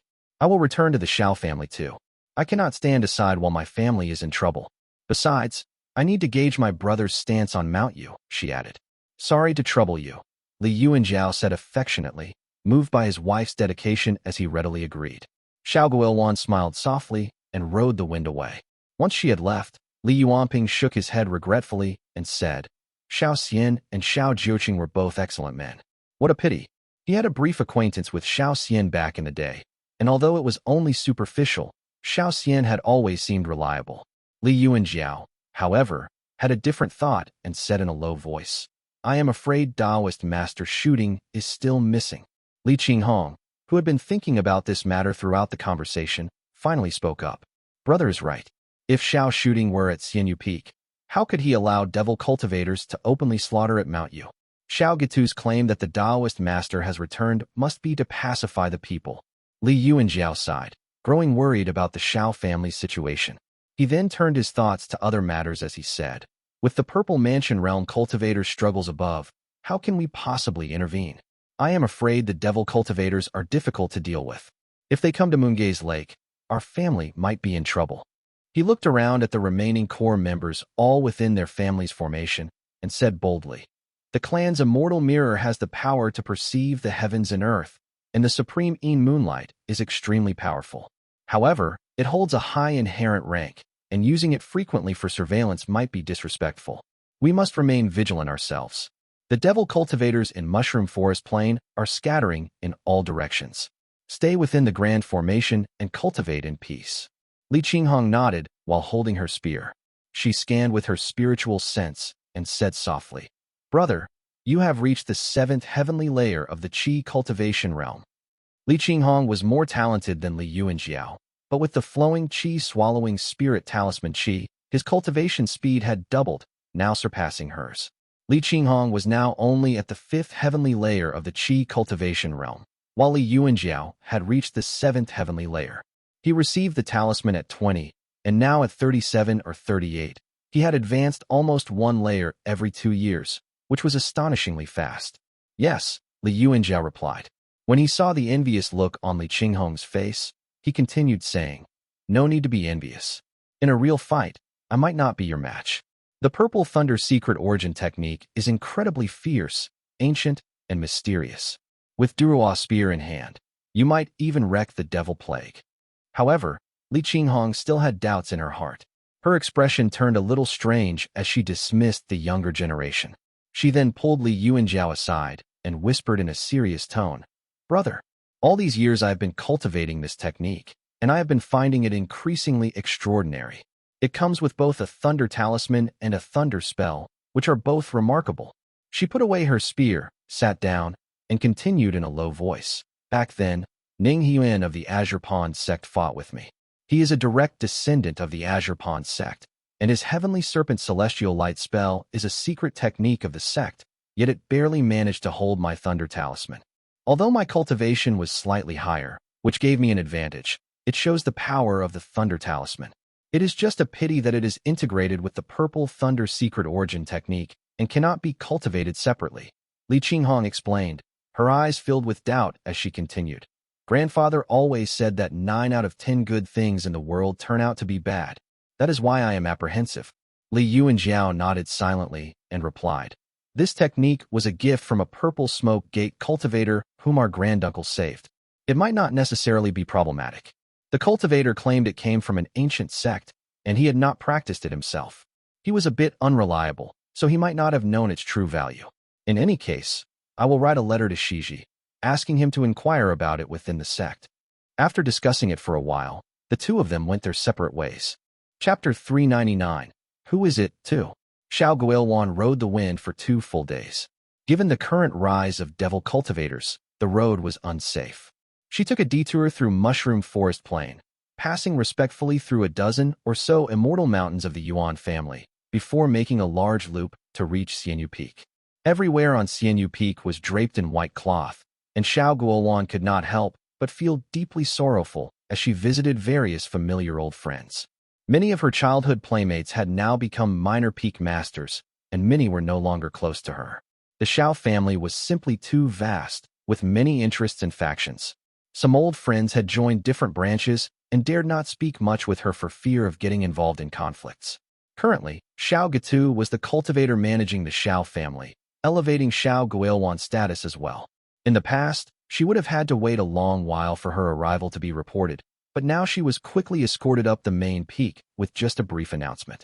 Xiao Gitu, clad in golden armor and playing with a pair of jade rings, sat at the head of the main hall on the main peak. Xiao Guilwan walked on jade tiles, bowed deeply upon entering, and seized the opportunity to observe her brother. Xiao Gitu looked much somber now, and was at the 6th heavenly layer of the Qi cultivation realm. His once smiling face had become impassive, But upon seeing his long-unseen sister, a faint smile appeared. He spoke warmly. "It is rare to see you return." These words left Xiao Guilwan speechless. Xiao Gitu took 2 steps down and sat by the side of the stone steps. Only then did Xiao Guilwan notice the small holes covering his golden armor, making it unusable. Xiao Gitu quietly removed his armor, saying softly, "What a coincidence. Taoist Master Buzi just left, and you arrived." "Taoist Master Buzi? From Azure sect?" Xiao Guilwan exclaimed, instantly shocked. Xiao Gitu tossed the armor piece from his elbow to the ground with a loud, clanging sound, and replied, "Yes. Since the ancestor has not returned, he has become audacious."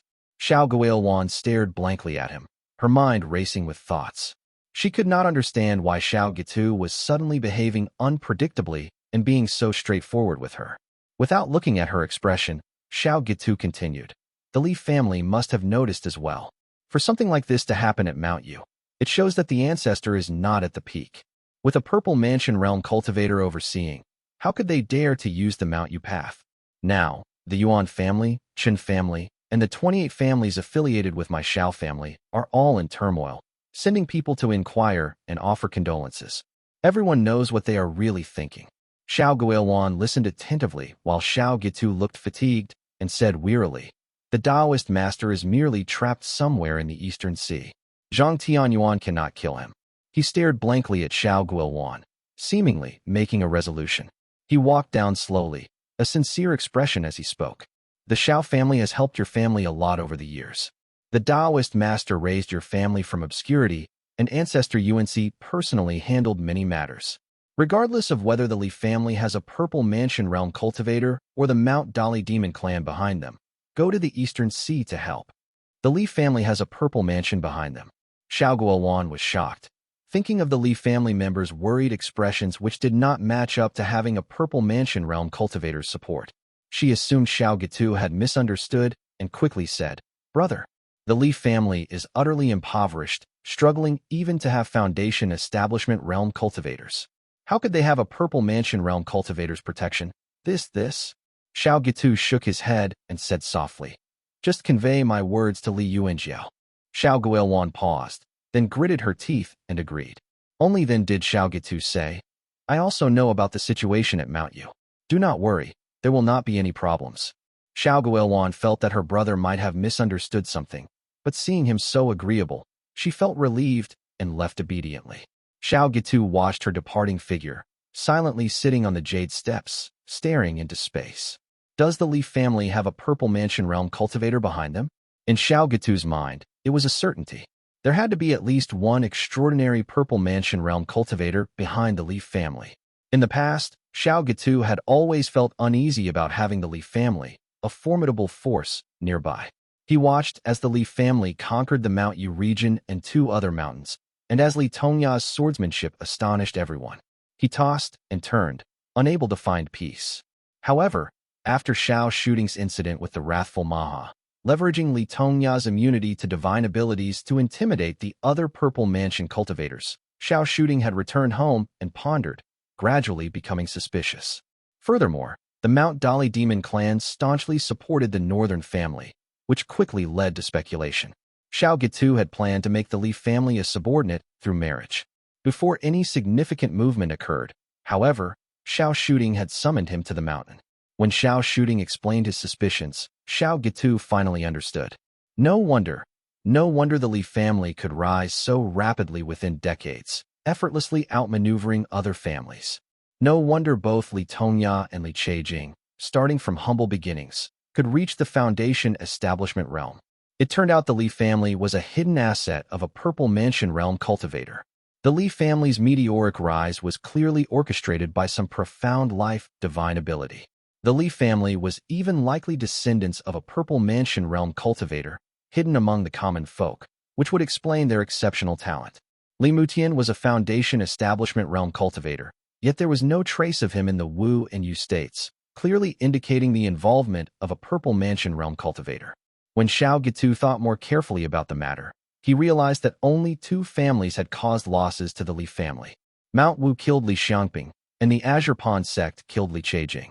Both incidents pointed to two Purple Mansion realm cultivators on the verge of breaking through to the Golden Core realm. It was evident that the Purple Mansion realm Taoist masters were exchanging blows, interfering with each other. With this calculation, the vague figure behind the Leaf family emerged, proficient in manipulating fate, hidden behind the scenes of some sect, at odds with the Azure sect, and at least in the later stages of the Purple Mansion realm. The Purple Mansion realm cultivator behind the Leaf family remained hidden, and the Xiao family dared not expose them. They quietly facilitated the Leaf family in the market, supporting them silently. Now that Xiao Shooting was trapped, Xiao Gitu had nowhere to turn for help. He remembered the silent cooperation between Xiao Shooting and the Leaf family's Purple Mansion realm cultivator, one leveraging power, the other remaining hidden.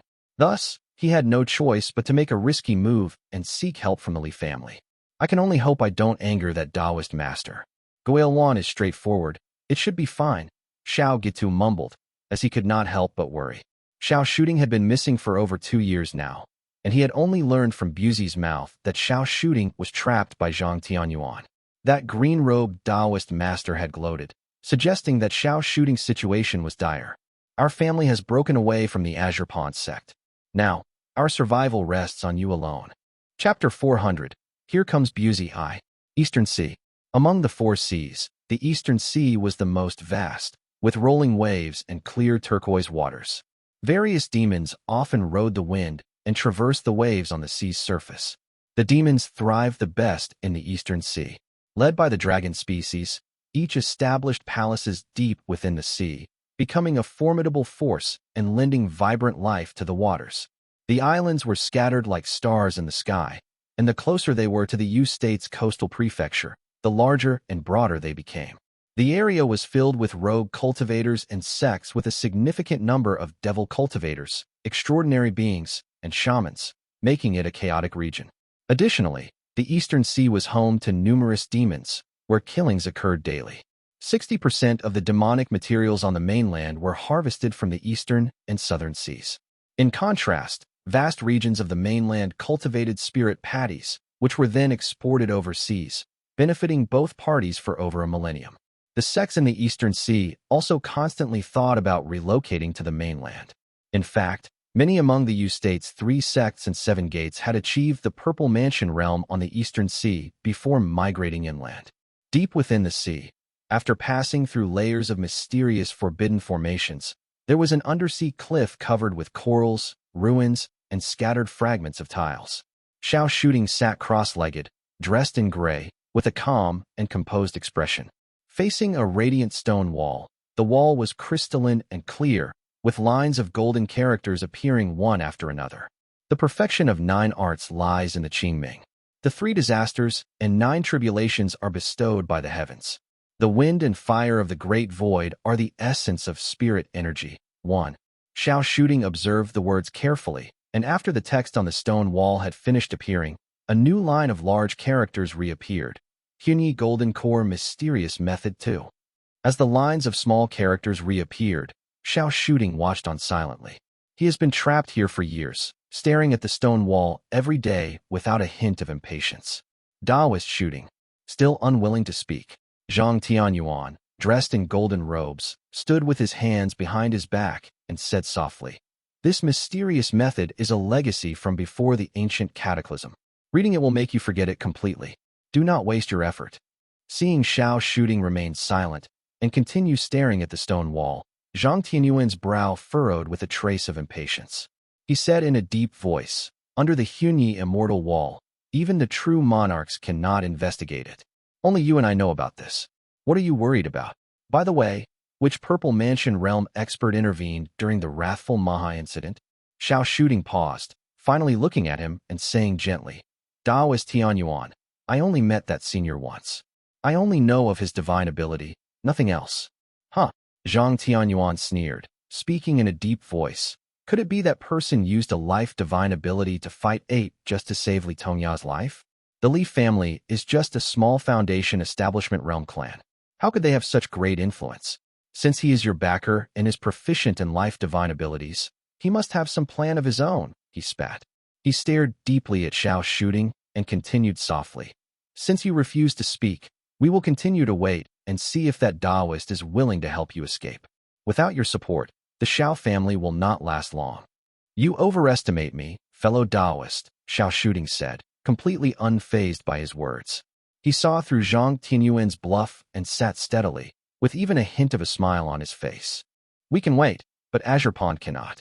If I am not mistaken, now that Qin Taojing is dead, the devil plague has moved toward the 7 gates, he calmly spoke. Speaking of Qin Taojing's death, a hint of regret flashed in Xiao Shooting's eyes as he continued. If I am not inland, with only Qi Buzi and Yuansu, they cannot mobilize so many Foundation Establishment realm cultivators. If the true monarch's plans are ruined, not even Taoist Tianyuan can bear the responsibility. Xiao Shooting's words darkened Zhang Tianyuan's face, and his golden robe trembled slightly as he said sternly, You are quite calculative. No wonder you hid for 5 years, waiting for this moment. Fine, fine. Zhang Tianyuan gritted his teeth as he continued, first targeting my Zhang family, then using Azure Pond sect. Fine, take your perilous path and see how long you can hold out. He then swung his sleeve, his figure disappearing into the distance. This place was filled with forbidden formations left by the ancient Immortal sect, preventing entry into the Great Void. Even Purple Mansion realm cultivators had to fly openly. After Zhang Tianyuan left, Xiao Shooting also stood up, his hands behind his back. To protect that hidden pawn of the Li family for the Purple Mansion realm Taoist master, Xiao Shooting had expended considerable effort, using clues to point all suspicion toward himself. Now, he had thoroughly offended Zhang Tianyuan. I hope that Senior has his own plans arranged. Xiao Shooting muttered to himself. Chen Mufeng. Li Yuan Jiao picked up the small letter in his hand silently, reading its contents. He looked at the young man half kneeling before him and praised. Not yet 30 and already at the peak of embryonic breathing realm. Truly a genius. Chen Mufeng, with lowered gaze and head, responded loudly. Clan brother is the one with a profound affinity for the Tao and is naturally gifted in cultivation. Mufeng is but a firefly's light, incomparable to the brilliance of clan brother's moonlight. Chen Mufeng's words were sincere. Li Yuan Jiao, only 6 or 7 years older, had already reached the 7th heavenly layer of the Qi cultivation realm, making any comparison futile for Chen Mufeng. Hearing him call him clan brother, Li Yuan Jiao was slightly taken aback. He then remembered that Chen Mufeng was the son-in-law of his clan uncle, Li Chuyang, and the husband of his cousin, making him his brother-in-law by marriage. Have you decided on which cultivation technique to practice? Li Yuan Jiao asked. Chen Mufeng bowed again and replied, I will follow the clan's arrangements. Very well, Li Yuan Jiao nodded. Then it shall be the River One Qi technique. Thank you, clan brother. Thank you. Mufeng will serve the clan with all his might. Chen Mufeng exclaimed readily with ears pricked up, as he had been waiting for these words. He was overjoyed, bowing excitedly and reciting a string of vows. Li Yuan Jiao merely waved his hand and said softly, Go to Yuanping to collect the cultivation technique, pills, and spiritual qi. There is no need to report back. The Li family's support for external cultivators was indeed generous, as even Li Yuan Jiao himself practiced the River One Qi technique. A technique 1 grade stronger would significantly enhance one's strength. Chen Mufeng hurriedly thanked him and left in a rush. Watching the young man leave, Li Yuan Jiao turned to Li Xianxian and asked softly, How does he compare to Uncle Donga? Li Xianxian, holding a talisman produced by the Azure Pond, carefully scrutinized the brushwork and said, He lacks Dongha's steadiness, is less tempered, and inevitably reckless, unlike our clan members. The Li family's direct descendants were aware of the great treasures they possessed and understood the severe methods of the higher sections. They were always taught the grave consequences of a single moment of negligence, leading to the clan's annihilation. Hence, the younger members like Shiming and Shijuan were all introspective and cautious, differing greatly from the ambitious Chen Mufeng. With the strict clan laws, the atmosphere within the clan was always somber. Li Yuan Jiao feared excessive strictness and laughed softly, saying, As long as he is useful. The clan needs a few with drive. 1. Translator's note. The Qingming here probably means Qingming copper which is used to forge weapons. 2. Translator's note. Hun means mix, and Yi means one. So Hunyi could also mean mixed into one. Chapter 401. Here comes Buzi too. As they were talking, Xiao Guilwan arrived, full of curiosity. She descended from the wind and bowed to Li Xianxian. saying respectfully, "Father." Li Xianxian waved his hand, signaling her to speak. He then urgently asked, "What did Xiao Gitu say?" Xiao Guoyuan hesitated for a moment and then repeated her brother's words. Li Yuanjiao and Li Xianxian were both stunned, looking at her in disbelief. "Our family's Purple Mansion Realm cultivator." Li Yuanjiao was dazed for a few moments, frowning as he looked up and said in a deep voice, "Where would our family get a Purple Mansion Realm cultivator? If the Li family had one, we would not be in our current state." Li Xianxian put away the talisman in his hand, still puzzled. Xiao Guoyuan herself was also confused. Seeing Li Yuanjiao's genuine expression, she hesitated and said slowly, "Perhaps it is a good thing, but I always feel uneasy for some reason." Li Yuanjiao turned the cup in his hand silently and said softly, "No wonder Xiao Gitu was so courteous. What should we do now?" Xiao Guoyuan asked. Li Yuanjiao, surprisingly calm, had a fleeting image of the immortal mirror in his mind before replying nonchalantly, "Act as if nothing happened. Proceed as usual." He had a guess. The family's immortal mirror was of extremely high rank, yet excelled at concealment. Perhaps Xiao's shooting miscalculated due to this misunderstanding. He could not send someone to the Xiao family to clarify either.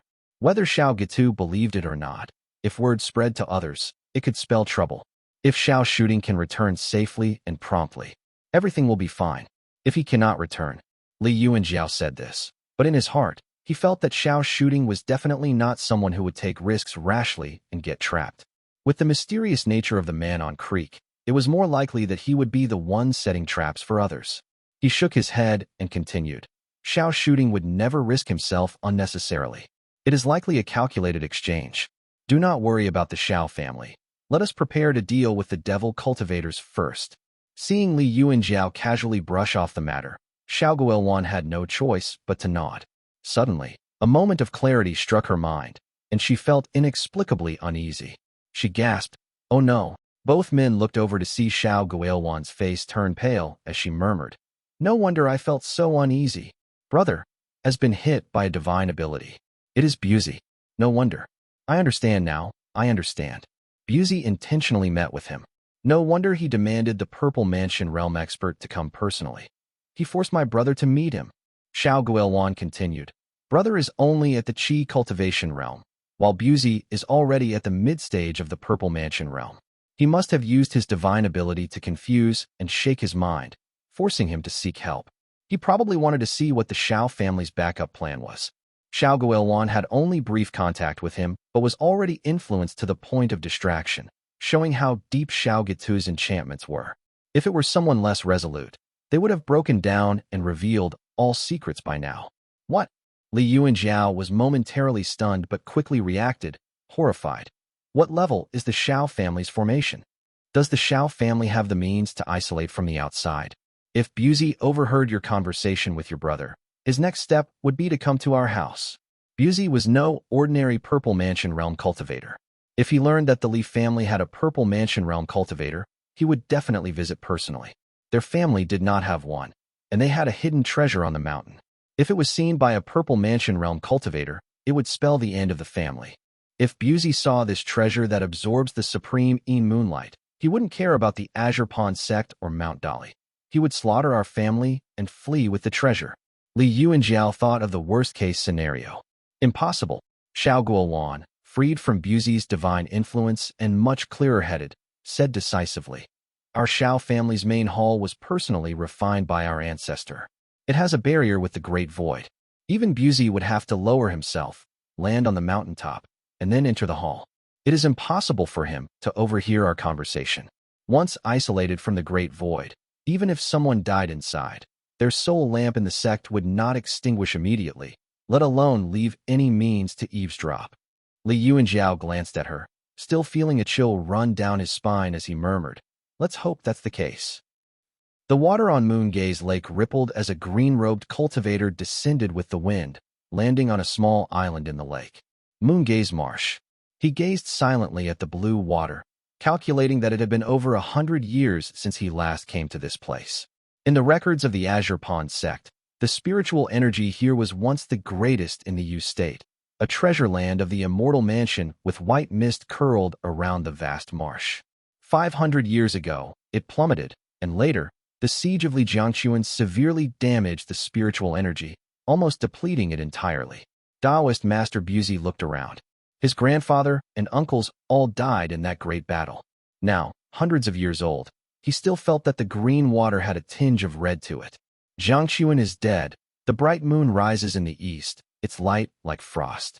Snow falls in the prefecture. The lake sparkles with a myriad of lights, red and green intertwine. The Purple Mansion realm cultivators who died in that battle were countless. Some returned home with an indelible sword intent, slowly awaiting death. But the spectacle over the lake was more magnificent than the previous 100 years combined. Li Jiangquan never had the chance to transform into a spirit object. His flesh was divided among the three sects, treated as precious treasures. What followed was the reckoning with Lingyu Gate and the extermination of a few immortal clans. He snapped out of his recollections, shook his head, and withdrew his gaze, extending his spiritual sense to search the bottom of the lake repeatedly. I'll search 3 times. If there is nothing, I'll leave. The lakebed of Moongaze Lake churned, treacherous and filled with numerous demons, some of which were Foundation Establishment realm creatures. Usually domineering, they now trembled in the mud, cowering in fear before the Purple Mansion Taoist master. Buzi ignored them, carefully searching 3 times. Finding nothing, he could not resist searching 2 more times. Finally, he shook his head and sighed. Still nothing. I supposed it's not so easily found. In fact, the sects had long given up on finding the supreme moonlight in Moongaze Lake. It was more likely to be found in the ruins of the Eastern Sea. However, Buzi could not resist coming after hearing Li Shiji's account. The Purple Mansion realm expert aiding the Xiao family did not show up. It might be Xiao Xinyo's favor. It is best to release Xiao shooting first, to avoid further complications. Buzi glanced at Mount Dali, swung his sleeve, and vanished into the great void.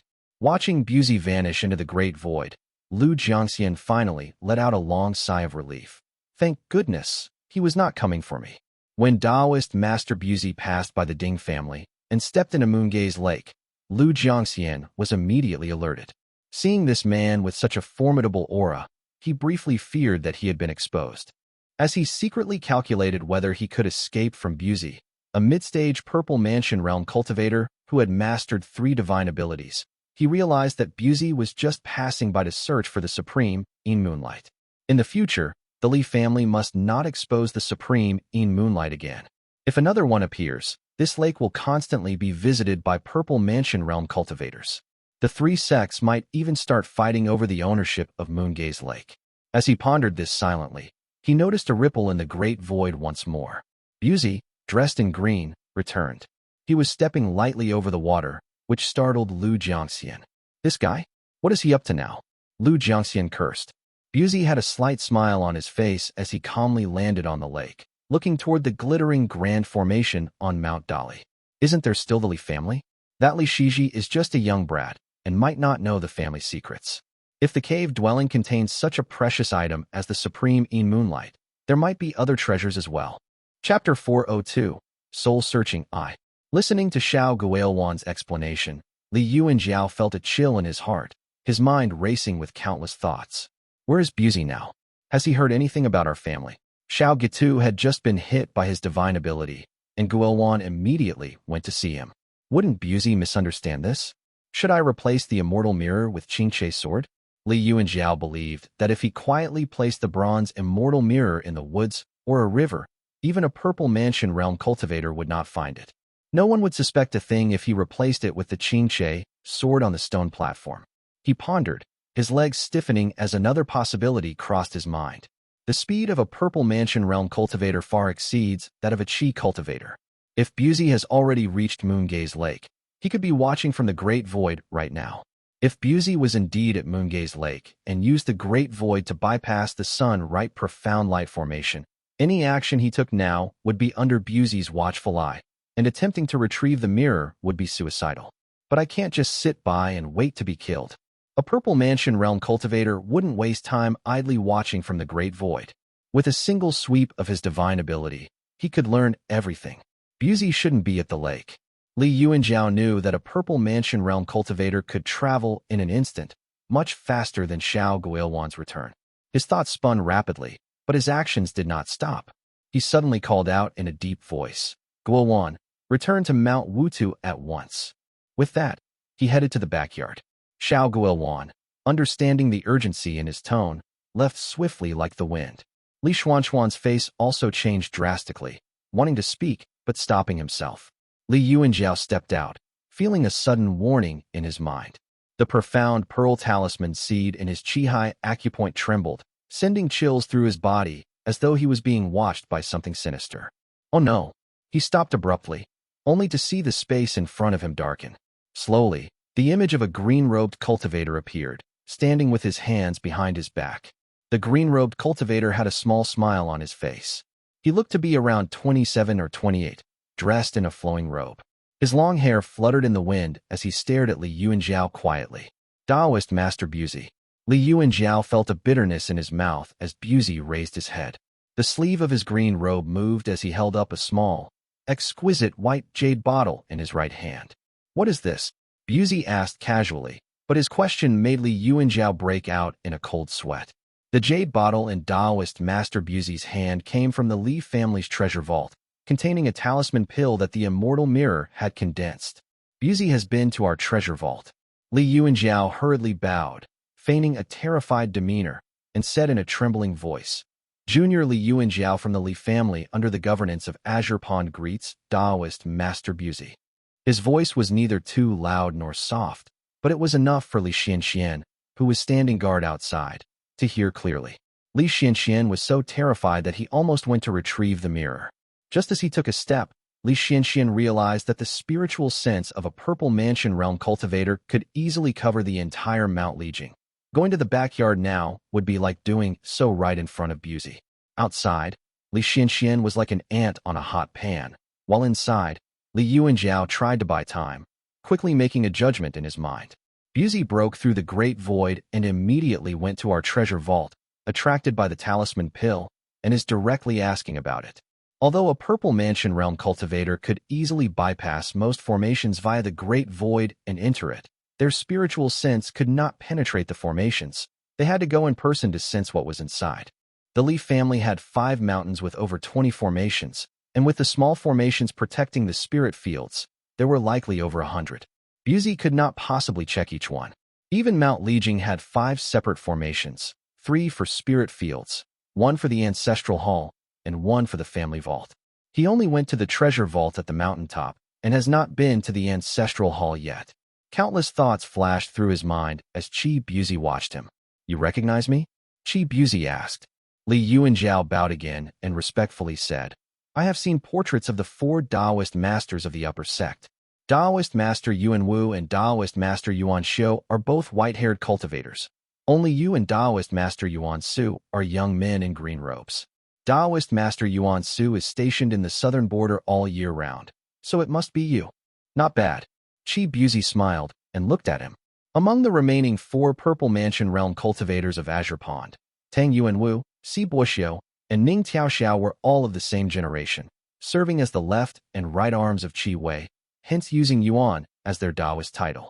He was from a later generation, and by the time he reached the Purple Mansion Realm, the Azure Pond sect no longer followed the custom of using Taoist titles. Hence, he was simply called Buzi. Seeing that Li Yuanjiao could name so many Purple Mansion Realm cultivators from Azure Pond, his smile broadened as he repeated, What is this thing? Of course, he was referring to the talisman pill. Li Yuanjiao responded promptly and respectfully. This item was obtained by our clan in a cave dwelling, along with the supreme moonlight of that year. The clan could not identify this pill or discern its quality, and we feared possessing a valuable item would bring disaster, so we did not dare reveal it. Qi Buzi waved his hand to interrupt him, smiling brightly as he remarked, This pill has excellent boundary-breaking effects and is quite rare. It seems to be made with an ancient method. I see that your clan's fortune is not shallow. Just as Li Yuanjiao was about to reply, he suddenly felt a wave of panic overwhelm him. The world before him turned gray and dark, shrouded in a misty gloom as if draped in a veil of darkness, making everything hazy. Divine ability. A cramping pain shot through his stomach, and his face felt damp. His consciousness splintered into fragments, with large sections of text and images drifting through his mind. With the last vestiges of his awareness, he clamped his mouth shut, his lips trembling. The talisman seed in his Qihai acupoint emitted a slight coolness, keeping his consciousness intact, but not fully awakening him to avoid revealing any abnormalities. Outside, Li Xianxian was also affected by the divine ability. Fortunately, Buzi focused on Li Yuanjiao alone, so Li Xianxian only felt slightly dizzy and immediately recognized it as a divine ability. Feeling his mind growing increasingly muddled, Li Xianxian, knowing his will was weak, slapped the Xinyang mansion between his eyebrows with his palm before collapsing with a thud. Buzi paid no attention to Li Yuanjiao's reactions. He waited for Li Yuanjiao to kneel and become dazed, then gently placed a hand on Li Yuanjiao's Xinyang mansion. Pressing the spot between his defiant brows, he performed a hand seal with his other hand. In quarters 9 Hills heart-questioning spell. This technique was a pure soul-searching spell from the Taoist sects, far superior to the crude methods of devil cultivators. Once a forbidden spell hindering the Tao path, it had now become a useful, immortal method. Li Yuanjiao's act was flawless, but Buzi had no interest in guessing the origin of the pill. Whether Li Yuanjiao told the truth or lied, he did not care to listen to the details. A soul-searching spell would reveal everything.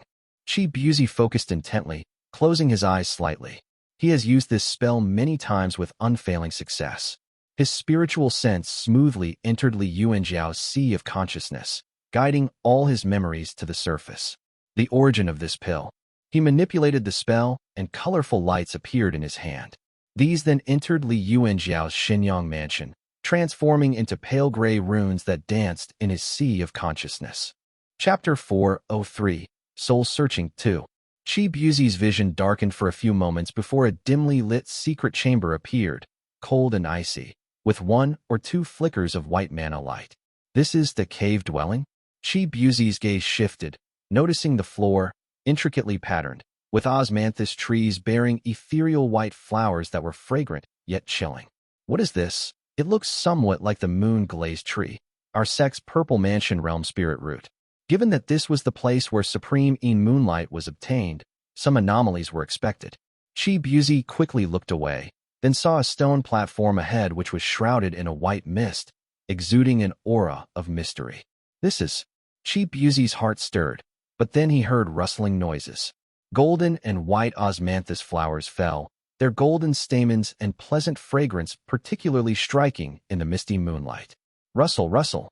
Several lively, adorable toads and rabbits hopped out from the dark corners, trampling on the fallen osmanthus petals. Li Yuanjiao finally straightened up, allowing Buzi to see what was on the platform. Suspended on the stone platform was a small grayish-green sphere, inscribed with ancient and profound runes. Suddenly, a pair of eyes appeared on it. They were gentle yet indifferent and majestic.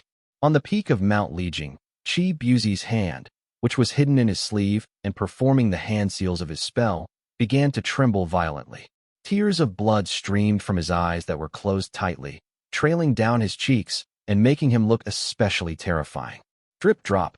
2 droplets of blood tears fell to the stone floor, shattering 2 bricks, then rolled like beads, producing crisp, echoing sounds. Buzi's arrival was too sudden, a consequence of his reckless pursuit of supreme moonlight for Li Chujing's Tao Foundation years ago. Although Yuan Bai had claimed to have obtained the moonlight himself to protect the Li family, deceiving the various Purple Mansion realm cultivators, no one had anticipated that the matter would resurface years later. Eventually, some greedy individuals took a chance and personally visited the Li family. I guess there's no running away this time. The Immortal Mirror had not regained its full power, but its inherent rank was exceedingly high. Once it was used for calculations, it was equivalent to predicting the fate of those above the Tao embryo realm. Lu Jiangxian had borrowed its power back then and was well aware of its capabilities. Whether it was Master Monk Minghui or Maha Jinlian, they were merely following Li Qinghong's trail. When Lu Jiangxian directed them to the mirror, they immediately suffered significant losses. The talisman seed of the mirror was even more domineering. Those in the Li family who bore the profound pearl talisman seed had their souls, fates, and cultivation all linked to it. As long as Lu Jiangxian willed it, no one could touch them. Now, with Buzi searching Li Yuanjiao's soul, he should have found nothing. Seeing Buzi's persistence, Lu Jiangxian grew increasingly fearful. If Li Yuanjiao's soul search failed, it would only raise more suspicion and complicate the situation. Ultimately, he might be exposed. The supreme profound light was only at the Foundation Establishment realm, but it was powerful enough to instantly kill a peak Foundation Establishment realm cultivator or even threaten a Purple Mansion realm cultivator. However, Chi Buzi was not a stationary target and could escape into the Great Void, making it impossible to hit him. Seeing Buzi initiate the soul search and about to reach the mirror, Lu Jiangxian gritted his teeth and thought to himself, I might as well use the talisman seed as a bridge and connect to Chi Buzi's spell immediately. Although Lu Jiangxian was not skilled in soul-searching techniques, his proficiency in shamanic talisman had grown considerably over the years. Moonlight surged as it connected to fate, and the immortal mirror lit up, forcefully crashing into Chi Buzi's sea of consciousness. Although I have not recovered, my divine sense far exceeds ordinary spiritual senses. Only by using this technique to counterattack can I hope for a chance at survival. Li Yuanjiao's consciousness drifted in a haze for a long time before suddenly clearing. A cool sensation rose from his chi-high acupoint, and he snapped his eyes open. Before him was Chi Buzi's hand, pressed against his forehead. All around him was pitch black and gloomy, the corners shrouded in darkness, and the atmosphere was oppressive. It was the time of day when baleful chi was at its peak.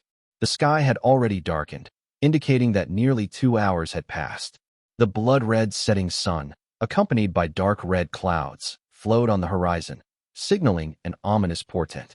He glanced around and saw that the ground was covered with glittering red jade beads, lying quietly and reflecting dazzling colors in the dim light, creating a rather beautiful scene. Taoist Master, Li Yuanjiao called out cautiously, unsure of what Chi Buzi had done to him with his divine ability. He bowed his head in silence. I am still alive. Chi Buzi must not have discovered anything. Chi Buzi gave no response. A sense of unease rose within Li Yuanjiao. After a long moment, he began to step back slowly. Chi Buzi remained silent, his sleeve hanging limply. When Li Yuanjiao finally looked up, he saw that the Taoist master's face was grim, and his eyes were tightly shut. The darkened twilight illuminated Chi Buzi's face, revealing 2 streams of blood tears. The sight struck Li Yuanjiao like a thunderclap, leaving his mind blank. Chi Buzi, what is this? Drip, drip. Blood flowed down continuously Chi Buzi's cheeks, dripping from his chin as 2 blood beads hit the ground, transforming instantly into sparkling red jade beads. They collided with the ones on the ground, creating a series of crisp, clinking sounds. Li Yuanjiao now understood how the jade beads had come to be. Though he felt somewhat relieved, he was also horrified and took a step back. Chi Buzi remained motionless like a statue in the dim twilight. Li Yuanjiao cautiously extended his spiritual sense to scan Chi Buzi, only to find nothing but an empty shell where the previous oppressive aura had been.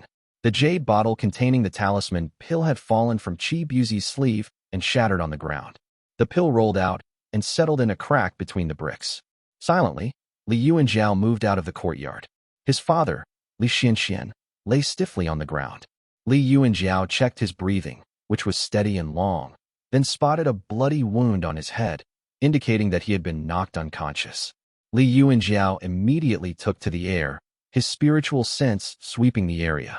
The 2 clan guards outside the courtyard seemed to have been affected by a spell and were sound asleep, snoring loudly. Seeing that some were beginning to stir, Li Yuanjiao hurried back into the courtyard. He closed the gate hurriedly and helped Li Xianxian to his feet, using a spell to awaken him. Li Xianxian gradually regained consciousness, groggy and bewildered. Upon seeing Li Yuanjiao, he asked in shock, "Where is the Taoist master?" Li Yuanjiao gave a bitter laugh, shook his head, and helped Li Xianxian up to his feet. Opening the courtyard gate, he saw the 2 clan guards standing straight, showing no signs of their earlier slumber. "Go fetch Qinghong and Yuanping," Li Yuanjiao ordered. After the guards left, Li Yuanjiao led Li Xianxian to the backyard.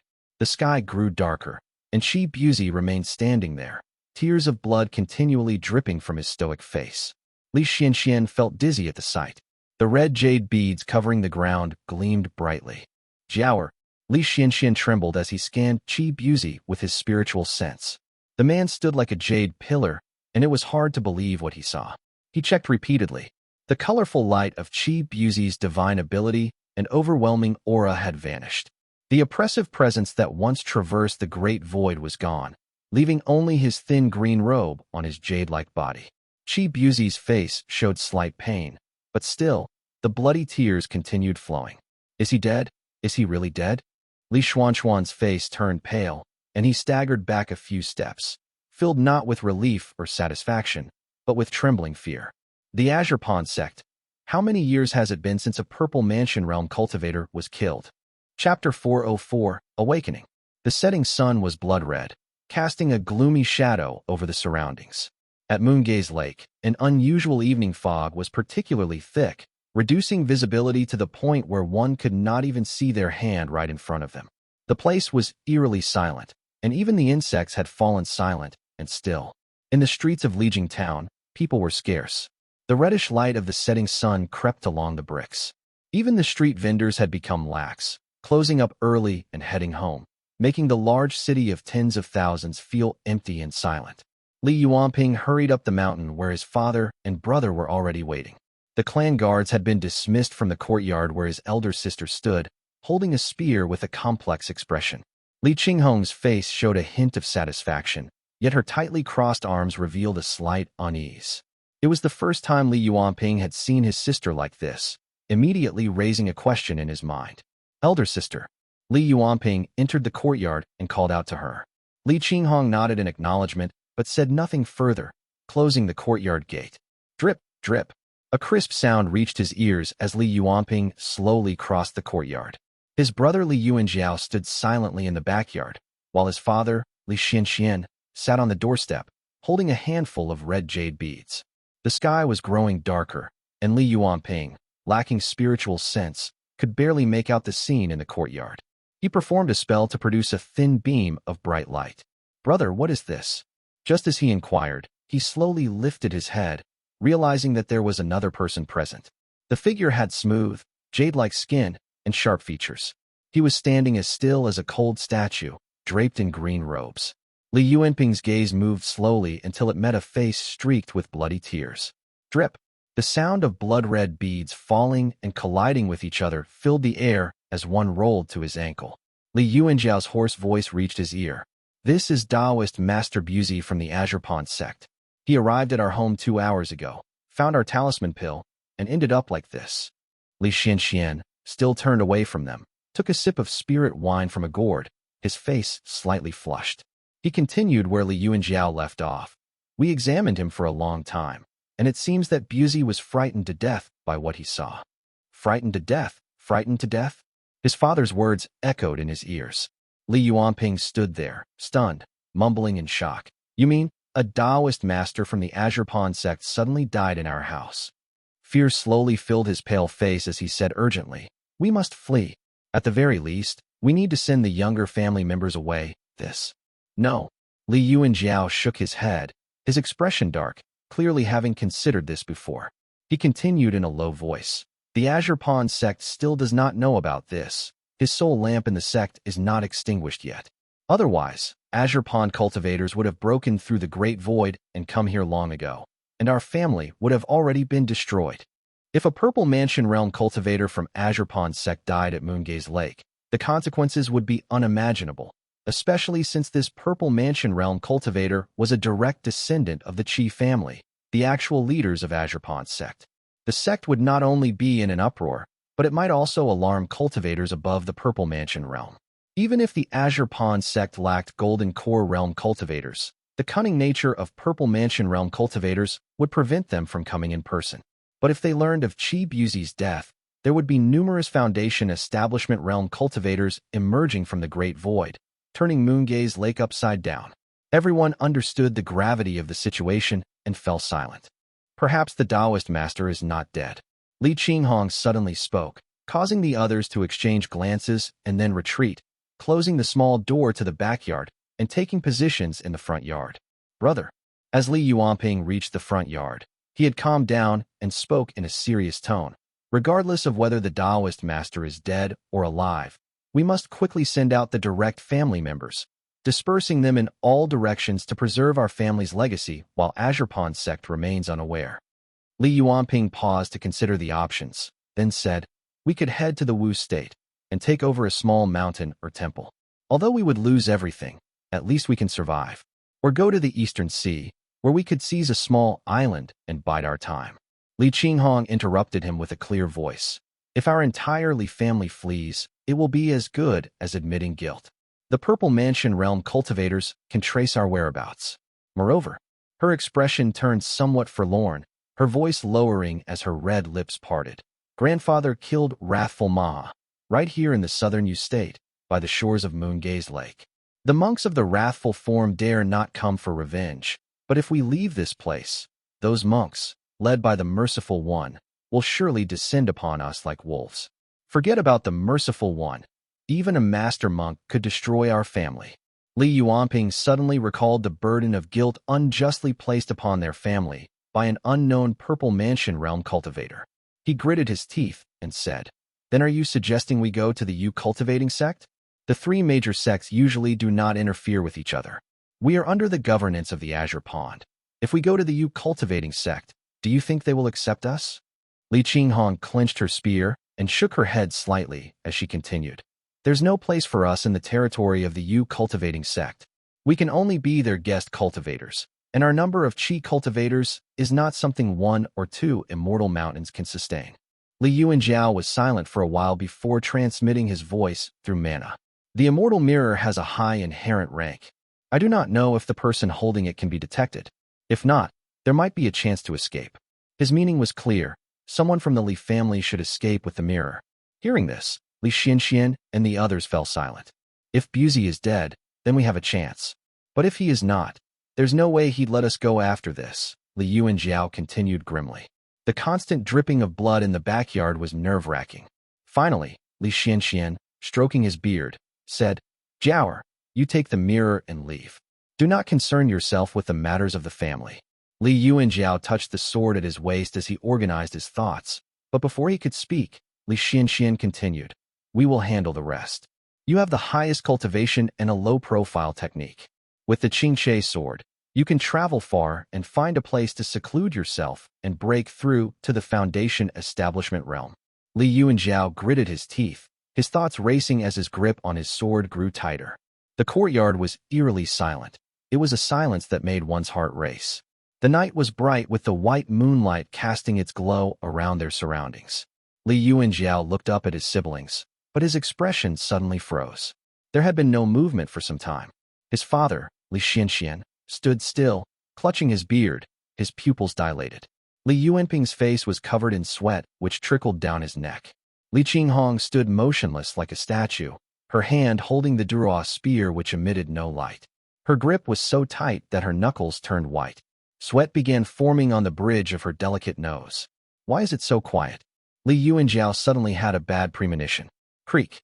In the white moonlight, the door to the backyard slowly opened.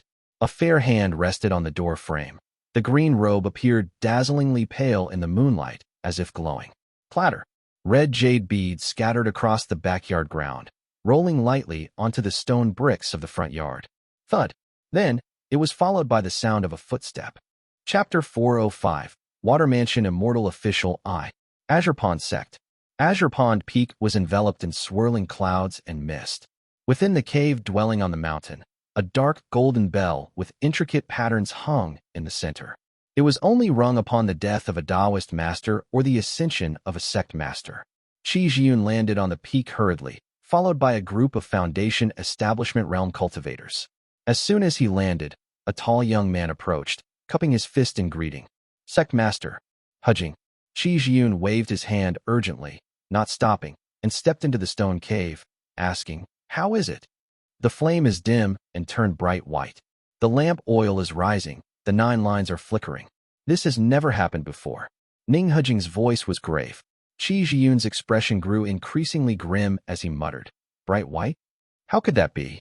He dismissed the others and quickly stepped deeper into the cave dwelling. Several soul lamps rested on lotus seats carved from wood, burning quietly. The wood sculpture was made from soul-tuning mulberry wood, which could foretell blessings and disasters, was impervious to the 5 elements, and feared only thunder. The lamp oil used 9 refined soul essence. Once a precious treasure was now no longer particularly valued. Qi Jiyun focused his gaze, and indeed, Taoist Master Buzi's flame was noticeably smaller. It has changed from a pale gray to bright white, with the patterns on the lamp base interweaving between dark and light. Only Qi Zhiyun and Ning Hejing were in the cave, both looking grim. Ning Hejing spoke in a low voice. I have already inquired. The Taoist master left the sect earlier without leaving any message. Qi Buzi was Qi Zhiyun's great-grandfather, and Qi Zhiyun's lineage was the maternal family of Ning Hejing's branch. The two grew up together, their interests closely intertwined, making them almost like real brothers.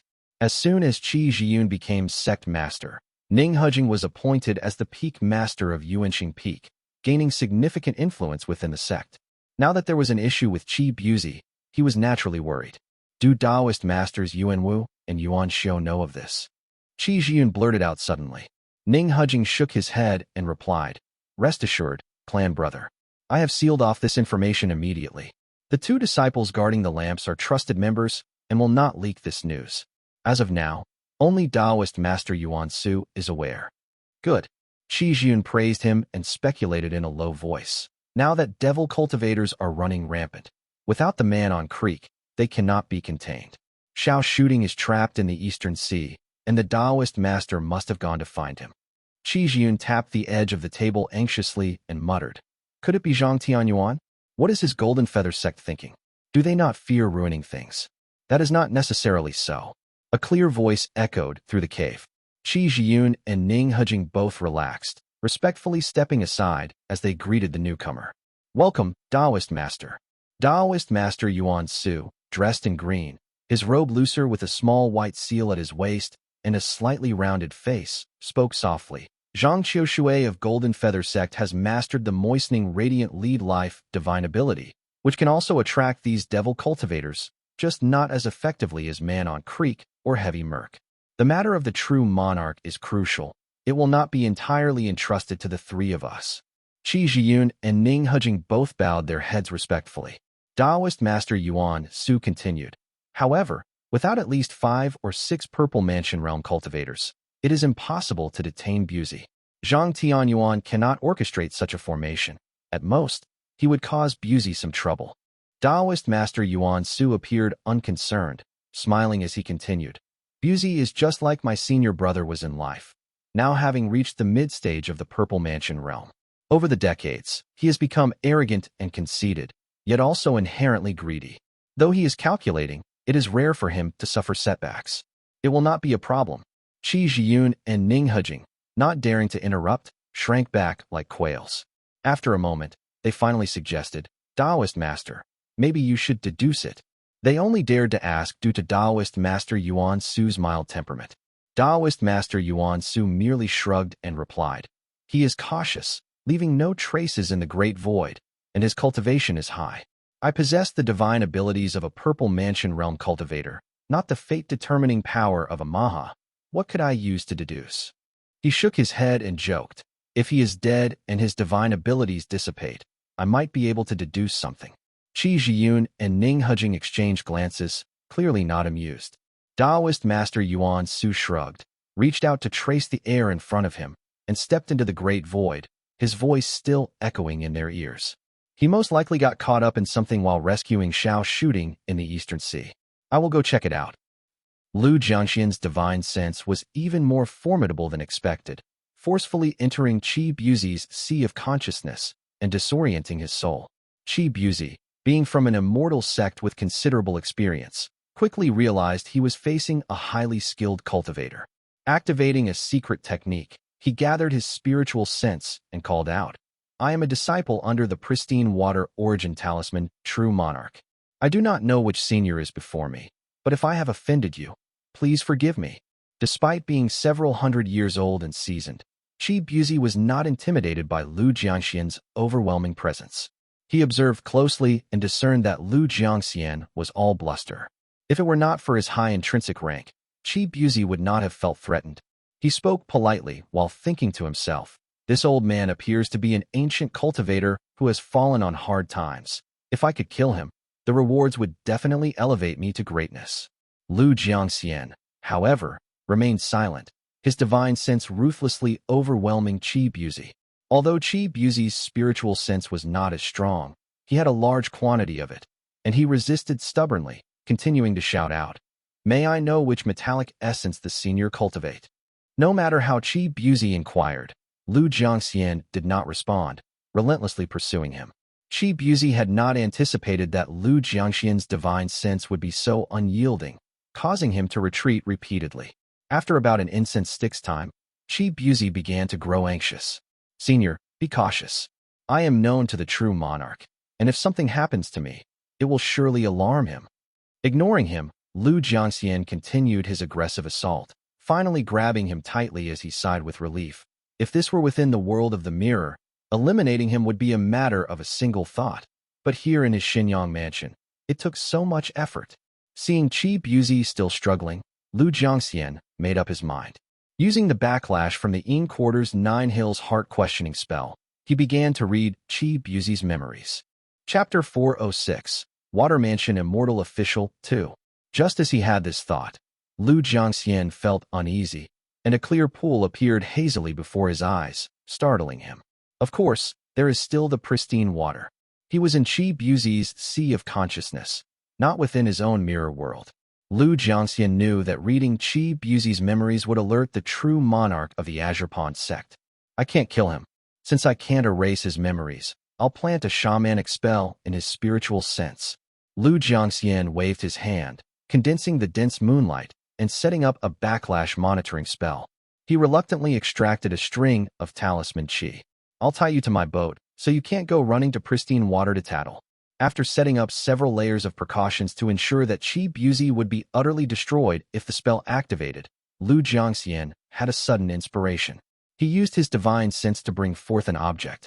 This was a piece extracted from the soul of Maha Jinlian, purified numerous times by Lu Jiangxian's moonlight. It was now blank and shining white. A bold idea arose in Lu Jiangxian's mind, almost making him quiver with excitement. Why not? Replace him with a substitute, make him one of my own. After careful consideration, Lu Jiangxian shook his head. Buzi, after all, was associated with pristine water. If the sect discovered something was amiss upon his return, it would spell disaster for Lu Jiangxian. Then a compromise, create a friend out of him. He took the glowing orb and embedded it with fabricated memories, including various exalted immortals and immortal courts from past lives, checking everything thoroughly. Satisfied with his work, he also altered the shamanic spell in Buzi's Xinyang mansion, linking it to the soul fragment of Maha Jinlian. After reviewing it, he was extremely pleased with his handiwork. It's flawless. On Mount Lijiang, the continuous sound of blood tears falling from Buzi's body had stopped, leaving an eerie silence that made even the faintest sound audible. Taoist Master Buzi pushed open the door and stumbled forward, a strange smile on his face. He leaned against the doorframe, taking another step out. Buzi. Li Yuanzhao's mind was racing with alarm bells. The Taoist master in green robes stepped forward, his eyes closed, the blood tears having ceased. Buzi then exhaled deeply, stiffly turning his head toward the members of the Li family. Li Yuanzhao felt his legs go numb and a chill run down his spine, raising the hair on the back of his neck. At that moment, Buzi's face was divided.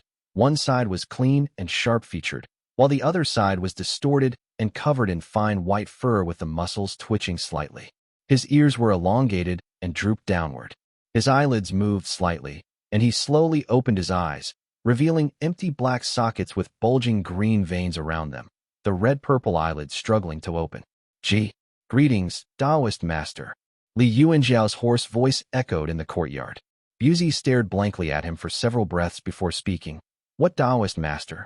I am an immortal official under the command of the immortal lord at the water mansion of Dangjiang Creek. What era is this? Where is the immortal court? Which is the nearest water mansion? Buzi took a moment to examine his body before exclaiming, after waiting so long to obtain a purple mansion realm body, why is it still a damn devil cultivator? How can devil cultivators run rampant in broad daylight in this era? The Li family stared at him, dumbfounded. Buzi looked at them impatiently and asked, Are you recipients of the talisman? Which sect do you belong to? Li Yuanzhao was still processing Buzi's words when Buzi suddenly stepped back, muttering, No, I need to find a water mansion and reclaim my immortal position. He shouted, You little yellow hats, quickly open this broken formation before I break it with a single palm, making you cry all over the place. Li Yuanzhao, observing Buzi's behavior, felt a sudden jolt of fear in his heart as his mind raced with thoughts. Could it be that Buzi has been possessed by some being with metallic essence? This entity keeps talking about a water mansion. Who knows how ancient it is? No wonder Buzi looks so disheveled. But why isn't this being using the Great Void to travel? Since Buzi was possessed, Yuan wanted this disaster to leave as soon as possible. He quickly deactivated the formation, revealing the dark night sky. Good. You little yellow hats are sensible. The metallic essence spirit was overjoyed and flew away like a shooting star, leaving a loud laugh behind. Visit my water mansion of Dangjiang Creek another day, and I will surely reward you with merit. Buzi then left the Li family, flying south. As Lu Jiangxian's residual power waned, his expression grew increasingly bizarre. He suddenly stopped, shouting aloud, "What metallic essence fiend is this?" As soon as he spoke, he became furious and slapped himself on the face with incredible force, shouting, "Audacious! The Taoist Lord is an immortal official of the water mansion of Dangjiang Creek, not some fiend." Buzi was shocked, raising his hand to press against his Xinyang mansion. Halfway through the motion, his hand stopped in midair, as if struggling against an invisible force. Buzi warned, "I am a disciple under the pristine water true monarch. You fiend, stop this. I will find you a good body. Body? I want yours." The soul remnant left by Lu Jiangxian, infused with Maha Jilian's personality, was chaotic and unruly, spewing profanities endlessly. But Buzi ignored him, focusing on controlling his hand toward his Xinyang mansion. As the original owner of the body and a purple mansion realm cultivator, he was slowly gaining the upper hand. Seeing itself losing, the immortal official laughed coldly, and a bright spell mark rose within Buzi's soul. "Try moving again. I'll detonate this spell and escape with metallic essence. Then I'll see what you can do." Buzi looked down in disbelief, muttering, "How is this possible? What's impossible? What did you think I was doing when I took control of your body earlier? You can try. See if you can exterminate me faster than I can detonate this formation."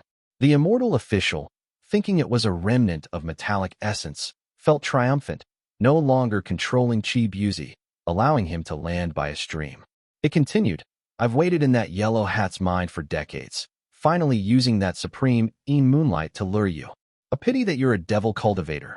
Why didn't you hide properly instead of wandering around seeking death? I won't hold it against you devil cultivators as long as you take me to a water mansion and send me to the Immortal Court. Maybe I'll even petition the Immortal Court to give you a chance at survival." Buzi suddenly laughed maniacally, angered. He immersed his spiritual sense into his Xinyang mansion, cursing at the white, glowing circle. "What nonsense! What Immortal Court? What water mansion? You are full of ancient, unheard of nonsense. What kind of era is this? Stupid fool!" He cursed angrily, then suddenly paused, greed rising in his heart. Before him, several objects that were neither talismans nor seals floated within the glowing circle, glowing dully. A sweet fragrance of fate, blood qi, and incense filled the air. What is this? Chapter 407, Departure, I. The object, neither talisman nor seal, flipped and hovered slightly before condensing into a small bluish-gray orb that emitted flashes of mana light. It was easy to tell at first glance that it was no mundane artifact. It was the very treasure Li Yuanjiao remembered his family had discovered in a cave dwelling. I see. This was that person's last resort. Buzi recognized it instantly. After observing it briefly, he took a moment to chastise himself for his earlier greed. Who would have guessed that the supreme moonlight was a lure set by that old schemer? Suppressing his greed, Buzi thought to himself, "This old thing is probably an ancient monster by now. I shouldn't rush things and coax out his secrets first. Maybe within them lies my opportunity to form a core and acquire my own essence."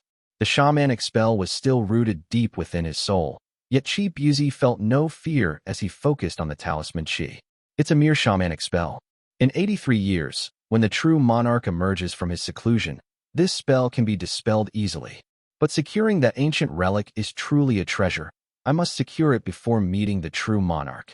While he contemplated his next move, the water mansion immortal official suddenly grew vigilant and snapped. "What concern is it of yours? This is the legacy of the immortal position bestowed by the Immortal Court. It's mine alone to claim. Don't even think about it." However, Buzi was not really listening to him. He was fixated on the promise hidden within his words, a legacy of an immortal position. A chance at the Tao embryo. Breathing heavily, Buzi's thoughts raced with possibilities. Could it be true? Does this ancient being truly believe in the immortal court? If so, how can I ensure my safety against pristine water? The true monarch is ruthless. Once he learns of this, the Azure Pawn sect won't protect me. It could mean more than just my demise. Buzi was adept at quick thinking. Within moments, he had weighed all possible outcomes. In this case, it's better to vanish overseas and plot quietly in secret to claim this legacy than to be silenced or killed. He rubbed his tired eyes, only then noticing his horrible state. He organized his thoughts. I investigated the Moongaze Lake, searched the soul of a Rui family member, and fell into the trap of this old thing. His divine abilities were impaired, and chaotic moonlight energy surged through his body, a direct consequence of his daring gaze upon the immortal position. A decade or so of recovery should suffice. Despite the potential risks, Buzi felt indifferent. Encountering such ancient relics was worth any personal loss, especially since the power of the immortal position seemed extraordinary at first encounter. First, I need to restore my eyes. Rolling up his sleeves, Buzi began scooping up some river mud, deftly molding it into 2 thumb-sized balls which he then inserted into his empty eye sockets. The 2 mud balls fitted into his sockets nicely. Closing his eyes, he performed a hand seal and cast a divine ability. A burst of colorful light emerged, and when he opened his eyes again, the mud balls had become real eyeballs that could move around. This will suffice for now. I must have damaged my eyes by gazing directly at that immortal position. I'll craft proper replacements once I return to my sect for some blood chi. Now with his new eyes, Buzi's vision had become clearer and his mind turned sharper. Although he had tasted the formidable power of the ancient being when he assaulted his sea of consciousness, Buzi remained skeptical. Could the Tao embryo legacy really be so easily obtained? I could not even scan it with my spiritual sense. Who knows what it is? If pristine water believes this, I'll be as good as dead. As this thought crossed his mind, Buzi's expression hardened as if recalling something. Old thing, is the Rui family even aware of your existence? He asked. I've hidden in their house for decades, but never spoken to any of them, and have long erased their memories. The Water Mansion Immortal official replied nonchalantly. The Immortal official's tone was dismissive, but for Buzi, it was a matter concerning his own safety. He whispered fiercely, I'll go silence them and reclaim the divine ability that I've leaked while I'm at it. Although Azure Pond and Mount Dolly had promised not to perform blood sacrifice in the northern foothills, there was no problem in killing a few mortals. As for the divine power, it was referring to the scattered blood beads on the ground. Buzi was not after those spirit items, knowing they would soon dissipate. However, he feared they might be exploited by others. He opened the void, only to be stopped by the immortal official's harsh admonition. How dare you commit such acts that defy the natural order? His words carried weight, and after counting silently to 4, Buzi sighed deeply and reluctantly halted, replying coldly, What an old-fashioned man you are. We, who possess divine abilities, are not the same as those mere mortals and lowly cultivators. How absurd it is for us to be bound by the same moral constraints fabricated by the mundane world. The immortal official snorted coldly and was about to respond when Buzi cut in sharply. Let me ask you this, old thing. When the heavens and the earth were first formed, were there any morals, laws, or honor when there was nothing but the vast land? Caught off guard, the immortal official responded, There were none. Buzi smiled coldly, and then continued. In the earliest days of humanity, those who emerged first were revered, while those who followed were deemed lesser. The powerful became emperors, the meek, their slaves. The so-called morality was nothing more than a set of rules crafted by the revered to control the lesser, by emperors to dominate their subjects, and by elders to discipline the young. He continued, when the elders died, and the young became wiser and ascended to power, they preserved the established order. Over time, it morphed into a system of superiority and inferiority, morality and etiquette. Morality and laws are mere constructs. They exist if you believe in them and vanish if you don't. Now, as a revered figure with divine abilities, I can set my own rules. Why should I bow to the whims of those long gone? He challenged. The immortal official retorted in anger, slaughtering the innocent and disrupting the peace of heaven. Do you not fear the repercussions of karma? Buzi scoffed and muttered darkly. Karma? It is but a toy in the hands of the Mahas. and the people are mere livestock under my divine abilities. How adorable do you think these creatures are? They despise me, yet they would eagerly take my place." With a sinister smile, he added, "As for the repercussions, it's nothing more than a feeble cry, a pitiful delusion." Despite the distance, Qi Buzi's location was still within the perception of Lu Jiangxian's divine sense. With the help of the shamanic spell in his soul and his own divine sense, Lu Jiangxian could read every thought in his mind. "This is the only thing I can do since Qi Buzi's visit was too abrupt." With talisman Qi that could elude even a purple mansion realm cultivator, Lu Jiangxian tried to bluff in a way that would entice a potential golden core realm cultivator. As long as Qi Buzi did not dare to gamble with pristine water's vision, it was naturally impossible for him to report anything. The soul of the immortal official, though under Lu Jiangxian's influence, retained considerable autonomy. Armed with complete knowledge of immortal court systems from his past life and the sacrificial rituals methods instructions in the mirror, he had managed to deceive Qi Buzi for the time being. If contradictions arose, the immortal official would assume his fragmented memories were to blame, rather than suspect that his soul had been fabricated by another. As long as Qi Buzi refrained from probing into the pristine water, the ever-watchful soul would ensure any slip led swiftly to his demise, which was far preferable to falling at Moongaze Lake. "Once I finish using this man and ensure they won't be able to track me down, things will be easier." Lu Jiangxian relaxed, a hint of anticipation coloring his face. Chapter 408, Departure 2. The immortal official's inquiry into today's events will certainly extend to the cultivation method and other secret techniques of the Azure Pond. He might even uncover aspects only accessible to those of the Purple Mansion realm. Once Qi Buzi ventures to Moongaze Lake, I'll connect to his soul and extract his memories. Surveying the area around Moongaze Lake with his divine sense, Lu Jiangxian sifted through the family treasuries. While there was nothing new, the Ding family had a new set of legacies that included a Grade 2 cultivation method of little significance. Nevertheless, Lu Jiangxian noted down the cultivation technique before leisurely returning to the mirror. Qi Buzi's blood beads were still rolling on the ground. These could be useful. Although the beads contained only a modest amount of Qi Buzi's divine abilities, the shamanic path excelled in harnessing Dharma blood. The abundant quantity was more than sufficient for Lu Jiangxian's purposes. Just a bit more persuasion is needed for the Li family to surrender them to me. Aside from divine sense and the supreme moonlight, the mirror's ability to interact with the outside world was limited. Unless someone triggered the mirror's fate, it was impossible for it to move, let alone pull someone into the realm within it. Lu Jiangxian, though desiring the blood beads, had to wait for the Li family to offer them to him. Li Yuanjiao and the others watched Qi Buzi ride the wind and disappear into the distance, exchanging surprised glances. An official from the Dangjiang Creek Water Mansion? An immortal mansion? It must be the reincarnation of some metallic essence, speculated another. The Li family was more knowledgeable now. Li Yuanping nodded in agreement. Brother is right, but considering what we've seen at home, how could it manifest a metallic essence? They stopped abruptly, exchanging knowing looks with each other before swiftly changing the subject. The one possessing the Taoist master's body seems reasonable enough, but who knows what he might do next? Li Xianxian, noticeably more relaxed, wiped the sweat from his brow and added softly, "I'm also unsure if this Taoist master will regain consciousness and seek revenge. We must prepare for all possibilities."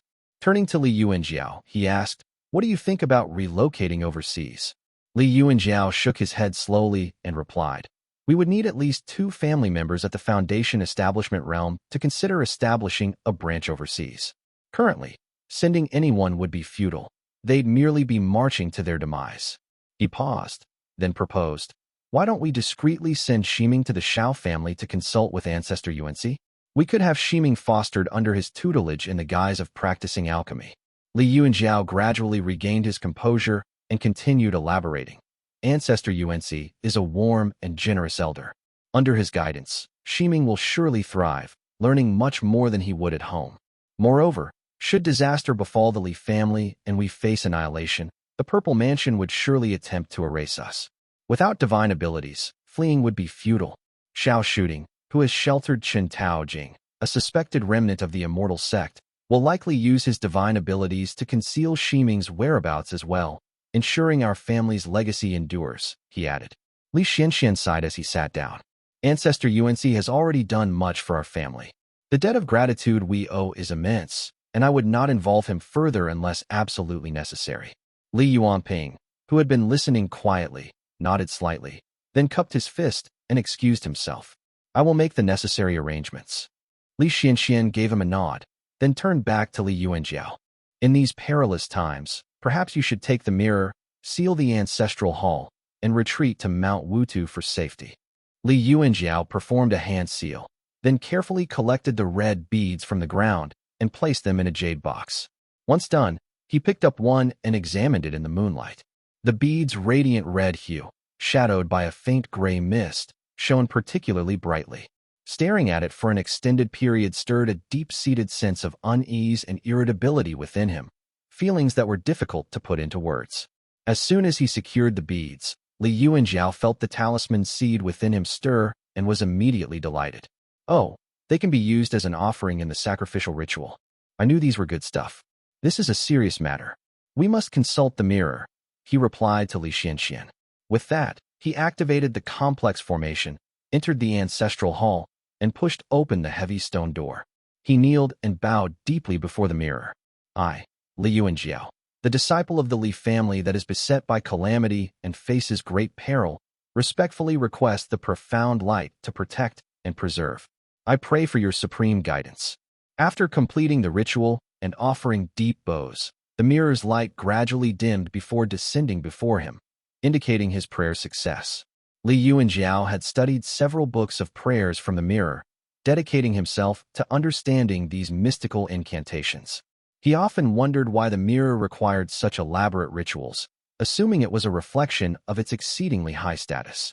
However, his recent encounter with a metallic essence claiming that he was the immortal official from the Dangjiang Creekwater mansion governed by the Immortal Lord had left him deeply unsettled. Piecing together all he knew about the mirror, a startling possibility emerged. Perhaps this mirror serves a vast immortal mansion in a realm beyond our skies. Maybe it is merely a medium for communicating with this distant celestial realm. If this were truly the case, then everything made sense.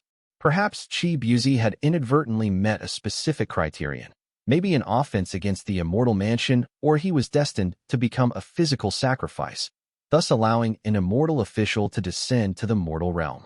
With these thoughts unraveling in his mind, the potential of mighty forces behind the scenes slowly became apparent.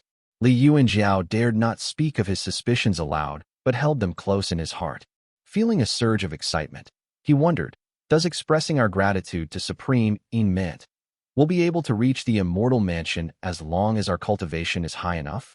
Suppressing his wild speculations, Li Yuanjiao carefully stored the mirror and exited the backyard. He nodded to his father and announced respectfully, I'm going to Mount Wutu to cultivate. Li Xianxian exhaled deeply, nodding in return as he watched his son leave.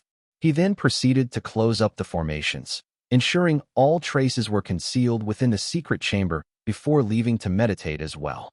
As soon as Li Yuanjiao returned to Wutu Peak, he was greeted warmly by Yuan. How was it? Li Yuanjiao shook his head and replied, Nothing to worry about. It was just a false alarm. He quickly changed the subject.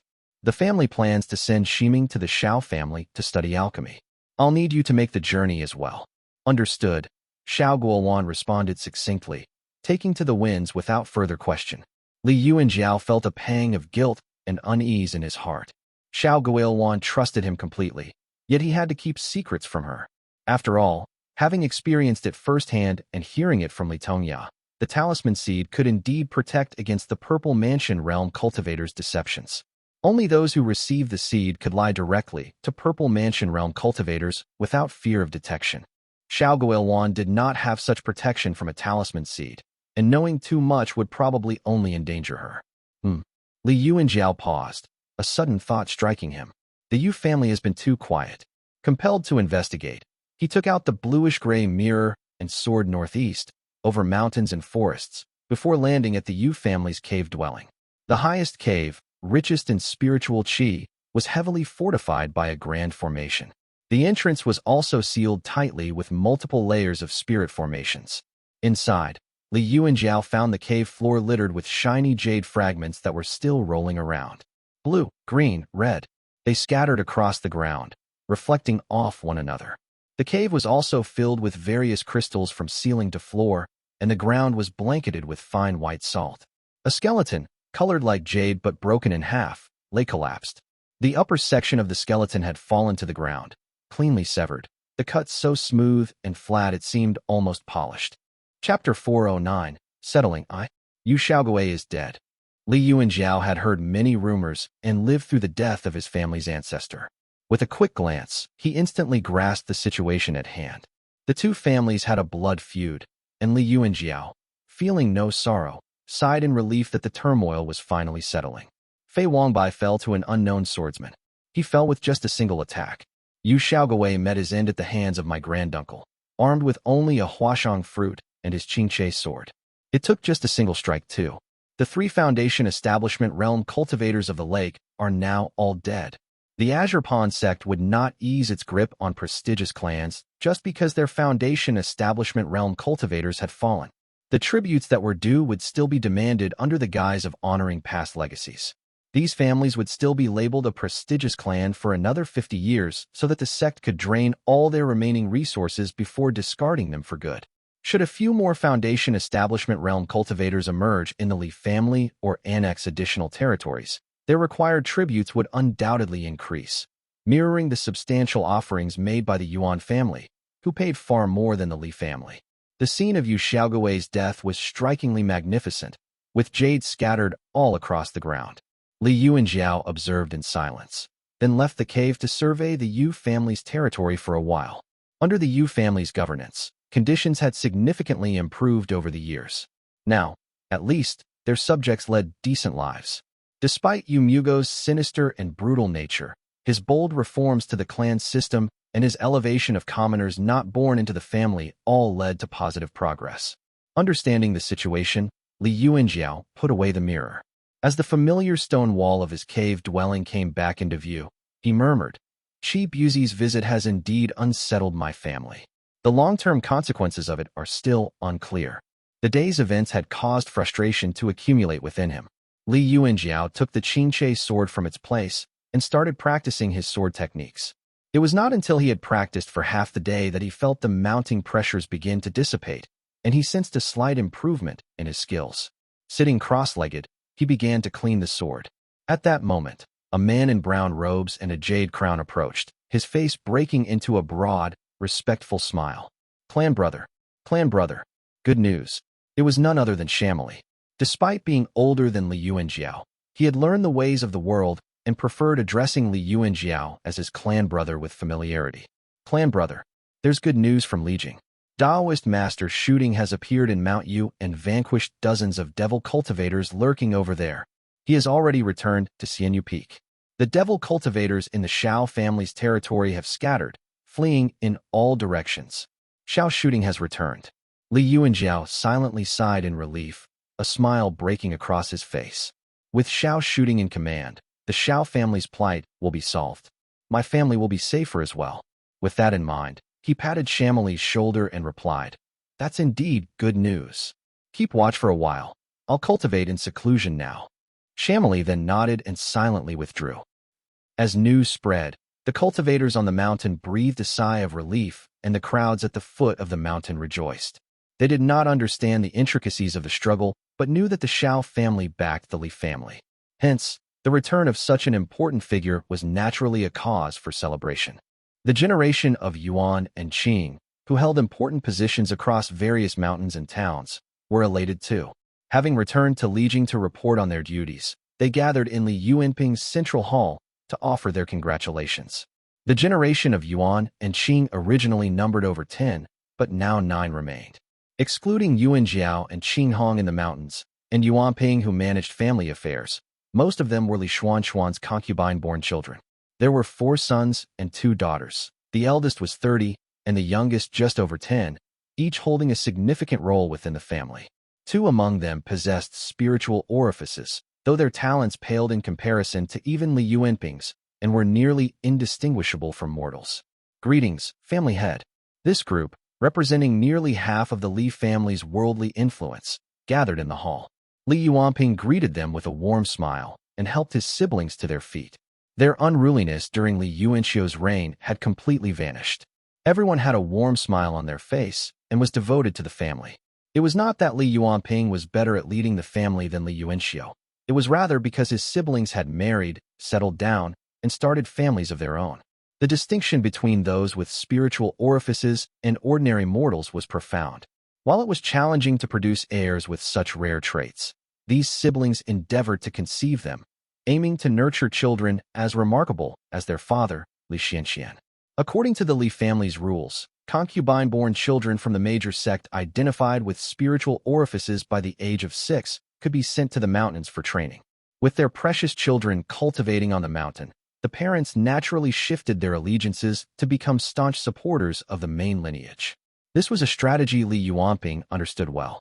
By boldly promoting key positions, he eased his own burdens considerably. Over the years, his warm relationships with his brothers had greatly strengthened their bonds. With a laugh, he chirped, "Although this is good news, all of you shouldn't have gone out of your way to make this trip." After exchanging pleasantries, the group pushed forward a man with a broad, round face, the eldest son born to Li Xianxian from a concubine. After some extended conversation, one of them said, "There are still untapped talents within our family, talents that have been overlooked and underutilized by the clan. We've come to bring them to your attention, family head." Oh, Li Yuanping's interest was instantly piqued. The man continued, "These two brothers are the sons of Master N. They are also part of the Li family." He motioned, and two teenagers, about 13 or 14 years old, stepped forward. Dressed in cloaks with their hair neatly tied back, they wore gold bracelets on their wrists and had round faces with dark eyes. Both bowed formally as they greeted him respectfully. And Siwei greets the family head. And Simon greets the family head. They were the only children of Njiyan and Li Feroa. The siblings both possessed spiritual orifices and had attained the 4th stage of the embryonic breathing realm by the ages of 13 and 14. However, their aura seemed unsteady, indicating they had only recently achieved this breakthrough. Nevertheless, their progress still astounded everyone.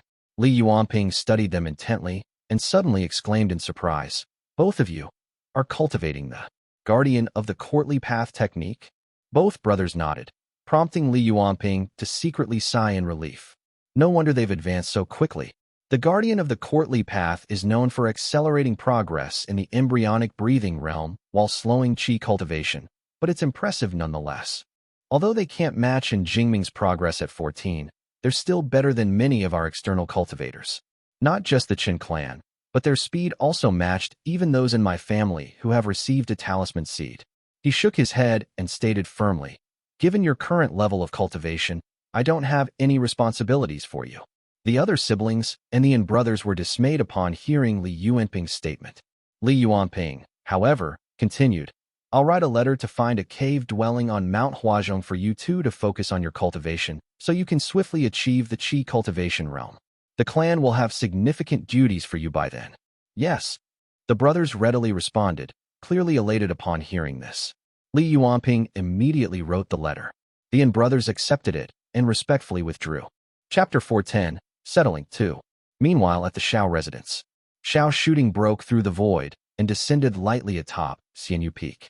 The water in the cold pool was crystal clear and icy as usual. Sitting down, he gazed at a mountain rock across the bank, lost in thought. Battles of wit had left him exhausted. As Shao shooting settled on the rock, he was suddenly reminded of his dead elder brother, Shao Chucho. The brother, with whom he had discussed current events and changes in the world by that pool for years, had been consumed by him and transformed into one of his half-realized divine abilities. Shao shooting knew in his heart that even if he had not consumed Shao Chucho, his brother's days were numbered due to his old age. Shao Xianyu had orchestrated everything masterfully, making the best use of every resource. There's no turning back. Devil cultivators had wreaked havoc, and Shao shooting ensured that those of the qi cultivation and embryonic breathing realms on Mount Yuqi met their ends in both miserable and humiliating ways. Despite his efforts, he could not pursue the demon cultivators who had fled to the Purple Smoke Gate for revenge. Instead, he was left to vent his frustration by eliminating just a few of their masses. The land of Jiangnan was exceptionally fertile with deep earth veins enriching it. Planting a few seedlings guaranteed a bountiful harvest the next year. Although tens of thousands had perished on Mount Yu, the population would flourish again within a few generations, much like crops. Therefore, the losses sustained by the Xiao family were relatively minor. Despite his many successful schemes over the years to turn small investments into large profits, the old man's face remained gloomy. He could never quite satisfy his ambitions. Silently, he picked up his white jade fishing rod and began to fish. After a long while, a messenger arrived, announcing that Xiao Gitu, the family head, had come to pay his respects to the old ancestor. Xiao Shooting hummed in acknowledgement. Xiao Gitu quickly ascended the mountain path, dressed in casual clothes. With a happy look on his face, he said respectfully, "Junior Gitu greets the Taoist master." Xiao Shooting gave him a brief glance and asked, "Chi Buzi looked for you?" Xiao Gitu bowed and replied, "With the protection of the Dharma artifact from the old ancestor, I didn't fail too badly before the Taoist master of Azure Pond. However, I was still influenced by his divine ability." I also asked Yuan regarding the Purple Mansion Realm cultivator of the Leaf family. Xiao Shooting shook his head gently and replied, "That's fine. Chi Buzi has since returned to the Azure Pond sect after visiting Moongaze Lake. We don't know if he was injured, but he had likely retreated hastily after being warned by the Purple Mansion Realm cultivator of the Leaf family." Xiao Gitu nodded thoughtfully, then asked, "What of Mount Dali's demon den?" Xiao Shooting remained silent for a moment before responding evasively. "Send someone to the South Sea to fetch Xiao Yuanzi, so Yuan need not wait any longer." "Understood," Xiao Gitu replied and respectfully withdrew. Xiao Yuan had stayed with the Xiao family at the foot of Xianyu Peak for just over half a month, reconnecting with old acquaintances to gather information about Mount Yu. Her father, learning it involved the Xiao and Li clans, adamantly refused to meet with Li Qingxiao. Yet, with dozens of spirit stones presented, the door that was once closed suddenly opened, transforming formal strangers into eagerly welcomed guests. Xiao Yuan was not surprised by his father's greed and spitefulness. It seemed that with the right incentive, particularly an expensive gift and Xiao Gitu's tacit approval, a door once closed could indeed be opened. With Xiao Gitu's clandestine support, arrangements concerning Mount Yu proceeded smoothly, and Xianyu Peak even dispatched a few guest cultivators to stabilize the situation. Good news continued to arrive. While Xiao Yuan wondered how much longer she would have to wait for Xiao Yuanzi to return to Xianyu Peak, she received news of his imminent return. Perhaps Xiao Shooting's presence allowed for the reallocation of resources, facilitating Xiao Yuanzi's reassignment from the South Sea. Xiao Yuan quickly sought an audience with Xiao Yuanzi, who readily accepted. Subsequently, Xiao Yuan entrusted an alchemy furnace to Li Shiming, asking him to remain with the Xiao family, then bade farewell and departed. Upon her return to Li residence, she learned that Li Yuanjiao and Li Qinghong, the Li family's main pillars, were cultivating in seclusion. Understanding that the family's situation had stabilized, she was finally able to breathe a sigh of relief. 2 years swiftly passed. Li Yuanjiao had been waiting for news from the Azure Pond sect, but heard nothing, nor did their Purple Mansion Realm cultivator appear in the sky as he feared. Day and night, he wondered if the Immortal official managed to deceive the sect. With no catastrophic developments, he finally felt a measure of relief. The devil plague had also diminished, no longer presenting the collective threat it once did while it was ravaging several prefectures. Now, the scattered devil cultivators spread malevolence throughout the Yu, Wu, and Su states, leading to a steady stream of smaller, yet more frequent disasters. During this period, some devil cultivators infiltrated the Li family's territory. Thanks to the family's thorough and detailed household registration system, these invaders were quickly discovered after harming just 1 or 2 people. These embryonic breathing realm devil cultivators proved not particularly formidable and were easy to eliminate. The Li family's sacrificial ritual that took place every 5 years was approaching once again. With Chi Buzi's blood beads, the preparations this time were even more elaborate. Access to Mount Dali was heavily restricted. Li Qinghong, having emerged from her seclusion after advancing to the 6th heavenly layer of the Qi cultivation realm, was tasked with the preparations of this ritual. The Li family now boasted a plentiful number of Qi cultivators.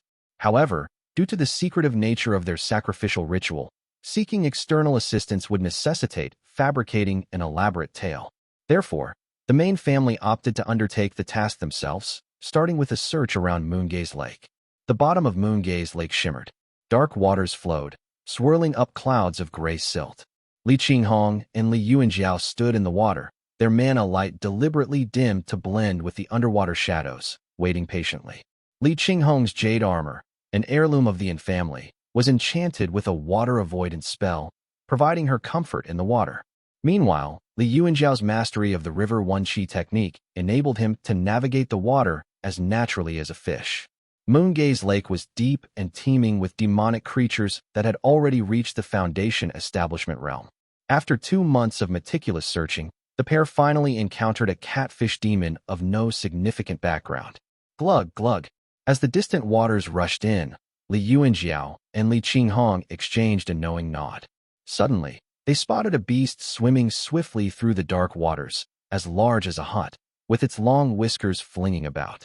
It opened its massive mouth to gulp water, swallowing several times before spitting out bone fragments. Large, flat forehead. Sticky, slippery saliva. It's definitely a catfish demon. This catfish demon, only at the 4th heavenly layer of the Qi cultivation realm and with a poor bloodline, lacked significant legacy and intelligence. However, it excelled in water control and swam swiftly. Once startled, it could dart away instantly, making it nearly impossible for the duo to catch up to it underwater. Beneath the lake, demonic creatures of the Foundation establishment realm lurked, and this particular catfish demon, with its low intelligence, roamed the waters haphazardly. Should Li Yuanjiao and Li Qinghong inadvertently stray into the territory of another demon general, it could spell trouble for both of them. Li Yuanjiao racked his brain for a while before deciding to rent a Qi cultivation realm water-aligned formation plate, known as the Muddy Water Talisman flowing formation from the Yuan family. While the catfish demon foraged, he set up the formation in its lair and waited. As the catfish demon blundered forward, Li Yuanjiao activated the formation. A blue light rippled open instantly, and a greenish-blue barrier emerged from the lakebed, seamlessly merging with the water, isolating the area completely. Startled, the catfish swiftly turned and shot out like an arrow, only to collide with the Muddy Water Talisman flowing formation and causing the entire formation to shake slightly. Since the catfish demon's skin was thick, it showed no reaction of pain. After a moment's pause, it attempted to flee again in a different direction. "It's done," exclaimed Li Yuanjiao. This demon, inexperienced in battles with cultivators and unfamiliar with formations, panicked. At that moment, Li Yuanjiao drew his sword and advanced. Buzz. His bright white sword chi sliced through the lake, leaving 2 long waves in its wake. The catfish demon responded by expelling water from its mouth, which transformed into multi-layered shields. This spell was primitive, typical of a wild demonic creature with scant mana. The arc from Li Yuanjiao's celestial moon slash technique cut through the water shields and pierced the catfish demon's body, creating a small gash. Despite its large size and tough scales which had mucus and mana protection, the sword arc managed to still pierce through and damage the demon's scales and bones. Writhing in pain, the catfish rolled on the lakebed. As Li Yuanjiao raised his sword to strike again, Li Qinghong quickly interjected, "Brother, your sword chi is too powerful. I fear you might accidentally kill this demon. My thunder techniques are better suited for capturing it alive. Shall I take over?"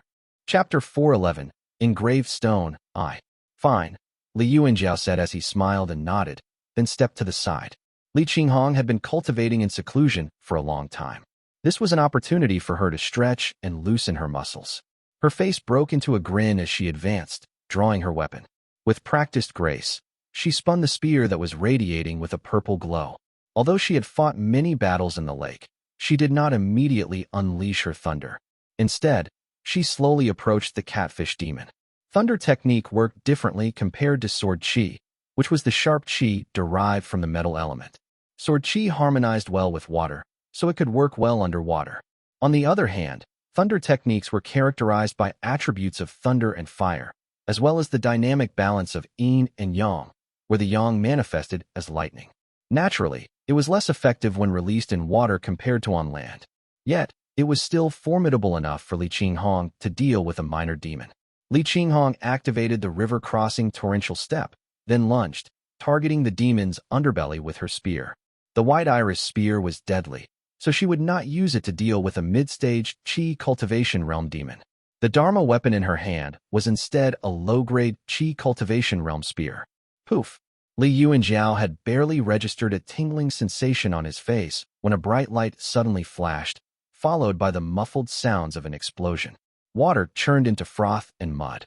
The catfish demon, caught off guard, winced and recoiled.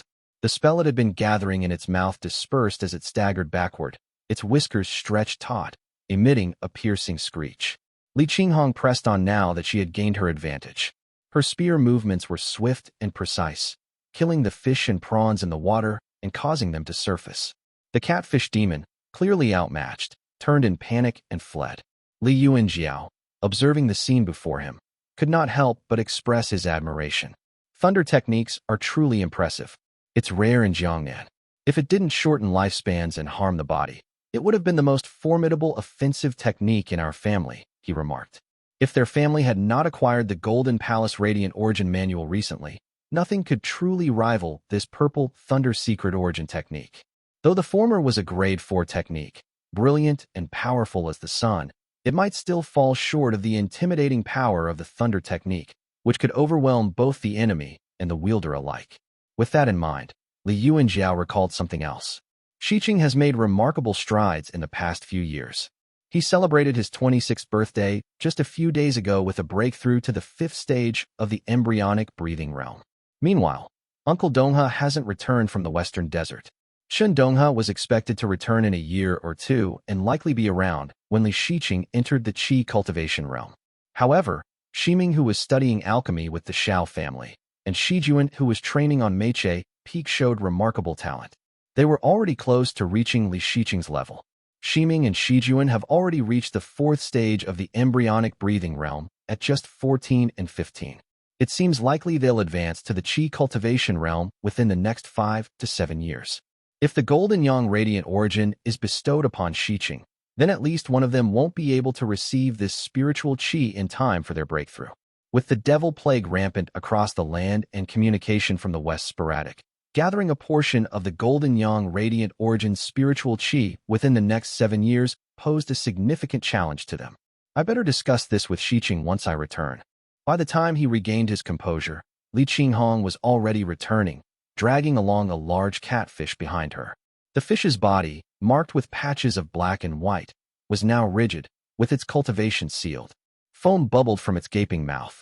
This demonic creature, struck by lightning and slightly charred, had regurgitated all sorts of things, bits of fish, ducks, crabs, snakes, along with some fabric and driftwood. It also seemed like some of the fishermen on the lake had fallen prey to it before. Li Yuanjiao cast a glance at it before performing a hand seal to deactivate the isolating barrier. The formation plate on the ground slowly floated up, settling gently onto his hand. This muddy water talisman flowing formation is quite useful and extremely isolating. As long as the formation plate is guarded, it can reliably trap enemies, Li Qinghong commented thoughtfully. Li Yuanjiao put the plate away, then remarked, "It's a solid water-based formation, though regrettably only available for rent. Purchasing it would set us back over 100 spirit stones." Li Qinghong was in a good mood, conversing with her brother as she channeled mana to her hands to lift the catfish demon that was the size of a small hut. The two of them then flew side by side back to the mountain. Meanwhile, Li Yuanping had already finished preparing for the ceremony. Dressed in a Taoist robe, he waited with the old monkey who was also dressed in a Taoist robe and a pair of clogs. Standing beside them was Li Ximing, who seemed to have just returned not long ago and was ready to join the family rituals. Upon seeing his elder siblings return with the demonic beast, Li Yuanping praised them and produced a wooden box from his sleeve joyfully. "Big brother, the Wanglin blossom has bloomed," he exclaimed in excitement. He opened the wooden box to reveal 3 slightly reddish spirit flowers, each delicate and soft, about the size of a palm, with slender stamens and 5 bicolored petals, red on top and white beneath. As soon as the wooden box was opened, everyone, including Li Yuanping himself, smiled at the sight of it. Li Yuanping explained, "This flower makes the heart light and joyful. Whether mortal or cultivator, unless they've formed their immortal foundation, they can't help but show a true smile." The wooden box had just been opened, but Li Yuanping and everyone else laughed muffledly, with the corners of their mouths upturned. "The owner of this flower is happy, smiles when he sees it, and is very gentle. No matter whether he is a mortal or a monk, As long as he had not become an immortal, he must smile honestly. Li Yuanping finished with a warm, genuine smile. After admiring the flowers for a moment, Li Yuanjiao instructed, "Give 2 of these to Ximing and have him deliver them to Ancestor UNC as a modest gift, a token of our gratitude for his long-standing support." After giving the instructions, Li Yuanjiao rewarded the old monkey with some cultivation resources, which the monkey accepted with a grateful nod. Li Ximing then came forward. "Thank you, second uncle." Li Ximing was gentle and respectful. Having trained with the Xiao family for 2 years, Master Xiao UNC had taught him everything he knew. Li Ximing had studied numerous medicinal texts and had become proficient in gathering and identifying herbs, reflecting some of Master Zhao's refined demeanor. He had grown taller, and his features had become more distinct, bearing a strong resemblance to Li Yuanping, though less delicate in appearance and not as handsome. However, his temperament compensated for his plain looks. The aura at Xianyu Peak was rich, and his cultivation had been progressing well. He was not far behind Li Shijuan, who was also focused on advancing his cultivation. Li Yuanjiao noticed a hint of concern in his eyebrows and said, "If there are any difficulties, feel free to speak up." Li Ximing hesitated for a moment before gesturing to a few medicine pouches on his waist and replied, "Master Xiao gifted me an old set of medicine pouches to store spirit items. I accepted it in the end, so I fear our family is further indebted to him." Li Yuanjiao nodded in understanding. The family had already stretched its resources thin by giving Li Qingxiao 70 spirit stones. "Our family currently lacks additional resources. We only have a few Dharma artifacts left in our treasury. Does Senior UNC have any children? What is their level of cultivation?" Li Yuanjiao asked.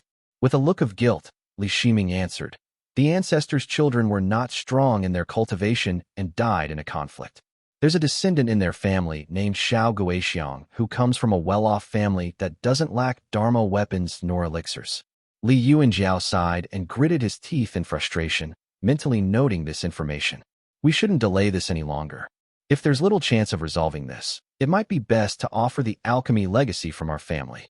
He waved dismissively and said, "Now that you're back, let's prepare for the ritual." Chapter 412, Engraved Stone 2. Mountain City was constructed around Mount Lingxiu, a once majestic and renowned peak. It used to blaze with flames in ancient times and produced a type of golden spirit or mined extensively by an immortal sect known as the Southern Fire Heavenly Mansion. As a result of this, the earth veins became thinner, and the mountain eventually stopped burning. At the highest cave dwelling atop the mountain, shrouded in clouds and swirling green fog, Taoist Master Yuan Su stood, playing with a light golden jade seal. He gazed down at the grand city below him. Buzi must have lost his mind. He wanders Wu and Yu states day and night, refusing to return to the sect. "Thankfully, the devil plague is progressing well," he murmured. Taoist Master Yuan Su hailed from the same era as Qi Wei. Unfortunately, he practiced a cultivation method that prematurely ended his progress, confining him to the early stages of the Purple Mansion realm. If not for the fact that it was a life divine ability, Yuan Su might have lost all standing. Disillusioned, especially with people like Si Buoxiu, he decided to choose a quieter life, hence retreating to the southern border. Yuan Su paused, sensing the surge of golden aura at the foot of the mountain. "Someone's establishing a Tao foundation. It's the engraved stone," he mumbled to himself. He calculated silently. The one from Golden Tang Gate had not moved in ages, but he still lived. If memory served, his divine ability was incomplete. Situhu practices the engraved stone, but that fool isn't skilled in alchemy and hasn't established his Tao foundation. He's probably not destined for it. Yuan Su chuckled to himself before picking up a jade token from the desk, muttering to himself, "Li Xianfeng, another from the Li family?" The image of a certain young man flashed through his mind. As the jade token spun in his hand, Yuan Su mused, "I owe something to the Li family. But who knows what that man thinks? Maybe Xiao shooting has already beaten me to it. He probably detests the Qi family and myself as well." His other hand rose slowly, capturing a wisp of colorful light in the void. Unleashing his divine ability, he connected it across the heavens to Li Xianfeng. Yuan Su calculated carefully again with his divine ability. It seems respect and fear prevail. Xiao shooting doesn't dare make a move. Perhaps the Li family only resents Qi Wei. Back then, no outsiders knew who took Li Chejing away.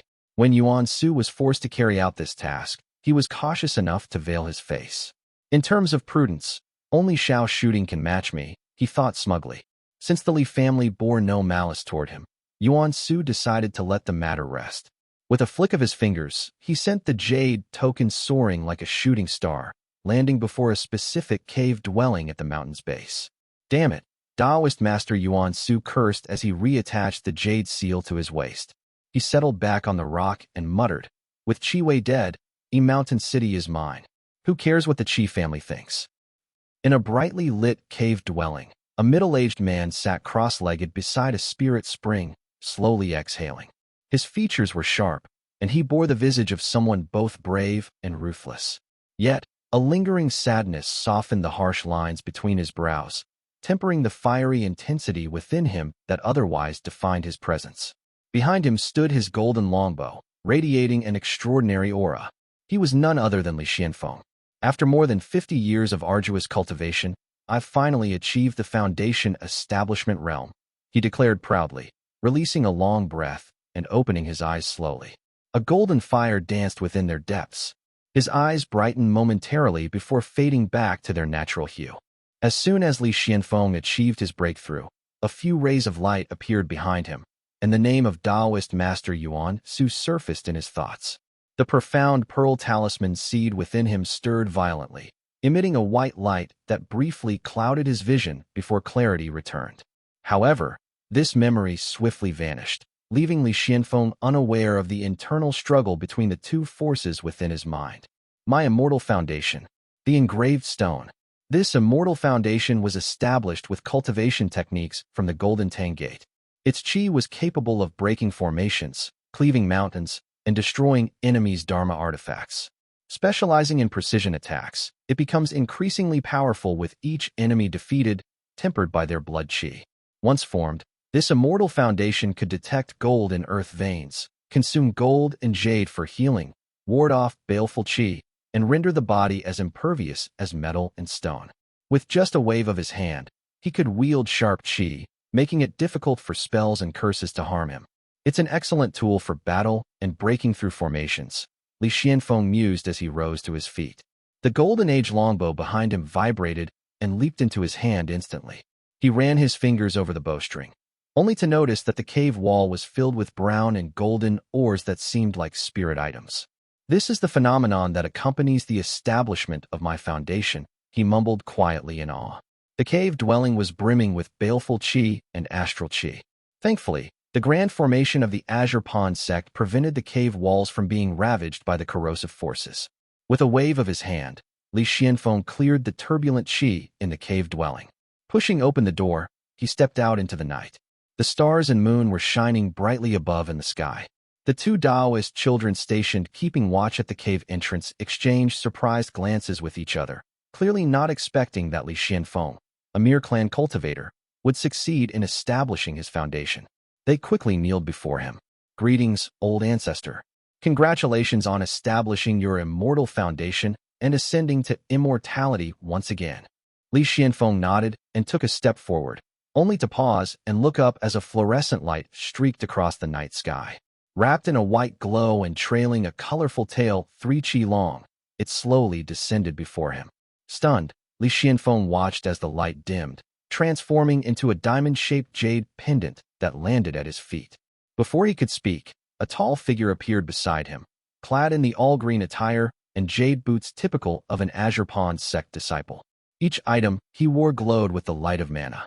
The Azure Pond sect disciple slowly bowed, then sank to his knees gracefully and announced, "Hujing bears the imperial decree of the Taoist master." After rising from his bow, an awkward smile spread across his face as he continued, "Please accept the decree, fellow Taoist." It must be Taoist Master Yuan Su. Li Xianfeng observed the man's reaction and understood that this was indeed an order from the esteemed Purple Mansion Realm Taoist Master. That's quick. Li Xianfeng nodded slightly before accepting the decree with a smile. "Where is the upper sect sending this humble servant to?" he asked. "You have humor, fellow Taoist. I am Ning Hujing, Peak Master of Yuanxing Peak, stationed in Mountain City." The smile on the man's face was stiff. Li Xianfeng took a closer look at him before realization dawned upon him as well. So it's him. This person was senior brother Ning, who led a group of Yuanwu Peak disciples back then. He was tall and quite outstanding. He had kicked Ding Yuji over and let him shoot the fleeing cultivator with an arrow. Daoist Master Yuan Su has personally appointed you as a general, entrusting you with a significant responsibility. Ning Hujing quickly regained his composure and spoke with forced cheerfulness. This appointment is part of your entry into Mountain City's cultivation registry. You'll receive immortal stipends and can also accumulate merits to request spirit items from the sect. From now on, you and I are colleagues, he explained. Ning Hujing's eyelids twitched as incredulity flickered in his heart. He scanned Li Xuanfeng's face, pondering how this man, seemingly without notable background or talent, save for his archery skills, had been chosen for promotion.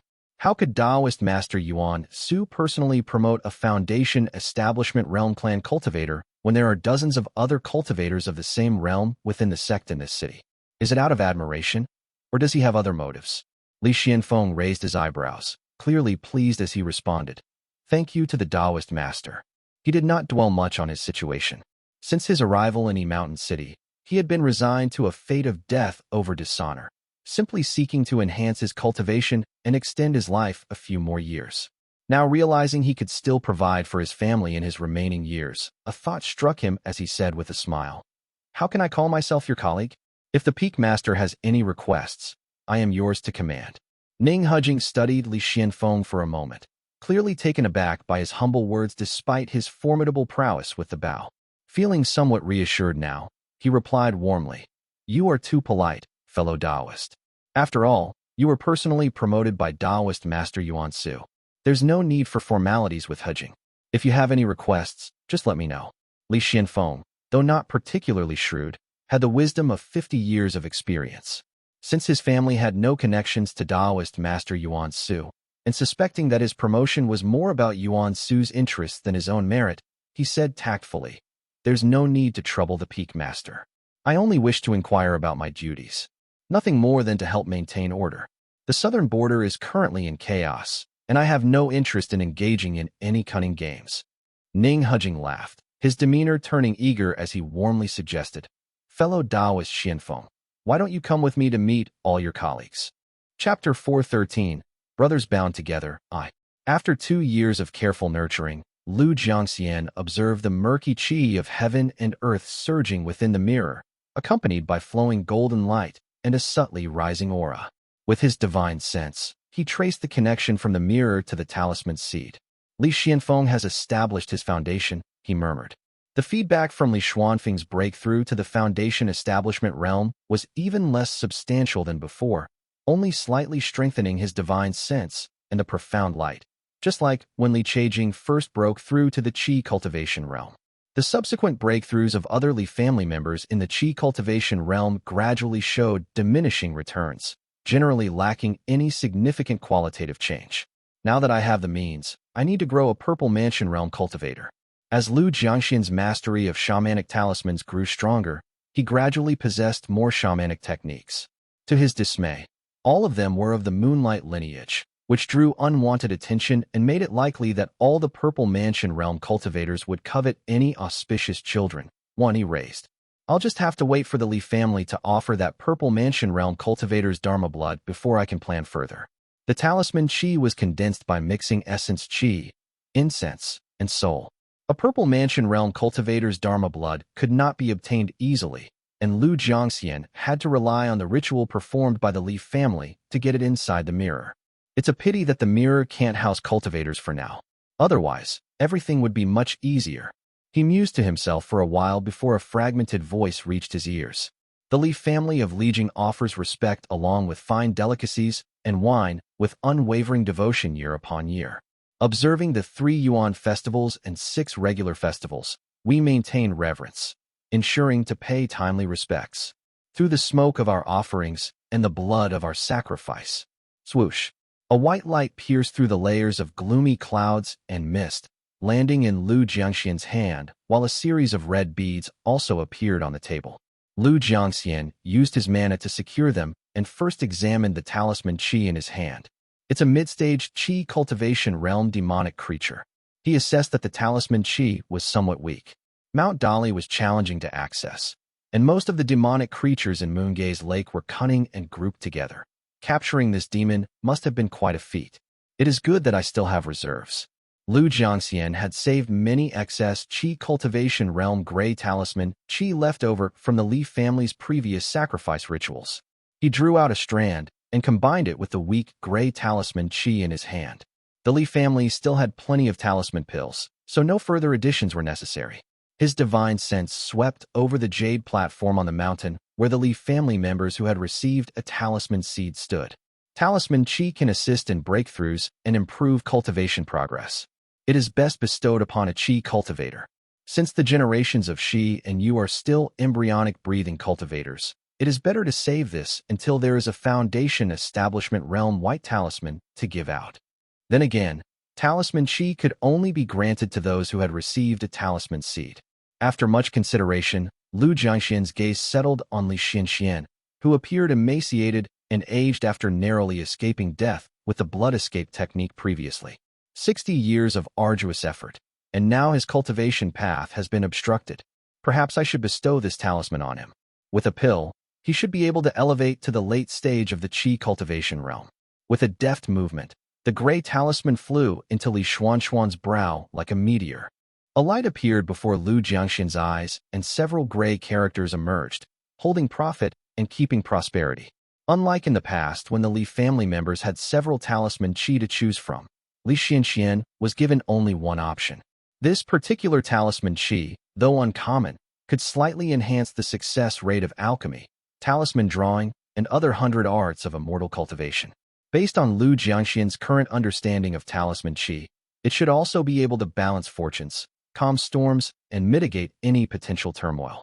This talisman Qi is a decent one for Li Xianxian. It's a blend of fate and divine ability. With its protection, he should be able to live a few more years. After bestowing the talisman Qi, Lu Jiangxian returned his attention to the blood beads on his table. With a gentle manipulation of his mana, the blood beads quickly melted and merged, forming a fist-sized crimson jade pearl. Lu Jiangxian swept his divine sense through it, silently discerning the divine ability it harbored. I knew it. Qi Buzi's Dao Foundation is the heavy murk. If Qi Wei could advance to the peak of the Purple Mansion realm, then surely the Azure Pawn sect must have a complete set of cultivation techniques to build the Dao partners. I wonder which metallic essence these Dao partners are after. Observing the Purple Mansion realm cultivators of Jiangnan, they all seem intent on avoiding cultivating the same Dao lineage. If it is the pristine water origin talisman essence they are looking for, will it impact the pristine water true monarch? Lu Jiangxian's limited understanding of cultivation realms above the Purple Mansion left him with a nagging doubt. I guess I can only wait for a more suitable time to gather further information. When blood was spilled on Mount Lijing's Jade platform, the catfish demon collapsed immediately. Blood light and incense slowly floated away, invisible to the onlookers. Li Xianxian was closely monitoring the younger ones in the family when he suddenly felt something stirring in his Xinyang mansion. A gray light appeared, and the mana in his body surged. Stunned by the unexpected surge in mana, Li Xuanxuan's face flushed. After a few moments, he grasped the situation and quickly seated himself cross-legged. The Li family members quickly stepped back, and after the time it took for a stick of incense to burn, Li Xuanxuan's cultivation realm had risen from the 4th to the 6th heavenly layer of the Qi cultivation realm. He slowly exhaled and opened his eyes. "Congratulations, father," a group of juniors said in unison. Li Xianxian stroked his beard, smiling broadly as he explained the function of his new talisman Qi to his family. "I never thought I'd receive talisman Qi at this old age, and its effects align so well with my needs. With this, my success rate in crafting talismans has improved." He laughed, then cheerfully pulled Li Yuanjiao closer and said, "Maybe I should stabilize my cultivation for a few years, then use that talisman pill to reach the late stage of Qi cultivation realm and boost our family's combat power."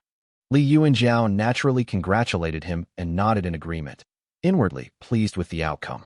Despite that, the blood of the Purple Mansion realm cultivator had not been particularly impactful. It had merely produced a gray talisman. While it looked more refined than usual and glowed slightly brighter, it was still just a gray talisman and too ordinary to be given to Shiming or Shijuan. By the time a Foundation Establishment realm cultivator emerges in our family, those two children should also be in the Qi cultivation realm. Perhaps by then, We should hunt for a Foundation Establishment Realm Demon to request a talisman for them. 2 separate sacrificial rituals were being conducted at the mountain. The one hosted by those who had received a talisman seed in the Li family took place atop the mountain, while another happening at the foot of the mountain was overseen by Li Shiqing. As the eldest of the generation of Shi and Yu, Li Shiqing led the others in his generation in a ceremony that was both lively and vibrant. Li Yuanping had planned everything meticulously. Although Li Shiqing initially felt awkward about not receiving a talisman seed, his role in managing the ceremony proved to be a strategic decision. It not only prevented him from feeling out of place, but also provided valuable exposure for the younger members of the Shi and Yu generation. Feeling the weight of his responsibilities, Li Shiqing had begun preparing half a year ago.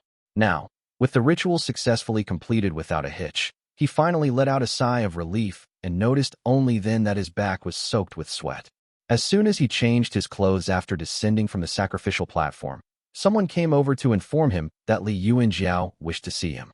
Without further delay, Li Shiqing hurried up the mountain. Upon entering the main hall, he saw a man dressed in a black robe sitting at the center, his brow furrowed with concern. Ever since the passing of the old ancestor, second uncle rarely smiles. Unbeknownst to Li Yuanjiao, these changes in him were more apparent to Li Shiqing, who, being significantly older than his younger brothers, remembered vividly what Li Yuanjiao was like in his youth. Given his kind and generous nature, Li Shiqing was an empathetic person. He kneeled and greeted. Shiqing pays his respects to second uncle of the 4th lineage. Congratulations on your significant advancement in immortal cultivation. 1.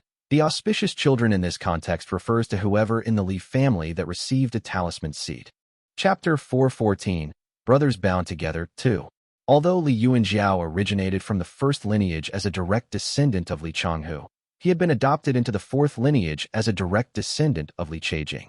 However, the major sect on the mountain was close-knit and typically overlooked such nuances, paying attention to these distinctions only during formal events. Unbeknownst to Li Shiqing, whose heart ached to see the changes in his second uncle, Li Yuanjiao also harbored feelings of guilt toward him. Back then, this child wasn't picked for the talisman seed, and I had to make him leave the mountain.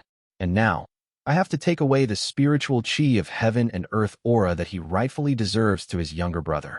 Though Li Yuanjiao felt guilty, his decisive nature did not allow him to dwell on it for long. He paused briefly before saying warmly, Shiqing, now that you've broken through to the 5th stage of the embryonic breathing realm, it seems that your cultivation efforts are paying off. Chang'er dares not feel complacent about his progress, Li Shiqing replied modestly. After a brief conversation, Li Yuanjiao said bluntly, Uncle Dongha has managed to gather that golden yang radiant origin chi in the west. It's estimated to arrive in a year or 2. This spiritual chi is extremely difficult to collect. The family has spent 7 years just to gather a portion of it. Since this resource is so scarce, I'm afraid not everyone in the 4 lineages can receive it. It will only be allocated to the 2nd lineage. Li Shiqing was slightly taken aback before he hurriedly replied, Shijuan is now also at the 4th stage of the embryonic breathing realm. It's better for second uncle to reserve this spiritual chi for himself. Chang'er is not as talented and fears wasting such a precious resource. I cannot bear to make my younger brother wait another 7 years. Li Yuanjiao had not even finished speaking when Li Shiqing interrupted him. He halted his speech, sitting up straight with a hint of dangerous suspicion in his eyes. Having led his family, commanded soldiers, killed adversaries from Mount Yu, and dealt with corrupted nobles, Li Yuanjiao was accustomed to cunning and deceit. Consequently, Li Shiqing's display of loyalty aroused his suspicion, causing him to narrow his eyes as he scrutinized the young man closely. Yet, upon observing Li Shiqing, he saw clear, honest eyes. Despite Li Shiqing's plain appearance and weak presence, his gaze was filled with trustworthy sincerity. Li Yuanjiao averted his gaze, secretly ashamed of his skepticism. He nodded and said solemnly, If that's what you truly think, then very well, you may leave now. As Li Shiqing bowed and was about to leave, Li Yuanjiao's mood lightened. He laughed warmly and sighed. You're truly a good older brother. Shijuan is fortunate to be your younger brother. Li Shiqing turned back and shook his head. He bowed to Li Yuanjiao again and said warmly, Second uncle, as the eldest of my generation, whether it's Shijuan, Shiming, or Shiji who is currently training in the Immortal sect, they are all my younger brothers. Brothers bound together by blood should stay united. Covetous envy or struggles for power are not in my nature, nor do they interest me. This was the first time he had spoken so boldly to Li Yuanjiao. Standing with his spear slung behind him and his robes billowing, his expression was earnest. In his mid-20s, the young man was at the height of his heroic vigor that lent a dignified air to his ordinarily plain and almost overly honest face. Good. Li Yuanjiao tapped his knuckles on the table and sighed, feeling a weight lift from his heart. He chuckled, beckoning Li Shiqing closer. Taking a jade bottle from his sleeve, he said, "This is our family's secret barrier-breaking pill. Take it and break through to the 6th stage of the embryonic breathing realm.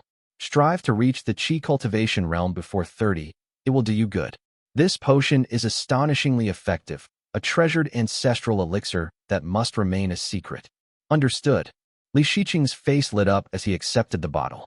After taking a profound scenery spiritual oath, he patiently awaited further instructions. Li Yuanjiao waved his hand with a smile and said, "Go now. Find a cave dwelling and attempt your breakthrough in seclusion." Li Shiqing nodded, then retreated. Li Yuanjiao took out several pills and spirit items from his storage pouch, arranging them on the desk before writing a brief note to Li Yuanping. Chung can be the mainstay of the clan. He is respectful to his elders and cherishes his younger peers. Second uncle lived frugally when he was still alive, and the second lineage suffered. Wutu Peak shall provide the sustenance and spirit resources he needs. After putting away his brush and ink, the smile on Li Yuanjiao's face slowly faded. He gazed into the distant sky, piercing through layers of clouds, and thought he saw a handsome and dignified face smiling back at him. Brothers bound together by blood should stay united.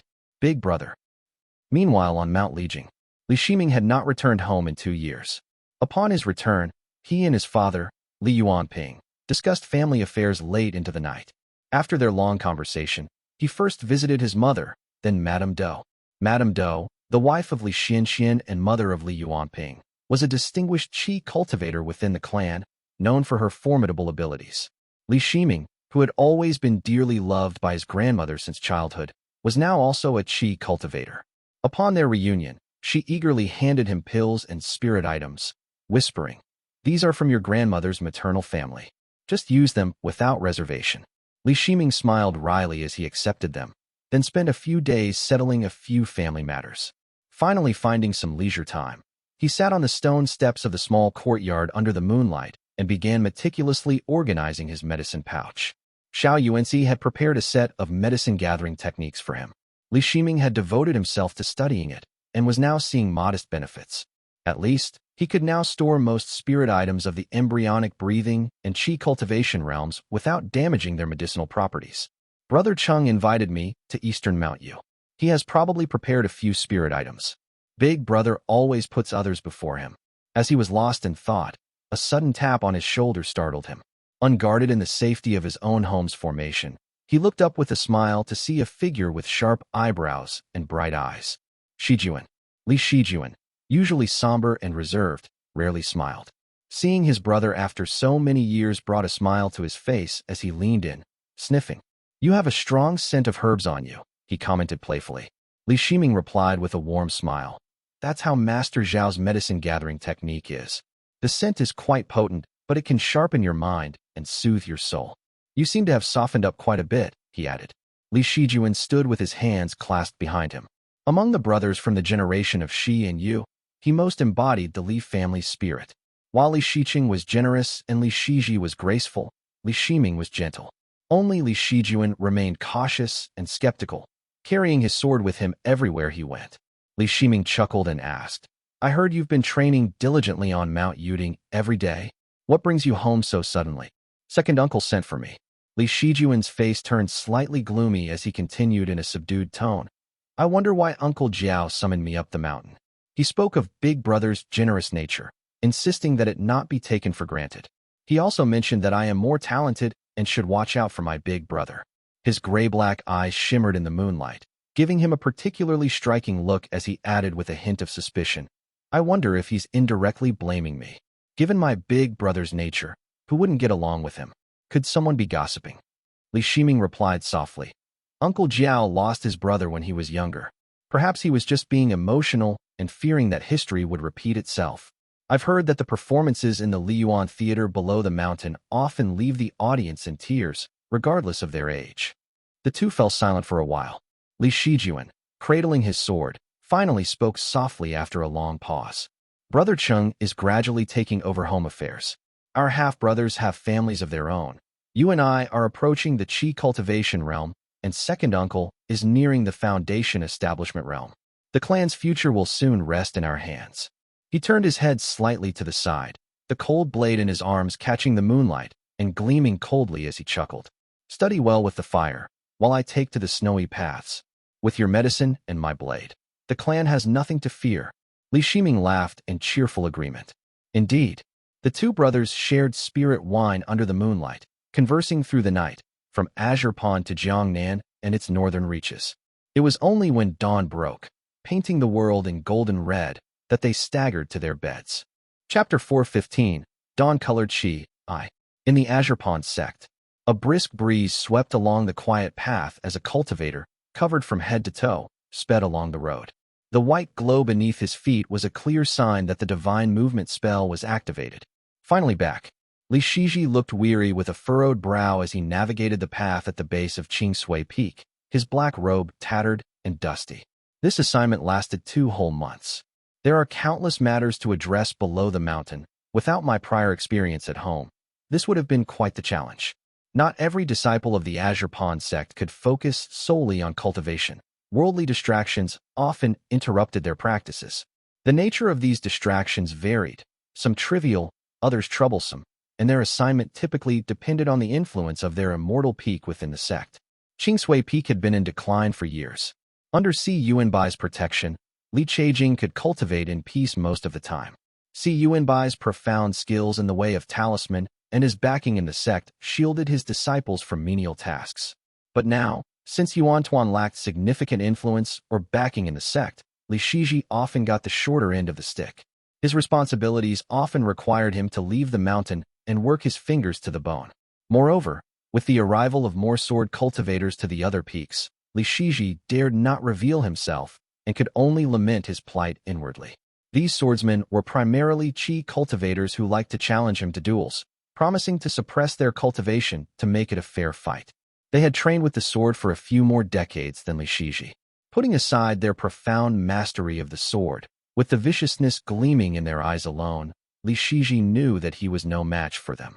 Fearing he might embarrass himself and Qingsui Peak, Li Shiji always made his journeys up and down the mountain as inconspicuous as possible, wrapped tightly in his cloak to maintain a low profile and avoid trouble. When he finally reached the platform on the summit, he took a deep breath and looked up. The bamboo forest before him swayed in the wind, leaves fluttering down and surrounding a green deer that was as tall as a human. Atop it sat a Taoist woman with a lovely face, who was watching him silently. "Master," Li Shiji greeted her respectfully.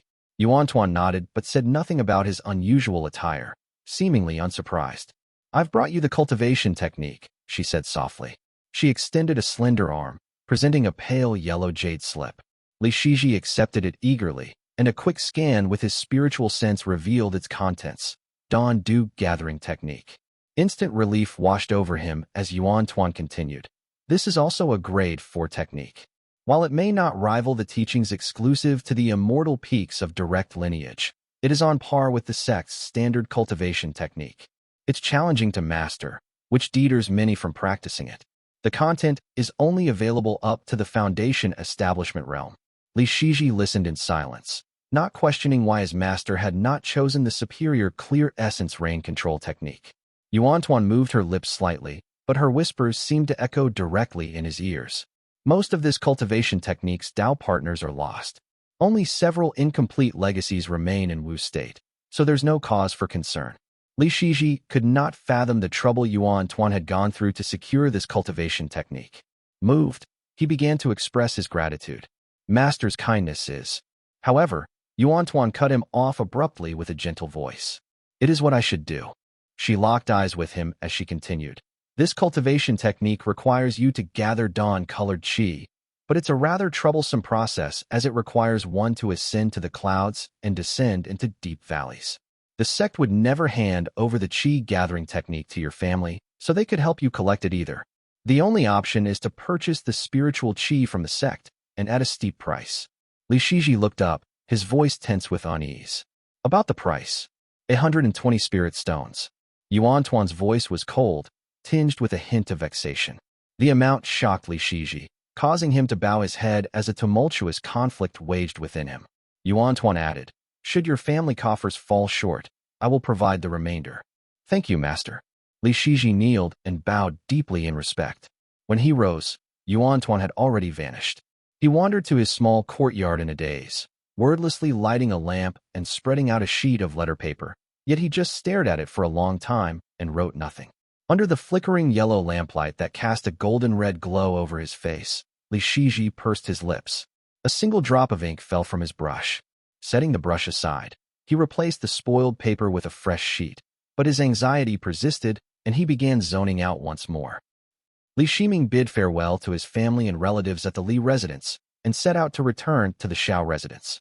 Although he had yet to achieve Qi cultivation realm, the Dharma artifact on his wrist, the Azure manifestation, had transformed into a barking deer with vibrant green markings, playfully bounding along behind him.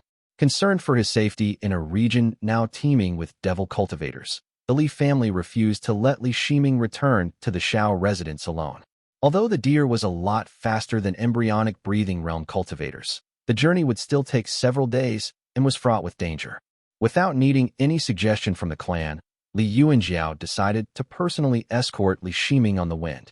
Winter had arrived early this year, bringing flurries of snow. After Li Yuanjiao departed with Li Shiming, Li Yuanping assigned tasks to the other men. Just as they were also about to disperse, a streak of white light appeared in the distance, rapidly descending upon the grand formation. Yuan from the Yuan family has come to pay his respects. Please open the mountain gate. His voice, amplified by mana, echoed as Li Yuanping watched from within the mountain, momentarily startled. Yuan? Why is he here?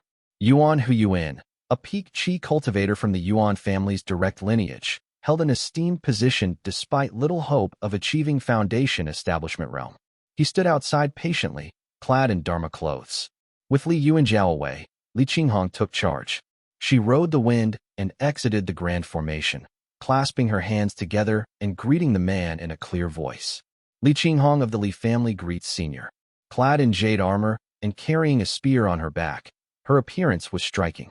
Although Yuan was nearly a century old, his eyes shone brightly with recognition. He stroked his beard and smiled. Ah, so you're the thunder cultivator of your esteemed clan. I've heard much about you. He politely reached out with his spiritual sense and quickly retracted it. A look of surprise appeared on his face. To think you've reached the 6th heavenly layer of the Qi cultivation realm already. And at such a young age, barely 30. That's Li Qinghong, uninterested in prolonging the discussion about her accomplishments, which she assumed he mentioned out of courtesy, offered a polite smile. What brings you here, Senior? She asked politely. Oh. Regaining his composure, Yuan retrieved a sealed letter from his sleeve, despite the lingering look of disbelief on his face. My family received a few letters. One of them was from Shiji, so I came to deliver it, he explained. Given Yuan's stature, Li Qinghong surmised that there must be a significant reason for his personal visit. He must have something important that could not be discussed outside the formation. She accepted the letter and swiftly stowed it in her sleeve pocket. Please come in and have a seat, Senior, she invited with a smile. Sure. Yuan accepted the offer immediately, and the two flew into the formation together. Below them, Li Yuanping had already tidied the hall. By the time they stepped inside, even the spirit tea had been prepared readily. Yuan exchanged a few pleasantries with Li Qinghong before smoothly transitioning to the main topic. How is Senior Tongyao these days? He asked softly.